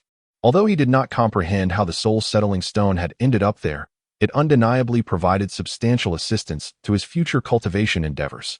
Suddenly, as if the very heavens and earth trembled, the crowd awaiting the commencement of battle at the edge of the cliff fell into an instant silence. The space surrounding the floating island appeared to blur momentarily, followed by a rapid flourishing of new sprouts, flowers, and trees. Even the air gradually became invigorating, suffused with the fragrant essence of blooming flora, which stirred the hearts of all present. Sensing this familiar aroma, Fang Chen quivered slightly. In that fleeting moment, it felt as though his damaged consciousness had been entirely restored. The vital energy within him began to surge, and a sense of dominion over the world gradually welled up in his heart.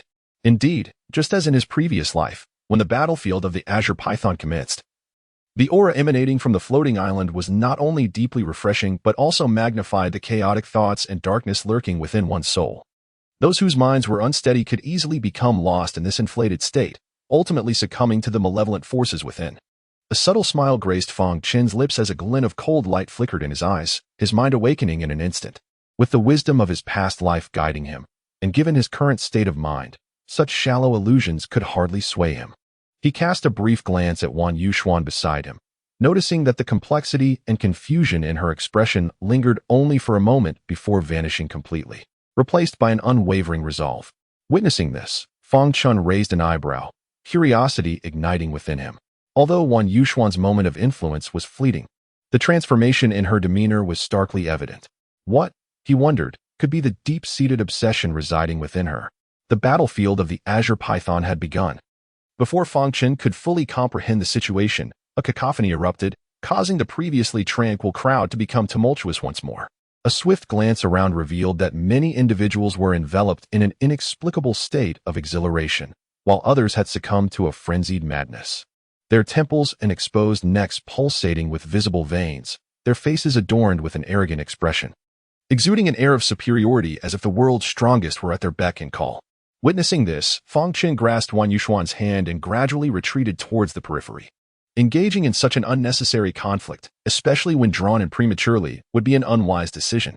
Moreover, Fang Chen understood that the trials of the Manqing battlefield and the coveted opportunities sought by all had already commenced with the arrival of this intoxicating fragrance. "Get out of the way. Who do you think you are to obstruct my path?" A furious shout echoed, immediately followed by a piercing scream. A nascent Xianwang realm cultivator, his eyes tinged with red and brimming with arrogance, struck down a mid-level Xianzong cultivator standing before him with a single palm, sending him plummeting into the abyss of the canyon. The unfortunate Xianzong cultivator, unable to utter a cry for help, lost his breath in an instant, rendering the scene momentarily hushed before chaos erupted once more. How dare a mere initial Xianwang realm cultivator behave so recklessly here? As the words left his lips, a swift, cold glint shot through the air, and the earlier assailant was hurled away in response, instantly escalating the atmosphere to one of palpable tension and hostility. As the scene grew increasingly chaotic, with everyone exhibiting an eagerness to showcase their prowess, Fang Chen furrowed his brow. Suddenly, a chilling sword intent surged into the sky, coalescing into a formidable long sword amidst the resonant clangor of an ominous battle cry. Chapter 89. The Second Trial, the Manifestation of Sword Intent. Gazing at the long sword above him, which seemed to flaunt its might, Fang Chen could not help but curl his lips into a cold smile. Imoanyan, you still love to steal the spotlight, don't you? With the intent taking form, the long sword hovered in midair, its icy radiance flickering, enveloping the surroundings with a palpable aura of deadly intent, causing the previously exhilarated crowd to fall into a moment of stunned silence. What is happening to me? Indeed, it felt as if I had been entranced. As the crowd awakened from their stupor, Imoanyan nodded at the elder before him and stepped forward, clearing his throat to address the assembly. There is no need for alarm, my friends. We are all here in the Mongqing battlefield seeking opportunities, and we ought to assist one another. I urge everyone to maintain clarity of mind and not fall victim to this fragrant illusion. Fragrant illusion? One person murmured in confusion. Then, upon catching a whiff of the pervasive aroma, was taken aback, gritting his teeth in realization. Damn it. So it was the floating island's trickery. If I hadn't been caught off guard, how could such a trivial fragrance have ensnared me? Never mind, had it not been for young Master Mo's intervention. You might have met your demise long ago. Indeed. Haha. Thank you, young Master Mo, for your timely rescue. Should you ever require assistance, do not hesitate to ask. Yes. Thank you. Young Master Imoanyan surveyed the surroundings and, with a modest nod, spoke with a fa of decorum. Esteemed guests, you are too kind. Even if I were to refrain from action, I trust that with your capabilities, you would not be ensnared by this fragrant allure for long. Indeed, young Master Mo is truly the foremost genius of the 9 palaces. Such breadth of mind is beyond our comparison. Not only has young Master Mo, at a tender age, attained minor perfection in the Xianwang realm, but I believe it would not be an exaggeration to regard him as the preeminent prodigy of the Azure continent. Given his profound mindset, you speak too highly, Imoanyan replied with a gentle smile, bowing once more to the assembly. Fang Chen, however, scoffed at the scene. This disgrace of the human race merely required you to pave the way. Did you truly believe he was earnestly here to save you? A pack of fools. While young Master Mo is indeed a prodigy in cultivation, he lacks the arrogance typical of ordinary geniuses. He is not only kind-hearted and humble, but possesses a clear vision of the greater picture. I believe there must be some misunderstanding among you. Observing Wan Yuxuan's serious demeanor, Fang Chen merely smiled faintly, choosing not to respond. Although the young lady of the Wan family was undoubtedly intelligent, she had been sheltered for too long, ultimately a flower in a greenhouse. Unacquainted with the treachery of human nature, no wonder the elder of the Wan family insisted she accompany him. Dear friends, we are all here in search of our own fortunes. The Mongqing battlefield has already commenced. If we delay too long, we may miss our opportunities. There is no time to waste. Let us converse at a later date. Imoanyan pressed his hands lightly, and after the atmosphere settled, he continued. I am but a humble individual who has recently comprehended the sword intent to the 3rd tier. I have exerted considerable energy, and given the significance of the Mongqing battlefield, I must restore myself to peak condition before embarking. Please, proceed without me. Very well, we shall take our leave first, until we meet again in the Mongqing battlefield. Indeed, we are grateful for young Master Mo's assistance earlier. This time, let us pave the way for him. Yes, opportunity lies before us. The early bird catches the worm. As he spoke, several individuals, previously captivated by the fragrant allure, stepped forward to the edge of the cliff, reassessing the distance to the floating island across the chasm. The others quickly cleared a path, allowing those preparing to depart ample space for a running start. After all, one could only soar after reaching the Xianwang realm. And in such a perilous canyon, any misstep could leave no room for regret. Fang Chen cast a nonchalant glance around, observing that members of the Beastmaster sect and the Fire Worship sect maintained a watchful stance. Not everyone was foolish. Witnessing others traverse to the floating island would undoubtedly enhance their own chances when the time came. As for Imoanyan's claim of excessive exhaustion requiring recovery, Fang Chen could not help but silently chastise him for his hypocrisy. If he wished for others to scout the path, he should be forthright. In terms of sword intent manifestation, he was evidently far more adept than Fang Chen. The notion of significant exhaustion was absurd. With the experience of a previous life, Fang Chen found no need for reference or extensive calculations. Even considering the amount of ethereal energy he had already condensed into a liquid form within his dantian, forcing it through was a trivial matter. However, it is prudent to remain low-key. After all, the more one reveals their brilliance, the more likely they are to attract unwanted attention. This time, he had important matters to attend to, and it was best to minimize any potential troubles. As Fang Chen rubbed his temples, dozens of individuals prepared to embark towards the floating island. In the space that the crowd had cleared, these people were eagerly gearing up, most of them at the mid-stage of the Xianzong realm, while 5 individuals at the center stood at the Xianwang realm. They were ready to set off. Wan Yuxuan's tone was slightly anxious. Upon closer inspection, the canyon did not appear so easily traversable. As soon as Fang Chen's words fell, the 5 Xianwang realm practitioners moved in unison, channeling their ethereal energy to its fullest. Upon reaching the edge of the cliff, they soared into the air, leaping directly towards the floating island. Following them, the remaining Xianzong realm practitioners rushed forth. The latter, like dumplings being dropped into boiling water, saw only a few land steadily on the floating island, while the majority either crashed onto its surface or plummeted directly into the canyon below. Initially, at least 30 to 50 individuals had set off, yet now, fewer than 15 remained standing on the floating island. Those yet to embark on their journey exchanged glances, unable to suppress their unease. This was merely the beginning, yet so many lives had already been claimed within the canyon. One couldn't help but wonder what lay ahead. Goodness, was this truly a quest for fortune? It seemed more akin to a death march. Chapter 90. Stepping onto the floating island, it is often said that wealth and honor are found in peril. Yet how can one seek such rewards while fearing even the slightest risk?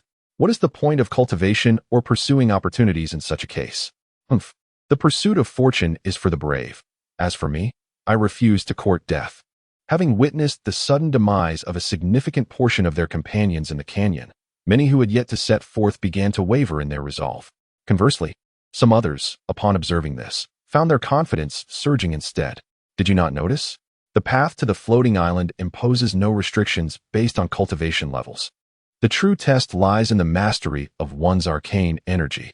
Even if we possess only the cultivation of the arcane sect, in this battlefield of the Python Blue, every one of us has an equal chance. Your words resonate with me. I've noticed the same.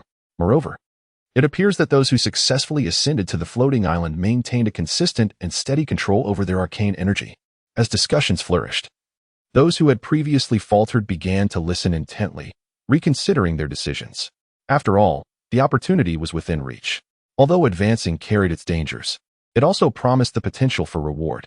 To retreat would not only forfeit any chance of success, but could also impose immeasurable repercussions on one's future ascension of the mind and spirit.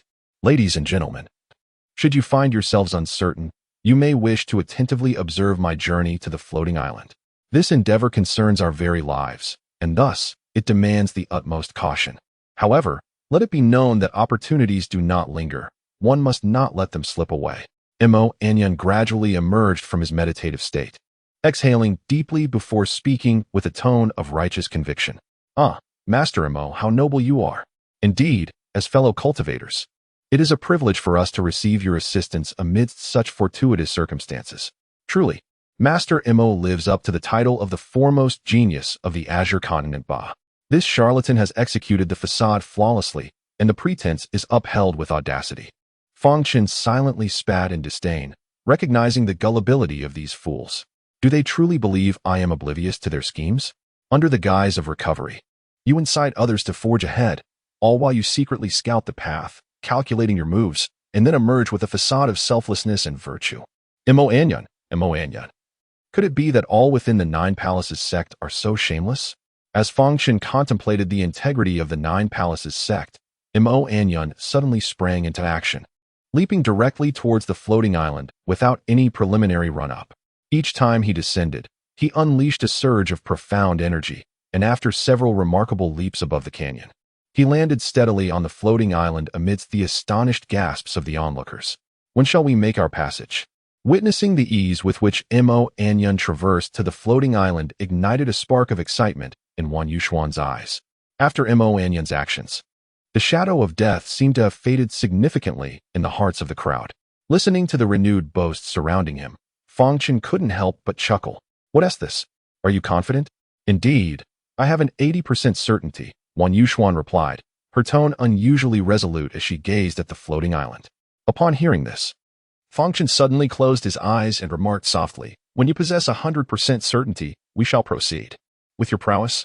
Crossing this canyon should pose no greater challenge than what Mo Anyan faced. What's this? Do you lack confidence? Wan Yuxuan looked at Fang Chen in confusion as she inquired. You shall know soon, Fang Chen replied, signaling the end of their conversation, leaving Wan Yuxuan to wait impatiently.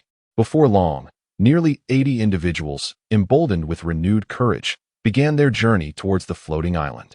Although the process resembled the previous chaotic rush, the success rate of reaching the island had notably improved. The terrors of the canyon were once again diminished, and soon a steady stream of people set forth towards the floating island. It was only when only a few prominent sects remained at the cliff's edge that Fang Chen finally opened his eyes and said, "Let us proceed as well." With that, the two joined the last group of wandering cultivators, feigning a running start before effortlessly leaping several times. As soon as Fang Chen set foot on the floating island, he immediately grasped Wan Yuxuan's hand and blended into the throng of people. Although the two had already undergone a transformation in appearance, the lessons learned from their previous encounters had instilled in Fang Chen a profound understanding of the myriad peculiarities of the world. He recognized that even the slightest lapse in vigilance could lead him once more into dire straits. Fang Chen could not guarantee that he would always find himself in that extraordinary state of awareness when danger arose. Thus, it became exceedingly important to minimize his presence amidst the chaotic crowd. Just as Fang Chen successfully concealed himself within the multitude, he noticed several formidable individuals, possessing the strength of minor perfection in the Xianwang realm, scanning the area as if in search of something. Observing this, Fang Chen felt a wave of relief wash over him. Despite exercising utmost caution while traversing the canyon and striving to remain inconspicuous, he understood that those with strength and experience could see through any facade. Do you perceive an unusual fragrance? Fang Chen whispered urgently as the last individual stepped onto the floating island. Upon hearing this, Wan Yuxuan leaned forward slightly, seemingly intent on discerning the scent. Fang Chen quickly restrained her, urging her to steady her breath. When they encountered the strange aroma, it was imperative to circulate their xuanqi to counteract its effects, ensuring they did not inhale it excessively. All right, Wan Yuxuan replied with a nod, sensing the gravity of Fang Chen's demeanor. Even though the nature of the scent remained unknown to them, amidst the throng, Fang Chen continued to blend in with Wan Yuxuan as they ventured forth through the lush, flourishing forest, vibrant with blooming flowers.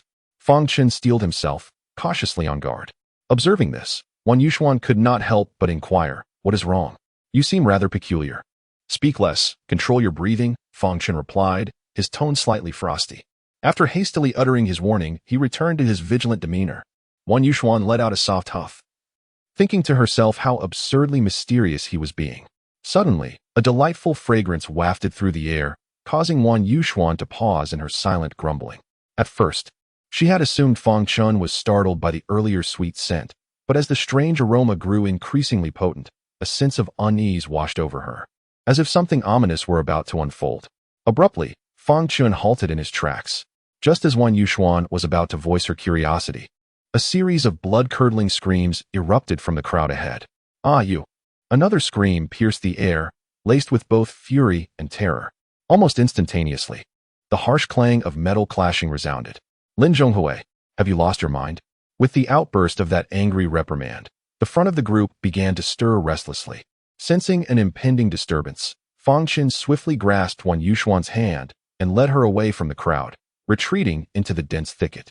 As soon as the two departed from the crowd, Wan Yuxuan had yet to voice her inquiry when she was startled by the panicked throng, which scattered as if in fright, upon witnessing several individuals near the epicenter of the commotion.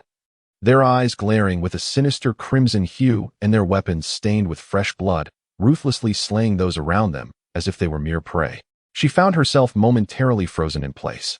In the next instant, these individuals slowly rose, their demeanor transforming to mirror that of the earlier assailants.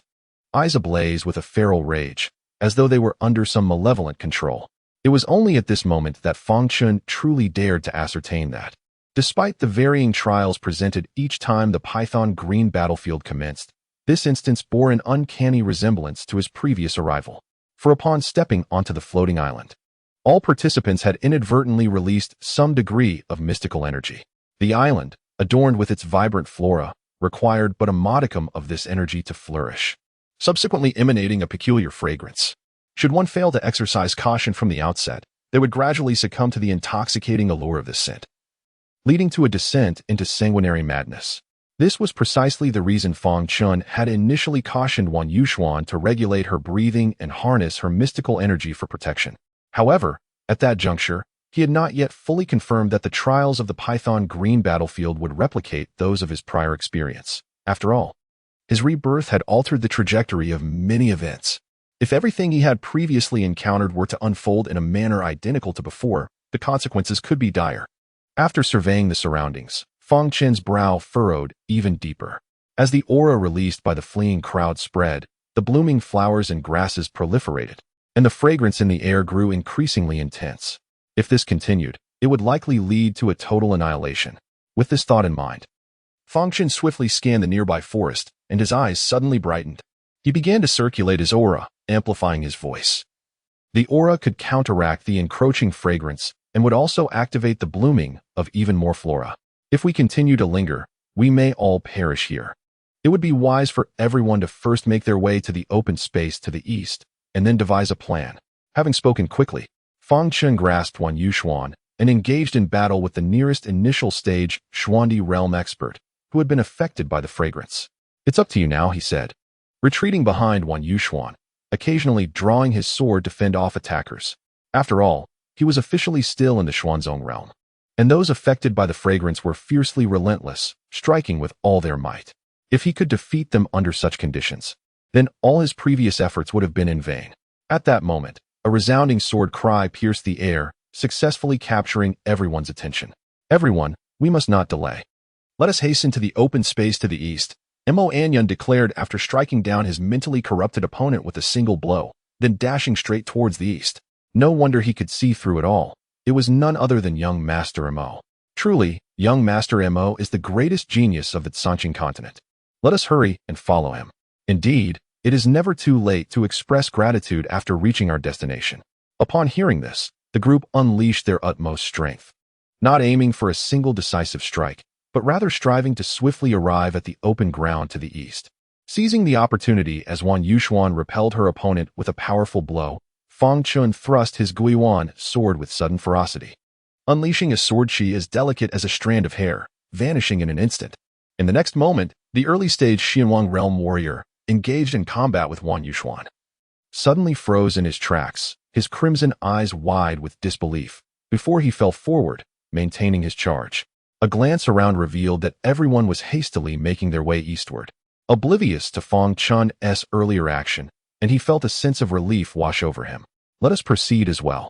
"Very well," Wan Yuxuan replied, and together they hastened towards the eastern clearing. The fate of that early-stage Xianwang realm warrior was clear to Wan Yuxuan. The needle-like sword chi had penetrated his body and erupted violently, shattering his heart. Such precise and fierce an attack was something even Wan Yuxuan, a late-stage Xianwang realm cultivator, believed she could not replicate with such perfection, especially considering Fang Chen's injuries remained unhealed. How formidable must his true strength be? Reflecting on how, after she had fainted, Fang Chen had managed to repel the black-cloaked figure that she could barely withstand, Wan Yuxuan felt a surge of astonishment. Why was he so familiar with this battlefield of the serpent? What secrets had he concealed? Fang Chen deliberately moderated their pace, only presenting an appearance of exertion as they approached the clearing, ensuring that all those untainted had gathered before him and Wan Yuxuan arrived. As the two had just settled, the sounds of gratitude directed towards Mo Anyun reached their ears. Mo Anyun, maintaining an air of humility, chuckled softly and remarked, "There is no need for such formalities. As a strong individual, it is my duty to bear greater responsibilities.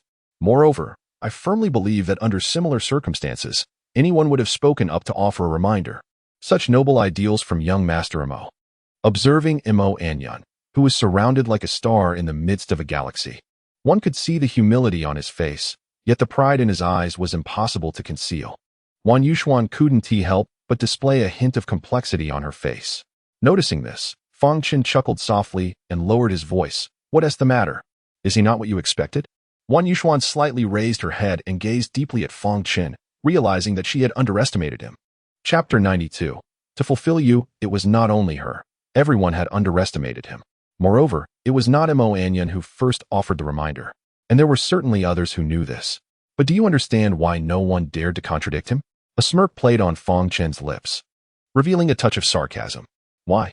Because he has never claimed that he was the one who initially reminded everyone. At this, Wan Yuxuan was momentarily taken aback. Indeed. As soon as Fang Chen's words had settled, Mo Anyan had followed suit with his own reminder. Consequently, the crowd would naturally assume that he had been the one reminding them all along, although he did not explicitly acknowledge it. The implication of his words was tantamount to an unspoken acceptance, revealing a level of shamelessness that she had never anticipated. How could she have once regarded him as a modest gentleman? Upon this realization, Wan Yuxuan's gaze towards Mo Anyan was filled with disdain. There was no need to be concerned. The timing was fortuitous for such an individual. Since Mo Anyan was willing to step forward, it indeed alleviated many burdens. Fang Chen rubbed his forehead. The previous strike against the Xianwang realm had taken a considerable toll, and his already heavy consciousness was now significantly more burdened. What should be done next? Although numerous questions swirled within him, Wan Yuxuan understood that this was not the moment for discourse. Observing that the previously corrupted crowd had not pursued them but were instead slowly converging, Fang Chen's expression darkened. The reason those afflicted individuals did not advance was due to the faint fragrance in the vicinity, compelling them to gather and concentrate their elemental energy to fully awaken the surrounding flora. Once the aroma permeated the forest, those remaining would find themselves with no escape. If memory serves, there remains but half an hour until the passage opens. Gazing at the subtly swelling center of the forest, where blossoms were tightly clustered, a glimmer of brilliance flickered in Fang Chen's eyes. He then lowered his voice, stating, "Control your breathing and seize the moment to restore your full strength. Do not concern yourselves with anything else." With that, a cold smile graced Fang Chen's lips as he remarked, "Mo Anyan, do you not relish the role of the Good Samaritan? Then allow me to facilitate your desires. Look quickly, what are those whose minds have been tainted doing?" After feigning astonishment, Fang Chen swiftly lowered his stance. Upon hearing these words, the crowd finally noticed that those whose minds had been eroded were gathering together, collectively channeling their ethereal energy to awaken the flowers and plants around them that had yet to fully bloom. These wretches, unable to save themselves, sought to drag us down into their demise as well. Indeed, if we were to wait until all the flowers had blossomed, it was uncertain whether these corrupted individuals would turn against us. Even the increasingly potent fragrance might prove unbearable for us to withstand. What should we do? The more the crowd analyzed the situation, the more frantic they became, and it wasn't long before chaos ensued once again. Observing this, Fang Chen couldn't help but sneer coldly and, seizing the opportunity amidst the turmoil, called out softly, "If this continues, we shall all perish. Young Master Mo, it was you who brought us here. Please, offer us your guidance on what to do next." Fang Chen focused his ethereal energy, allowing his voice to drift and waver, and then hastily concealed his presence within the confusion. Mo Anyan, with a grim expression, scanned the surroundings but failed to locate the speaker. A fleeting glimmer of cruelty flashed in his eyes. Just as he was about to speak, he was nearly overwhelmed by the uproar of the crowd's discussions. Indeed, it was young Master Mo who had led us here, so he must have devised a perfect strategy. Yes, from the very beginning, young Master Mo had seen through everything. He must have made arrangements. At this, Fang Chen nearly burst into laughter, then pinched his throat and remarked, "Who says otherwise? Even if young Master Mo lacks a foolproof plan, with his prowess, a few strokes of his sword would surely resolve everything, wouldn't he it?" As soon as these words were uttered, everyone nodded in agreement, and several individuals promptly stepped forward to pay their respects, urging Mo Anyan to devise a solution to the pressing predicament. After all, the longer the delay, the more perilous their situation became. Mo Anyan, filled with indignation and frustration, found herself unable to vent her anger. She was acutely aware that someone was deliberately causing trouble, yet the identity of the perpetrator eluded her grasp. Thus, she could only suppress her ire, addressing the assembly. "We have yet to locate the entrance to the Manqing battlefield. If we continue to expend our energy here..." Before Mo Anyan could finish her sentence, Fang Chen interjected, his voice strained, "I implore you, young Master Mo, to take action swiftly. If we delay any longer, we may lose our chance entirely." Indeed, The creatures had begun to activate the flora around them. "Young Master Imo, please hurry," they urged. "Surely you do not wish to abandon us." Listening to the chorus of their entreaties, Imo Anyun felt as though she might spit blood from the sheer frustration. Forcing herself to respond with restrained fury, "I had every intention of doing so, but the number of those whose minds have been corrupted is far too great. I beseech the esteemed practitioners of the Xianwang realm to lend me their strength." At these words, Fang Chen couldn't help but let out a cold laugh inwardly. While there were indeed several practitioners of the Xianwang realm available, the turmoil had significantly diminished their numbers. Those who would dare to step forward at this moment were exceedingly rare. After all, no one was foolish enough to believe that the entrance to the Mongqing battlefield could be opened at will. To waste energy at this juncture would indeed be an act of folly. Indeed, after Imo Anyun finished speaking, the remaining figures of the profound king realm exchanged glances. Apart from the 6 representatives from various factions, including the Beastmaster sect, the others feigned weakness for a myriad of reasons, expressing their desire to assist, yet claiming their inability. They did not forget to extol Imo Anyun, declaring him a paragon of virtue. Upon noticing Imo Anyun's indifferent nod towards the 6 who had stepped forward, he took the initiative to charge at the group whose minds had been corrupted. A glimmer of mockery flashed in Fang Chen's eyes as he thought, "Ah, Imo, the benevolent one, I have aided you yet again." The 6 powerful figures of the profound king realm, after exchanging knowing looks, followed suit. The leader among them, perhaps motivated by some peculiar sentiment, remarked at that moment, "Young Master Imo is indeed the greatest talent of the Azure Green continent. We shall merely support from the sidelines, lest we overshadow his accomplishments." At this juncture, Imo Anyun had already engaged in fierce combat with those whose minds had been tainted, unleashing his sword intent which transformed into numerous sharp blades, wreaking havoc fueled by his inner fury. The 6 who arrived later were indeed there merely to provide support, adhering to their earlier assertion of not stealing Imo Anyun's glory. Apart from occasionally intervening to fend off the onslaught against him, they largely adopted a spectator's demeanor. This cannot be blamed, for Imo Anyun is the unrivaled genius of the Azure Green continent. They could not expend all their efforts while allowing him to claim all the renown for himself. After calculating the time, Fang Chen began to lead Wan Yuxuan slowly towards the crowd at the heart of the forest. Fang Chen's previous actions were merely a means to delay, while striving to maintain his peak condition. For soon, the passage to the Python Green battlefield would open, and the Soul Requiem stone lay among the shattered bones. Should he hesitate, it could easily be discovered by others.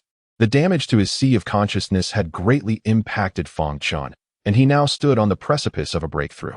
Missing this opportunity would yield dire consequences. Imo Anyun, tormented by the weight of his genius, had already plunged into the throng of those whose minds had been eroded. Since combat was the only recourse, he would utilize this battle to demonstrate why, among countless prodigies, only he, Imo Anyun, was hailed as the foremost in the Azure Green continent. It was as if he were in a realm devoid of opposition. The more he fought, the more formidable he became, with 6 Xianwang realm experts flanking him. As long as he was not encircled, there was little to fear. Channeling his sword intent to its utmost, a sudden sword cry pierced the air. A glint of cold light flashed from Imo Anyun's hand as a streak of brilliance surged forth, tracing a graceful arc through the crowd and soaring skyward. Hiss! The sword of Ling Xiao. Witnessing the countless severed limbs surrounding Imo Anyun, the crowd collectively gasped in astonishment. While many were aware of Imo Anyun's profound teachings under the esteemed elder of the Jiogong sect, few had witnessed it firsthand. That very strike was the pinnacle of Jiogong sect's swordsmanship, the sword of Ling Xiao. As Imo Anyun, breath-quickening after striking with the sword, caught Fang Chen by surprise. He marveled at the unexpected prowess displayed by this seemingly talented individual. Despite knowing that Imo Anyun had been a genius in his previous life, Fang Chen had not anticipated that, at this moment, being merely at the minor perfection of the Xianwang realm, he could wield the Ling Xiao sword with such exquisite grace. In the midst of this astonishment, the central prominence suddenly trembled, sending a shiver through the entire forest. Fang Chen swiftly grasped Wan Yuxuan's hand and urged, "Run." Before the words had completely escaped his lips, Fang Chen ceased to conceal his strength. An eruption of xuanqi surged forth from beneath his feet, and he transformed into a fleeting shadow. In the bewildered gaze of Wan Yuxuan, the central prominence had just begun to raise a towering light barrier. But the two of them had already crashed through it. An overwhelming sensation of dizziness enveloped Fang Chen. The world spun around him, and he stumbled slightly. Had it not been for Wan Yuxuan's support, he would surely have collapsed to the ground. The damage to his consciousness was indeed a troublesome ordeal. As this thought crossed his mind, Fang Chen suddenly felt a firm grounding beneath his feet, followed by a wave of desolation and murderous intent sweeping over him. He jolted, the sensation akin to traversing through the midst of a fierce confrontation among countless soldiers, with innumerable piercing gazes filled with lethal intent fixated upon him. All sense of security and vigilance crumbled under the weight of those stares. Wan Yuxuan, taken aback by Fang Chen's explosive speed, was about to inquire when she noticed the urgency etched across his face as he hurriedly searched for something. He had been here before. Wan Yuxuan was startled by the sudden thought that appeared in his mind. He quickly shook his head, dismissing the idea as impossible. Even if you were intimately familiar with the Python Green battlefield, each trial was unique upon its commencement. So why? I am on the verge of an uncontrollable breakthrough. If I fail to obtain that object before the breakthrough, I would rather suffer than live. Lost in thought, Wan Yuxuan suddenly froze. Suffer than live? He hastily inquired. Is it because of the previous injury? Yes. Noticing Fang Chen's increasingly grim expression and his quickening pace, Wan Yuxuan felt a surge of anxiety. What do you need me to do? Protect me. As soon as the words left his lips. Before Wan Yuxuan could pose another question, Fang Chen abruptly halted and darted toward a heap of chaotic bones in the distance. Found it. Upon reaching the pile of bones, Fang Chen immediately spotted a glimmer of dark light concealed beneath the scattered remains. Grasping the soul stone tightly, Fang Chen nodded gravely at Wan Yuxuan, then sat cross-legged. Once his mind settled, he softly declared, "Let us begin." All right. Upon the spirit's solemn nod, Fang Chen closed his eyes, and the air around him suddenly surged. In the void above, the essence of heaven and earth began to coalesce violently, forming a massive vortex amidst the whisperings of the unseen, swiftly enveloping Fang Chen's figure. A breakthrough. Wan Yuxuan murmured softly, though she was already aware of Fang Chen's impending advancement. She had not anticipated that it would merely be a breakthrough to the Xianwang realm, and yet the momentum was so grand. Reflecting on her own experience of breaking through to the Xianwang realm, a surge of defeat washed over her heart. However, she quickly found solace. Even in the realm of Xianzhong, Fang Chen's combat prowess had already subtly surpassed her own.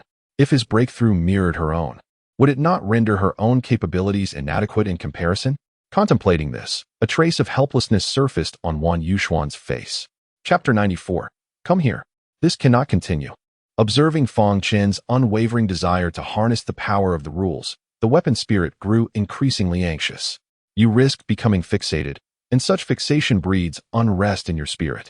How can you hope to engage with the power of the rules in this state?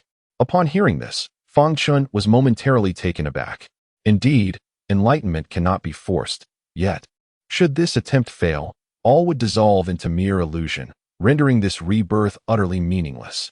Memories surged into his mind, vivid and overwhelming.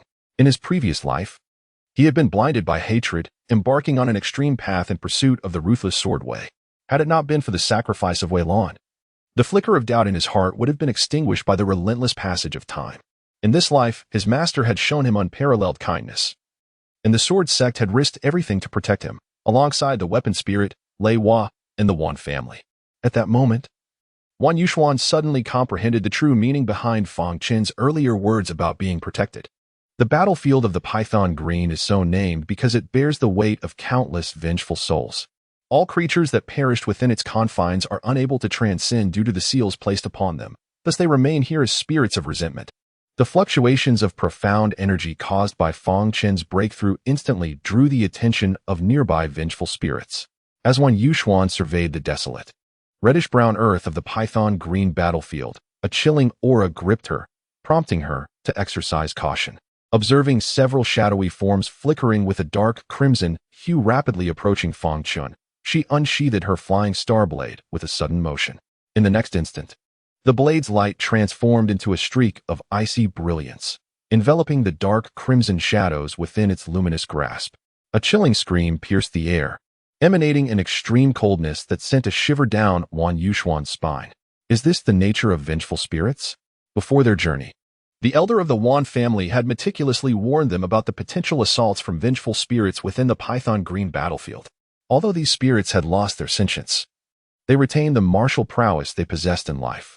While these energy manifestations lacked a definitive weakness that could deliver a fatal blow, excessive attacks could render them incapable of repairing their injuries, leading to their complete annihilation. With this thought, Wan Yuxuan's expression grew stern as she leaped into action. Her blade's brilliance transformed into a flash of lightning, echoing a muffled thunderclap in the air. In the blink of an eye, her figure stood resolutely between the vengeful spirits and Fang Chen. She observed with caution as the vengeful spirit, which had been obliterated by the lightning, miraculously restored itself in an instant. Wan Yuxuan regarded the 5 dark crimson shadows before her with utmost vigilance. 2 spectral figures, barely discernible, exhibited the prowess of the Xianwang realm, while the remaining 3, namely the wolf, the fire crow, and the Tianan tiger, also demonstrated strength commensurate with the Xian sect. As these 5 vengeful spirits glared at her with palpable ire, Wan Yuxuan let out a cold snort. Instantly, her flying star blade quivered lightly, emanating a formidable intent. With a swift motion, she propelled herself forward, leaving behind a series of afterimages. Amidst the glimmering cold light, she once again obliterated the 5 vengeful spirits into mere fragments. Alas! Observing the vortex nearly vanish, the anguish upon Fang Chen's brow showed no sign of abating. In that fleeting moment, both the weapon spirit and Wan Yuxuan were momentarily stunned, soon enveloped by an ominous premonition. Is this truly fate? The weapon spirit murmured in trepidation. Acutely aware that Fang Chen's breakthrough had only involved the refinement of a minuscule portion of the soul-subduing stone, compared to his injuries, it was nearly negligible.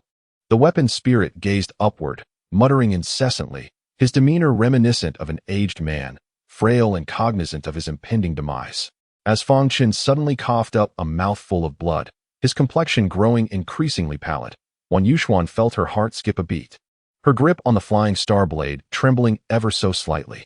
Finally, as the vortex of celestial energy dissipated completely, Fang Chen, having spat out blood, felt his already burdensome consciousness begin to fade into obscurity. Was it truly a failure? At that very moment, a crisp shattering sound resonated, jolting Fang Chen's spirit. He bit down on his tongue in shock. Failure? Never. I shall not permit failure. Come to me. In the depths of Fang Chen's heart, a fervent roar resounded, causing his very essence to throb with an intensity akin to the rhythmic pulse of the universe itself. The resonance of the great Tao rippled through the fabric of existence, its waves expanding outward, igniting the celestial energies that surged like boiling waters, all converging towards Fang Chen with a furious howl. In an instant, the gathered energy stirred the winds and clouds, coalescing into a magnificent vortex of formidable might, swiftly spinning to form a viscous, luminous stream of energy that tethered Fang Chen to the swirling tempest. A cryptic murmur echoed throughout the cosmos, both ethereal and palpably real. In the next heartbeat, Fang Chen cast his gaze skyward and let forth a piercing cry, his long hair dancing in the air, his garments billowing as if caught by a phantom wind. The vortex, reminiscent of an army in full charge, enveloped his form in a heartbeat. Moments later, a crisp sound resonated, akin to the cracking of an eggshell. As a fleeting darkness flickered within the whirlpool, resembling the shattering of mist and the re-emergence of reality across the world. Witnessing this, the spirit of the artifact jolted with excitement, its previously lifeless eyes now ablaze with fervor. It promptly settled into a meditative posture, its lips quivering slightly, as the chaotic heavenly book erupted with a flash of violet light, directing its luminous beam straight towards Fang Chen's celestial core. Chapter 95. Are you seeking death? What is happening? As she beheld the resurgence of this celestial phenomenon, Wan Yuxuan's eyes widened in disbelief. Even the fingers gripping the flying star blade turned pale from the tension, yet after a brief moment, her previously furrowed brow began to relax. Regardless of the circumstances, there remained a glimmer of hope. As soon as the whirlpool enveloped Fang Chen's figure, a brilliant violet light suddenly sliced through the sky. Upon closer inspection, one could discern a faintly swirling dark mist entwined within the radiant glow. An aura of utmost majesty and tranquility descended upon the vicinity of the whirlpool, instantly capturing the attention of the wandering malevolent spirits and those who had recently entered the marching battlefield. In the next moment, they all rushed towards the whirlpool in unison. Meanwhile, Fang Chen, the architect of this spectacle, had already entered a state of profound oblivion, immersed in the resonance of Tao heart. With the aid of the spiritual essence of his artifact, he manipulated the power of the rules to refine the soul-settling stone, merging it with the primordial chaotic energy. gradually mending his damaged consciousness. Why does this maiden act so? A voice questioned. A treasure has emerged, even if it has been claimed. We surely have the right to gaze upon it, do we not? With a sharp clang, a long blade was swiftly unsheathed, and a bolt of lightning surged, shattering several approaching malevolent spirits into fragments. Before they could regenerate, Wan Yuxuan unleashed a sweeping blade aura, then coldly remarked, "Do you still wish to behold it?" "Humph. I, Ma Xiongzhuang, am not easily intimidated." After glancing at Wan Yuxuan, who was engaged in combat with the spirits, Ma Xiongzhuang suddenly had a moment of clarity. He leaned closer to the other five and proclaimed, "This extraordinary phenomenon undoubtedly heralds the emergence of a celestial treasure. Since fate has brought us brothers here, it is inconceivable that we should depart. What do you all think?" The elder brother speaks the truth, however, considering the current circumstances. It is likely that this woman's companion is already at the treasure site. To have a formidable being of the profound king realm stationed here suggests that their ally is no ordinary foe. Upon hearing this, Ma Xiongzhuang smacked his thigh in agreement, showing no fear of the thin man attempting to claim the spoils for himself, as he regarded the latter merely as a minor thief of the late profound sect stage. What if he possesses exceptional agility?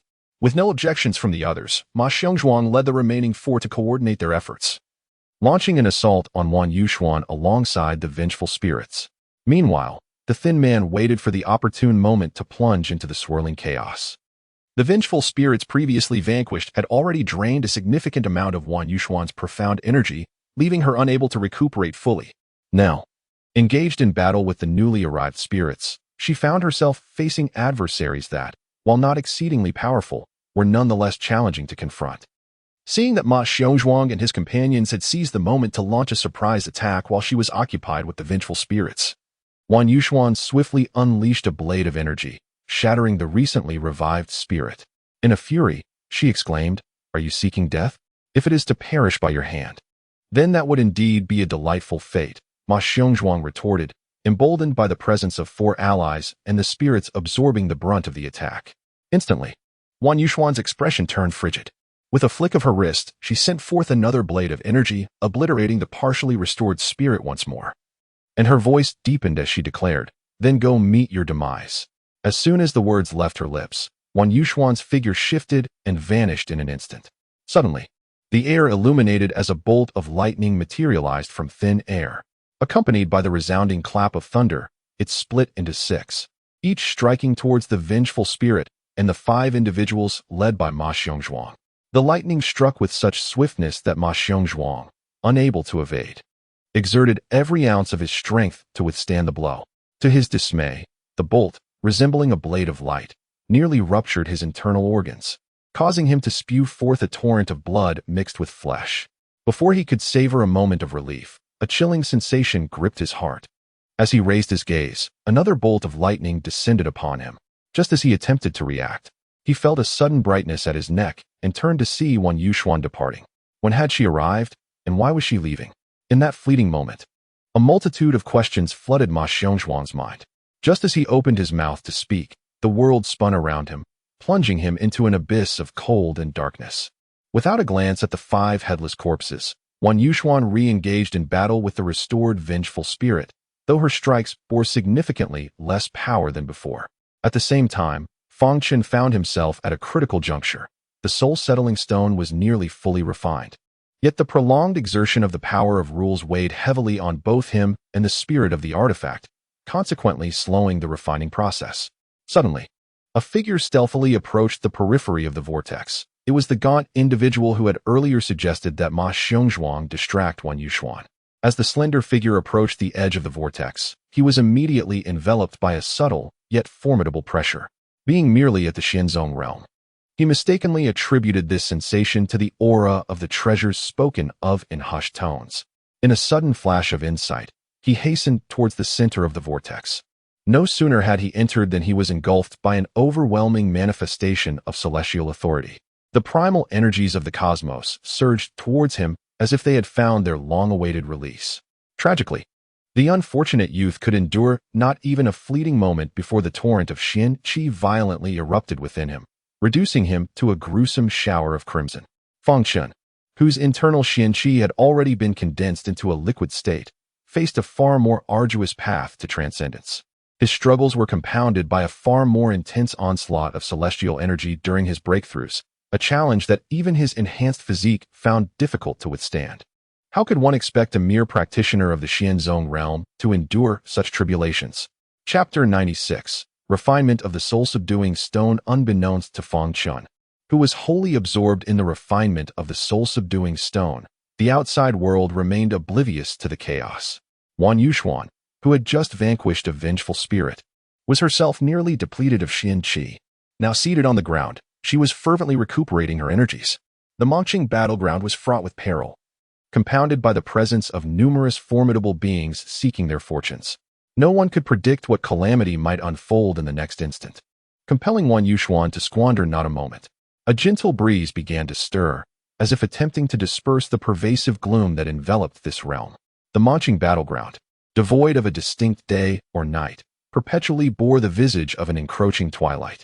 The reddish-brown earth mirrored the peculiar sanguine hue that painted the sky above, creating an eerie atmosphere that hung heavily over the landscape. This is a land of slaughter, a cursed land, a terrain stained with blood, where all who tread upon it shall endure the crucible of suffering. Unless I reduce you to ashes, how can I assuage the hatred that festers within me? I recall the moment the passage was first unveiled, when a man and a woman hastily intruded. Mo Anyan cursed under his breath. From the very instant the passage opened, he had been acutely aware, yet he was ensnared by those whose minds had been corrupted, helplessly witnessing this opportunity that rightfully belonged to him being seized by others. Even now, Mo Anyan remains oblivious to the identity of the one who orchestrated his downfall, yet he clearly recognized the two who entered first. Whether or not they were the culprits, they were undoubtedly connected. Once the passage was revealed, the 6 formidable experts of the Xianwang realm were too preoccupied with seizing their own fortunes to heed Mo Anyan's plight, fearing that a moment's delay would result in their chance slipping away. Devoid of their assistance, Mo Anyan, after a grueling struggle and at considerable cost, finally managed to shake off the monstrous horde. Upon stepping into this battlefield, after assessing his condition, Mo Anyan could no longer contain the fury that surged within him. He consumed a healing elixir and sat in meditation, waiting until he felt fully restored and his wounds had ceased to trouble him, before finally rising to his feet. After all, he was the last to enter. The advantage was long gone, so there was no urgency in his actions. Just as Mo Anyan prepared to embark on his quest for fortune, a powerful fluctuation of Xian energy caught his attention. As he gazed at the violet and black beams of light piercing through the layers of mysterious energy, soaring into the heavens, Mo Anyan was momentarily taken aback. A flicker of murderous intent flashed in his eyes, followed by a slight curl of his lips as he surged toward the 2 beams of light. Fortunately, Fang Chen was sustained by his Tao heart. Even though his body and spirit had reached their limits, the Tao heart persistently pulled at the power of the rules, working in tandem with the chaotic heavenly book to continuously mend his damaged consciousness. The vortex was gradually shrinking, and the once soaring violet and black lights began to merge slowly into Fang Chen's being, along with the celestial energy of the world. Everything was proceeding in an orderly fashion, but at that moment, an intrusion disrupted this harmony. Wan Yuxuan, who was restoring her energy, suddenly felt a jolt in her heart. Upon opening her eyes, she spotted a distant black dot descending rapidly, transforming into a figure that shot straight toward the vortex. With a flash of cold radiance, Wan Yuxuan transformed into a bolt of lightning, charging toward the newcomer. Get away! With a thunderous roar, Wan Yuxuan felt as if she had collided with an ancient behemoth, staggering back several steps before tasting blood in her throat, which she promptly spat out. It's you! It's you! They exclaimed in unison. Wan Yuxuan was astonished to find herself at odds with Mo Anyan at this moment, while Mo Anyan was equally surprised to not only have discovered a treasure, but also to encounter one of the 2 individuals who had previously thwarted his ambitions. What a coincidence! Mo Anyan fixed his gaze on Wan Yuxuan, a smirk playing on his lips. Since we have met, isn't it time for you to repay the debt for your earlier schemes against me? Wan Yuxuan was momentarily taken aback, but soon regained her composure. What schemes? What repayment? Quite the performance. Do continue. Mo Anyan slowly raised his sword, a mischievous glint growing more pronounced on his face. Yet, I wonder if you can maintain your act once the Wind Shadow sword is unsheathed. Mutual understanding indeed. Mr. Mo, you are far too courteous. Wan Yuxuan retorted with a cold smile. I had heard of your refined demeanor and gentlemanly airs, but seeing you in person, It is truly a case of meeting the man not living up to the reputation. Oh, so you concede? As Mo Anyun fully drew his long sword, Wan Yuxuan felt a wave of ease wash over her. Mr. Mo, who sought fame while secretly engaging in self-serving deeds. Would he truly let me go based on my acknowledgement or denial? You truly understand me. Mo Anyun stood with his hands behind his back, showing no regard for Wan Yuxuan, who was at the late stage of the profound king realm. However, I have changed my mind. If you were to shed your garments now and kneel before me, wagging your tail. Suddenly, a cold light flashed, the intent of the blade surging forth. Wan Yuxuan's figure abruptly vanished from the spot, and a thunderous roar echoed through the air, as if the heavens themselves were about to be torn asunder. In the next moment, multiple bolts of lightning descended in quick succession, aimed directly at Mo Anyun. Chapter 97. Speak and listen. Humph. Does a firefly dare to contend with the brilliance of the sun and moon? Mo Anyun scoffed, then swung his sword with great force. As the sword's light separated from its body, it transformed into a colossal blade, sweeping through the air and causing half of the lightning to vanish. Bang! The clashing of blades echoed repeatedly, and Mo Anyun's expression gradually darkened. With a low shout, sword intent and profound energy surged forth, his form transforming into a streak of light as he struck directly at the final bolt of lightning. With a violent impact, Wan Yuxuan suddenly spewed forth a mouthful of blood, only to be violently thrown aside. Humph. Mo Anyun forcibly suppressed the sweetness rising in his throat, coldly glancing at the fallen Wan Yuxuan, remarking, "It seems Miss Wan's Thunderblade technique is still lacking refinement." Struggling against the excruciating pain coursing through her body, she rose to her feet and cast a glance towards Fang Chen's location, noting that the vortex had completely vanished. With a derisive smile, she retorted, "It is said that young Master Mo has deeply mastered the true teachings of the Nine Palaces sect, yet this Lingxiao sword is nothing extraordinary." At her words, a flicker of anger crossed Mo Anyun's face, but he soon regarded Wan Yuxuan with mockery, saying, "I have heard that Miss Wan was taken away by that discarded disciple of the sword sect, Fang Chen. Yet, it seems more fitting to say you were led away like a mere pet." Delighting in the fury and helplessness etched on Wan Yuxuan's face, Mo Anyun laughed heartily and continued, "Since you are here as a mere pet, I assume it was Fang Chen who broke through. Tell me, if I were to confront you before him, do you think he would be angry? You beast! Fang Chen will not spare you." Wan Yuxuan shouted in rage, blood continuously spilling from her lips. "Ha!" At her words, Mo Anyun erupted in laughter, as if he had heard the grandest of jokes. "Not spare me? I shall observe how he reacts when he discovers you beneath me, indulging in pleasure." As Mo Anyun concluded her words, she approached with an unmasked lust gleaming in her eyes. Wan Yuxuan cast a glance at Fang Chen, who remained seated at a distance, and an overwhelming sense of despair surged within her. Her lips moved as she whispered softly, "Fang Chen, I have tried my best, avenge me." With that, Wan Yuxuan steeled her heart and grasped the fashing blade, only to have it knocked from her hand by Mo Anyun's finger. "Do not be hasty. If you perish now, how shall Fang Chen appreciate our performance?" "Who is it?" Mo Anyun bellowed, realizing that had she reacted even a moment slower, it would not have been merely her sleeve that was severed. Wan Yuxuan froze, stunned. The attack had nearly caught even Mo Anyun off guard. Had a formidable expert at the pinnacle of the Xianwang realm intervened to rescue her? As this thought crossed her mind, she was about to lift her head when a voice suddenly reached her ears. "Are you all right?" Upon hearing the familiar voice, Wan Yuxuan nearly succumbed to tears, and, inexplicably fueled by an inner strength, she threw herself into the embrace beside her. Feeling the slight tremor of the delicate body in his arms, Fang Chen felt a tinge of awkwardness, his hands flailing uncertainly, unsure of where to place them. "You are Fang Chen?" Mo Anyun questioned, her expression a mix of skepticism and surprise. The previous strike had been so fierce. Could it truly have been executed by someone at the initial stage of the Xianwang realm? Before the duo before him, a man and a woman, exhibited no inclination to acknowledge his presence. Mo Anyun could not help but feel a pang of irritation. Despite being caught off guard, he had successfully evaded that previous strike. Did this scoundrel truly believe himself invincible? Contemplating this, a mocking smirk returned to Mo Anyun's visage. "Fang Chen, I extend to you an opportunity, one that may ensure your survival." "Oh, do enlighten me," Fang Chen replied, a subtle smile gracing his lips as he gently patted Wan Yuxuan's shoulder, signaling her to remain untroubled. I presume that what you possess is the fabled primordial artifact, the Guiyuan sword? Surrender it obediently and vow to serve as my loyal hound. And I shall not only grant you your life but also ensure the survival of this young lady from the Wan family. With arms crossed and an air of arrogance, Mo Anyan presented himself. In response, a fierce glint flickered in Fang Chen's eyes. After carefully assisting Wan Yuxuan to a seated position on the ground, he chuckled softly. Focus on your recovery for now. With that, Fang Chen gradually rose, casting a cold gaze upon Mo Anyan. What was that you just said? I did not quite catch it. Humph. I have since altered my stance. If you were to strip this young lady from the Wan family bear.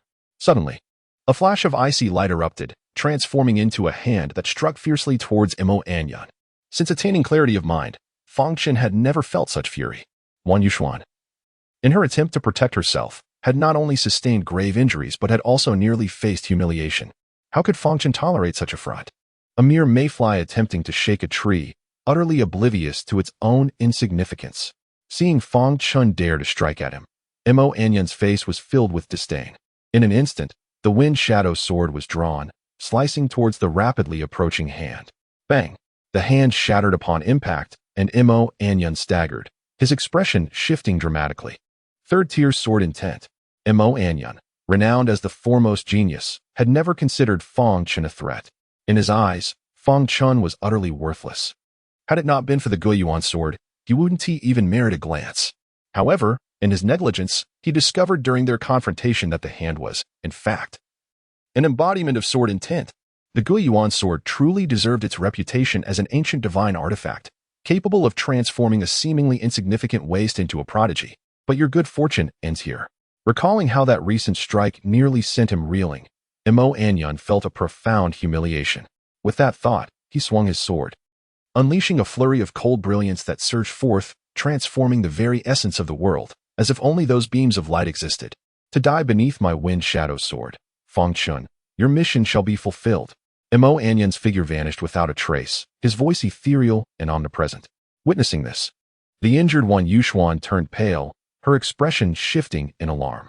Just as she was about to speak, she caught a glimpse of Fang Chen's dismissive glance, followed by a casual sword swing. Indeed, young Master Mo has truly mastered the teachings of the Nine Palaces. This technique is quite exquisite. Before her words could fade, the winds shifted dramatically, and countless beams of cold light flickered in and out of existence, seemingly endless. With each beam that illuminated the sky, the sound of clashing blades echoed through the air. In an instant, the world around seemed to be embroiled in a fierce battle, the clashing of weapons resonating continuously. Chapter 98. You have been defeated. At this moment, the most astonished was undoubtedly Mo Anyan, who had long since set aside his disdain for Fang Chen. It is well known that the illustrious Ling Xiao sword is the seventh and final form of the Ling Xiao sword technique. Yet, he had just employed the first form of this technique. Though merely the initial form, its might was far beyond what a novice in the Xianwang realm could withstand. You impudent wretch, you have successfully enraged me. Prepare to meet your demise. Mo Anyan bellowed, his sword intent soaring into the heavens, an invisible gale rising as if to pierce the very sky. His long hair danced wildly in the wind, and his garments rustled dramatically. The already strikingly handsome Mo Anyan now resembled a valiant champion poised to vanquish evil. Suddenly, his long sword gleamed with a chilling light, casting a shadow over the land, and two enormous swords materialized from thin air, as if wielded by an unseen hand. One descended fiercely towards Fang Chen, while the other hovered ominously, gathering strength for an imminent strike. Who is he? He is the foremost genius of the Changqing continent. It is said that no one could surpass him, and even receiving a blow without injury would be a great affront to him. Yet, this insolent fellow not only remained unscathed but bore an air of nonchalance, a fact that Mo Anyan could scarcely tolerate. Are you enraged? Fang Chen's lips curled into a slight smile, exuding an aura of calmness. His understanding of Mo Anyan had reached an unparalleled depth. In the previous life, the reason the Ling Xiao sword instilled fear in Fang Chen was due to its continuous refinement. However, at present, the current iteration of the Ling Xiao sword is insufficient to warrant Fang Chen's serious attention. After all, Mo Anyan is merely at the Xianwang realm, and achieving such proficiency with the Ling Xiao sword is already commendable. Observing the two colossal swords hovering in the air, Fang Chen understood that he was about to confront Mo Anyan's Ling Xiao sword techniques from the second to the seventh forms. Has it finally arrived? Let us witness how my 9 swords of wind and cloud measure against your 7 forms of Lingxiao, to discern which is superior. With this thought, the Guiyuan sword emitted a soft chime, and the winds transformed abruptly. Amidst the howling tempest, countless sharp swords unsheathed in an instant. And Fang Chen's figure flickered before vanishing from sight. A breathtaking cold radiance cleaved through the sky, and the multitude of floating swords converged around this brilliance, intertwining like serrated teeth, encircling the colossal sword that descended upon them. At that moment, the ensnared giant sword suddenly hesitated, then began to spin violently, the clash of blades echoing resoundingly. In the blink of an eye, the once mighty giant sword bore numerous chinks, and fissures began to mar its broad blade, on the verge of collapse. Meanwhile, the interwoven sharp swords transformed into points of cold light amidst the giant sword's furious rotation, yet more blades surged forth, determined to shatter the giant sword. Just then, the massive sword hovering in the air, poised to strike, moved like a streak of light, unleashing a wave of energy as it swung down, instantly reducing countless sharp swords to mere fragments. As the colossal sword swung repeatedly, a breach appeared in the multitude of blades that formed a cage. The sword, marred with countless fissures, surged forth, swiftly merging with the external giant blade. With a resonating cry that pierced the soul, an aura of lethal intent enveloped the surroundings, causing the very battlefield to tremble. At that moment, the myriad of blades encircling the city, including the shards of shattered brilliance, suddenly hesitated, then rapidly converged and fused, transforming in an instant into an ancient long sword, surrounded by swirling purple energy, inscribed with esoteric and intricate patterns. Is this the returning origin sword? Wan Yuxuan murmured, gazing at the ancient long sword suspended in the air, which exuded no discernible aura yet commanded overwhelming attention. In the next moment, the aura of lethal intent descended like a tangible force, enveloping the returning origin sword. Immediately thereafter, the source of this murderous intent, the mesmerizing colossal sword, quivered slightly, and with the sound of its ringing, it transformed into a streak of light, hurtling towards the returning origin sword. With a clang, the essence of antiquity suddenly dissipated, followed by an overwhelming presence manifesting in the heavens and the earth. As if responding to a challenge, the returning origin sword emitted a clear chant, akin to a blade unsheathed, its icy brilliance flashing as it vanished from sight in an instant. In the next heartbeat, a shard of cold light appeared above the swiftly descending giant sword, followed by the tip, the blade, and the hilt, plunging directly into the center of the colossal sword. A perfect strike. The Guiyuan sword plunged down fiercely, instantly cleaving the imposing giant sword in two. Before the remnants of the sword could merge, the Guiyuan sword executed a swift horizontal sweep. At the moment the broken sword shattered, a figure emerged, crashing violently to the ground. Bang! The figure fell with such ferocity that it created a deep crater in the reddish-brown earth, sending dust soaring into the air, obscuring the sky. Cough, cough. The figure in the pit struggled for a moment before finally rising, coughing up blood, its clothing tattered beyond recognition, and its exposed skin marred with countless wounds. Wan Yuxuan stared in astonishment at the figure that appeared, remaining as serene as before, standing with hands clasped behind their back, gazing indifferently at the person slowly crawling up from the pit, as if the situation were merely a light breeze. Is this truly your strength? Wan Yuxuan couldn't help but be entranced as she observed the trembling Mo Anyan, who struggled to stand. Fang Chen maintained an expression of calm. Defeating Mo Anyan at this moment was hardly a source of pride for him. You have lost. Lost? Mo Anyan sneered, fixing his gaze on Fang Chen. Do you truly believe you can defeat me, Mo Anyan? What a delusion. With that, he produced a pill and swallowed it. Chapter 99. Assassin's Approach. Seemingly oblivious to Mo Anyan's subtle actions, Fang Chen merely chuckled lightly and shook his head, showing no inclination to engage in a dispute. Based on Fang Chen's understanding of Mo Anyan, he is arrogant and self-assured, possessing an unwavering confidence that no one can shatter or diminish. It is likely that he attributes this defeat to the Guiyuan sword. It is amusing to recall that everyone in the world believes the ancient divine artifact, the Guiyuan sword, to be immensely powerful and imbued with great fortune. Yet only Fang Chen recognizes it as merely a sword, one that is somewhat superior to ordinary divine weapons. At least for now. Observing Fang Chen's silence, Mo Anyan scoffed. Were it not for the Guiyuan sword, you would not even qualify to engage with me. let alone entertain the thought of defeating me. How laughable. As his words fell, Mo Anyun wiped the blood that continued to seep from the corner of his mouth, unabashedly revealing the disdain in his eyes. Even if you possess the Guiyuan sword, what of it? Here stands Fang Chen, already gravely injured by me. I have no interest in this Guiyuan sword. I shall leave it for you. What should we do? Wan Yuxuan felt a surge of panic. The earlier clash must have attracted the attention of those nearby, especially with Mo Anyun's powerful shout. Thinking of this, Wan Yuxuan gritted her teeth in anger. Mo Anyun is truly despicable. Recalling the words of her ancestor, a glimmer sparked in her eyes, only to fade again. Even if Lei Hua were to disguise their appearances anew, they could not escape the scrutiny of powerful beings at the Xianxing realm. Noticing Wan Yuxuan's furrowed brow, Fang Chen chuckled softly. Do not worry. I have a plan. How's your injury? With an unwavering gaze fixed on Fang Chen, Wan Yuxuan finally exhaled a sigh of relief after confirming that he was not merely comforting himself. I have already taken the healing medicine. It is no longer a concern, she stated. Although she remained uncertain about Fang Chen's methods and whether they would prove effective, the mere assurance of a solution from him inexplicably calmed her spirit, a sentiment she could not fully comprehend, yet found comforting nonetheless. That is well. Focus on restoring yourself to your peak condition. I shall handle these individuals, Fang Chen declared.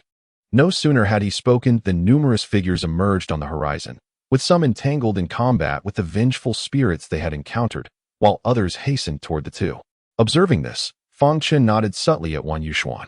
As she began to regain her composure, he leaned on the Guiyuan's sword and closed his eyes to meditate, reflecting on his recent bout with Mo Anyun, which had left him wanting for more. If they sought their own demise, he would gladly oblige. In truth, Fang Chen's strategy was remarkably straightforward: to remain where he was. Mo Anyun had presumed that rallying the elite within the Mongqing battlefield to pursue them would compel Fang Chen to flee under duress. Yet, Fang Chen resolved to defy expectations, embracing the philosophy of meeting violence with violence. After all, having just transcended a pivotal threshold, he could seize this opportunity to hone his skills against these adversaries. Moreover, once the time elapsed, the Mongqing battlefield would forcibly transport anyone who had not vacated the premises. Fang Chen vividly recalled that the location of those passively transported was entirely random. As long as he was in close proximity to Wan Yuxuan at the moment of departure, they would undoubtedly remain together. Even if separated, they would not be too far apart. This not only ensured that Mo Anyun's scheme would falter, but also presented an opportunity for personal gain. After all, while he had not actively sought fortune, those who had come to meet their demise had indeed ventured forth. In but a moment, more than 20 individuals arrived before them. Upon seeing the numerous still damp bloodstains adorning Wan Yuxuan and Fang Chen, who leaned against his sword with closed eyes, the crowd paused in surprise. The leader among them, a mid-stage Xinhuang realm expert, spoke first. I presume this is Fang Chen. And the lady beside him must be the renowned young mistress of the Wan family he allegedly abducted. Indeed, young Master Mo did not deceive us. Fang Chen has truly inflicted harm upon her. Is it not evident? Have you not observed the extent of the young mistress's injuries? Fang Chen's cultivation is even inferior to hers. Moreover, if the return to Origin Sword did not meet young Master Mo's favor, how could he possibly lead us astray? Indeed, young Master Mo is rightly hailed as the preeminent genius of the Sanqing continent, dismissing even the return to Origin Sword. Listening to the discussions around him, Fang Chen could not suppress a cold smirk within. Such fools were being used as mere tools, yet they remained blissfully unaware. Daring to entertain thoughts of seizing the return to Origin Sword, he opened his eyes and surveyed the surroundings. Feeling a tinge of disappointment at the sight of merely 6 Xianhuang realm practitioners, none of whom had attained full mastery. In the previous battle, Fang Chen felt utterly unfulfilled. From the very beginning, he discerned that Mo Anyun was not in optimal condition, likely having sustained some injuries outside. Furthermore, he had yet to unleash even a single strike from the Lingxiao sword, and to his astonishment, that scoundrel had fled. Given Mo Anyun's prowess, should he have fought to the bitter end, even if Fang Chen emerged victorious, it would undoubtedly come at a grievous cost. Unfortunately, the tumult of their earlier skirmish had drawn the attention of onlookers, and if Mo Anyun were to be defeated before their gazes, it would be a disgrace he could not afford, nor could the Jiugong sect. Fang Chen was acutely aware of this. However, he had not anticipated that Mo Anyun would flee so swiftly, so early, and so decisively. Contemplating this, A smirk curled at the corners of Fang Chen's mouth as he surveyed the crowd, scoffing, "Mere trash? Do you desire the Guiyuan sword? Come and claim it." With that, he summoned his will, prompting Leiwa to dispel the array surrounding the Guiyuan sword. In an instant, an ancient and desolate aura surged forth, as if expressing long-held grievances against being concealed for so long. As the array dissipated, the Guiyuan sword emitted a resonant, clarion note, with purple energy swirling rapidly around it, and the intricate patterns along its blade began to flow with life. Chapter 100. The true countenance. Is this the Guiyuan sword? Observing the magnificent ancient blade, the crowd fell momentarily silent, only to soon be ignited by fervent desire. To be so brazen in the face of imminent demise. Such a treasure as the Guiyuan sword in your possession truly constitutes a grievous waste. Indeed, to possess such a divine artifact yet still fall beneath the hands of young Master Imo, you are scarcely even worthy of being called worthless. Indeed, let us all unite to vanquish this filth. Once the Guiyuan sword is in our grasp, we shall each rely on our own abilities. Such needless chatter. Fang Chen let out a cold chuckle, then slowly raised the Guiyuan sword. With a powerful push of his foot, he propelled himself into the throng of people. Witnessing this, the crowd displayed expressions of delight. Moments ago, they had feared that Fang Chen might flee, yet this fool had the audacity to seek his own demise. However, in the next instant, the joy on their faces was swiftly replaced by astonishment. As Fang Chen plunged into the crowd, he resembled a ravenous wolf amidst a flock of sheep. In an instant, screams erupted, and severed limbs flew through the air. Not even those beneath the Xianwang realm could withstand a mere flick of Fang Chen's hand, as they were sent to the depths of hell. Do you not desire this Guiyuan sword? Come and seize it. Fang Chen bellowed furiously. Ever since he acquired the Guiyuan sword from the sword tomb, he had been relentlessly pursued by these insatiable wretches, forcing him to conceal his true identity, even suppressing the original appearance of this ancient divine artifact. The mere thought of this filled Fang Chen with rage, prompting him to dispel the illusion concealing his face. He wielded the Guiyuan sword with fervor. Although he employed only basic sword techniques, each strike resulted in casualties. Beast, how could you be so ruthless? They merely sought the Guiyuan sword in your possession.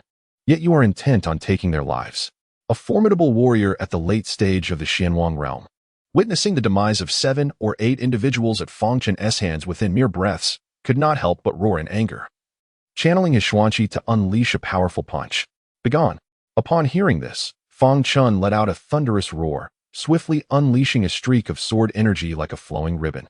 If you dare to seize it, be prepared to meet your demise on the spot. Do you think I am someone easy to bully? Fang Chen surveyed the crowd and noted that the specter of slaughter had not diminished their avarice in the slightest. His fury surged even greater, and sword intent erupted forth. A glimmer of cold light flashing as the 9 swords of wind and cloud were drawn. The late-stage Xianwang realm expert, who had lunged forward, was repelled by a mere wave of Fang Chen's sword energy, leaving him startled. Just as he was about to rally the remaining Xianwang experts to counterattack, he witnessed a dramatic shift in the atmosphere. Dots of cold light flickered to life, and in the next moment, it seemed as if the realm was transformed into a world of swords, everywhere glistening with lethal brilliance. A sudden scream pierced the air, causing everyone to shudder, as if they had been transported into a realm dominated by blades, where swords reigned supreme. The late-stage Xianwang expert, still grappling with the inexplicable strength of Fang Chen, felt a chill sweep over his leg.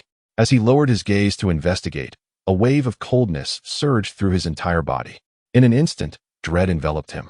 Just as he opened his mouth to speak, the air became oppressively heavy, and his consciousness began to blur. Why did you not intervene earlier? Fang Chen scoffed.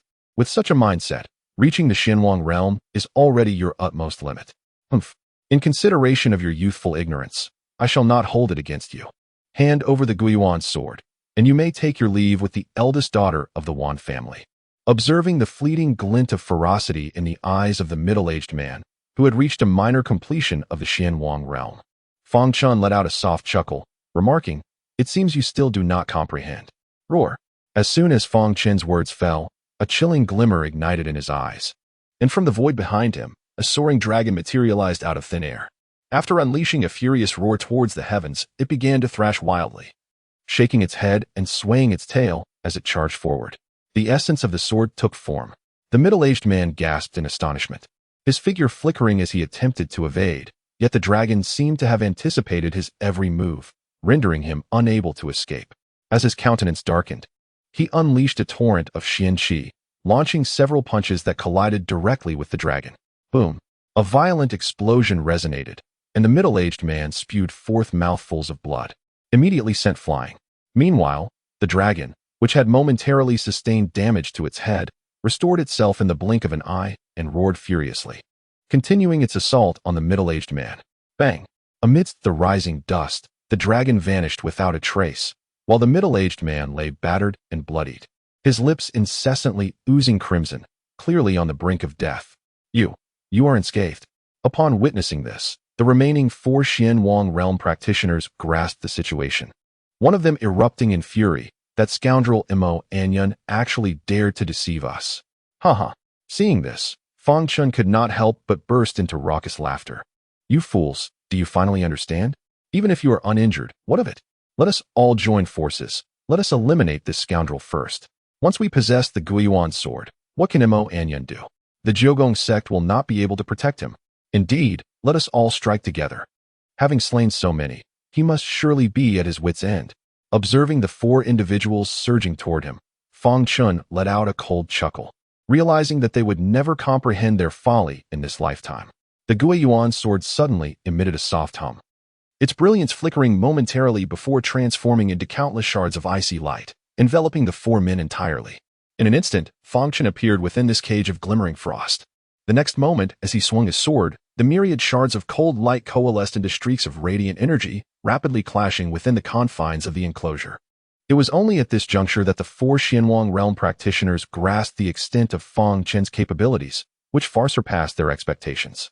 Despite facing 4 adversaries alone, he remained unfazed, while they found themselves not only contending with the formidable Guiyuan sword in his hands, but also fending off the omnipresent shards of icy light. Yet, the more they struggled, the more they felt assured that their decision to confront him was indeed correct. Such an ancient divine artifact as the Guiyuan sword could be wielded with such ferocity by one deemed a failure. How formidable would it be if it fell into their own hands?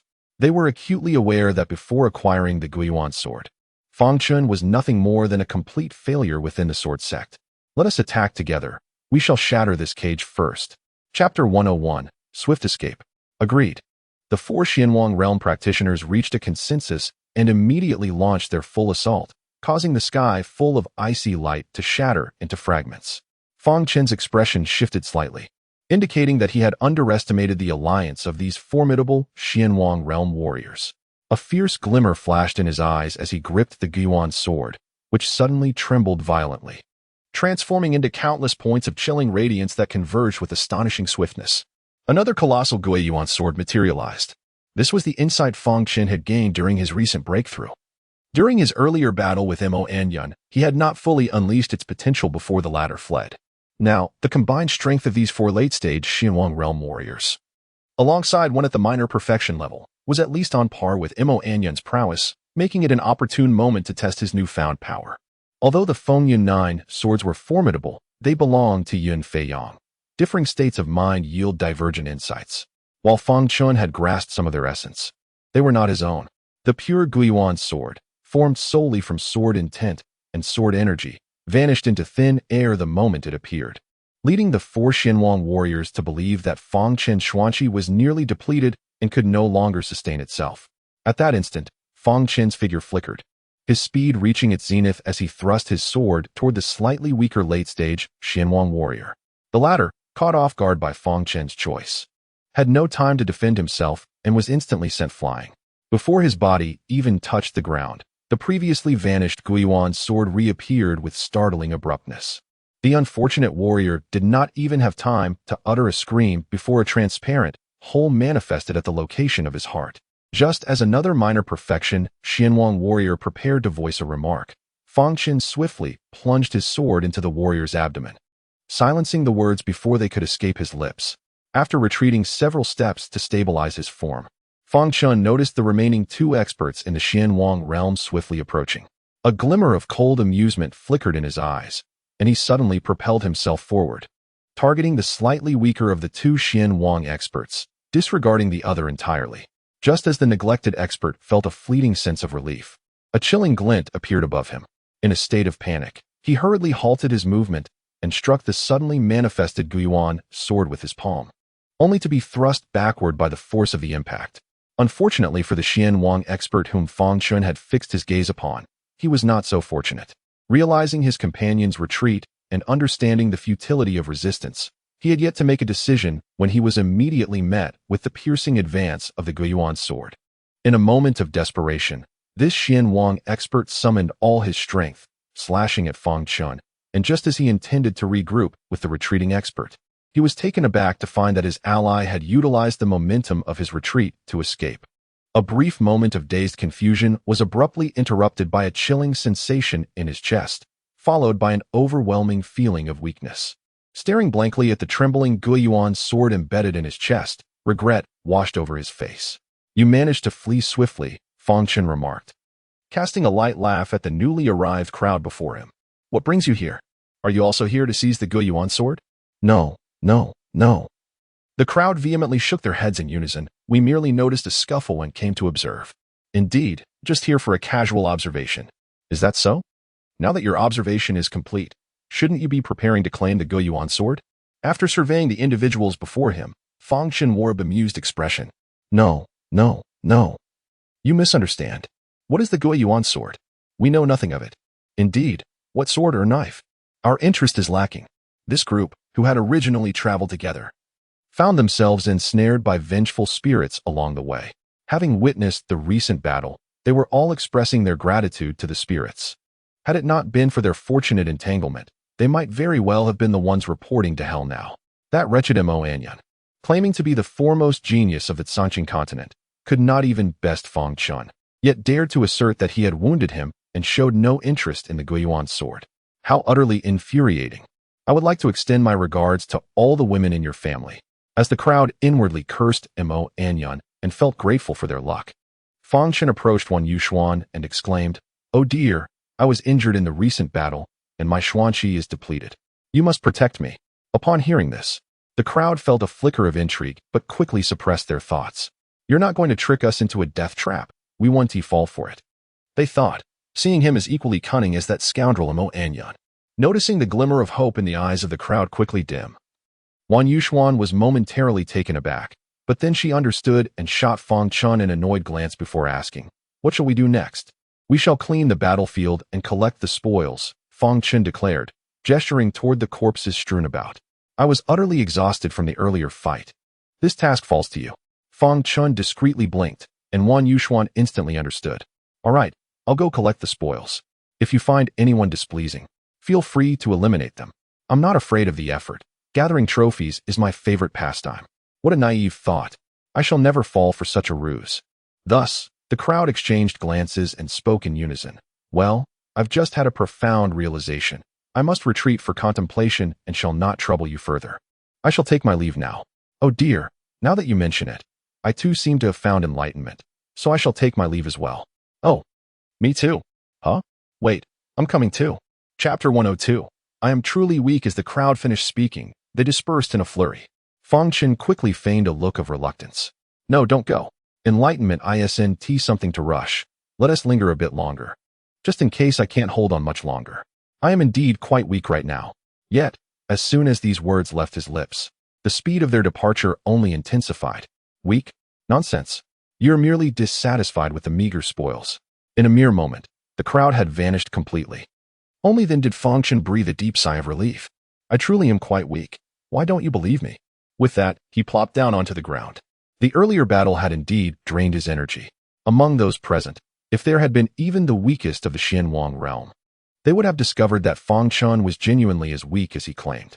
Alas, they were all too intimidated by his previous display of power. Yet, upon reflection, it is quite remarkable that a newly ascended individual into the realm of the Xian King could first vanquish the most prodigious talent of the Sanqing continent, Mo Anyan. Such an arrogant character could only flee, which speaks volumes. Subsequently, he faced over 20 practitioners of the Xianzong realm and 6 from the Xian King realm, including those who had achieved minor perfection in the Xian King level. What was the outcome? They were utterly annihilated. In such circumstances, who would dare to take such a perilous risk? The ancient divine artifacts may be enticing, but one must possess life to secure them. How treacherous. After collecting the spoils, Wan Yuxuan gazed at Fang Chen, who sat on the ground, for a considerable time, before lightly laughing. Is this your true self? Quite handsome indeed. Yet what good is handsomeness if one is perpetually hunted? Fang Chen let out a soft sigh, uncertain whether it was relief or something else. His tone laden with complexity as he continued. Is it truly worth risking one's life for a so-called ancient divine artifact of which the very essence remains unknown? Whether it is worth it, I cannot say, but have you ever pondered why one cultivates? Is it not to grow stronger, to possess, to protect, and to effect change? If there exists a means to accelerate this journey, why not embrace it? Fang Chen lifted his gaze to Wan Yuxuan, who appeared somewhat lost in thought, and gently stroked his chin. After a moment of contemplation, he softly articulated, "Perhaps you are right." Recalling the gentle and refined woman, a smile unconsciously graced Fang Chen's lips. You toil so diligently in your cultivation merely to fulfill your mission, safeguarding your family, friends, and beliefs. Yet, for my sake, you willingly forsook it all, displaying unwavering resolve. In this lifetime, let me be the guardian of you, safeguarding all that you hold dear. A resolute determination etched itself on Fang Chen's face, his gaze piercing through the boundless void. Only through strength, only by standing atop all beings, can I protect Wei Lan and everything that encompasses her. Once I have regained my full prowess, we shall embark on our journey. With that, Fang Chen settled into a cross-legged position, closed his eyes, and commenced his cultivation. Oh, Wan Yuxuan softly replied, her eyes fixed on the youthful figure before her, who was slightly younger than herself, her heart stirred by a tangle of emotions. She had observed the fleeting expressions on Fang Chen's face, and a woman's intuition led her to believe that this handsome youth had just been reminded of his beloved. After being expelled from the Sword Sect, he had fled to the Four Directions City. Through keen observation and inference, he had successfully forged a connection with the Wan family, the foremost among the four great clans. Subsequently, he persuaded the ancestral elder to aid him in stealthily acquiring a coveted top-grade mysterious crystal from the Wang family's mystical crystal mines, all while evading the onslaught of four profound sages. Even with the elder's assistance, he had been merely at the Xuanzong realm at that time. Yet later, for reasons unknown, upon confirming his identity, the elder chose to unreservedly support him, even opting to accompany him. As she pondered this, a flicker of melancholy crossed Wan Yuxuan's eyes. Fang Chen, do you realize that the elder has bound herself to follow you for a lifetime? A lifetime. Wan Yuxuan gently traced the scar on her face and declared, even if I have pledged to follow you wholeheartedly, I shall remain by your side, regardless of whether your heart belongs to another. I will stand by you as a friend, as a companion, or even as a subordinate. In truth, even Wan Yuxuan herself was unaware of the precise moment she began to harbor feelings for Fang Chen, yet that was of little consequence. From the instant she leaped into Fang Chen's embrace, she realized that her heart could no longer accommodate any other man. Though the sun had not yet set, twilight enveloped them. Amidst the ceaseless battles of the serpent-blue battlefield, a peculiar warmth enveloped Wan Yuxuan as she meticulously observed the young man seated before her, gazing at him repeatedly, as if to engrave his likeness into her very soul. What's wrong? Fang Chen, having just opened his eyes, was met with Wan Yuxuan's captivated stare, as if enchanted. He instinctively touched his face, finding nothing amiss. And nothing. At his words, Wan Yuxuan was taken aback, realizing that Fang Chen had exited his meditative state and was now watching her.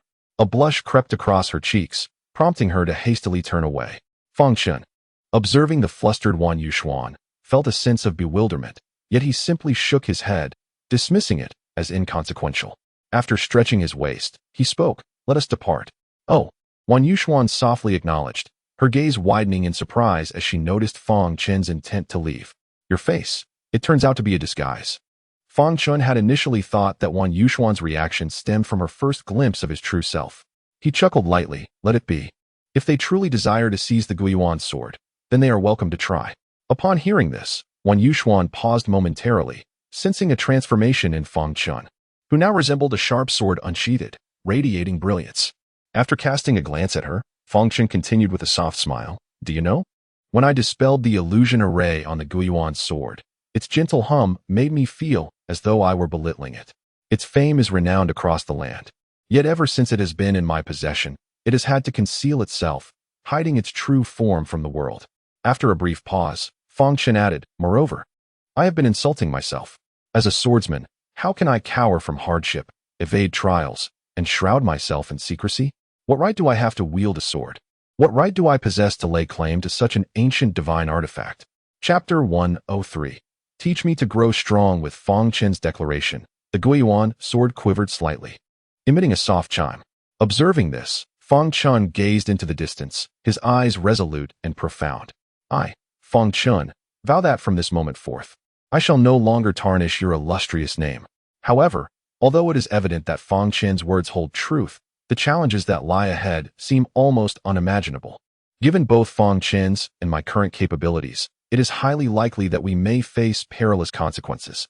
Contemplating this, when Yushuan parted her ruby lips, poised to voice her thoughts, suddenly, the figure of Mo Anyun flashed through her mind. Despite being at the same Xianwang realm, she found herself unable to withstand even a casual strike from Mo Anyun. Yet, the considerably weaker Fang Chen had managed to force Mo Anyun into a retreat. And one might even say that had Mo Anyun hesitated for just a moment longer, his demise would have been inevitable. Why? Why is it that I am heralded as a genius, while Mo Anyun is acclaimed as the foremost genius of the Sanqing continent? Yet I cannot even contend with someone who has merely stepped into the Xianwang realm? Is it simply because I lack the necessary ruthlessness? My reluctance to be harsh towards others, and even more so towards myself, coupled with my indecisiveness, leaves me questioning my worthiness to remain by Fang Chen's side. Oh, very well. Fang Chen responded with an acknowledgement, but then suddenly realized something amiss. Her expression shifted as she hurriedly inquired.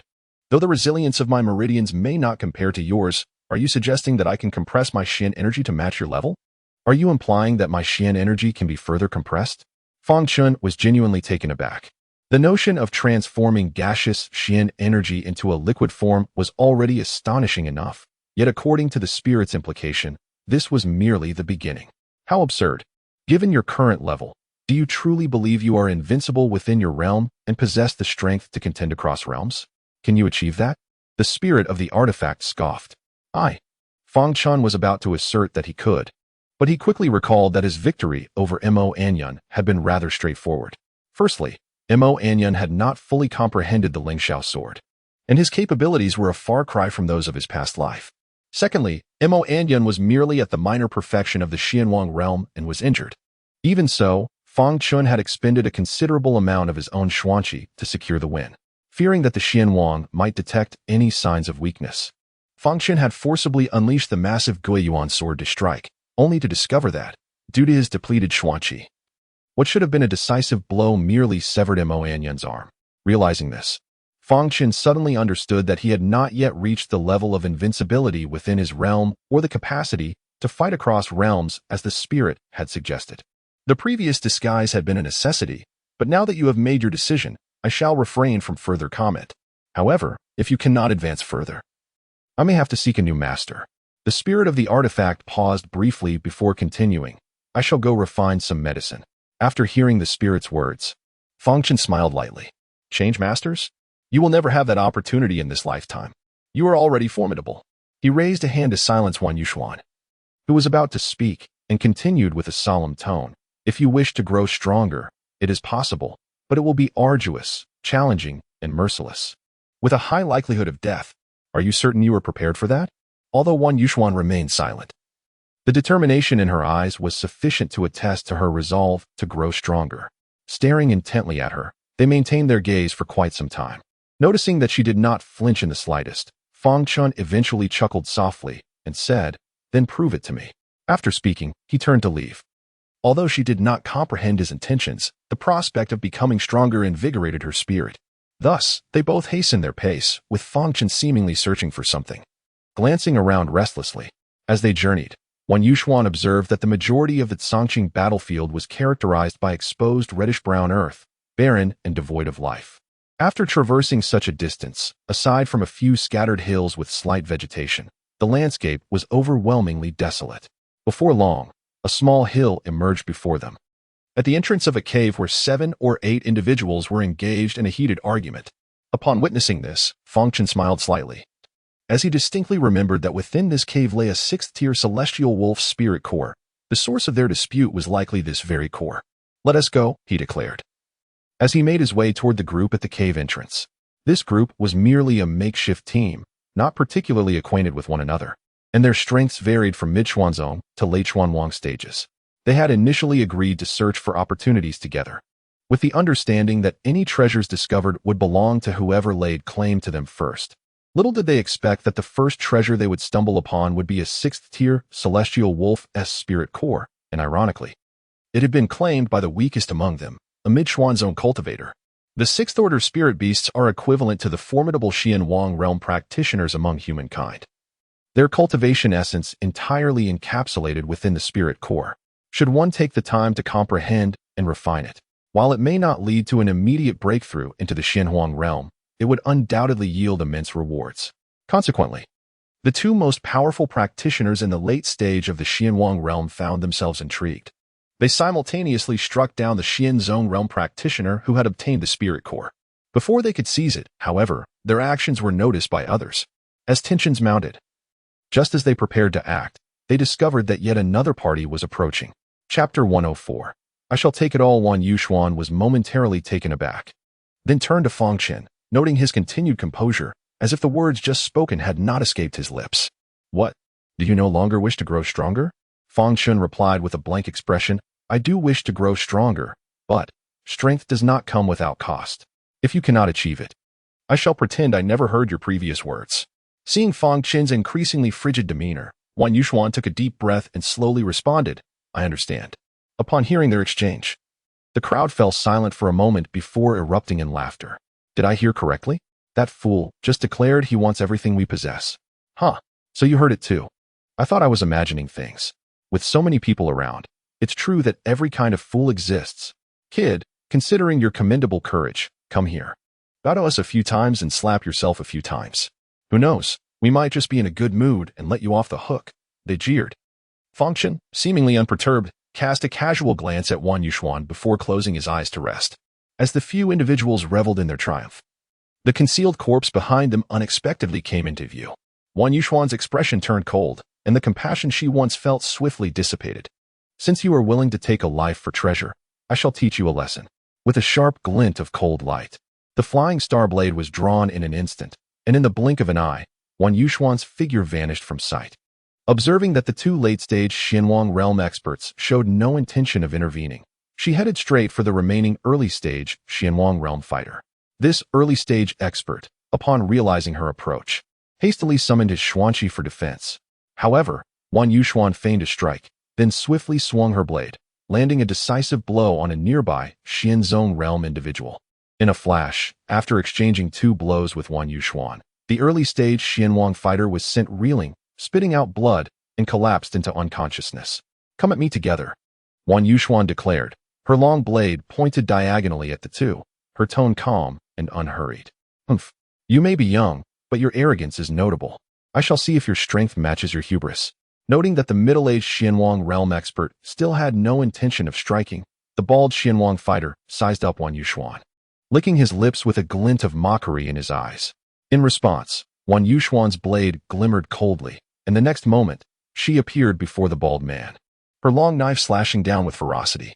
The bald man let out a sinister chuckle, and then his spear was suddenly brandished with fervor. A glimmer of cold light flickering before it expanded, yet before it could take a complete form, a resounding clang echoed as the blade struck fiercely against the spear. As long as you do not compete with me for people, all will be well, the bald man said with a wicked grin upon receiving the middle-aged man's agreement.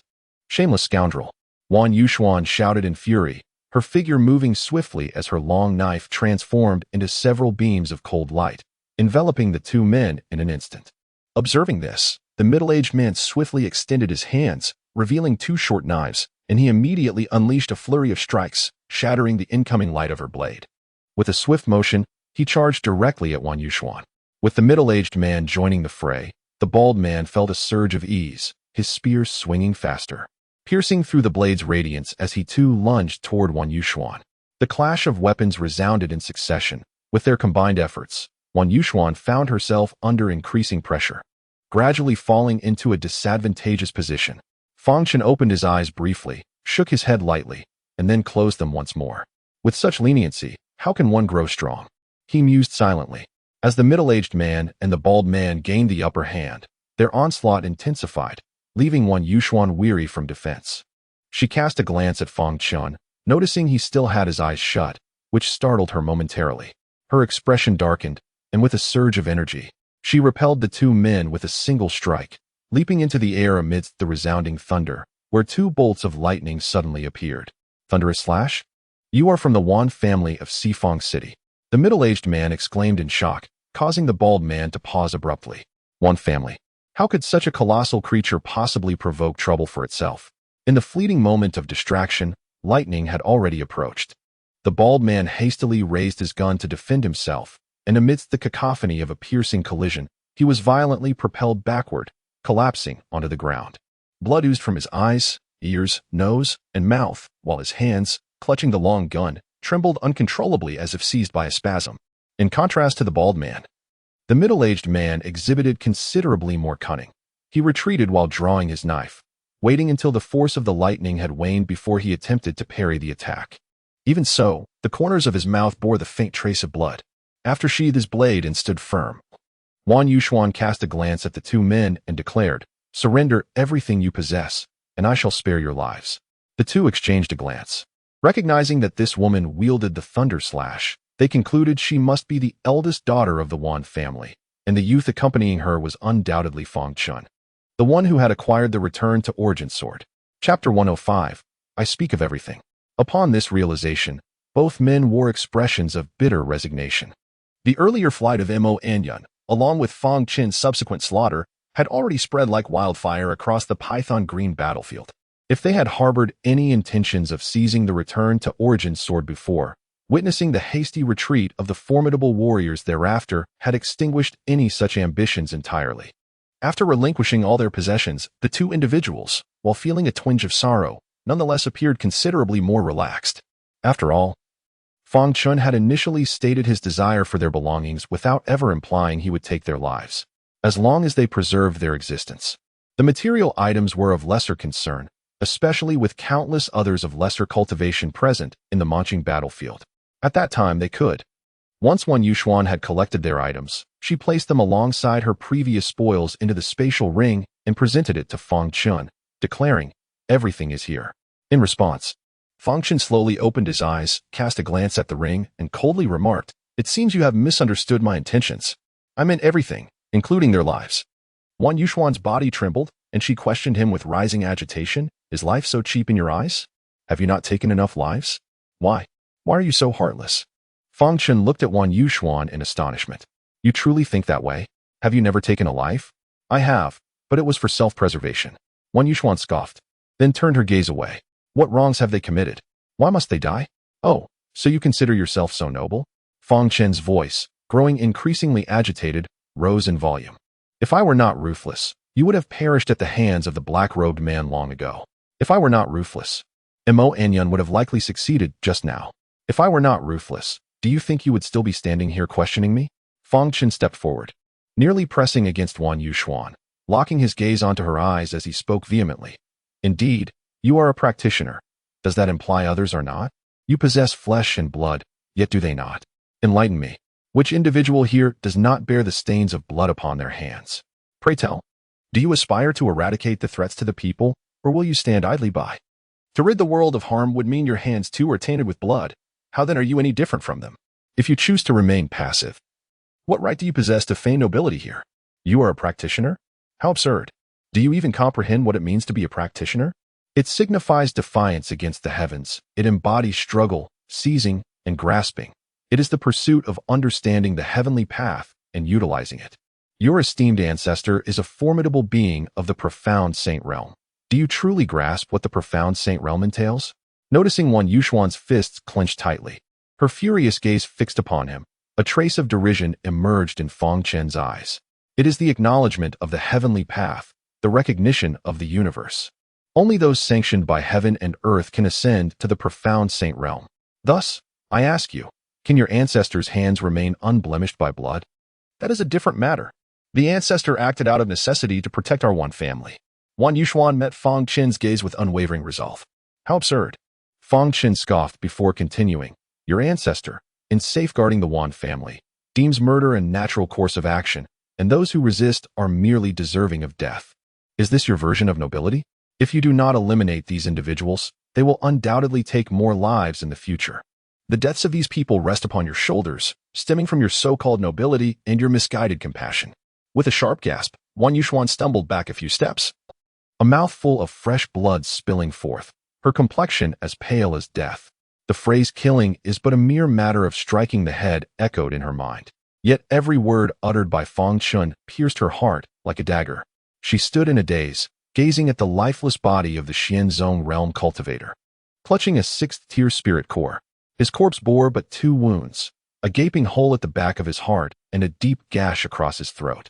The smug expression on his face, even in death, mirrored his arrogance in life, a testament to the suddenness of his demise. Fang Chen's words reverberated in her thoughts, and the once unshakable foundation of Wang Yuxuan's world began to crack. She recalled the countless admonitions from her ancestors, her father, and Uncle Fu, who had always insisted that her heart was too soft. Yet, this was a living soul, a vibrant life. How could one simply declare a death sentence? As she looked upon the corpse, a tremor coursed through her body. Memories surged forth of the moment she and Fang Chen had first entered the Monqing mountain range, only to be pursued by the Wang family. They sought not only to reclaim the Return Origin Sword but also to take Fang Chen's life, with Wang Jierui even harboring intentions to disgrace her. It had been a harrowing escape. Upon awakening, she discovered that Fang Chen was even more gravely injured than herself. Then came their entry into the Monqing battlefield, a realm rife with treachery, where no one valued the lives of others, and many sought to exploit the chaos. During Fang Chen's moment of breakthrough and healing, those adversaries had not even glimpsed the treasures they sought, driven instead by their desire to seize and humiliate her. Later, even Mo Anyan, a figure revered by many and hailed as the greatest talent in the Sanqing continent, used his formidable prowess not only to belittle her but also to demean Fang Chen. The pain from the wounds on my body pales in comparison to the terror that resides within my heart. My body trembles incessantly, yet the crowd remains paralyzed with fear, their legs quaking beneath them. With Fang Chen, a relentless specter, looming nearby, the atmosphere is thick with dread. Though their hands are stained with blood, the sensation of impending doom is truly excruciating. At that moment, a tempest erupts, shrouding the world in darkness. As an icy chill sweeps through the air, Wang Yuxuan's long hair dances wildly, her garments rustling like a war goddess, exuding an aura of authority that is impossible to gaze upon directly. Chapter 106. Strike upon encounter. While I, Wang Yuxuan, do not seek out to eliminate threats for the sake of the people, nor will I turn a blind eye to injustice. I believe in the principle of striking down evil upon encounter. With a sudden tremor, the flying star blade quivers in my grasp. I open my eyes, and within them ignites a spark of brilliance as I behold the long blade. Observing this, a smile unfurls upon Fang Chen's face. Indeed, you have finally attained enlightenment. Not only have you advanced the blade's essence to the 3rd tier, but you have also deepened your connection with the flying star blade. From the moment one enters the realm of the Xian sect, the path of cultivation becomes clear, and each individual chooses a weapon to accompany them on their journey. As one grows, the bond with their chosen weapon intensifies. With this growing affinity, the weapon transcends its mere function and becomes a comrade in battle, an extension of oneself, and a manifestation of one's cultivation. Previously, Wang Yuxuan's long blade had been shattered. Although she received the Feishing blade gifted by Fang Chen, this weapon did not accompany her throughout her journey. Thus, while it did not hinder her normal usage, its effectiveness could not compare to the long blade that had steadfastly been by her side. Now, however, the intent of the blade had transformed, propelling her cultivation to new heights and elevating her state of mind. The affinity between her and the Feishing blade had qualitatively deepened. After a considerable time, Wang Yuxuan finally shifted her gaze from the Feishing blade and gently addressed Fang Chen. Thank you for guiding me out of my misconceptions and helping me grow stronger. This is merely the beginning. Becoming stronger is not as simple as it seems, Fang Chen replied calmly. If you believe you have overcome your misconceptions, then show me, he challenged. Very well, Wang Yuxuan responded, taking a couple of steps before adding, please remove the disguise from my face. Upon hearing this, a glimmer of appreciation flickered in Fang Chen's eyes. With a mere thought, the mist enveloping Wang Yuxuan's face dissipated, revealing her true visage. What once held a hint of youthful delicacy now bore a resolute expression, and the 3 striking scars did not mar her beauty, but rather enhanced her inherent charisma. Miss Wan, I am Li Yong, and I share a certain rapport with the Wan family. Do not let this ruthless scoundrel deceive you. A middle-aged man urgently interjected as he noticed Wan Yuxuan's long blade drawn and her eyes filled with murderous intent as she approached him and his companions. Indeed, Miss Wan, we are, after all, formidable individuals. Should you choose to spare us this time, once we emerge from the Serpent Green battlefield, we shall hasten to the Wan family and pledge our unwavering loyalty. Yes, we can swear a solemn oath. Fang Chen, that scoundrel, merely seeks to exploit you. Miss Wan, do not fall for his deceit. Fang Chen, you heartless wretch, how can you bear to ensnare Miss Wan in such injustice? At this moment, even the one who had previously succumbed to unconsciousness has awakened, and the 7 of them hastily knelt in supplication. They had previously been unable to contend with Wan Yuxuan, and now they harbored no thoughts of resistance. Witnessing how Fang Chen's words had swayed Wan Yuxuan to take lethal action, they swiftly urged her, hoping to persuade her to join forces against Fang Chen. If successful, they could seize the opportunity to escape while Wan Yuxuan occupied Fang Chen. Alas, their calculations fell short once more. The murderous intent upon Wan Yuxuan's face remained unabated as she coldly declared, "What makes you worthy to serve the Wan family?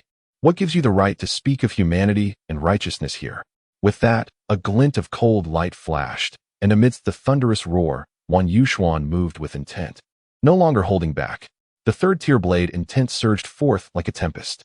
At last, it bore a semblance of genuine thunderous might. Fang Chen smiled faintly and nodded.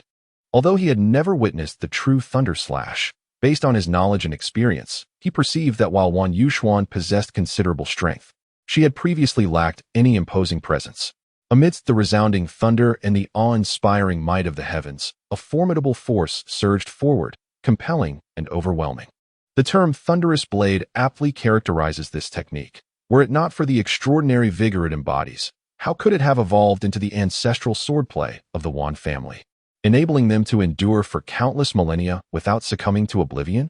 With a swift motion of her blade, 7 adversaries fell beneath Wan Yuxuan's lethal strike. The 2 late-stage Xianwang realm experts, realizing persuasion was futile, prepared to retaliate in a desperate bid, only to be summarily dispatched by Wan Yuxuan's thunderous onslaught. Although she had just recently transcended to the 3rd tier of sword intent, the elevation of her mental state, coupled with the profound heritage of the Wan family, rendered her prowess far beyond that of an ordinary rogue cultivator. With a few deft flourishes of her flying star blade, the bloodstains vanished entirely. And as she sheathed her long knife, Wan Yuxuan approached Fang Chen and inquired, "Whom shall we slay next?" Fang Chen paused momentarily, then, with a hint of exasperation, replied, "Do you truly perceive me as a bloodthirsty fiend?" Just as Wan Yuxuan was about to respond, Fang Chen raised his hand, interjecting, "I brought you here to retrieve an item. This encounter was merely a coincidence. Their insatiable greed led to their demise, and your involvement was simply a matter of circumstance." Taken aback, Wan Yuxuan quickly fell into step beside him. Initially, she had believed Fang Chen's notion of strength to pertain to breaking the shackles of her mental state and embarking on her own path of cultivation. However, upon realizing that his definition of empowerment diverged from her expectations, a profound sense of yearning ignited within her. Indeed, was Fang Chen's formidable strength derived from an entirely different source? After a lengthy and hurried journey, just as Wan Yuxuan felt that they were nearing the edge of the Mongqing battlefield, Fang Chen halted his steps. He glanced around and, after a moment of contemplation, said, "It should be nearby, let us proceed." This time, noticing Fang Chen's deliberate reduction in pace as he walked and observed, Wan Yuxuan could no longer suppress her curiosity and finally inquired, "Have you been to the Mongqing battlefield before?" Upon hearing this, Fang Chen was momentarily taken aback, then responded with a soft chuckle, "The Mongqing battlefield opens once every decade. Do you truly believe I had the prowess to enter at the age of 6? An awkward flicker crossed Wan Yuxuan's eyes. Although she was aware that such a scenario was unlikely, after all, once Fang Chen obtained the Guiyuan sword, all details about him were meticulously unearthed by the world. Ever since entering the Mongqing battlefield, his every action had led her to perceive an uncanny familiarity with the place. However, if he had never been here, how could that be explained? Seeing Wan Yuxuan lost in thought, Fang Chen let out a faint sigh, his expression reflecting a complex array of emotions as he explained, "Previously, I encountered a senior who had visited the Mongqing battlefield once. Although the trials here change with each opening, it ultimately remains a part of the Mongqing mountain range. and some aspects are bound to remain unchanged. Wan Yuxuan blinked, nodding in tentative agreement. It was indeed true that some individuals possessed knowledge of the battlefield's history. For instance, her own ancestor was aware of certain details. Yet, the specifics varied from person to person. Thus, if she were to meet someone intimately familiar with the Monqing mountain range, Fang Chen's assertions would indeed seem plausible.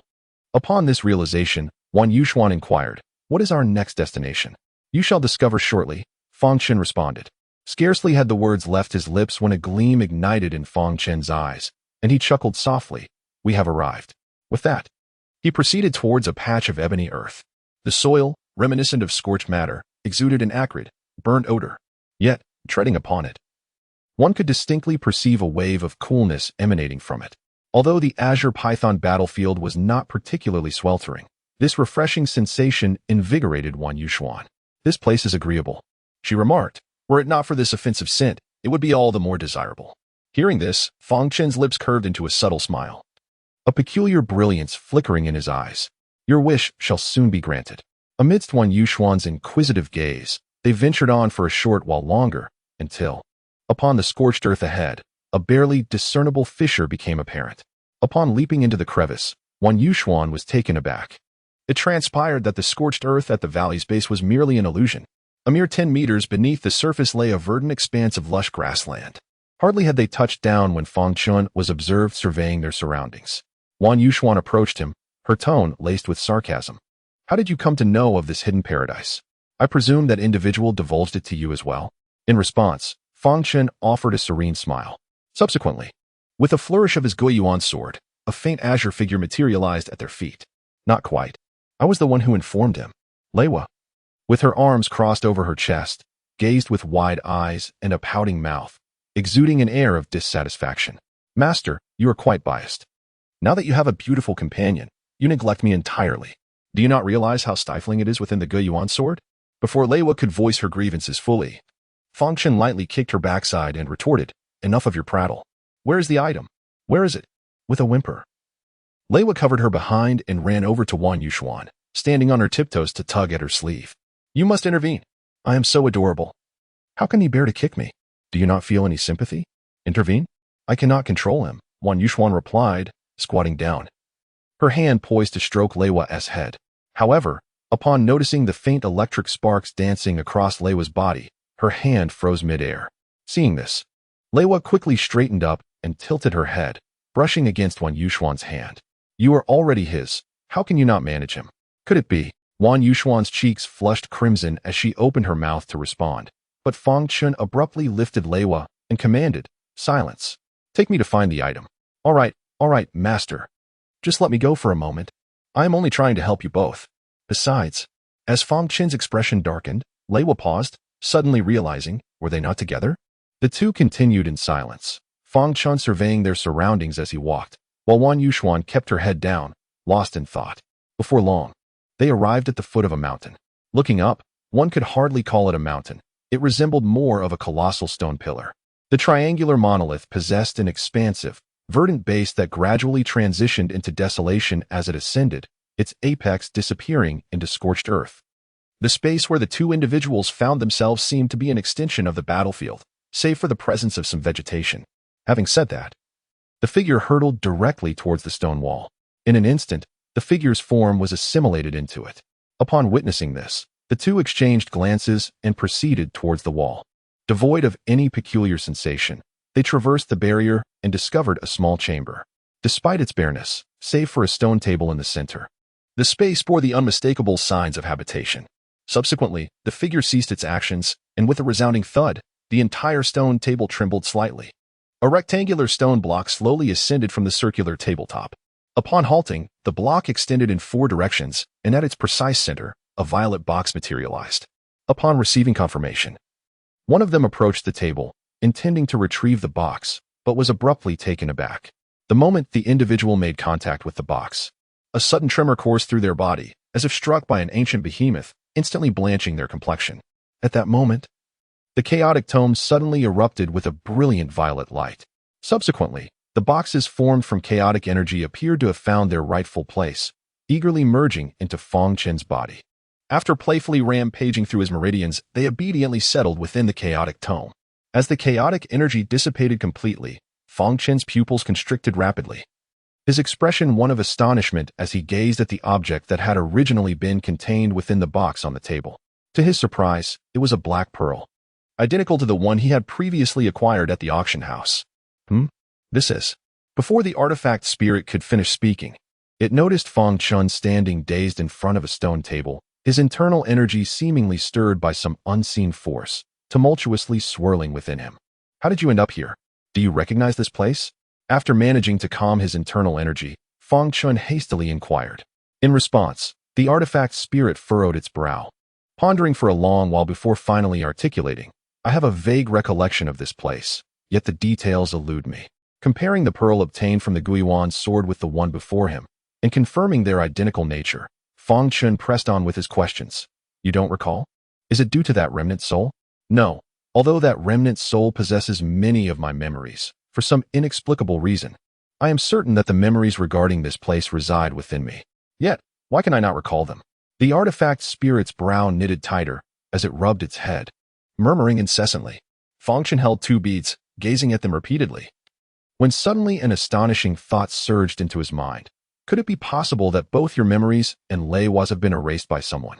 The reason Fang Chen entertained this notion was entirely due to the legendary sovereign of heaven and earth, who had long transcended realms unknown to mortals. Thus, what was unattainable for ordinary people did not imply it was beyond his reach. Upon hearing this, the spirit of the artifact flickered with a hint of complexity. After a brief pause, it spoke. Perhaps yes, perhaps no. It may be that once you attain that realm in the future, everything will become clear. Or perhaps. The spirit hesitated slightly and then chuckled softly. Perhaps when you gather these beads, the answers may reveal themselves. With that, it retrieved the black bead from the Guiyuan's sword and presented it before Wan Yuxuan, inquiring, Are you certain this is the bead you mean? I am certain, Wan Yuxuan affirmed, nodding. Although I have only seen that bead once, it left an indelible impression on me. If I am not mistaken, it should still reside in the Wan family's treasure vault. Do you know its purpose? Hearing that the Wan family possessed such a bead, Fang Chen felt the truth draw nearer. Wan Yuxuan lowered her head in contemplation for a moment before shaking it in confusion. I do not know. I only encountered it once a long time ago. If I hadn't seen it again just now, I might not have recalled it at all. What is it? To help you grow stronger. Help me grow stronger? Wan Yuxuan's heart raced, and she gazed intently at Fang Chen. All right, I shall inquire once more. Although this method may bolster your strength, the accompanying risks are equally formidable. The journey will be exceedingly arduous, and any misstep could lead to perilous consequences, such as the severing of meridians or the collapse of one's dantian, resulting in. Before Fang Chen could finish his words, Wan Yuxuan interjected, I am capable. After casting a deep glance at Wan Yuxuan, Fang Chen retrieved the 9 turns celestial harmony pill from the Guiyuan's sword and handed it to her, speaking slowly. Once you consume this elixir, regardless of the circumstances you encounter, you must maintain absolute clarity until the effects of the medicine have completely dissipated. Understood. Wan Yuxuan affirmed with a firm nod, accepting the nearly transparent pill. Merely holding it in her hand, she could sense its extraordinary essence. Contemplating the outcome of ingestion, Wan Yuxuan inhaled deeply and swallowed the pill, subsequently settling into a cross-legged position to commence her refinement. Chapter 109. 9 turns celestial harmony pill before long. Wan Yuxuan's long hair began to sway as if caught in an unseen breeze, a pure essence of profound energy coursing rapidly around her. Her brow furrowed, her visage etched with anguish, and her seated form trembled slightly, as if she were enduring immense torment. Wan Yuxuan clenched her teeth. The earlier muted groan had been a result of the sudden onset of the pill's potency.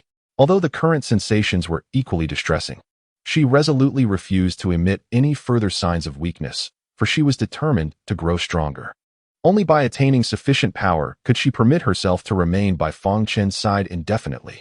Indeed, none of this was known to Fang Chen, nor did he even perceive it. After all, Su Wei Lan held an immense weight in his heart, and given the current circumstances, he could accommodate nothing but the pursuit of strength. Observing Wan Yuxian's expression growing increasingly agonized, her body trembling more violently, Fang Chen instinctively clenched his fists, the concern in his eyes intensifying. He was all too familiar with the torment that accompanied such suffering. The excruciating pain he endured when the innate chaotic energy transformed his body and meridians was akin to an explosion.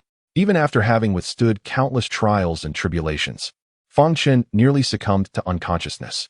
Although the effects of the 9 transformations Heaven Harmony pill could not be compared to that of the innate chaotic energy, the agony to be endured was strikingly similar.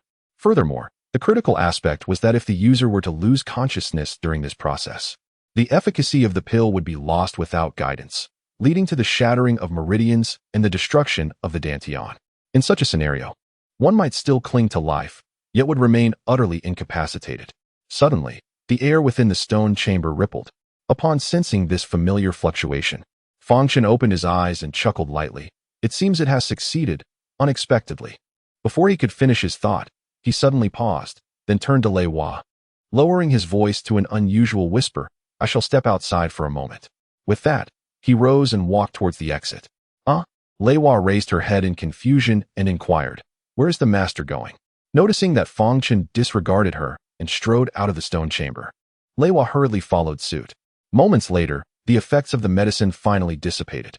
Wan Yuxuan opened her eyes, feeling utterly exhausted, both physically and mentally. After taking several deep breaths, she attempted to rise, only to be met with a wave of excruciating pain, as though her body had just been crushed and was now recovering.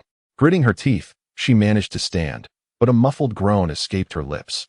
Suddenly, as if struck by a thought, her face flushed crimson, and she glanced around, momentarily stunned. Was she alone? After carefully surveying the room, she confirmed that she was indeed by herself. Wan Yuxuan gradually began to move her body, and once the pain subsided somewhat, she approached the stone table. As she settled down, a look of astonishment crossed her face upon discovering that her clothes were completely soaked with sweat, clinging tightly to her skin. It dawned on her why she was the only one left in the room. Touching her flushed cheeks, she covered her face and murmured to herself for a while, before suddenly recalling the ring still on her. In a flurry, she retrieved a garment and quickly changed. However, just as she stood up again, she found herself seated once more. "Damn it, he must have seen me. Otherwise, he wouldn't have left," Wan Yuxuan murmured softly at the table. No, perhaps he merely remembered something else and stepped out. Just as she was caught in this internal conflict, footsteps suddenly echoed from the doorway. Their eyes met, both momentarily taken aback. In the next instant, Fang Chen was the first to regain composure, chuckling lightly. "Have you already refined it? How do you feel?" Upon hearing this, a flicker of complexity crossed Wan Yuxuan's eyes. After gazing at Fang Chen for a considerable time, she finally spoke slowly. "I have refined it. As for the sensation, it seems that apart from the pain, there is nothing else."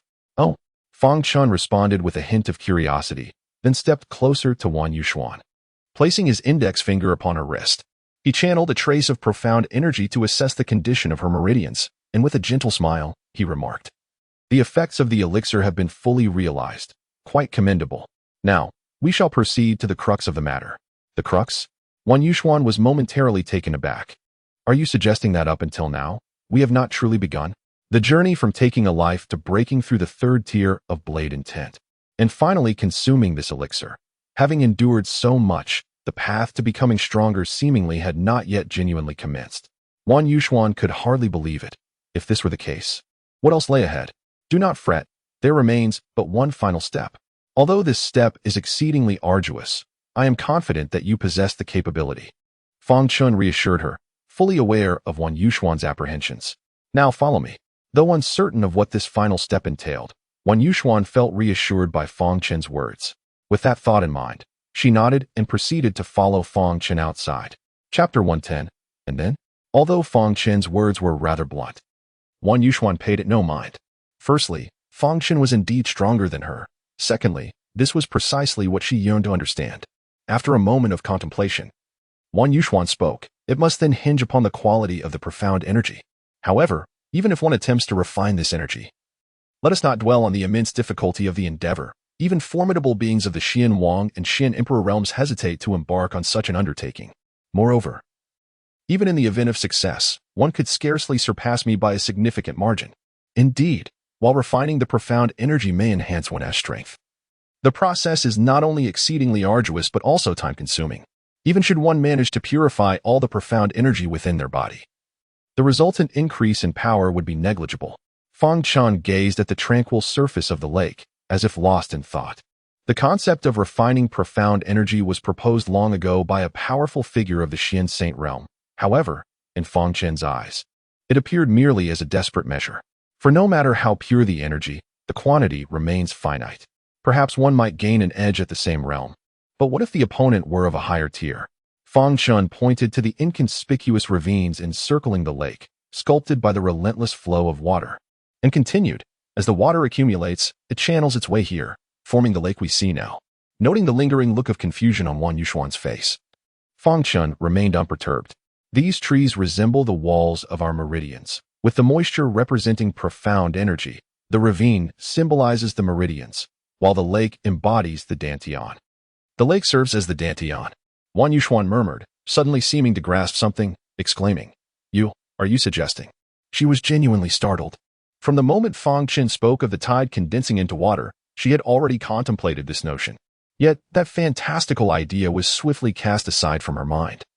Dismissed as sheer folly, the mere act of purifying Xian Qi could potentially harm the meridians. Moreover, even those formidable practitioners of the Xiansheng realm, who had attempted to put this concept into practice, ultimately conceded that there are limits to Xian Qi purification. If the purity is too low, it yields no effect. While excessive purity could damage not merely the meridians, but the dantian itself. Throughout history, countless prodigies have suffered from meridian injuries and dantian destruction in their quest to purify Xian Qi, leading to a lifetime of regret. Let alone the absurdity of condensing Xian Qi into water. Such an endeavor was tantamount to courting death. Wan Yushuan raised her gaze to Fang Chen, her expression becoming increasingly complex. Just as she grappled with how to articulate her thoughts, she witnessed Fang Chen suddenly extend his finger like a sword, thrusting forth with a swift motion. A needle-like stream of Xian Qi flickered and vanished into the depths of the lake. In the next moment, the surface of the lake began to churn violently, as though brought to a boil. With the roiling waters, strands of Xian Qi continuously surfaced from the lake bed, rising before dissipating into the air. After a few breaths, once no further Xian Qi emerged, the lake's surface gradually returned to tranquility. Given the current state of your Xian Qi, how many times can you execute such a strike? Fang Chen inquired. Recalling the previous confrontation with Imo Anyan, Fang Chen had employed a similar technique to defeat her. After vanquishing Imo Anyan, he also dispatched over a dozen Xuanzong realm fighters and severely injured a fleeing Xuanzong. This revelation struck Wan Yushuan, as she suddenly realized that the amount of profound energy contained within Fang Chen far exceeded her expectations. The 9-turn celestial harmony pill? Wan Yushuan was utterly bewildered. Even having been born into a prestigious family like the Wan family, she had never encountered a pill capable of enhancing meridians, let alone one that could augment their resilience. Strengthening the meridians? Wan Yushuan felt as though she had grasped a crucial insight. Just as she was about to inquire further, she caught sight of the faint smile on Fang Chen's face, compelling her to suppress her curiosity. With a cold snort, she turned her gaze toward the lake's surface. You are indeed stronger than I, and I can concede that. However, you must not presume to articulate it.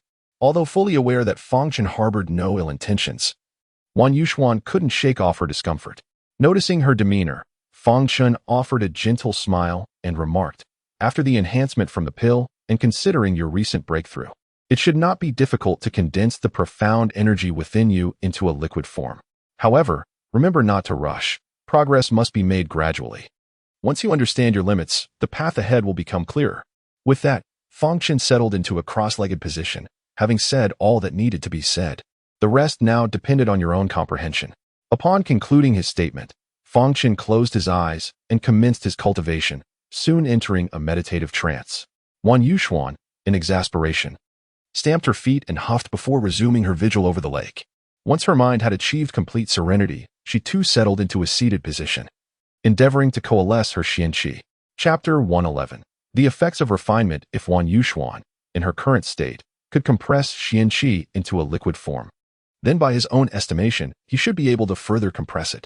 However, the method of compression eluded him, causing Fang Chen to furrow his brow in contemplation. Condensing Xian Qi into a liquid state involved amassing it until its density was sufficient to solidify into water. But what of the water itself? Ceasing his ruminations, Fang Chen stilled his mind and delved into the recesses of his memory, seeking any recollection pertaining to the cultivation of Xian Qi. Shortly thereafter, A concept surfaced in his mind: refinement. By refining the xianqi after it had been condensed into a liquid, impurities would be purged, thereby reducing the space it occupied and increasing its density. Consequently, his body would not only be able to accommodate a greater quantity of xianqi, but the xianqi would also be of a more pristine quality. Having conceived of this approach, Fang Chen promptly dedicated himself to the pursuit of unrivaled power within his realm and the ability to contend with those of higher echelons. Meanwhile, Wan Yuxuan, having attained a state of complete mental tranquility, seamlessly transitioned into her practice. Given that Fang Chen had elucidated the process with utmost clarity, failure to comprehend it would have been truly remarkable. In the timeless realm of cultivation, where the demarcation between day and night was non-existent within the Python Azure battlefield, the duration of their seated practice remained indeterminate. Exert utmost effort. With a flicker of contemplation, Fang Chen raised an eyebrow, acquiescing. A thunderous detonation reverberated, and in an instant, a tempestuous gale arose, felling a colossal tree that required the embrace of several individuals to encircle. Wan Yuxuan retreated a few paces, barely regaining her balance, before gazing up at Fang Chen, inquiring, "Why is the disparity still so immense?" What truly astounded Fang Chen was that Wan Yuxuan had exerted her utmost effort in their exchange, while he had only employed a mere 20% of his power. Observing the xianqi within his body, now so viscous that it had congealed into a pasty mass, Fang Chen nodded with satisfaction. He had not anticipated that this compression would augment the original xianqi capacity by approximately 5-fold. Sensing that this level was currently the limit, Fang Chen turned to Wan Yuxuan, elucidating, "Because I have refined the xianqi." Refined? Upon hearing this, Wan Yuxuan clicked her tongue in astonishment. He truly has no regard for his own well-being, showing no concern for himself. However, the enhancement is indeed formidable. Wan Yuxuan harbored no skepticism towards Fang Chen's words. Although she had previously stated that refinement had little effect, that was based on the circumstances of ordinary individuals. Now that she had also condensed her xianqi into a liquid state, she understood that when the foundation was such a formidable quantity, the effects of refinement would become exceptionally pronounced once the quality improved. If Wan Yuxuan were aware that Fang Chen had only used 20% of his power, what would she think? If she knew that the refinement Fang Chen spoke of was the further compression of liquid xianqi, what would her reaction be? Indeed, given your current circumstances, this state of being is the most advantageous. One must not succumb to the temptation of hasty accomplishments. Reflecting on Wan Yuxuan's previous determination to grow stronger, Fang Chen genuinely feared that upon witnessing the effects of his refined profound energy, she might recklessly attempt to replicate it, which could lead to unforeseen misfortunes. That won't happen. I can sense that this state is already my utmost limit, she affirmed. That is reassuring, Fang Chen replied. Exhaling in relief, he proceeded to share some methods to strengthen her meridians and enhance resilience during her cultivation. After all, having imparted the essential knowledge, a few additional tips would not be detrimental. Shall we make our exit now? Wan Yuxuan inquired after digesting Fang Chen's teachings. What was the method you mentioned earlier? Wait. Yes. After Fang Chen articulated his method, Wan Yuxuan felt a wave of exasperation. She had anticipated a more innovative solution, only to discover that it entailed waiting until the mongoose green battlefield closed to forcibly extricate herself. Although she understood that this approach would circumvent numerous troubles, a sense of discomfort lingered within her, especially considering Mo Anyun's previous treatment of her. Now that she possessed strength, how could she swallow her pride without teaching him a lesson? At that moment, a strong sensation of repulsion surged forth, and Fang Chen immediately recognized it as the imminent closure of the mongoose green battlefield. To his astonishment, 10 days had elapsed within this realm.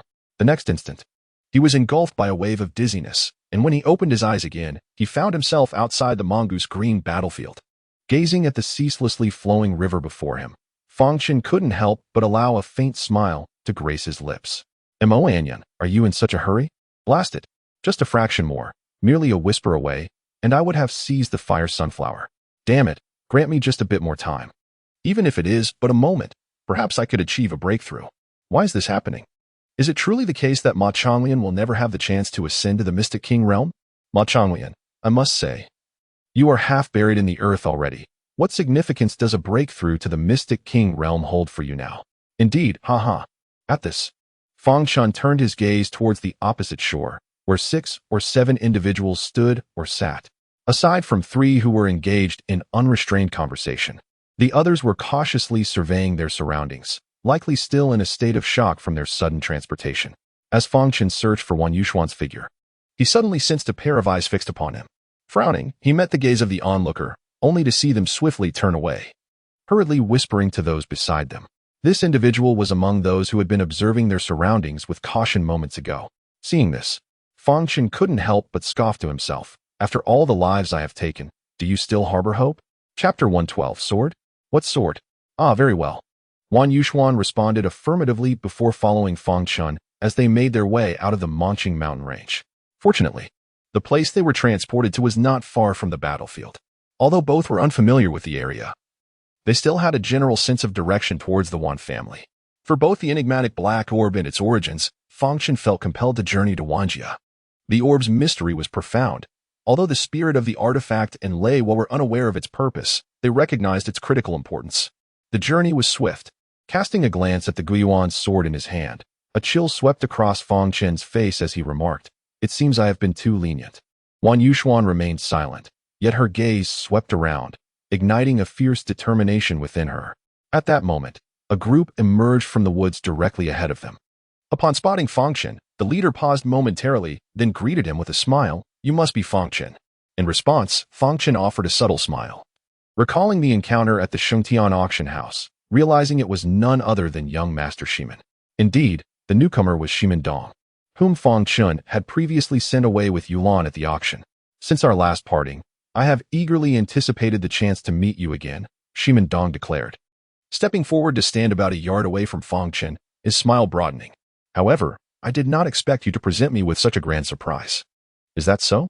Fang Chen mused, glancing at the Guiyuan sword in his grasp before responding with a light chuckle. "In fact, I have an even greater surprise in store for young Master Shimin." "Oh." Shimin Dong's eyes widened momentarily. Then he fixed an intense gaze upon the Guiyuan's sword, exclaiming, "Indeed. Nothing in this world could possibly astonish me more than an ancient divine artifact like the Guiyuan sword." "Sword? What sword?" Fang Chen inquired. His brow furrowed in confusion as he looked at Shimin Dong. "Are you daring to toy with me?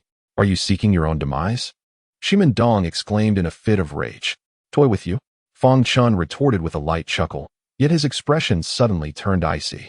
Casting a disdainful glance at Shimin Dong, "The surprise I mentioned."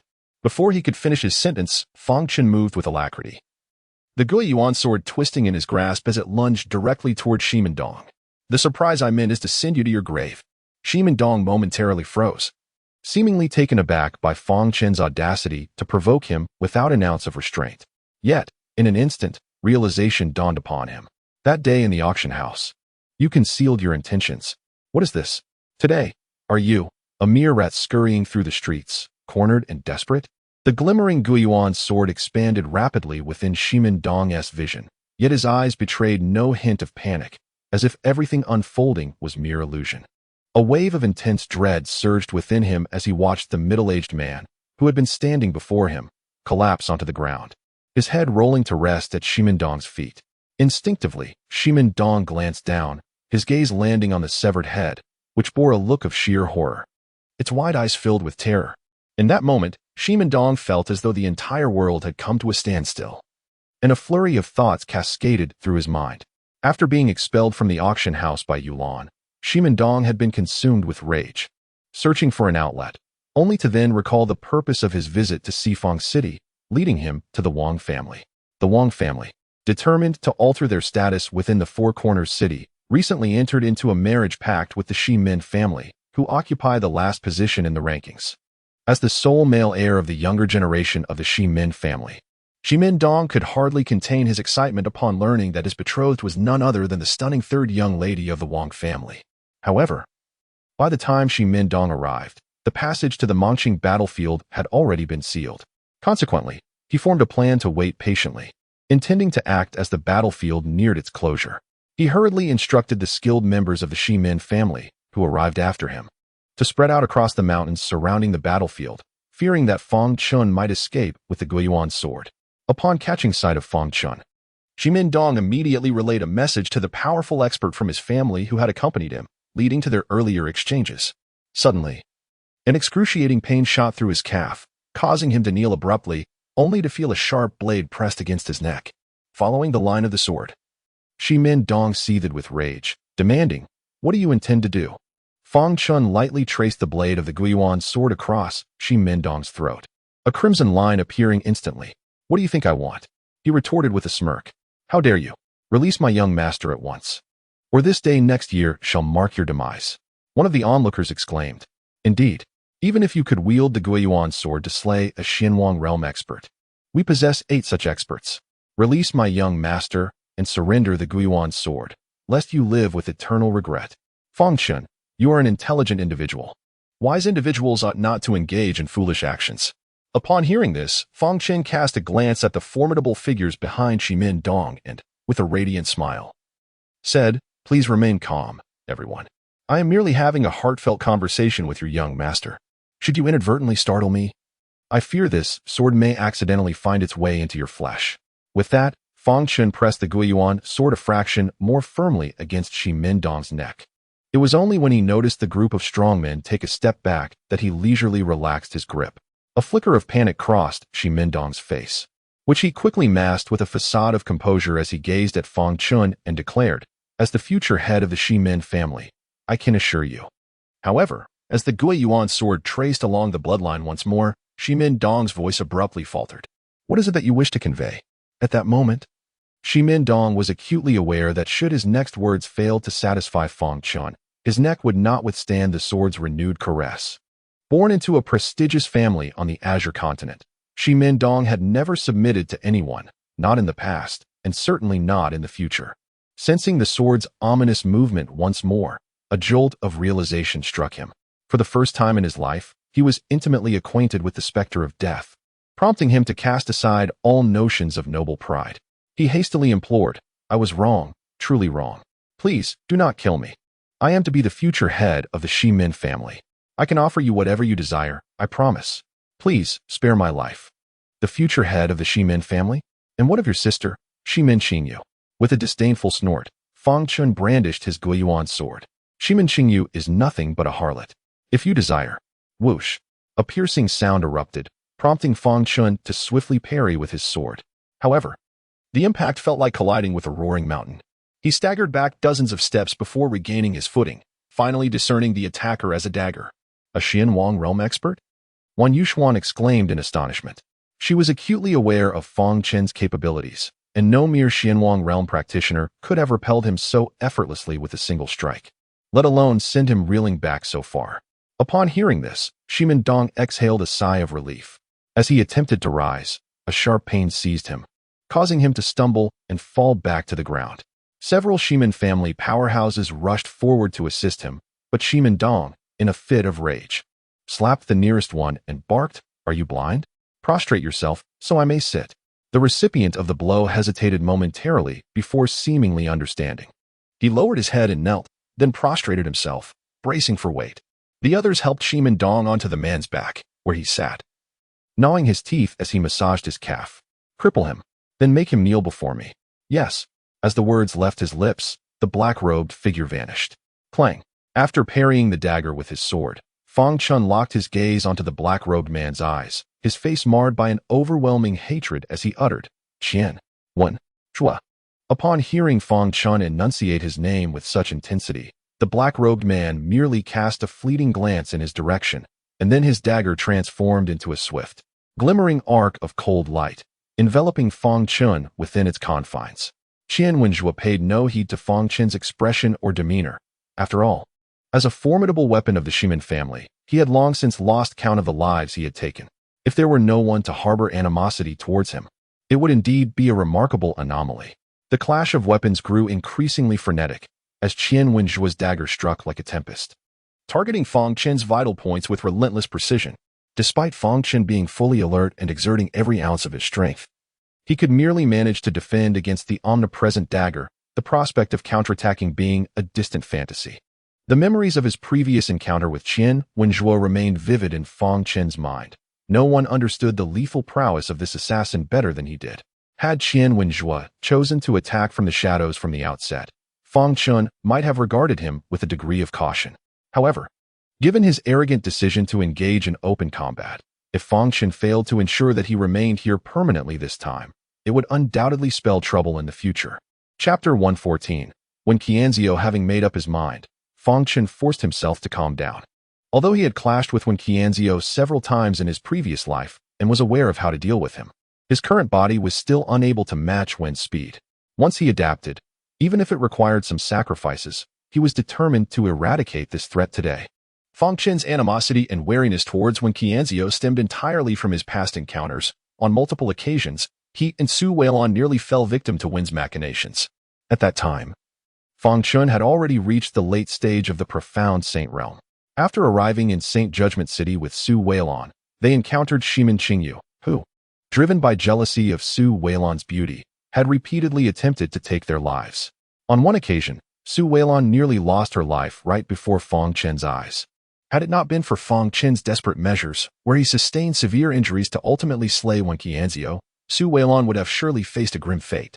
If Qianzhou's power had been even slightly greater, not only would Su Weilong have perished, but Fang Chen's own life would have been at stake as well.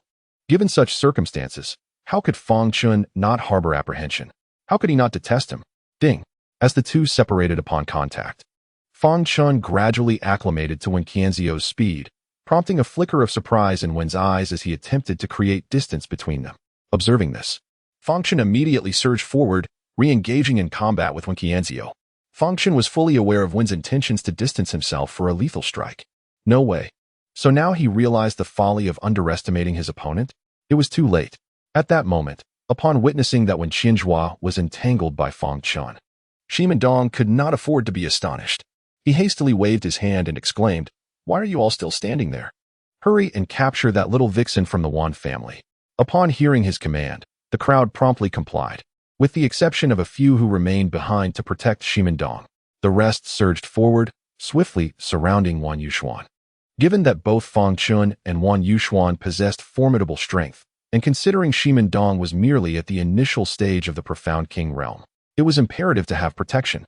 After casting a glance at the 5 formidable beings of the Profound King realm standing behind him, Shimendong gradually eased his anxiety. For the fear instilled by Fang Chen had been profoundly ingrained in him. Initially, he contemplated sending someone to assist Wen Qianzhou. After all, as long as Fang Chen was alive, he could never fully relax. However, he soon recalled that the only thing that murderous fiend despised more than anything was collaboration, leading Shimendong to reluctantly abandon that idea. Meanwhile, Wan Yuxuan remained oblivious to the encirclement around her. Instead, she appeared eager and ready for action. After all, the girl who had previously struggled to purify her profound energy now found it fully condensed into a liquid form within her. How could she demonstrate her newfound strength without engaging in a vigorous battle? Casting her gaze upon the throng of beings from the Profound Sect and the 3 formidable figures of the Profound King realm surrounding her, Wan Yuxuan felt a surge of battle intent. Fang Chen had previously informed her that, given her current circumstances, she was already an invincible presence among those of the same realm, though this invincibility did not extend to Fang Chen. Nevertheless, Wan Yuxuan felt a profound sense of satisfaction. Observing the 2 formidable experts at the peak of the Xian King realm and another at the late stage of the same level, Wan Yuxuan deftly drew her flying star blade from its sheath. A surge of profound energy erupted from within her, as her 3rd-tier blade intent transformed into dazzling beams of cold light, leading the encroaching members of the Shimin clan to their demise. Clash. As the 2 combatants remained locked in proximity, Wen Qianzhou, frustrated by their inability to create distance, unleashed a forceful strike. Seizing the momentary opening created by pushing Fang Chen back, he hastily retrieved a dagger. Was he finally unleashing his full potential? Witnessing Wen Qianzhou, now at the initial stage of the Xian Emperor realm, brandishing a dagger, Fang Chen's lips curled into a subtle smile. His gaze shifted, as a fleeting glimmer of cold light appeared in the distance, vanishing as if nothing had transpired. Once again entangled in combat, Wen Qianzhou brandished both daggers, finally revealing the true might of his Xian Emperor realm prowess. The pressure on Fang Chen intensified correspondingly. After all, for one well-versed in the art of assassination like Wen Qianzhou, the addition of another dagger was far more than a mere arithmetic enhancement. Yet, Fang Chen remained unfazed. In this lifetime, his path of cultivation had undergone a remarkable transformation. Failing to integrate and maximize this evolution would indeed be a squander of opportunity. With a further elevation in his strength, Fang Chen was now able to fully leverage his past combat experience. This moment presented an invaluable chance to hone his skills. It is essential to recognize that engaging with an assassin of Wen Qianzhong's caliber, whose prowess far exceeded his cultivation level, was an exceedingly rare opportunity, one that Fang Chen was determined not to overlook. Moreover, should the situation become untenable, he has a contingency plan. In his previous life, Wen Qianzhong utilized Su Weilong to manipulate him. Thus, in this life, he must resort to using Shimen Dong to restrain Wen Qianzhong. Each time a slight distance was established, Fang Chen would immediately entangle him once more, which gradually exacerbated Wen Qianzhong's impatience, who was eager to conclude the battle swiftly. With a powerful thrust of his twin daggers, he repelled Fang Chen once again, and a cold glimmer flashed in his eyes. Evidently, he had no choice but to employ that particular move. Suddenly, Wen Qianzhong's entire body trembled violently, enveloped by a faint crimson light, and in the next moment, even his eyes transformed into a blood-red hue. Chapter 115. A dog cannot change its habit of eating excrement. Is he finally revealing his trump card? A serious expression graced Fang Chen's face. Yet his eyes burned with the fervor of battle. Wen Qianzhong's origins were shrouded in mystery. Even the Shimen family, to whom he loyally devoted himself, knew little of him. Nonetheless, his strength was formidable, particularly with this current technique, which ignited his latent potential at the cost of burning his own life essence. Although the duration of this power surge was fleeting, the might unleashed during this time was astonishing. With a sudden sweep of the Guiyuan sword, glimmers of cold light sparkled in the air like stars, consecutively igniting and transforming into a multitude of sharp blades, cascading forth. Yet, in an instant, these blades vanished without a trace, unnoticed by anyone except for Wen Qianzhong, who was locked in combat with Fang Chen. A commendable technique. Yet it will not alter your fate. A chilling voice emanated from Wen Qianzhong, devoid of any emotional fluctuation, yet paired with his blood-red eyes. It imparted an unsettling sense of dread. How much of your essence do you have left to burn? Fang Chen's eyes brimmed with scorn. In response, Wen Qianzhong let out a cold snort, and a piercing light shot from his eyes. In an instant, two daggers left a trail of phantoms as they rapidly lunged towards Fang Chen, yet they invariably avoided any vital points. At this moment, Fang Chen did not dare to underestimate his opponent. With a flick of his mind, the Guiyuan sword emitted a soft chime as he met the assault head-on. Just then, several streaks of cold light suddenly ignited, transforming into luminous arcs that aimed for Wen Qianzhuang's nape, heart, and arms.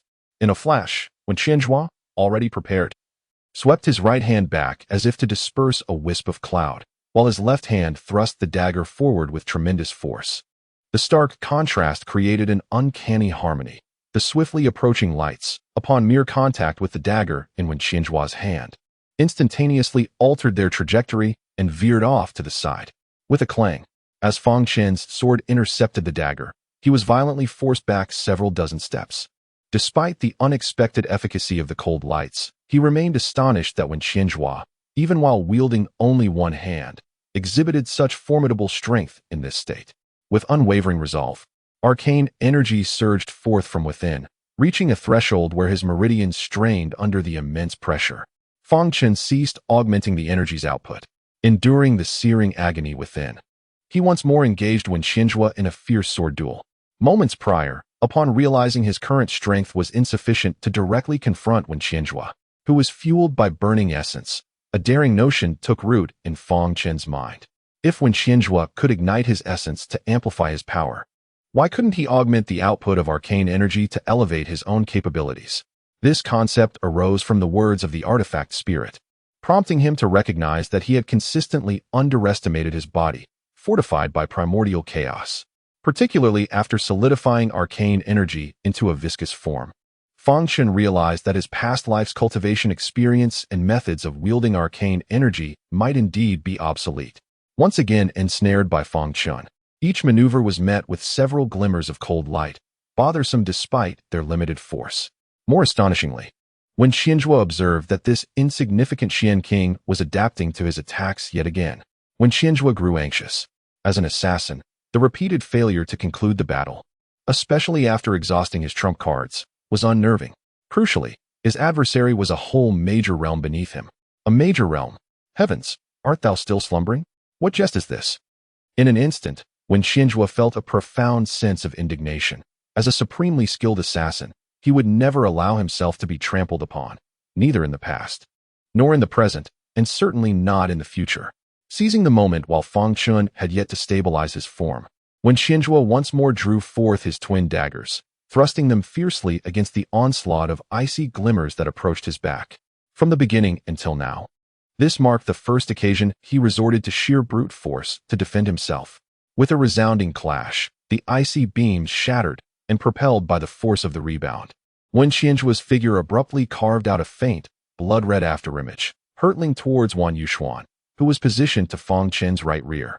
As the two brushed past each other, though Fang Chen had not entirely halted his retreat, when Xianzhua distinctly perceived the mockery glimmering in his eyes. How dare a mere novice in the Xianhuang realm mock one of the Xianhuang realm? Truly, the ignorant are fearless, humph. Soon enough, you shall realize just how juvenile and ludicrous your actions are. Suddenly, a haunting sound of a sword's cry pierced the air, protected by 5 Xianhuang realm warriors. Shimendong felt an unsettling tremor in his heart, cold sweat beading on his brow as if death were looming near. In the next moment, he was jolted to discover an icy radiance had inexplicably materialized directly above him. The glimmer vanished in the blink of an eye, and it was not until a fierce gust of wind rendered Shimendong unable to open his eyes that the 5 Xianhuang realm experts finally discerned the source of this astonishing speed. It was a colossal sword. The form of this immense blade was strikingly identical to the Guiyuan sword wielded by Fang Chen. In an instant, one of the experts at the Profound King realm reacted swiftly, leaping into the air and delivering a powerful punch to the massive returning Yuan sword. To his astonishment, the sword's descent remained utterly unchanged. Instead, he was sent flying by the blinding light emitted from the sword upon mere contact with its surface. Chapter 116. Mutual restraint. Never had this Profound King realm expert anticipated that the colossal sword would retaliate. Caught completely off guard, he was cleaved in two, while directly below, Shimendong was drenched in a deluge of blood. Just as the other 4 Profound King realm experts began to react and prepare to engage, Wen Xianzhu let out a fierce shout, suddenly turning and hurling his right hand forward.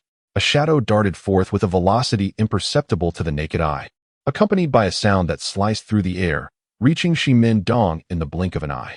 Just as the tip of the massive returning Yuan sword was about to graze Shimendong's scalp, the dagger struck. Shimendong abruptly halted, as if something had yanked him away, and he shot off into the distance.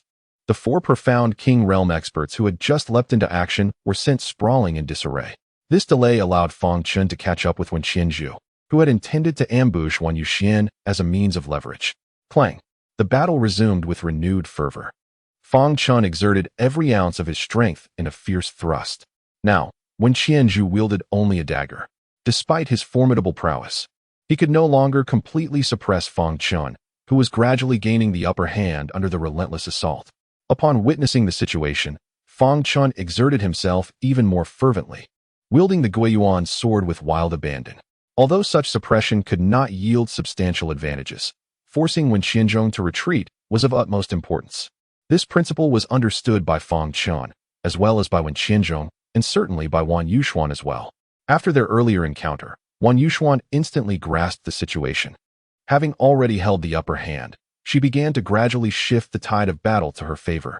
Meanwhile, the 3 formidable opponents from the Xianhuang realm, engaged in combat with her, were eager to take action, yet 2 of them had already suffered several strikes from Wan Yuxuan. Though they had not yet lost their combat effectiveness, their resolve was waning. Recalling the mocking glint in Fang Chen's eyes during their fleeting encounter, Wen Xianzhong felt an involuntary chill creep down his spine. What manner of adversary was this? As the distance between him and Wan Yuxuan widened, Fang Chen finally cast aside his worries. The 2 of them had formed a triangular formation with Wan Yuxuan and Shimendong, and although the distances between them were similar, it was ample enough for Fang Chen to handle any unforeseen developments. This young master had previously exerted little effort in cultivation and yet had already attained the Xianhuang realm. Once I grasped the Guiyuan sword, with just a modicum of effort, I dare say I shall be the unrivaled champion of the Cangqing continent. Recalling the gaze Mo Anyan had cast upon him, Shimendong could not suppress the flames of his indignation. What a farce it was to claim the title of the greatest genius in the Cangqing continent. Once this Guiyuan sword was in his possession, not only would Mo Anyan be at his mercy, but even the venerable elders of the Jiugong sect, who had nurtured her, would find themselves kneeling at his feet, dutifully serving as mere hounds of the Shimin family. Lost in such fantasies, a fervent excitement radiated from Shimin Dong as he bellowed. Though the Wan family's little wench may lack beauty, her figure, haha, I shall capture her alive. Today, she shall experience a delightful reprisal, perhaps. Before her man, it shall unfold into an entirely different realm of sensation. At these words, Wan Yuxuan was momentarily stunned. The image of her near humiliation at the hands of Mo Anyun on the Mongqing battlefield surged forth in her mind. Had it not been for Fang Chen's breakthrough, she feared what might have transpired. Just as she was lost in thought, the injured Xianwang realm adversary seized the opportunity, landing a blow to her back that sent her vital energy surging. Feeling a sudden taste of blood in her throat, she coughed forth a mouthful of crimson. Shimin Dong, you seek your own demise. In an instant, rage consumed Wan Yuxuan, and she retaliated with a fierce strike, managing to repel the 3 Xianwang realm opponents. I, Wan Yuxuan. Thou.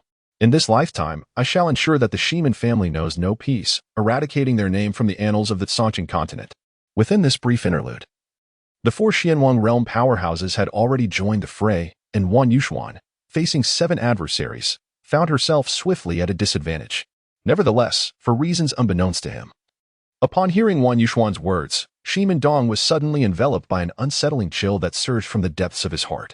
With a jolt, he vigorously shook his head, casting aside the ominous thoughts that had unexpectedly surfaced in his mind, and mockingly retorted, "Do you truly believe that a wretch like you could ever shake the foundations of the Shimin family? You must be deluding yourself. Once I have you in my grasp, I shall subject you to unfathomable humiliation, and after I have annihilated your Wan family, I will grant you the mercy of reuniting with them in the afterlife." Ha. As soon as these words left his lips, the fury in Wan Yuxuan's eyes seemed almost tangible.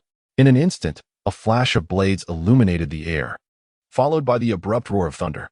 Lightning surged uncontrollably through the sky, swiftly weaving into a colossal net that engulfed the 7 formidable Xianwang realm experts surrounding them. With a sickening crackle, the 2 Xianwang realm practitioners who had already sustained injuries could no longer withstand the onslaught of lightning. The slightly weaker one was instantly cleaved in twain, his agonized cries abruptly silenced. The other, while managing to endure this strike, found his meridians completely shattered, rendering him a broken man. Blood gushed forth from his mouth as he cast a despondent glance at Shimin Dong and softly murmured, "With such a foolish and worthless individual in the Shimin family, how can one fear for its demise?" Chapter 117. A moment of transformation as his words faded. A glimmer of resolve flashed in the eyes of the Xianwang realm expert, and he promptly bit his tongue, choosing to end his own life. Although the others felt a sense of regret, they understood that this was the best outcome. After all, even if the Shimin family was willing to care for him, with his meridians destroyed, he had become a mere shell of his former self, unwilling to continue living in such a wretched state. This scene inevitably cast a shadow over the hearts of the 6 other Xianshi realm experts. They pondered what fate awaited them should they find themselves in such dire circumstances. Meanwhile, Wan Yuxuan, consumed by fury, paid no heed to these thoughts. Her mind was singularly focused on one intention: annihilation. Every member of the Shimin family deserved death, and she was determined to slay them all. In that fleeting moment of distraction among the Xianshi realm experts, the cold glimmer in Wan Yuxuan's hands intensified, and she unleashed her power, sending 2 more Xianshi realm warriors flying, blood gushing from their mouths, clearly rendered incapable of further combat. The 7 Xianshi realm masters who had originally besieged Wan Yuxuan now faced a devastating turn of events: 1 dead, 3 injured. And the remaining 3 not only found themselves at a disadvantage, but also began to contemplate retreat. They could understand Fang Chen's strength, given that the Guiyuan sword was an ancient divine artifact. But who was this Wan Yuxuan? Why was she so formidable? And why had they only now realized that Shimin Dong was not merely foolish, but truly an imbecile? Otherwise, why would he provoke her at such a critical juncture? Upon hearing this, they had initially considered fleeing upon seeing that individual escape, yet fear of the Shimin families might held them back. After all, desertion was a grave offense. Even if the Shimin family chose not to pursue the matter, no other family would be willing to take them in. However, the original 7 have failed to capture Wan Yuxuan, and now only the 2 of them remain. What purpose does it serve? With this thought, the 2 took cover and cast a glance at the formidable figure of the Shuangwang realm. They had hoped that if this individual could overpower Fang Chen, Perhaps the current predicament could be swiftly reversed, and they would thus earn merit. To their dismay, after that fleeting glance, their fighting spirit evaporated, and they hastily implored, "We beseech you, noble heroine, to spare us. We are willing to depart at once." Upon uttering this, one of them spat contemptuously at Shimendong's face before hastily retreating along the path from whence they came. This young master. Aya. At that moment, Shimendong was infuriated to the point of near explosion, gasping for breath yet unable to articulate a coherent sentence. He lifted his sleeve to wipe the spittle from his face, only to glance down and feel a surge of blood rising within him. He nearly choked on it, instead of releasing a single drop. Does the Shimen family possess such strength? A glint of coldness flashed in Wan Yuxuan's eyes as she swung her blade. Though I was once bested by Mo Anyan, I shall ultimately avenge that humiliation. And you, scoundrel, now shall meet your end. Wan Yuxuan cried out internally, her flying star blade slicing fiercely toward Shimendong. At that moment, when Qian's Zhua, entangled with Fang Chen, suddenly surged with energy, the crimson aura surrounding him intensifying. His form quivered slightly, and with a muffled grunt, the twin daggers in his hands ignited with a brilliant red glow. Bang! Fang Chen's expression tightened as he swiftly parried the daggers with his sword, only to be violently propelled backward. Retreat quickly! As when Qianzhong successfully struck, he swiftly dashed towards Wan Yuxuan. Fang Chen urgently shouted, although the impact had sent him flying. His hand gripping the Guiyuan sword trembled incessantly. Fang Chen's heart sank, realizing that when Qianzhong was so deeply committed to the Shi Min family, willing to risk his own life to save Shi Mindong. In a flash, Wan Yuxuan felt an icy chill creeping up her back, as if a venomous serpent lurking in the shadows had fixed its gaze upon her. Meanwhile, Fang Chen's pupils constricted, a sudden realization dawning upon him. Had he indeed been a moment too late? With a muffled groan, a spray of blood erupted, and Wan Yuxuan's body fell like a severed kite, spiraling to the ground far away. Chapter 118. Bitter victory without sparing a glance at Wan Yuxuan. When Qianzhong increased his speed after landing the blow, he forcefully propelled Shi Mindong away and intended to evade, but it was already too late. In the blink of an eye, just as the colossal Guiyuan's sword was about to cleave him in two, when Qianzhong exerted himself, managing to sidestep halfway. Yet the sword descended relentlessly upon his shoulder. Even as his entire shoulder was severed, when Qianzhong emitted not a single sound, nor did he show any reaction, as though he had not been struck at all. Observing this, Fang Chen's pace towards Wen Qianzhong intensified. The power of the now accelerated and blood-fueled Wen Qianzhong was terrifying, and with Wan Yuxuan's injuries still uncertain, any further delay could spell disaster for him. Although Fang Chen's profound energy had completely coalesced into a viscous form, surpassing both in quantity and quality compared to before, it proved ineffective against the assassin Wen Qianzhui, who was an entire realm above him and possessed far greater strength than his cultivation level indicated. Fang Chen's formidable energy was rendered useless, as he found himself continuously suppressed and assaulted by Wen Qianzhui. It was akin to possessing immense brute strength, yet striking only against cotton. Despite significant improvements in technique gained from this battle, Fang Chen was engulfed in frustration. Had it not been for his combat experience from a previous life, he would have likely suffered greatly against this skill-oriented opponent. Noticing that Wen Qianzhui showed no regard for his own injuries and was about to launch himself at Wan Yuxuan, Fang Chen let out a furious shout. A surge of profound energy instantly flooded into the Guiyuan sword, and a needle-like sword aura flickered into existence, appearing at Wen Qianzhui's left side in the next moment. As this sword aura approached, the massive Guiyuan sword emitted a soft chime, its speed reaching its zenith and creating a wave of air that rushed towards Wen Qianzhui's back. Wen Qianzhui, seemingly oblivious to the impending sword aura, displayed a glimmer of determination in his eyes. After accelerating and igniting his blood essence, he was already at the end of his tether. The woman before him had been injured by him. If he failed to capture her now, he would undoubtedly face certain death. Witnessing this, Fang Chen's expression turned icy, and his profound energy surged forth with renewed vigor. He swung the Guiyuan sword, unleashing a sweeping sword aura that raced towards Shi Mindong, subsequently triggering the needle-like sword aura that had already reached Wen Qianzhui. Boom! The needle-like sword energy suddenly erupted, instantly depleting the surrounding air, only to surge forth again. The black robe draping over Wen Qianzhui rustled violently as his figure faltered slightly. In that fleeting moment of hesitation, the colossal returning Yuan sword behind him arrived. With a clang, realizing that the singular opportunity to reverse the battle had slipped away, when Xinzhua grasped the dagger with his remaining right hand and abruptly pivoted, thrusting it against the returning Yuan's sword. Utilizing the force of the rebound, he managed to shift his form aside. At that moment, Fang Chen finally arrived, the cold gleam of the returning Yuan's sword intensifying in his hand as he unleashed several strikes, forcefully halting Wen Qianzhua, who sought to rescue Shi Mindong. A heart-wrenching scream suddenly pierced the air. Shi Mindong, already paralyzed by fear, forgot that he too was a formidable warrior of the Xianwang realm. In a state of panic, he turned to flee, only to have his legs severed by the incoming sword energy. You seek death. Witnessing the one he was meant to protect reduced to a cripple by a single strike, Wen Qianzhua instantly lost his composure. With a furious roar, the previously dim crimson aura surrounding him flared back to life as his dagger transformed into a blur, lunging directly for Fang Chen's heart. Seeing Wen Qianzhua forsake his defense and launch a desperate assault, Fang Chen's expression turned grave. He summoned the remaining Xian energy within him, positioning the returning Yuan's sword in front of his chest. With a focused thought, the colossal returning Yuan's sword reappeared, hurtling towards Wen Qianzhua's back. Die! As this thunderous cry rang out, a feral expression twisted across Wen Qianzhua's face beneath his black robe. Boom!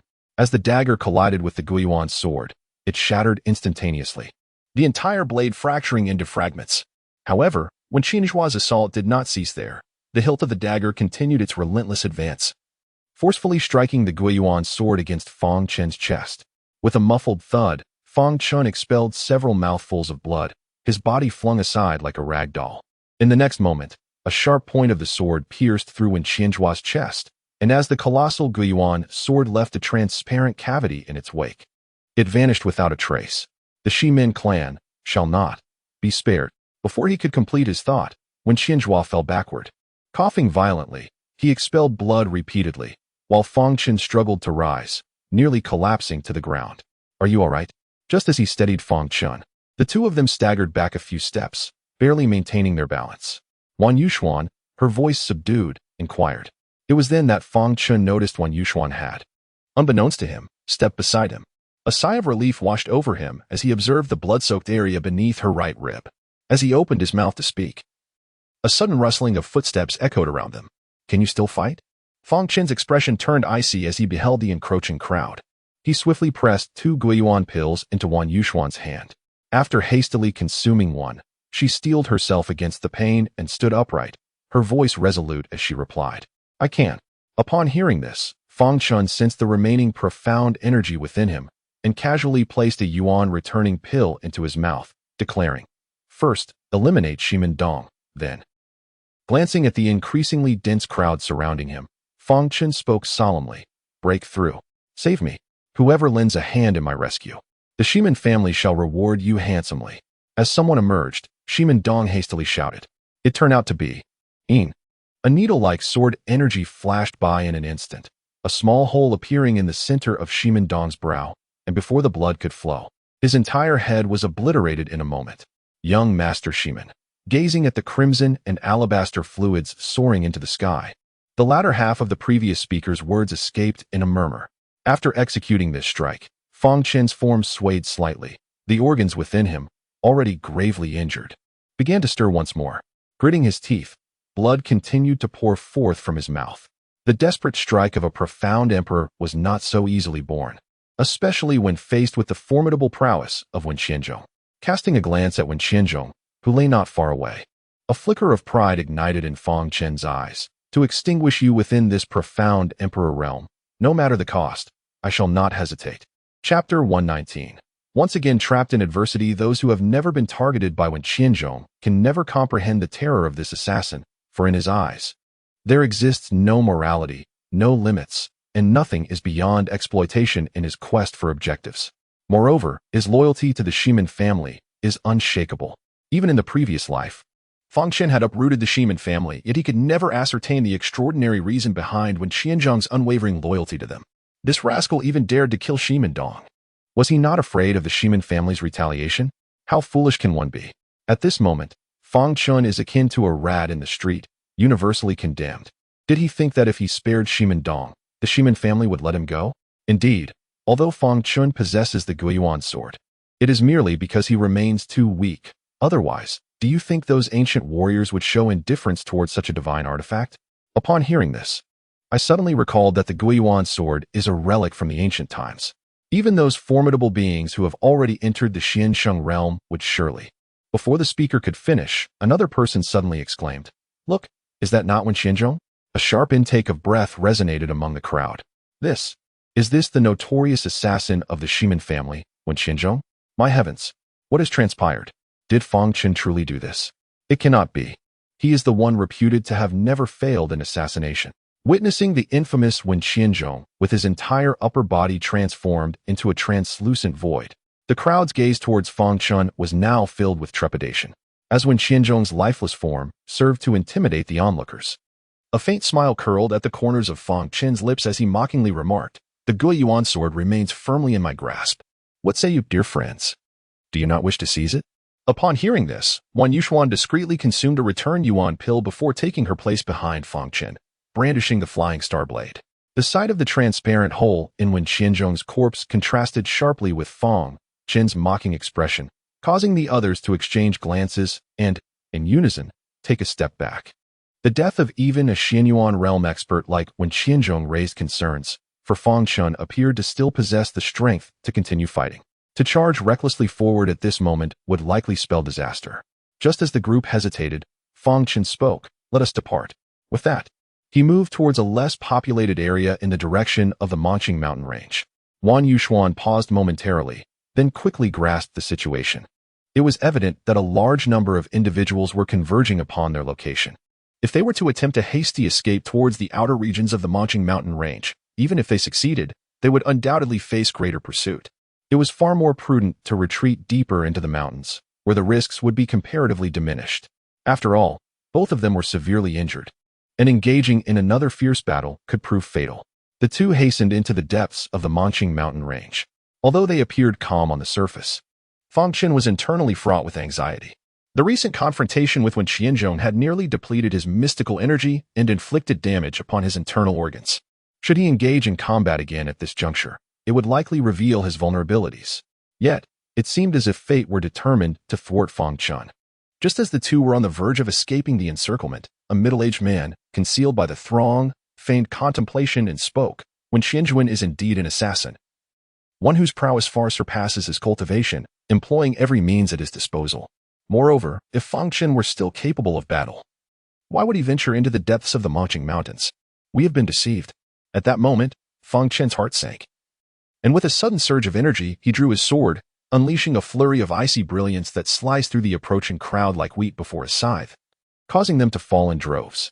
"Go," he commanded, swinging his sword once more, suppressing the excruciating pain within as he charged deeper into the Monqing mountains alongside Wan Yuxuan. "Quickly, do not let them escape. Pursue," the middle-aged man urged, fanning the flames of urgency. "To be devoid of such an ancient artifact is a sheer waste."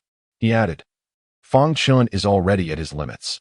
If we delay, the Guiyuan sword may fall into another's grasp. Damn it, we must not allow them to flee. Hurry, pursue them."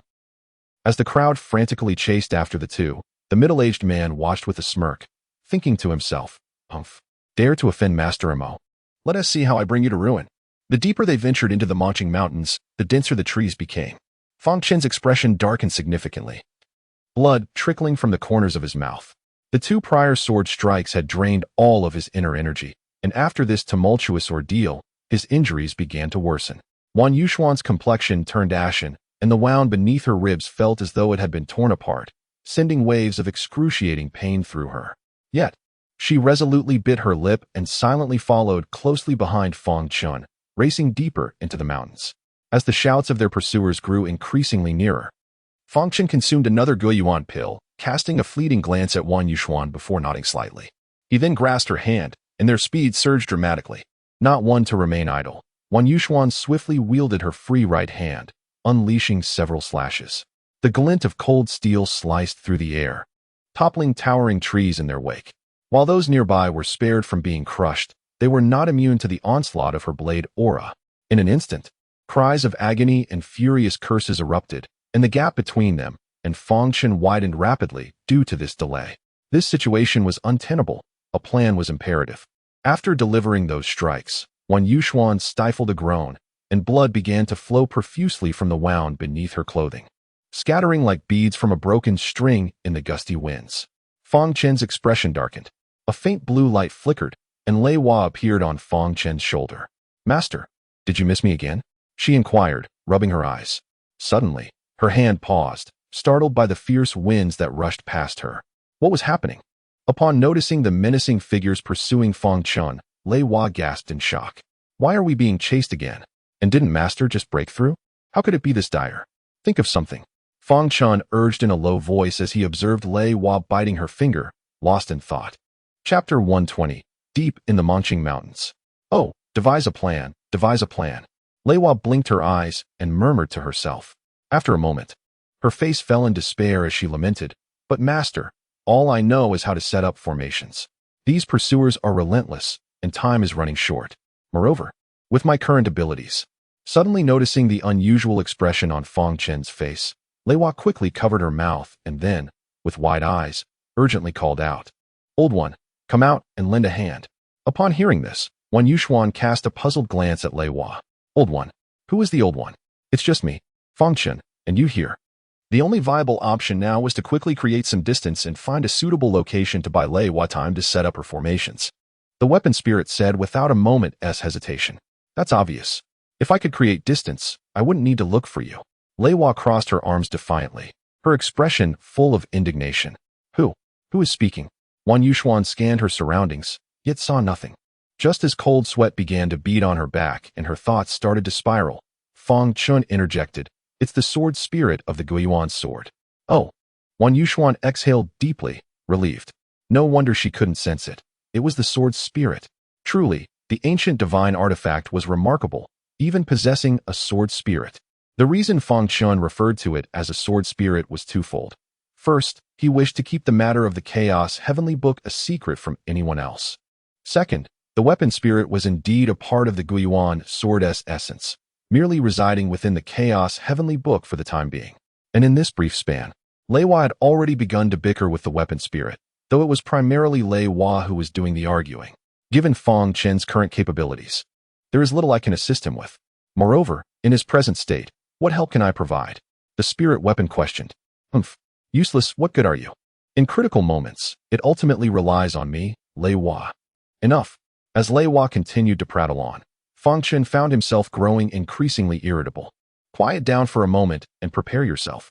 Once we create some distance, quickly set up the formation. Oh, understood. Noticing Fang Chen's displeasure, Lei Hua lowered her head in response, falling silent. As the sounds of pursuit drew ever closer, Fang Chen raised his hand and consumed another yuan returning pill. The effects of the elixir took hold, and his speed surged once more. Unfortunately, it wasn't long before their pace slowed again.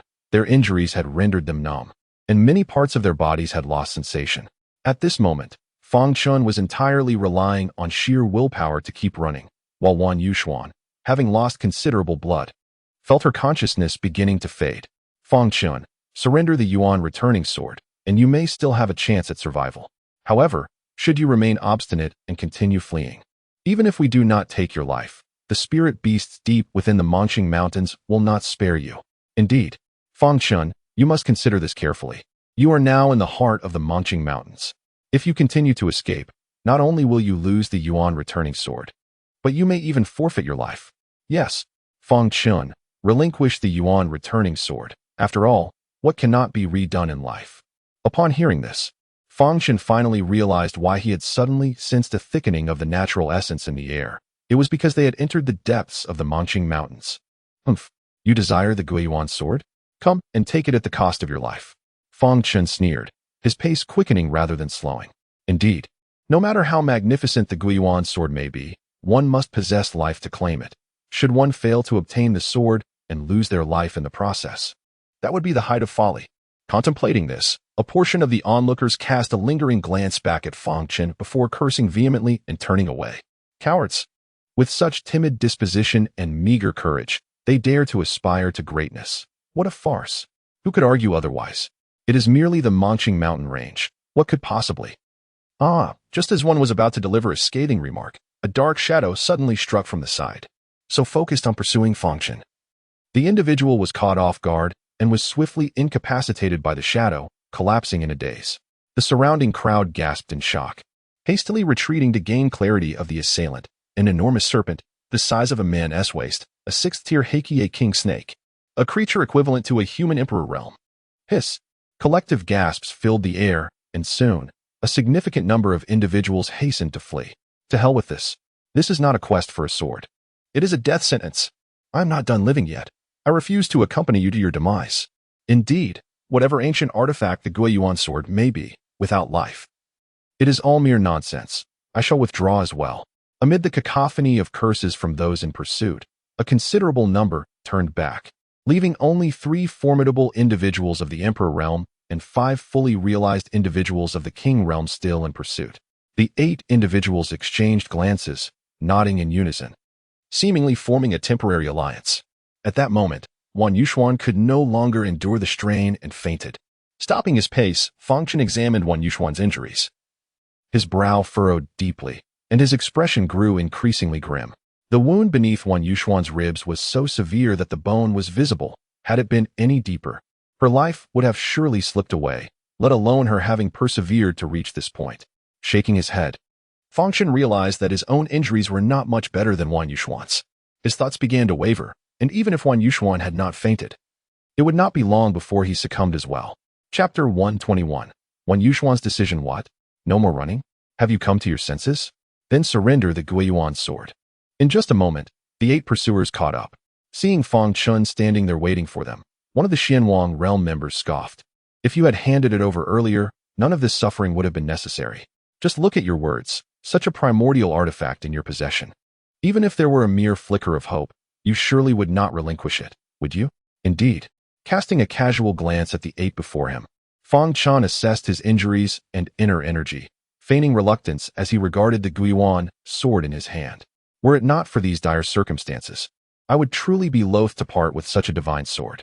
Upon hearing this, the crowd momentarily fell into a stunned silence, exchanging glances filled with disbelief. Although they had previously entertained such thoughts, hearing Fang Chen articulate them rendered the notion almost incredulous. Was there truth to his words? The senior sister was indeed a paragon of excellence, endowed with exceptional talent and insight. Not only had she mastered the fundamental sword techniques of the sword sect to perfection, but she had also seamlessly integrated them, showing signs of surpassing the prowess of her predecessors within the sect. Her beauty was unparalleled, and her character exuded a gentle warmth. Whenever I felt despondent, merely seeing her would envelop me in a refreshing breeze, uplifting my very soul. As Fang Chen recounted these memories, a bitter expression overtook his countenance. Yet, despite her being pursued by countless distinguished individuals, she resolutely chose to be with me. At that moment, I felt as though I were awakening from a dream. Filled with joy. Alas, such bliss was fleeting. Ever since I acquired the Guiyuan sword, I had even gone so far as to sever ties with my master for its sake. The senior sister Fang Chen's tone was remarkably calm. Yet the listeners could only interpret it as an act, for such profound highs and lows in life are experiences each person inevitably faces to some extent. In that instant, their empathy surged, causing them to forget entirely the purpose of their gathering. Meanwhile, Wan Yuxuan, lying on the ground, trembled at these revelations. It became clear that he had long harbored affections for another. Indeed, she had suspected as much but had been unwilling to confront the truth. Ah, Wan Yuxuan, how naive you truly are. Perhaps only a woman like his senior sister truly deserves him. A myriad of thoughts swirled in her mind as she recalled the gaze with which Fang Chen longed for his senior sister, filled with tenderness and deep affection. Wan Yuxuan felt as though her heart was struck by something, yet it did not ache. Not at all. It was merely a tinge of bitterness, a hint of tears. You err, for the sake of the Wan family and for your own sake. If you can verify his identity this time, then follow him. Follow him. To the marching battlefield? Yes, and yet no. If it is truly him, then follow him unceasingly. Upon remembering what the ancestor had said before closing his eyes and sighing deeply, Wan Yuxuan perceived that the venerable figure who upheld the entire Wan family was no longer a formidable sage of the Xian realm, but rather an elderly man. One who still bore a heavy burden and could not afford to relax. Perhaps this is my destiny. Fang Chen, from this day forth, I shall remain by your side until the day you no longer require me, until the day you can stand atop the pinnacle of existence, until the day she shall accompany you. When that day arrives, I will depart from you and silently guard you from a corner unseen by anyone, safeguarding you and the Wan family. Wan Yuxuan clenched her fists tightly beneath her, completely unaware of the blood seeping slowly through her fingers. Her eyelashes trembled slightly as a solitary tear fell, merging into the earth deep within the formidable Mongqing mountain range, a place that all mortals held in reverence. As Fang Chen recounted his sorrowful tale with a pained expression, the most formidable mid-stage Xianhuang realm expert in the vicinity displayed a flicker of intrigue in his eyes. He then glanced at the 7 individuals surrounding him, observing that they all bore expressions of profound sympathy. Yet, when he scrutinized Fang Chen's demeanor and tone, he found no hint of insincerity, which caused him to furrow his brow slightly.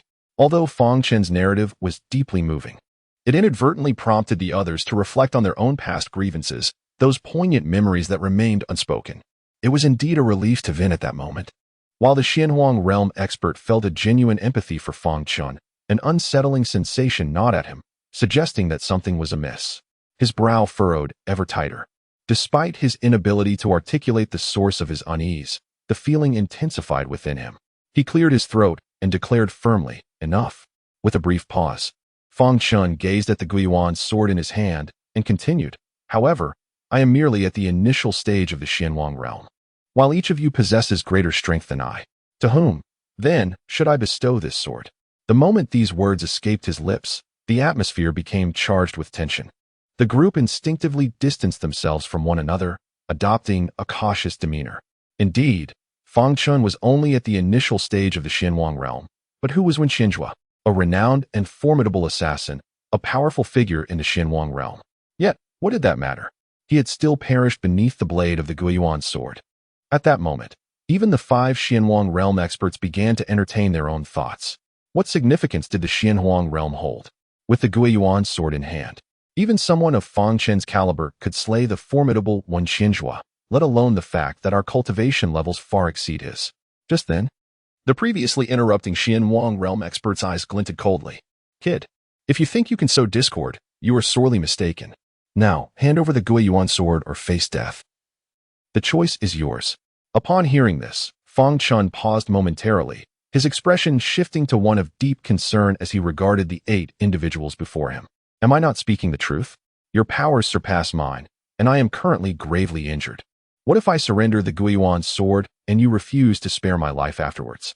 Rest assured, as long as we obtain the Guiyuan sword, we will not make things difficult for you." Upon hearing Fang Chen's apprehension, the group exchanged knowing glances. Words alone hold no weight. After all, there are 7 of you, yet only 1 sword. If I relinquish the sword, and the one who does not receive it seeks vengeance, what then? Fang Chen's face was etched with worry. "Enough of this. You have 3 breaths to decide. Either die or surrender the sword." With that, the Xianhuang realm expert began to count down. Witnessing this, determination flickered in Fang Chen's eyes. "Do not attempt to intimidate me. Today, you must either swear an oath to let me go or come forth to seize it. Though I am gravely injured, with the Guiyuan sword, it will not be an issue to take 1 or 2 of you down with me." Upon finishing his words, Fang Chen brandished the Guiyuan sword, embodying the resolve of mutual destruction. The onlookers began to feel trepidation, for numerous precedents had already attested to the formidable power of the Guiyuan sword. Though Fang Chen was gravely wounded at this moment, should he be cornered, the consequences would indeed be dire. Contemplating this, the other 2 Xianhuang realm experts exchanged glances and approached the strongest among them. After a brief discussion, the trio commenced their oaths. "I, Yu Rong, vow that if Fang Chen relinquishes the Guiyuan sword, I shall not lay a hand upon him. Should I breach this oath, I shall never advance in my cultivation for the rest of my life. I, Ma Huading. I, Jiang Yang." Following the lead of the strongest Xianhuang realm expert, they all turned to Fang Chen and said, "Hand over the Guiyuan sword." "What about them? They have not yet sworn." Fang Chen pointed at the other 5 Xianhuang realm experts. In response, Yu Rong disdainfully glanced at the 5 and declared, "They are merely Xianhuang realm cultivators. With me here. Who dares to act against you? That would be a path to self-destruction." Hearing Yu Rong's contemptuous remarks, the 5 Xianhuang realm experts clenched their fists, suppressing their emotions. Yet inwardly they cursed in unison. What is he? Just a Xianhuang realm cultivator? How arrogant. Once I seize the Guiyuan sword, I shall slay him first to establish my dominance. After assessing his internal injuries, Fang Chen realized that although his Dao heart was continuously mending, the time elapsed was still too brief, and his profound energy had not substantially recovered. Noticing the growing impatience of the three Xianhuang realms, he sighed inwardly. It seemed that this delay could extend no further. As Fang Chen lowered his head, lost in thought, a glint of cunning sparkled in Yu Rong's eyes. He stepped forward and declared, "Surrender your sword." Upon glancing at Yu Rong, a thought stirred within Fang Chen, and a subtle smile graced his lips. "Since you are the strongest here, I shall entrust you with the Guiyuan sword."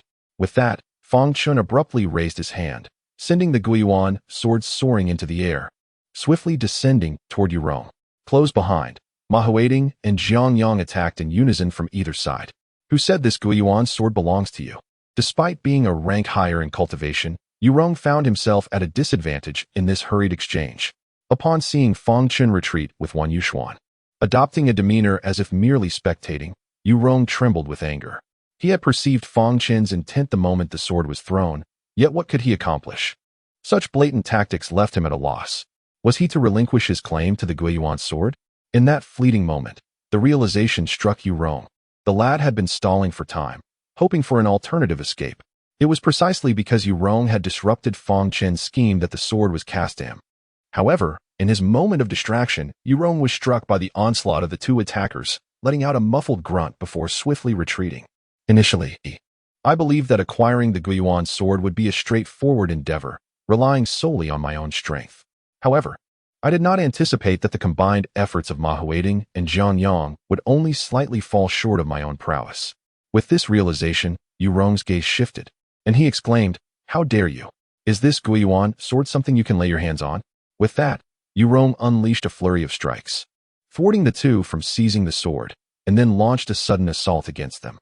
"Let us exert our full strength to eliminate him first, and then we shall each rely on our own abilities to claim the Guiyuan sword," suggested Ma Huading, as he noticed that their combined might struggled against Yu Rong. In a dramatic display, his short sword split into two, and his aura surged. He then turned to Jiang Yang, affirming, "Very well." In response, Jiang Yang transformed his fists into the likeness of two ferocious tigers, swiftly lunging towards Yu Rong. Chapter 123. Each with their own motives, the trio quickly became embroiled in a fierce battle, their forms descending from the air to the ground, where their confrontation reached a stalemate.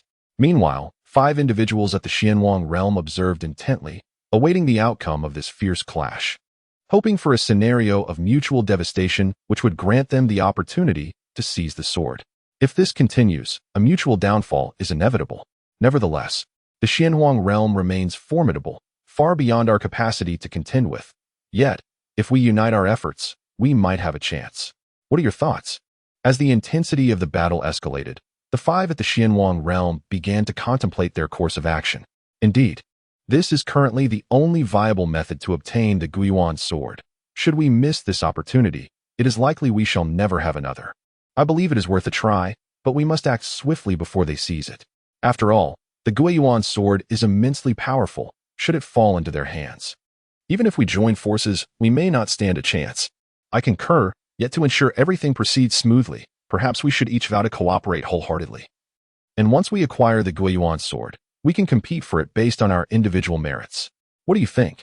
As we observe their focus shifting entirely towards the Guiyuan sword, Fang Chen cradled Wan Yuxuan and stepped into the formation, subsequently directing Lei Hua to establish a life-affirming array akin to the previous one. Roar. Immersed in the rich vitality and mysterious energy of the array, just as Fang Chen settled into a meditative posture to cultivate, a resounding tiger's roar echoed through the air. Emerging from the dense thicket to the right, a vividly patterned tiger ambled forth, glancing at the 3 combatants before unleashing a thunderous roar towards the sky, seemingly enraged by the intrusion of these uninvited guests into its territory. It was the 6th stage Burning Moon Tiger. A sudden tension gripped Fang Chen's heart. This Burning Moon Tiger, born at the 4th stage, bears a white mark at the center of its forehead, which gradually transforms into a crescent moon as it matures. When this crescent becomes a full moon, it signifies that the tiger has reached its peak, equivalent to an 8th stage, akin to the Xiansheng realm among humankind. The tiger before him, with its crescent moon nearing fullness, symbolized its recent coming of age, representing a formidable presence on par with the Xian Huang realm of humanity. However, despite its strength, this burning moon tiger possesses a critical flaw. Its combat prowess soars during nights with a moon, while it diminishes considerably in its absence. Is there any means to evade the spirit beasts? Until the emergence of the blazing moon tiger, Fang Chen suddenly recalled that he had already ventured deep into the heart of the Manqing Mountains. No, Lei Hua tilted her head thoughtfully and continued.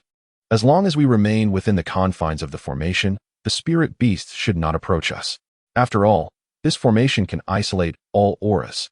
Unless one reaches the realm of the Xianshang, it is impossible to see through it. He responded softly, yet Fang Chen's brow remained furrowed. This was indeed the core of the Manqing Mountains, a veritable sanctuary for spirit beasts. It was likely that the battle among the three had already attracted the attention of nearby spirit beasts. Consequently, even if his plan succeeded, escaping would not be easy. Damn beasts. As Fang Chen pondered his strategy, the recently appeared blazing moon tiger had already pounced upon the five at the Xianwang level. In but a brief moment, two of them had already fallen victim to its jaws. You are awake. How do you feel? Seeing Wan Yuxuan regain consciousness, Fang Chen hurriedly inquired. I'm fine, she replied softly, lowering her head and lapsing into silence. Fang Chen, assuming her quiet demeanor was due to her injuries, did not press further. For now, we are safe. Let us focus on healing. All right. Wan Yuxuan slowly sat up, her gaze fixed on the ground where the Gu Yuan sword was embedded amidst the chaos of the three combatants. Your sword. Do not worry. This sword cannot be taken by anyone but me. Fang Chen interjected before Wan Yuxuan could finish. Let us first recuperate. We can discuss the rest later. Very well. As the two individuals commenced their recovery through the formation, the battle involving Yu Rong and the three others was drawing to a close. At this moment, only one of the five formidable experts at the profound king realm remained, while the other four had perished at the jaws of the ferocious beast. The remaining profound king was in a dire state, seated on the ground, gasping for breath, with blood continuously seeping from the corners of his mouth. His garments were tattered, and his body bore numerous bloodied claw marks. Not far in front of him lay the sixth-tier burning moon tiger. Although this tiger was classified as sixth tier, during the day, it was merely equivalent to a human who had barely stepped into the profound emperor realm. Nevertheless, it managed to slay 4 of the 5 profound kings, underscoring its terrifying prowess. It was likely that our battle had already attracted considerable attention from nearby spirit beasts. If we lingered any longer, even if we obtained the returning origin sword, we might perish here. We must resolve this swiftly. Ma Huiting spat out a mouthful of blood, his body already riddled with injuries. He glanced at Yu Rong, who was in a condition not much better than his own. Zhang Yang consumed a medicinal pill, a flicker of determination flashing in his eyes, before he solemnly declared, "Very well, let this strike determine the victor." With that, the two of them suddenly surged with energy, advancing from either side towards Yu Rong. Since you are so obstinate, meet your demise," Yu Rong bellowed, and with that, profound energy erupted from within him, his eyes ablaze with fury, charging directly at the two assailants. In the recent skirmish, Yu Rong had implored the two combatants countless times. Continuing the conflict would undoubtedly render it difficult for either victor to emerge from the confines of the Manqing mountain range. After all, the battle had persisted for an extended duration, and the recent manifestation of the burning moon tiger was a testament to this reality. Yet, both adversaries remained resolute in their intent to eliminate him and seize the Guiyuan sword. Witnessing this unwavering determination, Yu Rong finally lost his patience. If they sought death, then he would oblige. Meanwhile, the Xianwang realm cultivator, who had just acquired the spirit core of the burning moon tiger, perceived that the clash between the three was nearing its climax, and that the decisive moment was upon him. He realized that the opportunity he had awaited had arrived. Just as the three were about to unleash their full strength, this cultivator gritted his teeth and dashed towards the Guiyuan sword embedded in the ground. Fully aware that such an opportunity was fleeting, seeking death. Halt. Chapter 124. Then let him take it. Seeing the audacity of a mere Xianwang realm cultivator attempting to snatch the Guiyuan sword amidst their combined might, both Yu Rong and Ma Huiting bellowed in unison. Yet, Zhang Yang appeared oblivious, his fists, adorned with the imagery of tiger heads, suddenly becoming more substantial. At that moment, a blood-curdling scream echoed through the air. The Xianwang realm cultivator, having just grasped the Guyuan's sword, was abruptly engulfed in a mist of blood as a resonant sword cry pierced the atmosphere. You dare deceive me. It was only then that Yurong and Ma Huading comprehended the gravity of the situation, realizing why Fang Chen had surrendered the Guyuan sword from the outset. Recollecting the intelligence that had emerged from the Manqing battlefield, they were immediately consumed by regret for not having acted decisively from the very beginning. Just as the attacks of the three were about to collide, Yurong and Ma Huading were about to call for a ceasefire when unexpectedly, Zhang Yang took the initiative to speak. Let us stop. Indeed, it was wise, given that a trap had been set on the Guyuan sword. Fang Chen must still be lurking nearby. Allowing him to reap the benefits of their conflict would be sheer folly. With this thought, the trio lost all desire to continue their assault. Although they could not entirely suppress the momentum of their attacks, they managed to temper their force in time. However, to their surprise, seeing that they intended to withdraw, Fang Chen felt a twinge of disappointment. Yet, just as he began to voice his thoughts, an extraordinary occurrence took place. At the moment their figures collided, Yurong and Ma Huading had already pulled back their strength, but Zhang Yang, undeterred, unleashed his full might. In an instant, he struck with two powerful punches aimed directly at their hearts. You cough. The two stared wide-eyed in disbelief. But their words were cut short as they fell to the ground like kites severed from their strings. Two fools. I truly cannot fathom how you have trained to become so foolish. Jiang Yang's eyes brimmed with disdain as he continued to unleash a barrage of punches, each one striking at their hearts. Although Ma Huading possessed strength comparable to Zhang Yang's, he had sustained injuries earlier, and after barely managing to defend against the onslaught, the flames of anger in his eyes were extinguished. As Zhang Yang finished his assault, he pressed down with renewed force, causing Yurong's expression to reflect a struggle. Upon witnessing the scene, Zhang Yang chuckled mockingly, yet his movements remained relentless. He understood all too well that at this juncture, he must exert continuous pressure to compel Yurong to disregard the consequences. Only through such means could he achieve his own objectives. You must consider this carefully. If you acquiesce, you need only perform one task for me to secure your life. Should you refuse, well, fine, speak your mind, and I shall comply. Feeling the injuries within him, Yurong had no choice but to concede. As you have seen, that Guyuan sword was ensnared by a trap set by that rascal. Fortunately, a fool has already diminished some of its potency. Now, all you need to do is retrieve it, and your life will be spared. I trust that with your cultivation level, this should pose no difficulty, correct? Zhang Yang fixed his gaze firmly upon Yurong. Of course, if that trap has been entirely depleted, you would essentially have stumbled upon a second chance at life. Now, swear an oath. Why should I trust that once you acquire the Guyuan sword, you will honor your promise to let me go? Although Yurong had anticipated that Zhang Yang would assign this task to him, he had little choice but to comply under the circumstances. I, Zhang Qiuyang, swear. As the two engaged in their bargaining, Fang Chen had already risen to his feet. The storytelling had merely served to buy time. While the mention of the Guyuan sword was intended to incite internal conflict among them, simultaneously allowing him the opportunity to recuperate. Yet, he had not foreseen that matters would escalate to this extent. However, the Guyuan sword is not something you can simply claim at will. After exchanging solemn vows, Yurong proceeded towards the Guyuan sword. A sardonic smile crept upon Fang Chen's lips, pondering the remnants of power within the sword's restrictions. It seemed they had waned considerably. Under his current condition, activating them even once would be a monumental challenge. The essence of the weapon had been acknowledged long before the narrative was interrupted. Fang Chen had already foreseen that temporarily relinquishing the Guyuan sword was an unavoidable fate. Yet, he vividly recalled the moment he drew the sword from the tomb. As for the vows exchanged among the trio, they were merely a ruse to buy time for the weapon spirit to activate its restrictions. Fang Chen harbored skepticism towards the oaths. After all, they were not well acquainted, and who could ascertain one another's names? The ancient pact, however, remained an exception. Nevertheless, even if the restrictions were depleted, the Guyuan sword had already recognized him as its master. Thus, unless he consented, no one could claim the sword. Observing the unmistakable certainty in the weapon spirit's demeanor, Fang Chen could not help but inquire, does it possess such a function? How was I unaware of it? Noticing the spirit's momentary embarrassment, he quickly deduced it was due to that lingering remnant of a soul. As long as that remnant remained unmerged, the chaotic tome and the Guyuan sword could not unite, rendering the sword's true power dormant. With a slight sigh, the weapon spirit continued. Although the Guiyuan sword lacks formidable strength at present, it is not an artifact that can be seized at will. At these words, a faint smile graced Fang Chen's lips as he observed Yu Rong, who had approached the Guiyuan sword, and remarked playfully, "Let him take the sword, then. You truly are something." The spirit chuckled lightly, shaking its head mid-sentence.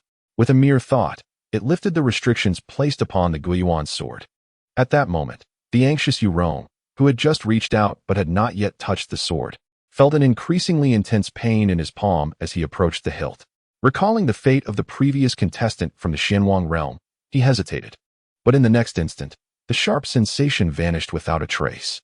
With a soft exclamation of surprise, Yu Rong cautiously grasped the Guiyuan sword and discovered that the pain had indeed dissipated. Elated, he gritted his teeth, stamped his foot, and seized the sword with determination. Holding this ancient divine artifact, for which people would risk their lives to claim, Yu Rong momentarily entertained the thought of fleeing.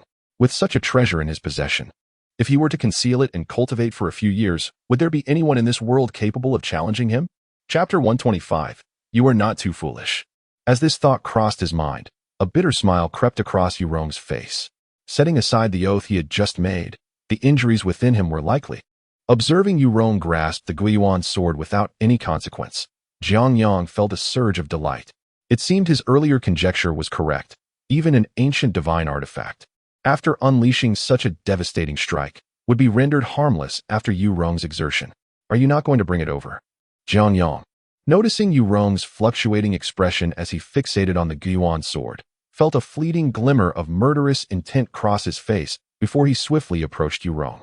At the very moment Yu Rong extended the Guiyuan sword, Jiang Yang seized it with his left hand while his right hand formed a fist.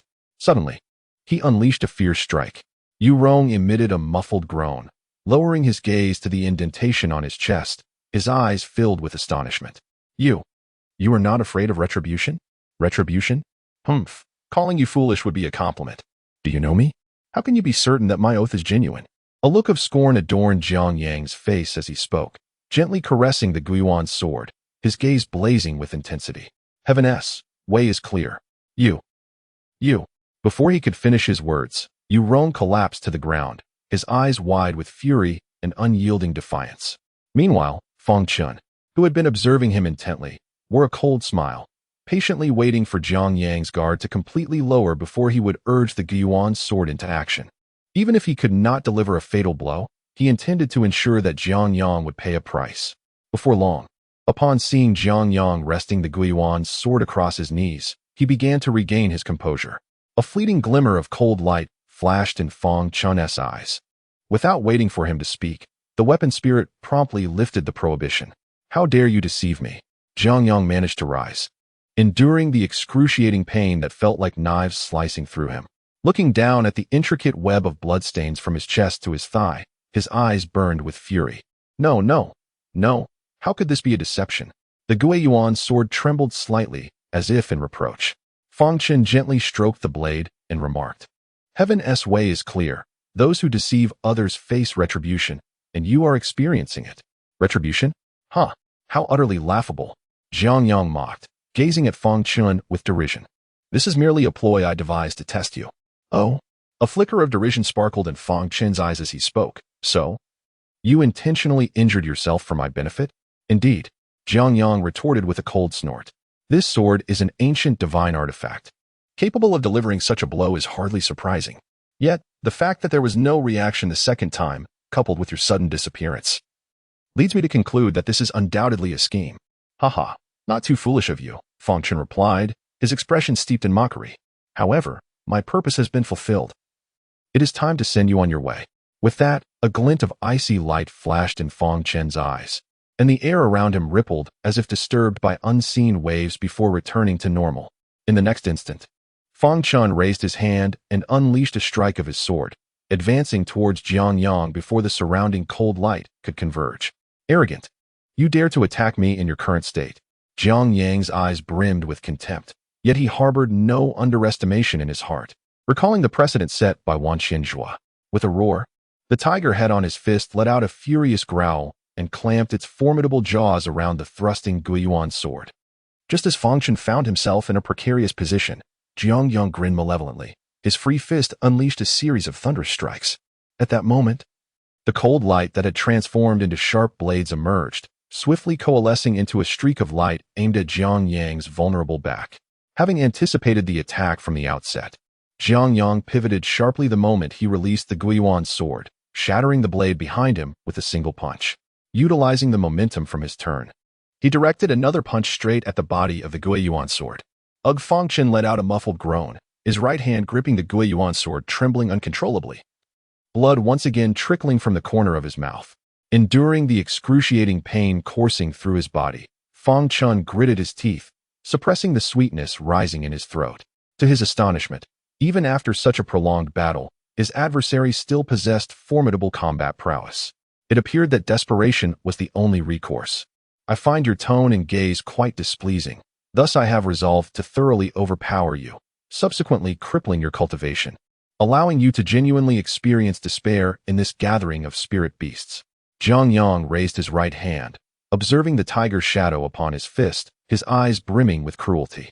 He sensed the meager recovery of his internal energy, yet it was sufficient for his needs.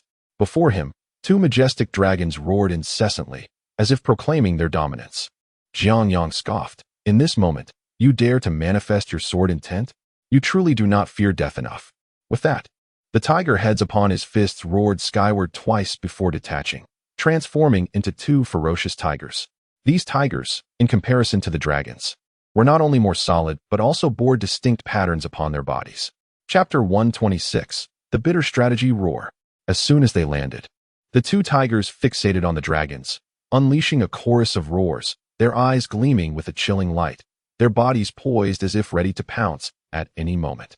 Observing the relentless roars of both the dragons and tigers, a trace of a smile finally graced Fang Chen's pale face. Is that so? With that, Fang Chen unleashed a series of sword energies towards the two tigers and Jiang Yang, culminating in a furious roar from the tigers as he struck at Jiang Yang with his sword. Humph! A path to self-destruction.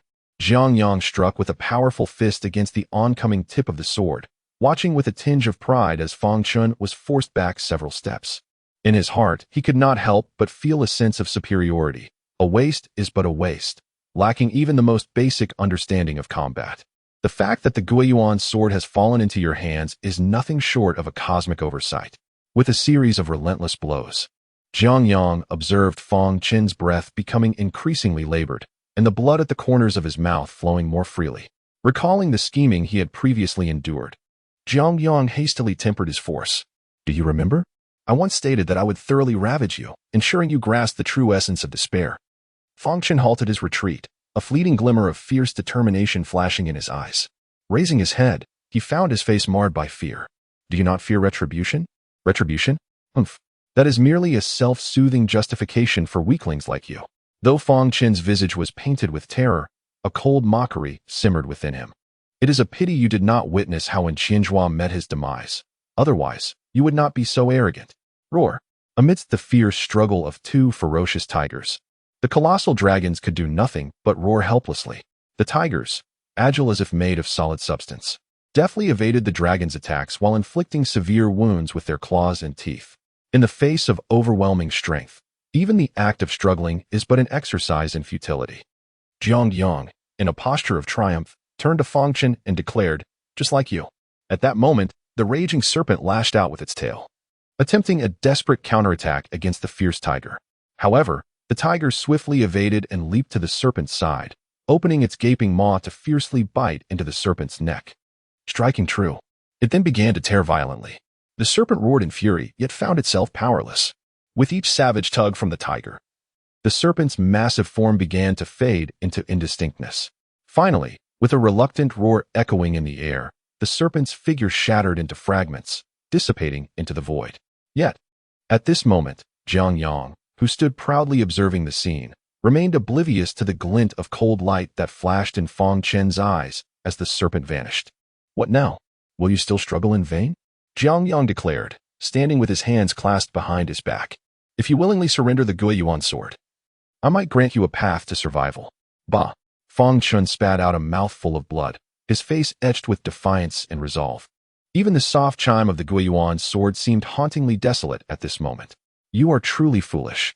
As Fang Chen, resolute in his deathly intent, charged forward, Jiang Yang effortlessly unleashed a punch, sending him staggering back, a deeper disdain etched upon his face. Time and again, as Fang Chen launched his attacks, he was repelled each time, his form growing increasingly unsteady.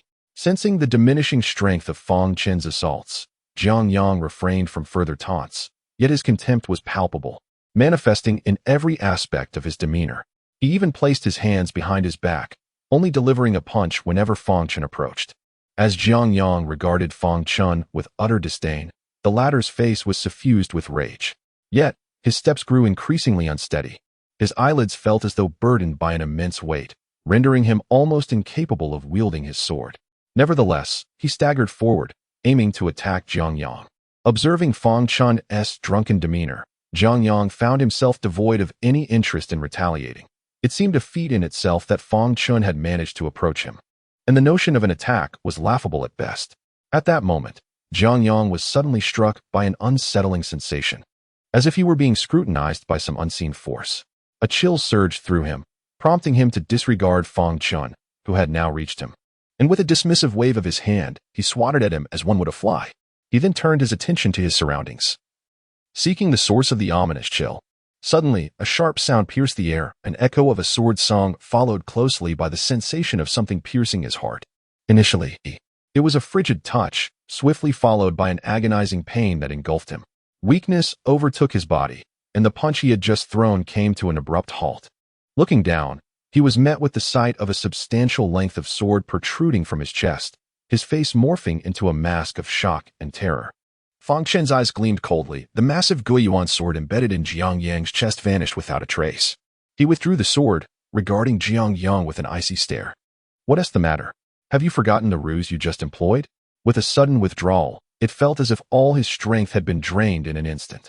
Jiang Yang knelt on one knee, gazing at Fang Chen, who still wore a cautious expression, and uttered, "I never expected, after all my scheming, I would ultimately fall into your hands. No, you have not succumbed to my prowess, but rather to your own." Though Jiang Yang lay lifeless at that moment, an inexplicable sense of peril still enveloped Fang Chen, as if an even greater danger was looming.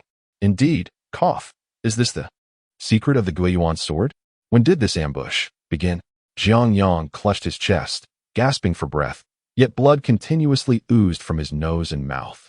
"From the very beginning, before I made my move, the moment you failed to perceive the sword I unleashed, your fate was sealed." Fang Chen cautiously surveyed his surroundings, and at that moment, he began to intuit the source of this ominous feeling. The reason he had expended his profound energy to manifest the two soaring dragons through sword intent was to amplify the commotion.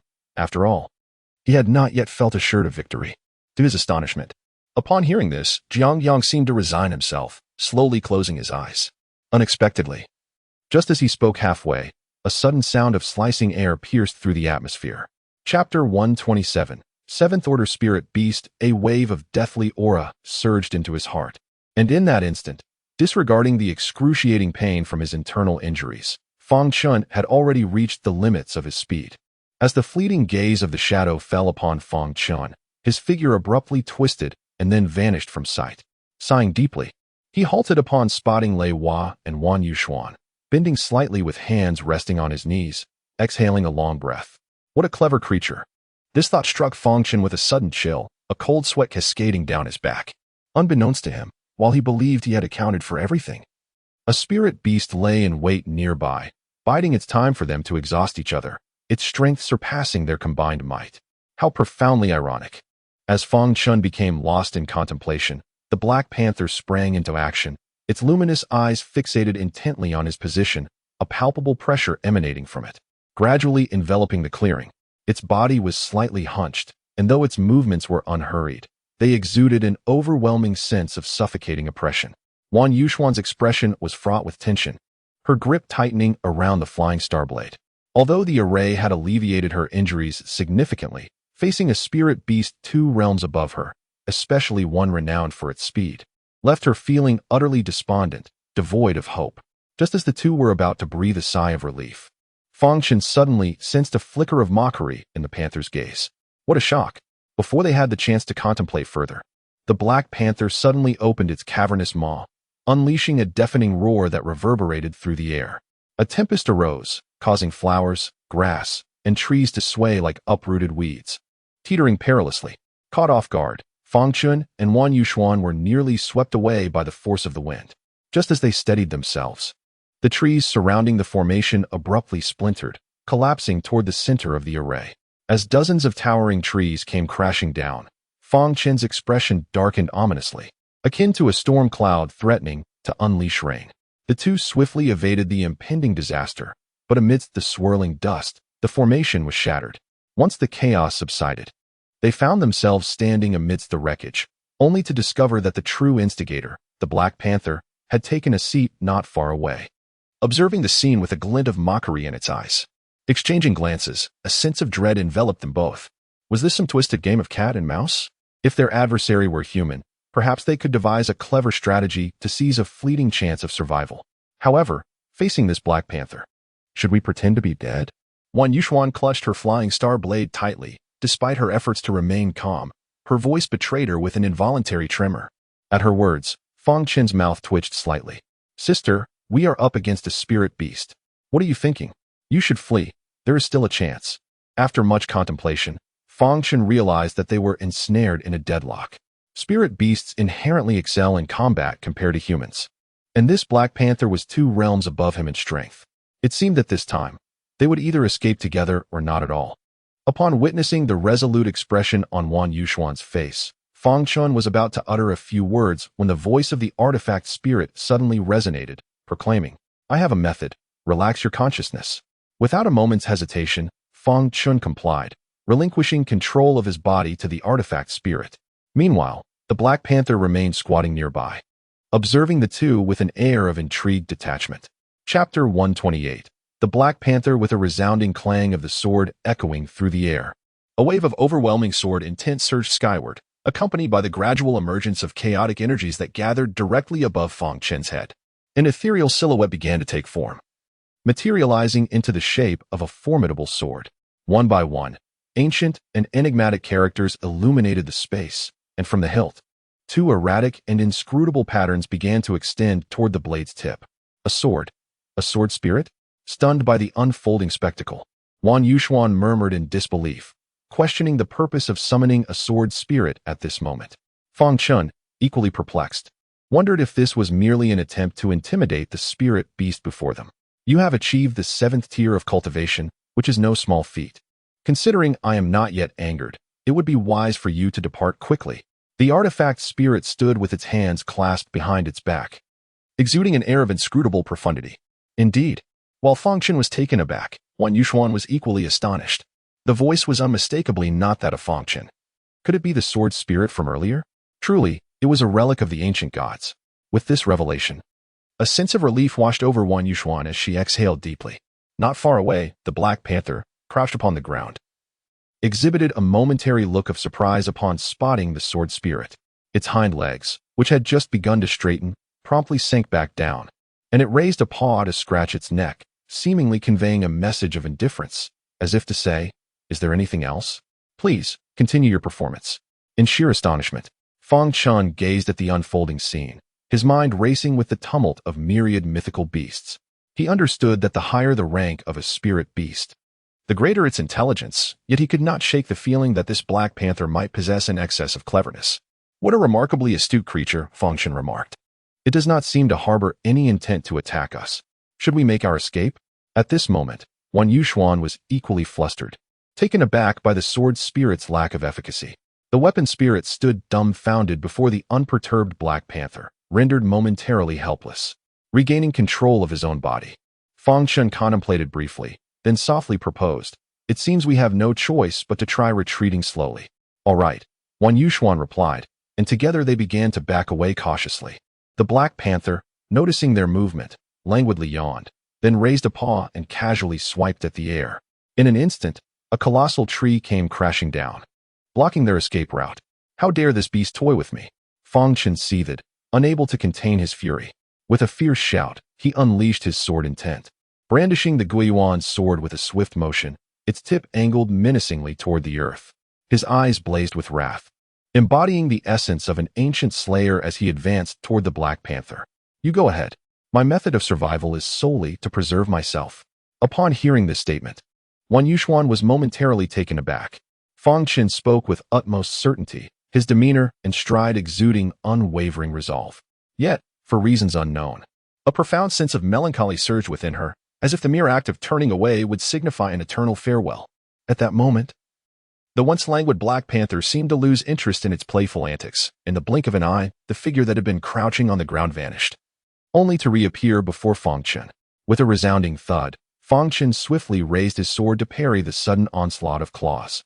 Instantly, a shadow loomed larger, and he felt a searing pain beneath his ribs. It was as though he had been struck by a whip of unimaginable weight, and before he could spew forth blood, he was propelled sideways. A metallic sweetness swiftly engulfed his mouth and nostrils. The intense agony surged through him, leaving Fang Chen feeling as if his body were being pulverized. He sensed an oppressive force beginning at his feet, ascending relentlessly through his legs, abdomen, and chest. A powerful wave of nausea overcame him. At that moment, Fang Chen clenched his teeth, desperately suppressing the rising urge to vomit, terrified that such an act might cost him his very life. A languid roar erupted, the lingering tone seemingly mocking him, as if to say, "How pitifully weak, utterly devoid of significance." As the roar reverberated, Fang Chen was suddenly engulfed by a profound sense of dizziness, and in an instant, time seemed to flow and all things began to whirl around him. Fang Chen, I understand your inner turmoil, yet this merciless path will not lead you to the pinnacle. Rather, it will.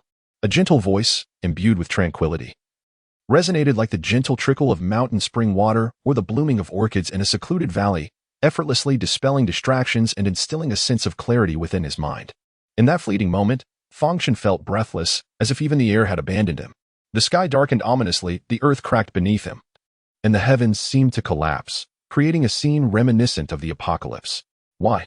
Fang Chen gasped heavily, his body rigid, his eyes wide as he watched the ethereal purple figure before him, oblivious to the long sword piercing through his body. Step closer with deliberate grace until the blade was fully embedded, leaving only the hilt exposed. As he gazed into the face of that enchanting purple figure, a smile gradually appeared, her starry eyes filled with profound affection. Then, her crimson lips parted ever so slightly. You see, in your heart, don't you? Have me? As he gazed upon the woman before him, a mischievous smile reminiscent of a little girl's triumph danced across her face, causing a sharp pang in Fang Chen's heart. He inhaled deeply, struggling to find his voice, finally managing to utter, Weilon, you.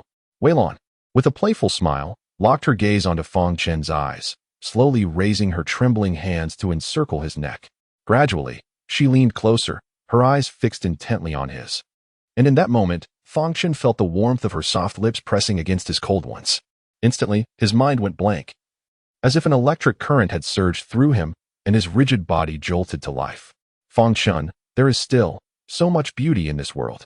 Do not let hatred destroy you. As she spoke, a solitary tear slipped from the corner of Weilon's eye, her expression gradually dimming. She gazed tenderly and deeply at Fang Chen, as if she wished to etch his image into her very soul. Weilon, I realize my mistakes. Weilon. Suddenly, a shadow emerged before him, looming over him with an expression that seemed to convey either disdain or mockery. Overwhelmed by confusion, Fang Chen felt the world spinning around him, before he was plunged into an abyss of darkness. Howl. The Black Panther, upon witnessing the tears streaming down Fang Chen's face, could not help but call out in confusion. It glanced at the crimson figure lying not far away, then turned its gaze back to Fang Chen, as if torn between whom to approach first. Throughout their journey, even when they trespassed into the territories of other spirit beasts, those creatures merely emitted low growls, akin to a form of greeting. Time slipped by unnoticed until the Black Panther finally slowed its pace before a valley.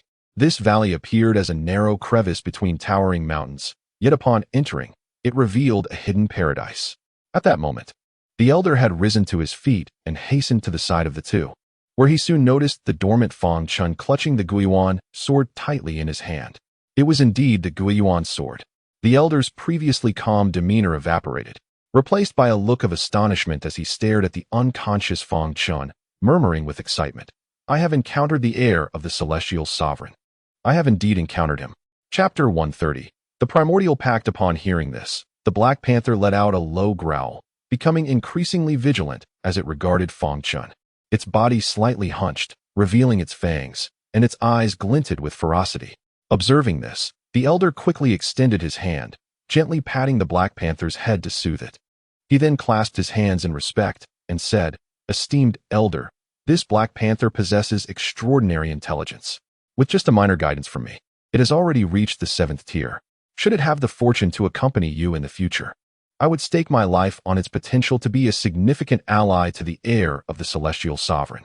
After a brief silence, the spirit of the artifact spoke again, its tone now imbued with gravity.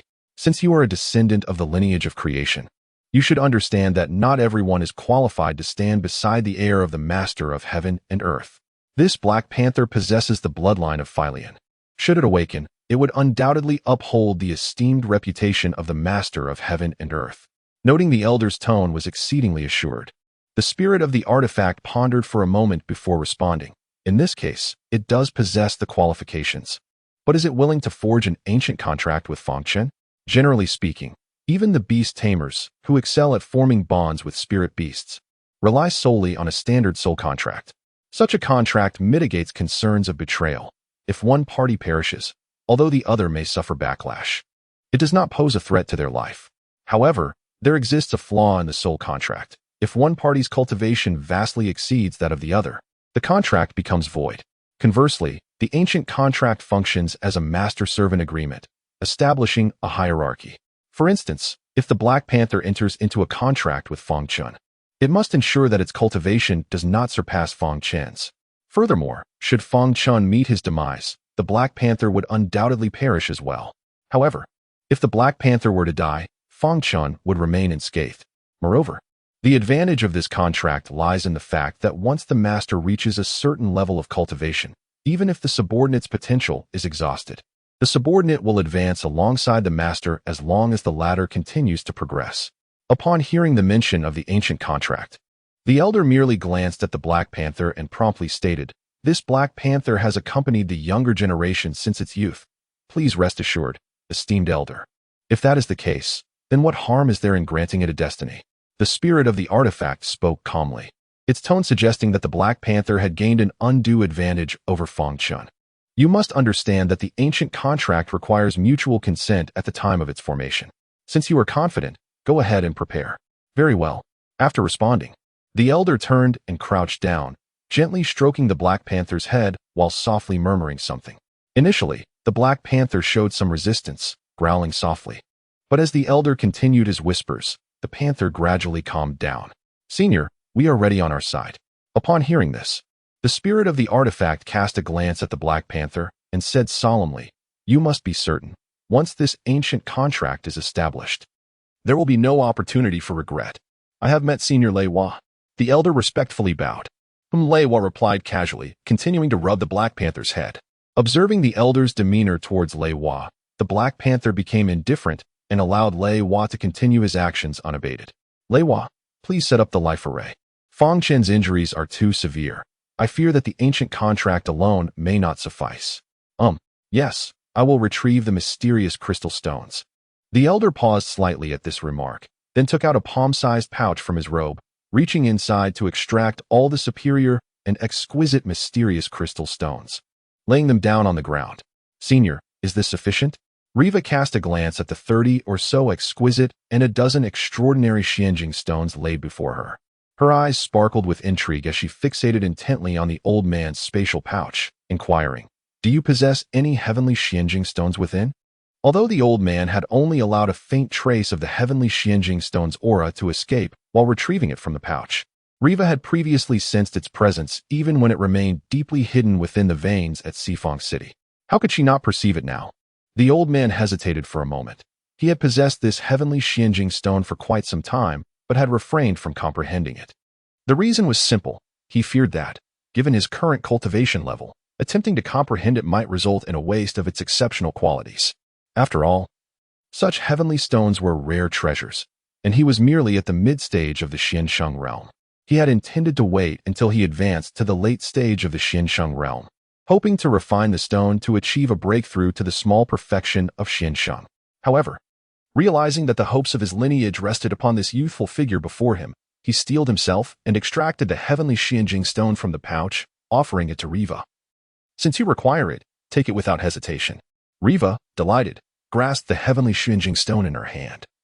Feeling the profound and pure Xuanqi and the laws of the universe contained within, her face lit up with joy as she exclaimed, "Once I set up the formation, you should join me inside." Although you cannot absorb the Xuanqi, your comprehension of the laws of nature will be far superior to refining it on your own. Upon hearing this, the elder nodded eagerly. While others might remain oblivious, he was acutely aware that Lei Hua was born of the grand formation of heaven and earth, sculpted by the sovereign of the cosmos. If anyone were to comprehend the principles of the universe, none could possess greater authority than he. Chapter 131. The Passive Breakthrough Roar. The Black Panther shuddered, suddenly unleashing a long howl that echoed to the heavens, as though it were enduring immense agony. In the next instant, the image that had previously entered the panther's mind re-emerged. Within this image now resided a minuscule, transparent version of the Black Panther, shrunk to an infinitesimal scale. As soon as this image appeared, it seamlessly merged with the larger one, transforming into a radiant stream of light that flowed into Fang Chen's forehead, penetrating his sea of consciousness. At the moment the light entered, Fang Chen, who had long succumbed to unconsciousness, emitted a muffled groan. Concurrently, the once vibrant Black Panther suddenly became listless. Buzz! The surrounding air vibrated violently, and the Black Panther emitted a mournful cry as its cultivation level plummeted from the 7th to the 6th tier, ultimately stabilizing at the 5th tier. Pure, refined energy continuously surged from the panther's body, gathering into a colossal mass.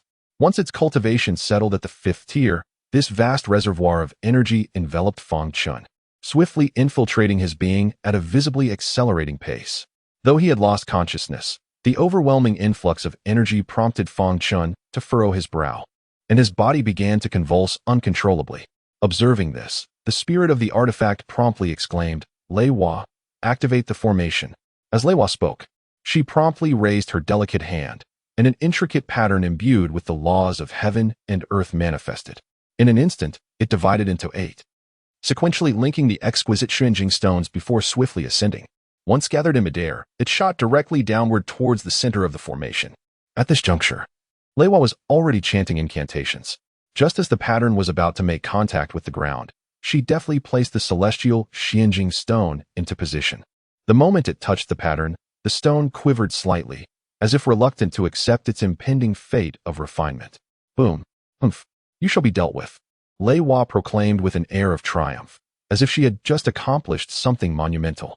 She then cast a glance at the elder, who stood there in a daze, and urged, "What are you waiting for? Quickly comprehend it."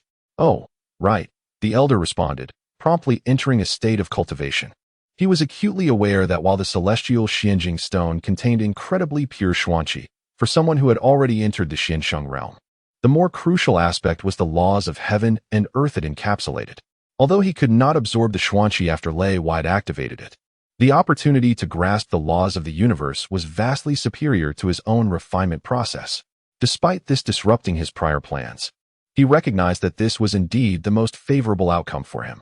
The artifact spirit cast a profound glance at the elder, recognizing that the quality of this celestial-grade Xianjing stone far surpassed that of the one Fang Chen had previously acquired in the Four-Direction City.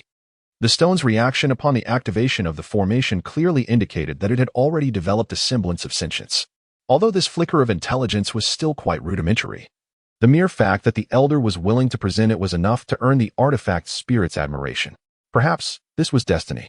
Contemplating this, the artifact spirit let out a deep sigh and immediately began to channel the chaotic energy that was rampaging within Fang Chen's body. At that moment, Fang Chen's Tao heart seemed to resonate with the pervasive laws of heaven and earth around him. As the rhythm of his heartbeat quickened, his injuries began to mend at a visibly accelerated pace. Even his most grievously wounded internal organs were gradually recovering. Thus, time flowed swiftly, and it was uncertain how long had passed when a sudden tremor rippled through the air, causing the flowers and grasses surrounding Fang Chen to sway violently, signifying a breakthrough. Mid-stage of the Xian Wang realm. Moments later, another tremor. Late stage of the Xian Wang realm. Just as Fang Chen was on the verge of another breakthrough, the artifact spirit suddenly bellowed, and the chaotic heavenly book erupted with a flash of purple light, forcefully suppressing this impending advancement. As night descended slowly, The avian creatures had long since vanished among the mountains, as if even the flora and fauna had succumbed to slumber. Aside from the occasional whisper of the wind, the depths of the feared Mongqing mountain range lay enveloped in an eerie stillness and tranquility. As time flows, the sun sets and the moon rises. The mountains bask in the morning sunlight, and soon the stars adorn the night sky. Yet, the crowd in the open space and the Black Panther remain as still as statues, motionless in their vigil. During this interval, aside from Lei Hua awakening to check on Fang Chen and Wan Yuxuan, ensuring that the formation posed no issues, no other events transpired. Chapter 132. Beast Mastery. As dawn broke anew, Wan Yuxuan, bathed in warmth, suddenly furrowed her brows, her fists clenched tightly, her lips moving as if she were uttering something. Moments later, she sprang to her feet, the blade of her star-flying knife glinting as it was drawn from its sheath, and she cautiously scanned her surroundings. Upon noticing the Black Panther resting beside Fang Chen, her heart raced, yet she froze in place, momentarily stunned. Lei Hua, affectionately draping her arms around the panther's neck, wore a blissful smile, as if she had dreamed of something joyous. In Wan Yuxuan's bewilderment, as her mind went blank, Lei Hua suddenly seemed to sense something. Rubbing her drowsy eyes, she spotted Wan Yuxuan awake and grinned. "You're awake?" "Aye." Wan Yuxuan pointed at the Black Panther, at a loss for words. "You mean it?" Lei Hua chuckled, gently patting the panther's head, then continued. "Little Black has already recognized its master. It is now our companion." "Grr." The Black Panther growled in discontent. "Oh, you prefer not to be called Little Black? Then what is your name?" Lei Hua playfully perched upon the head of the Black Panther, gazing mischievously into its eyes. "Ow, Mo Qing. So your name is Mo Qing," she murmured softly, followed by a light laugh. "Little Black, your name is truly delightful." "Ow. All right, Little Black, I now know you are called Mo Qing." "Ow. Mo Qing, Mo Qing. Am I not pronouncing it correctly, Little Black?" "Ow. What troubles you, Little Black?" Wan Yuxuan stood frozen, captivated by the scene before her, her mind a whirlwind of confusion. How could the fierce enemy, with whom she had battled for her life, so swiftly recognize Fang Chen as its master? Suddenly, a ripple disturbed the air around her. Sensing this familiar wave, she instinctively glanced towards Fang Chen, only to find him enveloped in an unusual tranquility, still in a state of unconsciousness. Not him. Then who has broken through? As if struck by a sudden realization, Wan Yuxuan turned to survey her surroundings. Just then, she heard a voice from behind. "My lady, you have awakened?" Whirling around, she encountered an elderly man, his hair white as snow, a gentle smile adorning his face.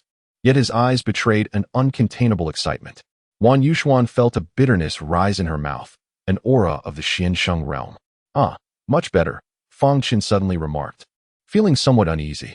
"Much better? What does that even mean?" Wan Yuxuan, seemingly oblivious to Fang Chen's demeanor, inquired with deep concern. "Much better simply means there is nothing to worry about." Lei Hua patted the Black Panther's head and continued, "Master, I was the first to set up a formation for you, using both superior and heavenly grade Xin crystal stones." Observing the sudden change in Fang Chen's expression, Lei Hua hastily blinked her large eyes and gestured towards the elderly man, continuing, "These mysterious crystal stones were generously provided to us by this young gentleman. Moreover, he has even allowed the Black Panther to recognize you as its master." "Young gentleman? Black Panther?" Fang Chen's countenance shifted once more, and upon seeing the Black Panther that Lei Hua was caressing, an instinctive tightening gripped his heart. Subsequently, he sensed an unusual feeling arise within him. Was it intimacy? Staring blankly at the Black Panther, an overwhelming sense of a blood bond surged to the forefront of his mind. At that moment, Fang Chen unconsciously extended his hand, yearning to stroke the panther's head.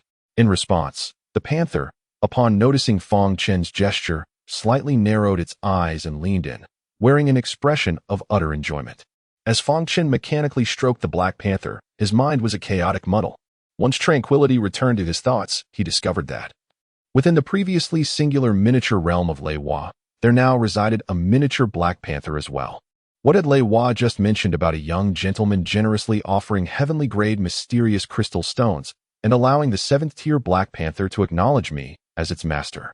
Reflecting on Lei Hua's words, Fang Chen felt a jolt of realization.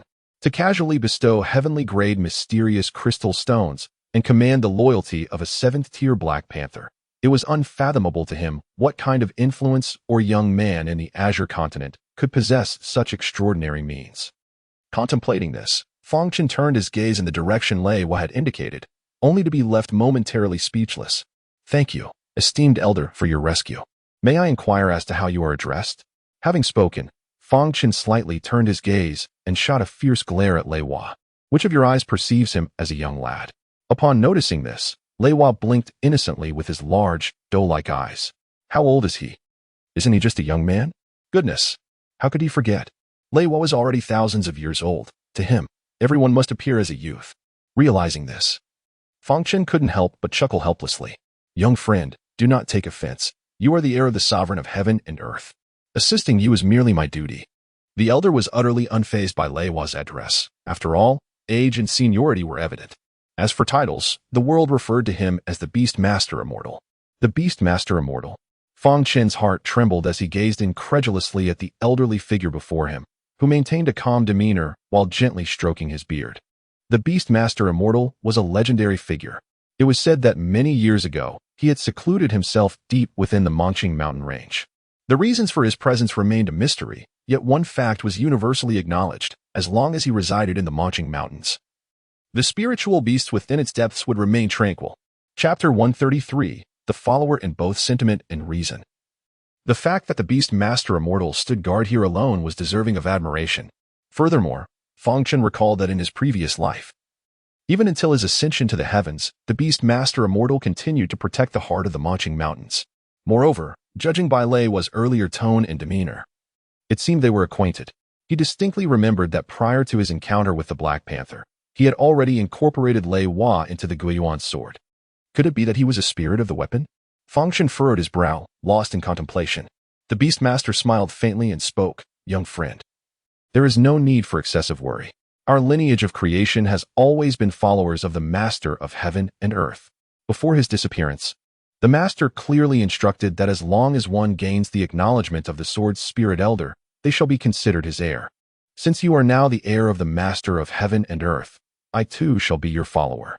At this point, the Beastmaster glanced at Fang Chen, whose frown deepened, and after a moment of contemplation, he continued, The Master of Heaven and Earth has decreed that without his affirmation or that of his heir, the lineage of creation is forbidden from ascension. Otherwise, calamity will befall them, leading to a tragic end. Thus, since the Master's disappearance 100,000 years ago, the descendants of our lineage have chosen to seclude themselves in the depths of the Mongqing mountain range for profound cultivation after attaining the Xiansheng realm. The Beastmaster waved his hand, signaling Fang Chen to listen further. Of course, our choice to dwell here is not without reason. Firstly, it is to prevent any anomalies in the local spirit beasts. Secondly, it is to seek out those with exceptional potential among the spirit beasts, so that when the heir of the Master of Heaven and Earth emerges, they may possess a formidable ally, such as the ink clear that has already acknowledged you as its master. The Beastmaster cast a glance at the Black Panther and continued, Its very existence is meant to be your support. Indeed, only by serving you can it attain further qualifications. The ancient contract. Fang Chen's heart jolted. To have a spirit beast of the Xian Di realm acknowledge him, a mere human of the Xian Wang realm, as its master, and to establish a contract that is decidedly beneficial to him. Upon reflection, Fang Chen crouched down, gently caressing the approaching head of the Black Panther, remaining silent for an extended period. It seemed that the Black Panther, sensing the complexity of Fang Chen's emotions, let out a low growl and affectionately rubbed against him, not feeling aggrieved, but rather attempting to console him, albeit with a hint of disdain for his inferior cultivation level. The Beastmaster gazed at Fang Chen in surprise. He had not anticipated that this young man would inquire about the Mongqing battlefield. After a moment of contemplation, the Beastmaster replied softly, I understand that you must have many questions in your heart at this moment. While I can share many things with you regarding the Mongqing battlefield, it is best for you to seek the answers yourself. Why? Fang Chen pressed. With your status and past, you should at least possess some clarity about this matter. He fixed his gaze intently on the Beastmaster, sensing that the elder was concealing something. The Beastmaster regarded Fang Chen deeply and, after a brief pause, sighed. In truth, I am fully aware of all matters concerning the Mongqing battlefield. However, what I know is merely my own perspective. Even if I were to share it with you, it would not represent the truth nor aid you in finding your answers. Thus, it is wiser for you to seek your own understanding. How can it be both fully known yet merely a singular perspective? What secrets does the marching battlefield conceal? Fang Chen's brow furrowed tighter with each passing moment. In 2 lifetimes, he merely acquired the soul stone within the mysterious green battlefield. However, in this incarnation, he unexpectedly obtained a black orb of unknown utility. Aside from that, the mysterious green battlefield possessed no remarkable features. If one were to ponder its significance, the only notion that came to Fang Chen's mind was that of trial. Yet, considering the immense cost that went into the creation of the mysterious green battlefield, it seemed implausible that its sole purpose would be for trials. Ah, the black orb. A spark of inspiration ignited within Fang Chen as he retrieved the orb from the spatial realm of the Guiyuan sword. Turning to the Beastmaster Immortal, might you know the purpose of this orb, esteemed elder? This orb serves as the key to unlocking answers, yet the specifics elude even me. The elder replied without hesitation. Recognizing the sincerity in the Beastmaster Immortal's words, Fang Chen understood that the quest for answers would be his own endeavor. With the key to those answers now firmly in his grasp, he realized that unraveling this mystery would depend solely on his efforts. Taking a deep breath, he suppressed his thoughts regarding the black orb and the mysterious green battlefield, and continued, Esteemed elder, you previously mentioned that without the acknowledgement of either the Lord of heaven and earth or his heir, the descendants of the creation lineage cannot ascend. However, it has been 100,000 years since the disappearance of the Lord of heaven and earth. Given the nature of cultivation, which is beyond human control, what if one inadvertently surpasses their limits during this time? Such a scenario will not arise. The Beastmaster spoke with unwavering certainty, asserting that the activation of the creation bloodline necessitates the Holy Dragon Scepter. As a descendant of the creation lineage, I have been intrinsically linked to this scepter since birth. Without the recognition of the sovereign of heaven and earth, one cannot achieve fusion with the Holy Dragon Scepter. In such circumstances, once one's cultivation reaches the pinnacle of the mysterious saint realm, any excess power that is repelled by the heavens and must ascend will be siphoned by the Holy Dragon Scepter. This siphoned power is, in turn, utilized to activate the bloodline of the descendants. Upon hearing this, Fang Chen's heart raced. He could hardly contain his thoughts and hurriedly stepped forward to ask, Is it possible to forcibly ascend without the acknowledgement of the sovereign of heaven and earth or their heir? Chapter 134. Wherever the monarch dwells, there lies the direction of Wei Lan. At this point, the expression on the Beastmaster's face began to shift dramatically. When the power of the bloodline completely dissipates, not only will one's cultivation vanish entirely, but the individual will also be rejected by the will of the heavenly Tao upon ascending. Until their cultivation is entirely lost and they can no longer withstand the repulsion, they will be cast into the chaos of spatial turbulence, enduring eternal torment of both body and spirit. This, as I previously mentioned, is the unfortunate fate that awaits. I dare to inquire, esteemed elder, how is the creation lineage passed down? The creation lineage is one of singular inheritance. Only those chosen by the Holy Dragon Scepter are deemed worthy to activate the creation bloodline, and only they may bear the surname Su, simultaneously becoming the next leader of the Beastmaster sect.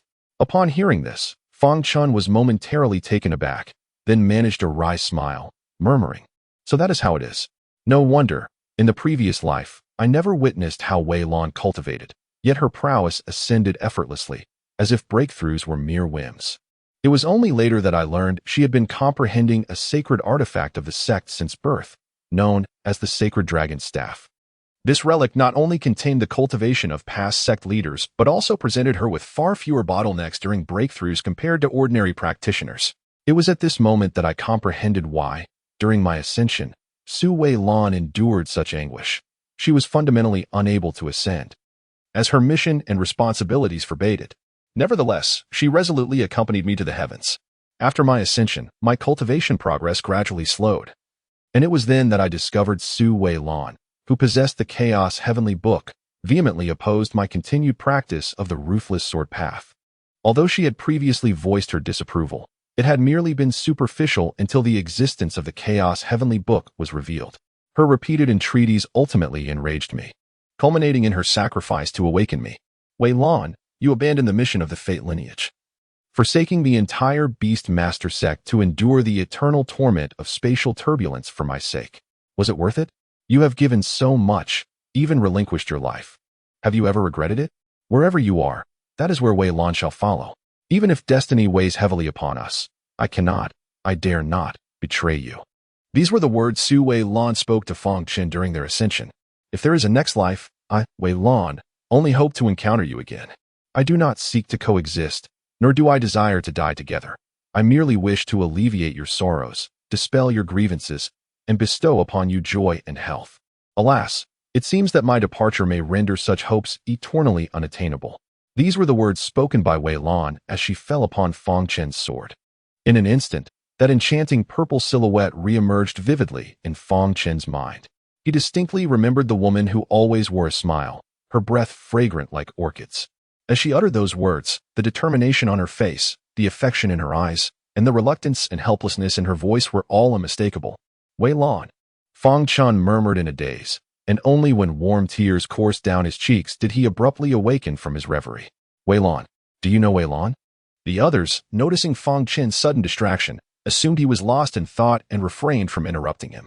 However, when they saw him suddenly weep, both the Beast Master and Wan Yuxuan were taken aback. The Beast Master, who was closest to Fang Chen, instinctively inquired upon hearing his murmur. You should not know her. Taken aback by this response, Fang Chen paused for a moment before raising his hand to wipe away his tears. With a light chuckle, he continued, Senior, you mentioned that only those recognized by the Lord of Heaven and Earth or their heirs may ascend. I wonder who left behind such a restriction. Fang Chen deftly sidestepped the topic, while the Beast Master merely cast a surprised glance in his direction, showing little concern. Long ago, there were no such constraints. Nor was there the Holy Dragon Scepter. However, due to the rapid advancements of the creation lineage, coupled with its overwhelming power, internal strife became exceedingly severe. Moreover, some of the more formidable individuals, driven by their own selfish desires, instigated continuous conflicts. Eventually, the entire realm united against them. And just as the creation lineage faced near extinction, the sovereign of heaven and earth emerged. One individual quelled the chaos and subdued the creation lineage. To accomplish such a feat single-handedly against the entire realm is astonishing. How powerful must the sovereign of heaven and earth have been at that time? Fang Chen could not help but marvel inwardly. Considering the capabilities of the creation lineage at that time, along with the various races that besieged them, the strength of the sovereign of heaven and earth must have been extraordinary to restore peace and dominate the creation lineage. It is said that these secrets have been passed down through the creation lineage, but it is rumored that the sovereign achieved all this with merely a single move. The Beastmaster's tone was remarkably calm. A single move? Fang Chen and Wan Yuxuan exclaimed in unison. Indeed. After glancing at the two, the Beastmaster continued. But as for the specifics of what transpired, I am unaware. Chapter 135. The Holy Dragon Scepter. However, Fang Chen soon shook his head gently. Lacking even the ability to protect himself, it would be wiser to tread cautiously. Furthermore, this was merely hearsay, after such a lengthy passage of time. The true facts have likely been distorted. After calming his mind, Fang Chen turned to the Beastmaster and inquired once more. It has been 100,000 years since the disappearance of the Lord of Heaven and Earth. Is it possible that, during this time, no one from the lineage of creation has sought to break this limitation? He had anticipated that his question would evoke some displeasure from the Beastmaster, for his demeanor was exceedingly nonchalant, to the point of incredibility. At this juncture, Fang Chen could no longer believe that everything was mere coincidence. Whether in talent or aptitude, he could not possibly surpass all beings. Thus, why should all benefits accrue solely to him? The chaotic heavenly book, the returning Yuan's sword, the weapon spirit, the Thunder Girl, the black orb, and now the sudden emergence of followers from the lineage of creation, alongside the Black Panther that had already acknowledged him as its master. If all of this were not orchestrated by someone, Fang Chen would not believe it, even unto death. Break it? Why should one break it? However, the Beastmaster merely smiled faintly and continued. Do you know why the Lord of Heaven and Earth left behind this Holy Dragon Scepter? Is it not to limit the number of ascendants from the lineage of creation? Fang Chen expressed his confusion, pondering. If it were merely to limit numbers, then with the might of the Lord of Heaven and Earth, why take such measures? Fang Chen nodded slightly, and the Beastmaster continued. As the strength of those possessing the creation bloodline increases, the flaws inherent within this bloodline become magnified to an infinite extent. This flaw is the dark side that dwells deep within one's heart, which expands incessantly with the growth of power, ultimately leading to self-destruction. Conversely, should one manage to suppress the darkness within, the power of the bloodline will gradually wane. When one's cultivation diminishes to the point of being unable to resist the rejection of the will of heaven and earth, they will be cast into the turbulent currents of space. After a brief pause, the Beastmaster added, "The purpose of the Holy Dragon Staff is to establish balance.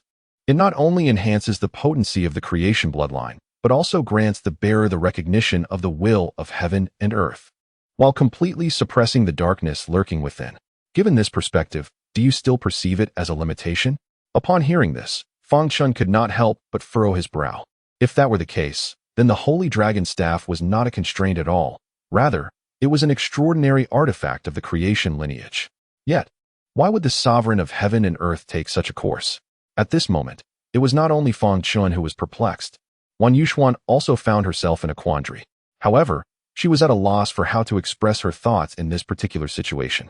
One was the heir of the illustrious sovereign of heaven and earth, and the other a descendant of the followers who guarded the myriad spirit beasts of the Mongqing mountain range. She had only recently become acquainted with Fang Chen and could barely be considered a companion. Moreover, the earlier display of emotion from Fang Chen, who even shed tears, clearly illustrates the depth of his affection for the gentle waves.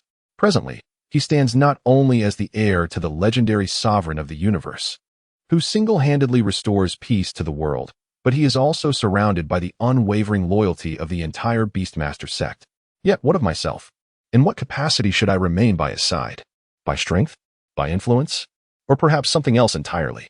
Noticing Fang Chen deep in contemplation, stroking his chin in silence, the young woman accompanying him wore an expression of profound melancholy, her eyes reflecting a complex array of emotions. As a seasoned Beastmaster, she had witnessed and experienced countless events, and she could discern much from Wan Yuxuan's demeanor. "Ahem. May I inquire about this young lady?" The Beastmaster gently coughed, interrupting their reverie. Fang Chen glanced at Wan Yuxuan before responding. "This is Miss Wan Yuxuan, the esteemed daughter of the Wan family from Xifang City, and she is also my ally and companion. It is thanks to her that I have been able to journey this far." "The Wan family of Xifang City?" The Beastmaster momentarily paused, then, with a light chuckle, turned his gaze toward Wan Yuxuan. "So, you are the descendant of that old fellow. How delightful." Observing the Beastmaster stroking his beard, his eyes filled with warmth and approval, Wan Yuxuan expressed her surprise. "Senior, you are acquainted with my ancestor?" "Haha, acquainted is an understatement. We were exceedingly close." Upon the mention of old acquaintances, the Beastmaster Immortal chuckled heartily, reminiscing about a time when that old fellow, in his youth, exuded an unparalleled majesty. Yet, unexpectedly, he turned out to be a hopeless romantic, embarking on a relentless journey to sacred Judgment City for the sake of his beloved. Few could stand in his way, but ultimately, who would have anticipated? Alas, what a pity. What happened next? What happened next? Wan Yuxuan and Fang Chen inquired in unison. Observing their eagerness, the Beastmaster Immortal cast a surprised glance at Wan Yuxuan and remarked, "You are unaware? The matters concerning our ancestor have never been mentioned within the family." Wan Yuxuan shook her head. From a young age, discussions about the ancestor were strictly forbidden in her household, leaving her entirely in the dark. Her father, Wan Leitang, never spoke of it either. Despite her numerous attempts to uncover the truth, none bore fruit. As she matured, her interest in the matter gradually waned. "Do you know, Elder?" With Wan Yuxuan's curiosity piqued, Fang Chen too felt a surge of intrigue. Earlier, he had observed how perceptive the Wan family's ancestor was. And given that the Wan family thrived as the foremost among the four great families of the city, it seemed plausible that such an individual would ascend with ease.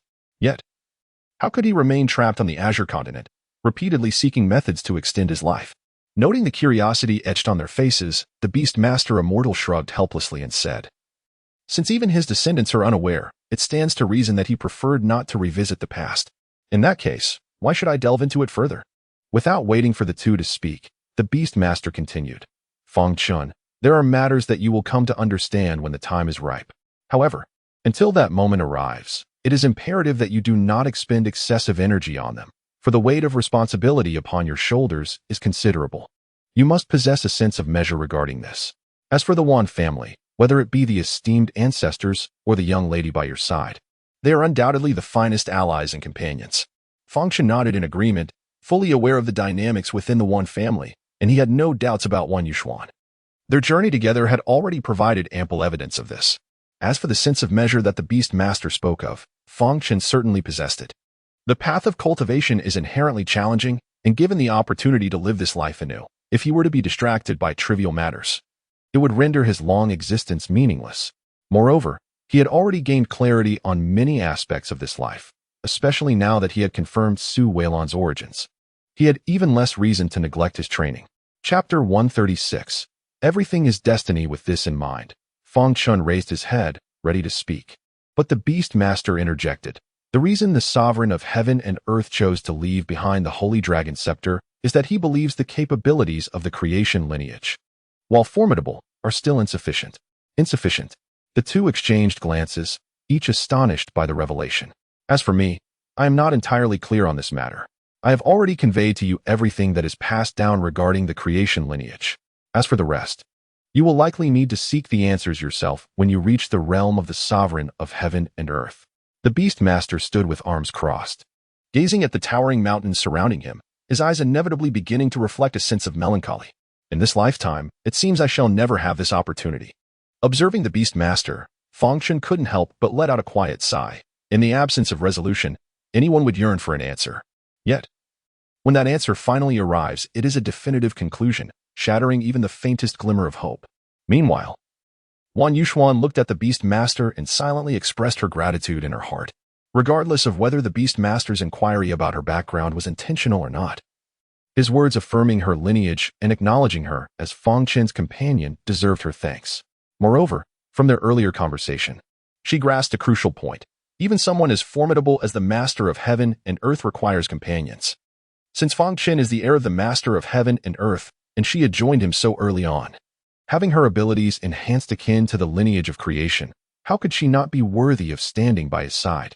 Observing the enigmatic smile on the Beastmaster's face, Fang Chen composed himself, forcing calmness upon his demeanor before looking directly at the Beastmaster and stating, "Since the ascension and fusion of the sacred dragon staff requires my acknowledgement, and since you, esteemed elder, have saved my life, I, Fang Chen, shall undoubtedly lend my utmost support if Su Weilan seeks to ascend."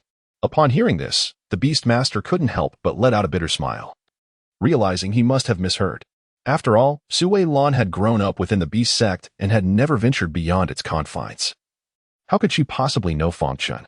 Moreover, Fang Chen's words clearly indicated a lack of trust in him. Upon reflection, the Beastmaster Xian solemnly stated, "It is not a matter of whether Su Weilan should ascend, but rather whether you can acknowledge her. From the inception of our lineage as followers of the Sovereign of Heaven and Earth, we have embraced this sacred mission.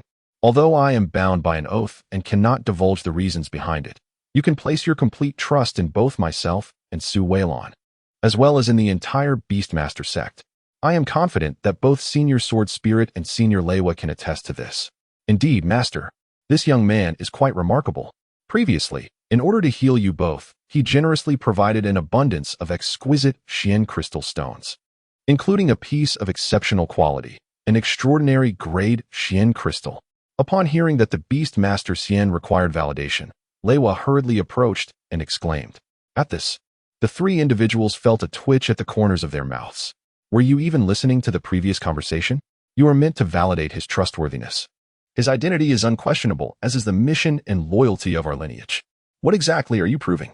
Leiwa stared blankly at them, blinking innocently with wide eyes. "Master, what I said is the absolute truth. I am not deceiving you."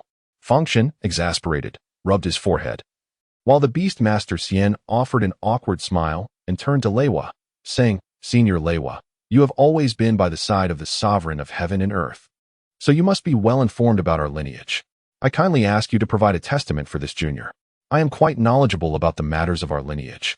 Yet regarding you, I am not well acquainted. How am I to provide proof?" Leiwa bit her finger, gazing at the Beastmaster Xian with an expression of innocence. The Beastmaster was momentarily taken aback, for Leiwa's innocent yet endearingly naive demeanor left him, as well as Fang Chen and Wan Yuxuan, utterly unprepared. In that fleeting moment, apart from Leiwa, the other three felt a touch of awkwardness, just as the Beastmaster found himself at a loss. The spirit of the artifact finally spoke, though its voice carried an unmistakable weight of exhaustion. "The burden and duty of the lineage of creation is to assist you in fulfilling your own responsibilities and missions. You need not worry about this." Upon hearing these words, Fang Chen was slightly taken aback. He had sensed the artifact's spirit concealing its presence since his awakening, and now its sudden appearance coupled with this profound weariness raised questions. It was the first time he had witnessed the spirit in such a weakened state following the refining of the soul stone. Contemplating this, Fang Chen inquired, "Where have you been? How did you become so frail? You ought to be healing. After the 6th tier Black Panther acknowledged you as its master, it has now regressed to the 5th tier. Have you not pondered the fate of those 2 tiers that vanished? Moreover, were you not aware of your own injuries and cultivation level? You, on the other hand, simply shut your eyes and fainted, leaving everything unattended. What about me? I am left to clean up after you, guiding the profound energy to heal you while suppressing your cultivation to prevent any reckless breakthroughs. Do you have any idea how challenging that is? What else could I possibly do? What do you think I'm capable of?"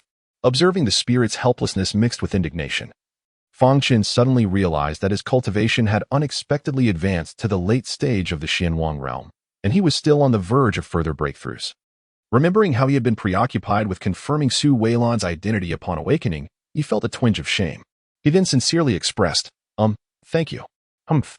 At his words, the spirit's demeanor softened considerably, and the previous coldness dissipated. The immediate priority was to enhance his cultivation. Other matters would reveal themselves in due time. Chapter 137. Fourth Order Sword. Intent upon saying this, the spirit let out a slight sigh and continued, "Such fortune will not present itself again, and your rebirth was purely accidental. Should you perish once more, it would indeed be final." Noting Fang Chen's furrowed brow lost in contemplation, the spirit sighed again. "There are countless tasks awaiting your attention. Prioritize wisely. Discern the essential from the trivial. I am weary now and shall take my leave to rest." Due to his pride stemming from his cultivation progress, he had diminished the reverence within his heart under the guise of being a swordsman. Though the chaotic heavenly book and the Guiyuan sword were revered artifacts sought by cultivators, the brevity of time in his possession rendered such arrogance unwarranted. This hubris was not representative of a true swordsman. It was reckless, impulsive, and immature. What then embodies a genuine swordsman? It embodies the spirit of standing tall and bearing heavy responsibilities, confronting adversity without fear of death, and sacrificing the self for the greater good. Why must a sword possess a sheath, if not to reveal its brilliance when drawn? Concealing the sword's edge, I have spent 4 years under my master's tutelage. Can it be that I have forgotten everything upon descending the mountain? A sword must be honed, yet excessive sharpening can render it useless. A sword must be sheathed, but prolonged concealment may lead to rust. Such simple truths, and yet I find myself lost to them. The moment the spirit of the weapon spoke, the beast master had already sensed it, refraining from interrupting Fang Chen. Wan Yuxuan, though unaware of the unfolding events, patiently awaited in silence. Recognizing the significance of this moment for Fang Chen, who indeed required time for contemplation. Meanwhile, Leiwa appeared unfazed by the happenings, seated on the ground, playfully engaging with the Black Panther in delightful amusement. Suddenly, a resounding sword cry pierced the air, accompanied by a subtle yet formidable pressure that stirred the winds and clouds. A chilling sensation, as if it were a direct assault on the soul, startled the avian and beast inhabitants of the mountains, sending them scattering in fright. Just moments ago, having regained consciousness and spoken but a few words, I found myself deep in thought, only to experience an unexpected breakthrough.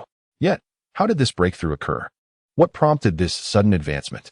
Feeling the residual ripples of sword intent emanating from Fang Chen's recent breakthrough, Yusho Xian, despite restoring his usual composure on the surface, found his heart far from tranquil. The path of the sword has always been one of the most arduous to cultivate. Sword practitioners, particularly those dedicated solely to the art, possess a combat prowess that often far exceeds their actual cultivation level. However, the journey of cultivation is fraught with challenges, for the sword wields a dual edge, capable of both inflicting harm upon foes and self. Should one fail to maintain the delicate balance, they risk spiraling into extremes. Before him stood a youth equipped with the primordial treasures, the Chaos Heavenly Tome and the Guiyuan Sword, who had narrowly escaped death in a dire predicament. Yet, upon awakening, rather than succumbing to despair, he had advanced further along the path of the sword. This prompted Yusho Xian to elevate his assessment of Fang Chen significantly. It is well known that true sword practitioners, much like the blades they wield, possess an unwavering spirit, embodying a tenacity that refuses to bend. Thus, throughout history, the ranks of sword practitioners have remained sparse, with even fewer capable of persevering along the path of the sword. Fortunately, Fang Chen's state of mind had long reached an extraordinary clarity, rendering him impervious to such distractions. After meticulously purging his thoughts with each measured breath, he finally lifted his gaze to Yu Xian and inquired, having just achieved a breakthrough, "Might I request your esteemed guidance?" Surprised by the request, Yu Xian initially assumed Fang Chen was affected by his recent advancement.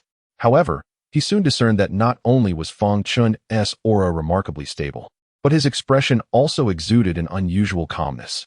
"Do you not need to reflect upon your insights?" Yu Xian pondered briefly before posing the question. "Thank you for your concern, esteemed elder.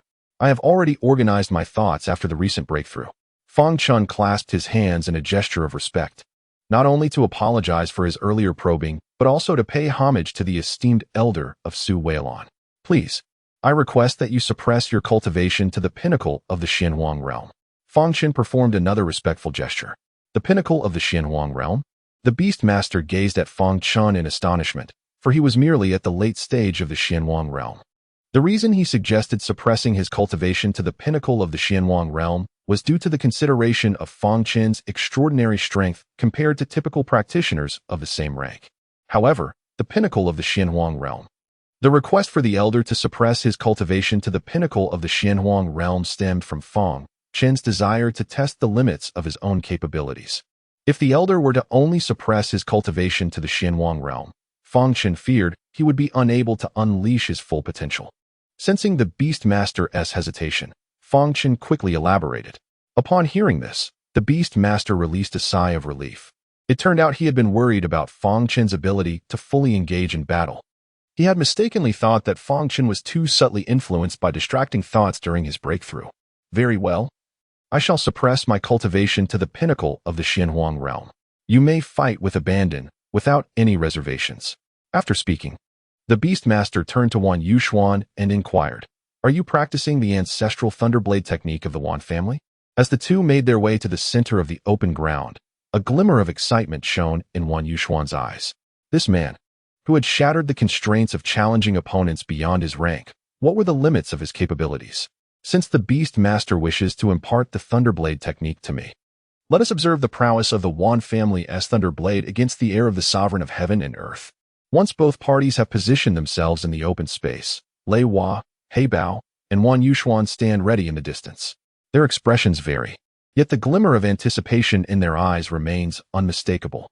The Beast Master stands with his hands clasped behind his back, evidently pleased with Fang Chen's demeanor thus far. Noticing Fang Chen's calm and composed gaze, the Beast Master nods slightly and speaks. "There is no need for concern or trepidation. Unleash your full potential in this battle. Go ahead." "Understood."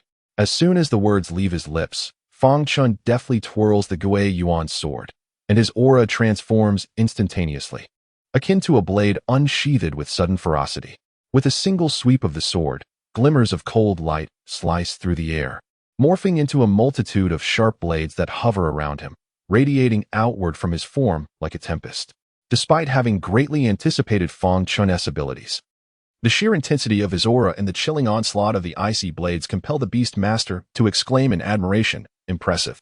Based solely on your comprehension of the sword, it seems there is no one in the Xianhuang realm who could rival you. Upon hearing this, Fang Chen remains unfazed. He raises the Gui Yuan sword and replies, "Be cautious, senior." With that, he suddenly transforms into a fleeting shadow, a glimmer of cold light igniting. And in the next instant, he stands before the Beast Master. Thud! A deep rumble of thunder reverberated through the air as the star blade in the hands of the Beast Master was drawn from its sheath. A flash of light erupted from the blade, and with the sound of thunder crashing down, a bolt of lightning surged forth from the ground, intercepting Fang Chen. The clash of blades rang out as both figures separated, only to collide once more. "Be careful, senior," Fang Chen exclaimed sharply, as countless suspended swords in the air transformed into streaks of light. Just as they descended, they vanished in an instant. As the two figures were on the verge of colliding again, Fang Chen suddenly unleashed a sword strike, a torrent of sword energy howling forth. The surrounding air trembled slightly, and in the next moment, numerous streaks of light ignited, enveloping both figures like a volley of arrows. The expression of the Beast Master shifted subtly as he deftly swung his blade to shatter the oncoming sword energy. At that very moment, A myriad of lights flashed and intertwined, forming layers upon layers that ensnared the beast master like an eggshell. Observing the densely packed and crisscrossing swords surrounding him, all aimed directly at him, he could not help but reveal a hint of admiration. This confinement array, seemingly simple, was fraught with lethal danger.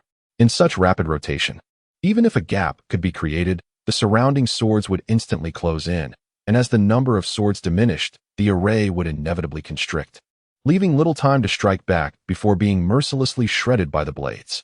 At this moment, Fang Chen arrived, with a swift thrust of the long sword in his hand. The encircling formation, made of countless blades, suddenly contracted inward, its rotational velocity reaching an apex. In response, the Beastmaster, wielding a gleaming blade, deftly shielded himself, then abruptly spun in the opposite direction of the sword array. Amidst the cacophony of clashing blades, a flash of lightning manifested, instantly splitting into two, then four. As this resounding crack echoed, four bolts of lightning surged forth like thunder, striking in the cardinal directions, shattering the rapidly spinning sword formation. Fang Chen felt a tremendous force collide with his sword, causing the Guiyuan sword, which had been aimed directly at the center of the formation, to veer sharply to the right. Simultaneously, a sense of peril surged within him. Without a moment to ponder, he swiftly utilized the momentum from the sword to shift his body half a step to the right, narrowly evading the lightning that sliced from the left. Is this truly the Thunderblade technique? Wan Yuxuan gazed in awe at the scene before her.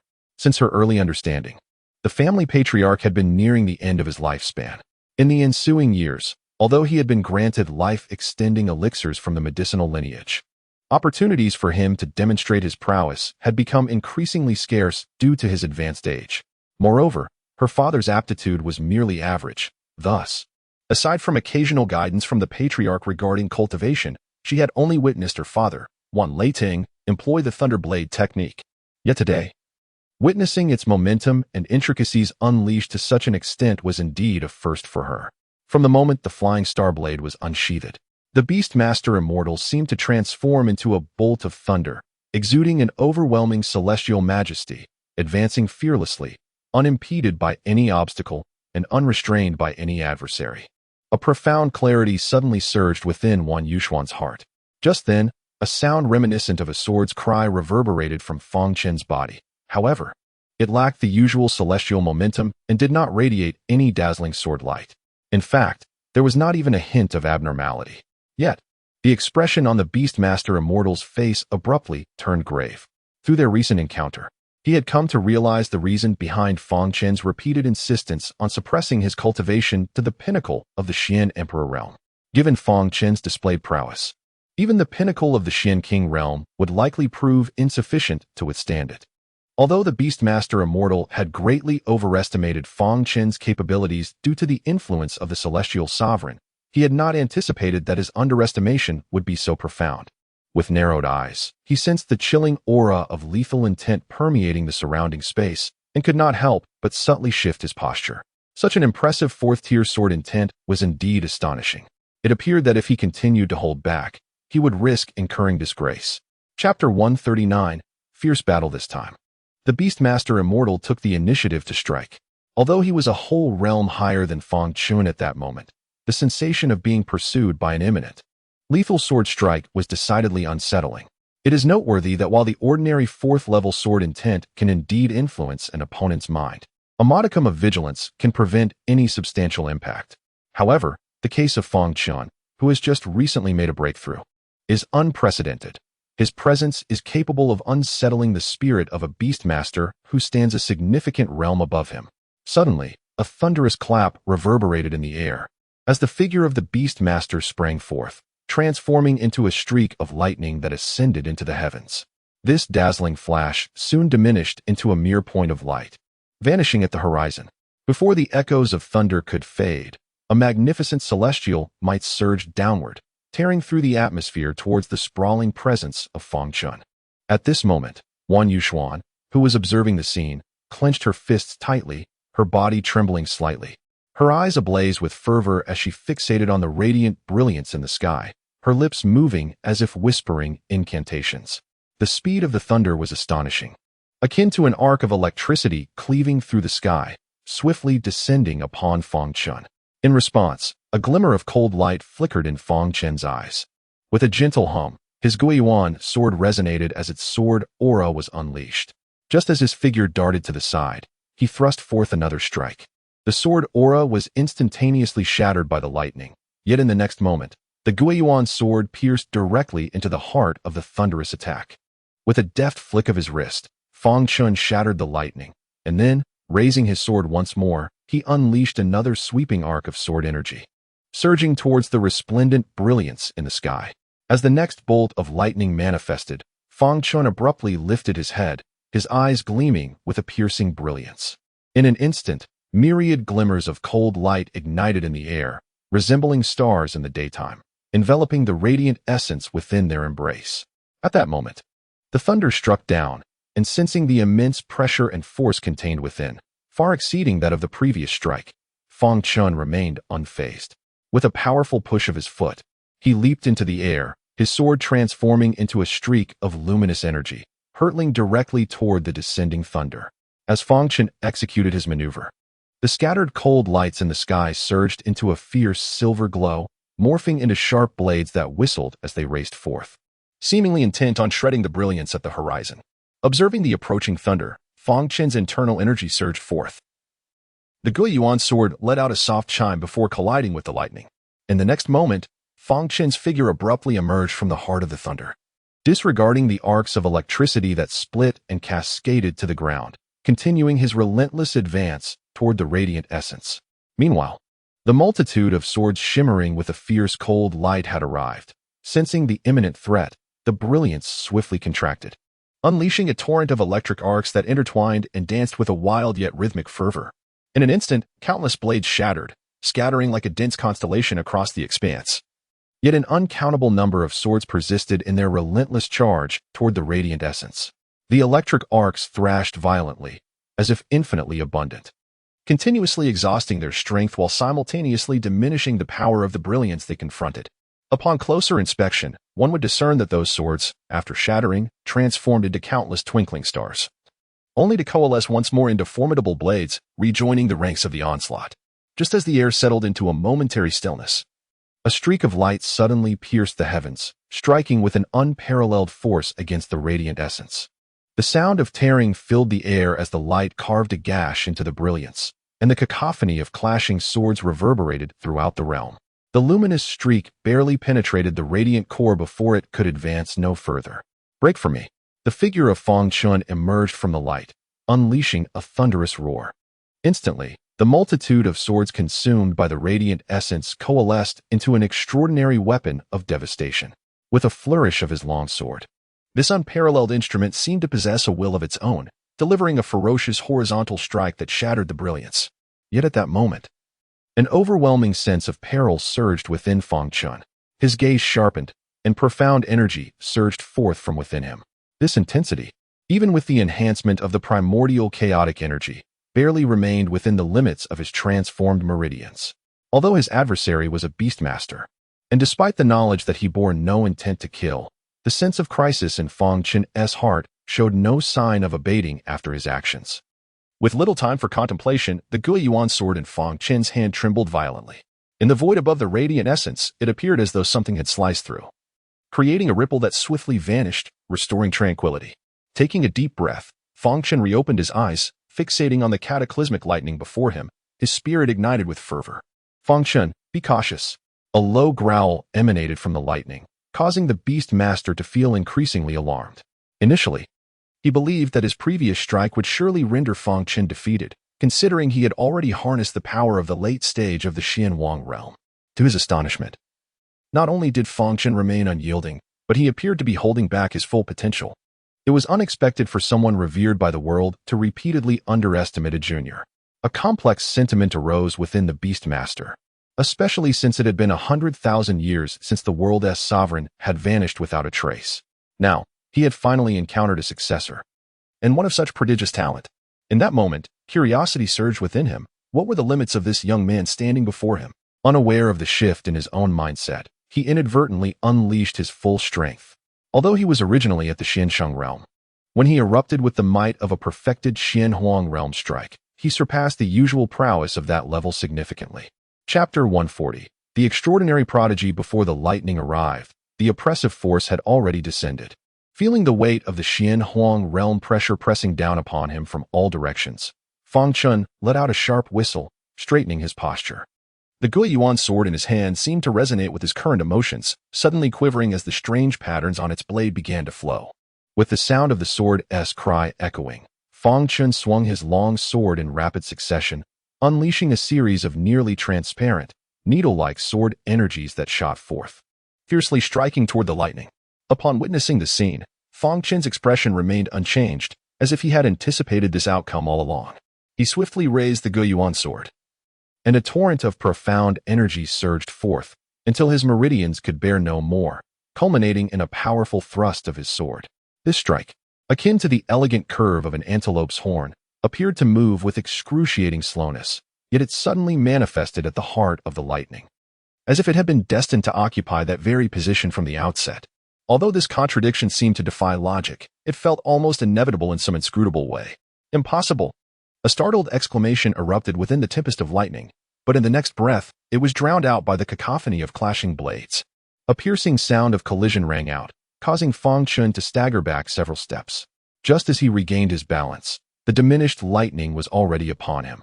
Fang Chen let out a long, sorrowful howl towards the heavens, unleashing the remaining vestiges of his profound energy. In that fleeting moment, as he executed his sword thrust, a ripple suddenly coursed through the void, and a colossal Guiyuan sword flickered into existence. In the blink of an eye, it fused with the Guiyuan sword in Fang Chen's grasp, producing a resonant, soul-stirring cry as it met the oncoming lightning with fierce determination. Transformation, a booming voice echoed, and the lightning, akin to a thunderous charge, began to twist and contort, only to be supplanted by the massive Guiyuan sword. Yet, upon closer inspection, arcs of electricity flickered ominously from this formidable blade.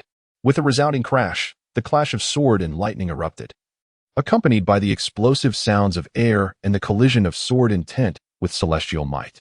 Suddenly, a figure was sent hurtling backward, and droplets of liquid rained down, shimmering with an enchanting crimson hue under the sunlight's embrace. The explosion arrived swiftly, as did its departure. Once tranquility was restored, the Beast Master stood motionless, his gaze fixed upon the figure that had forcefully struck the mountainside. His eyes reflected a mixture of astonishment, regret, and, more predominantly, a sense of gratification. His astonishment stemmed from the realization that, despite repeatedly overestimating Fang Chen's capabilities, he ultimately found himself underestimating them.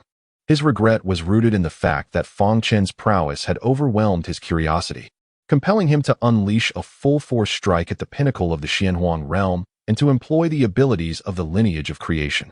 His sense of gratification arose from the fact that the lineage of creation had endured nearly 100,000 years of waiting, finally encountering a successor of the heavenly sovereign. Not only a prodigy, but a peerless one. Although Fang Chen had later restored his consciousness with the aid of the Soul Stone on the Python Green battlefield, the intricacies of that profound sword technique eluded him until moments ago, when the Beast Master unleashed his full power. A bolt of lightning transformed into a threefold attack, each wave more formidable than the last.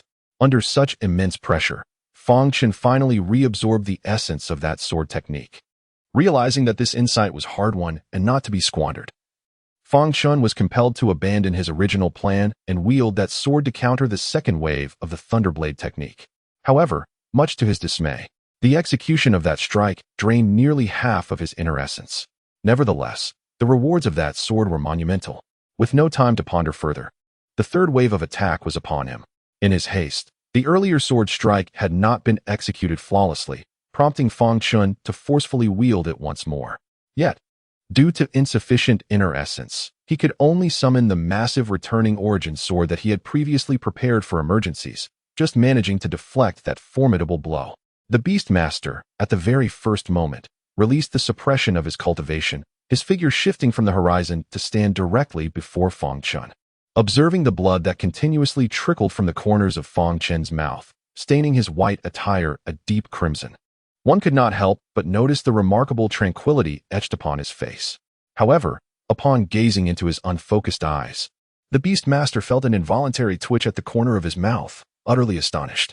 What manner of prodigy is this, even in such a state? He is still capable of enlightenment.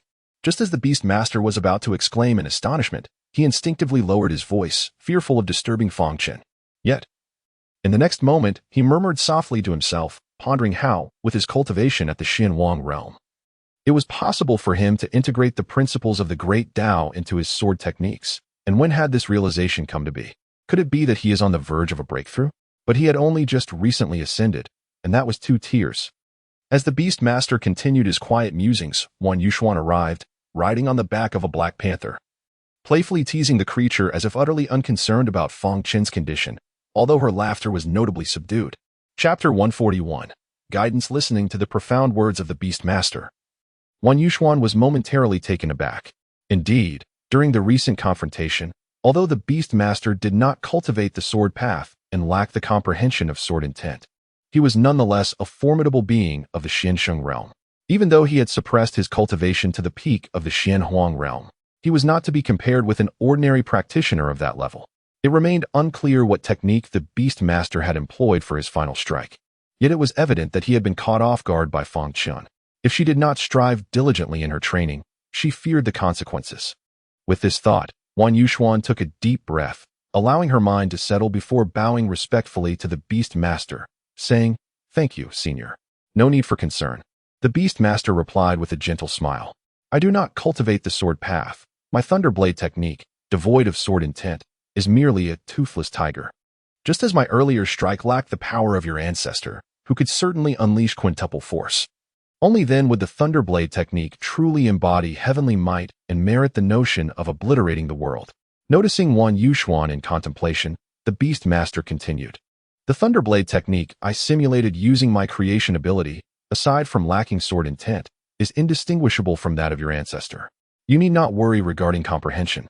Upon hearing this, Wan Yuxuan raised her head and looked earnestly at the Beast Master, expressing, "Senior, your earnest guidance fills me with immense gratitude. Since you address me as Senior, it is only natural for me to offer you guidance. Thus, you need not take it to heart."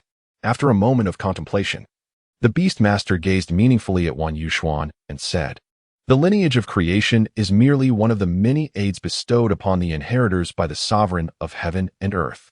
However, this assistance is not immutable. Do you understand?" Wan Yuxuan, startled, lowered her head to ponder the Beast Master's words. Her expression shifted subtly, and after a brief moment, she lifted her gaze again, her eyes now serene as still water. After bowing once more, she spoke. "I comprehend, esteemed elder." "Very well," he replied. "Leave this matter to me. Focus on your understanding." Upon hearing Wan Yuxuan's acknowledgement,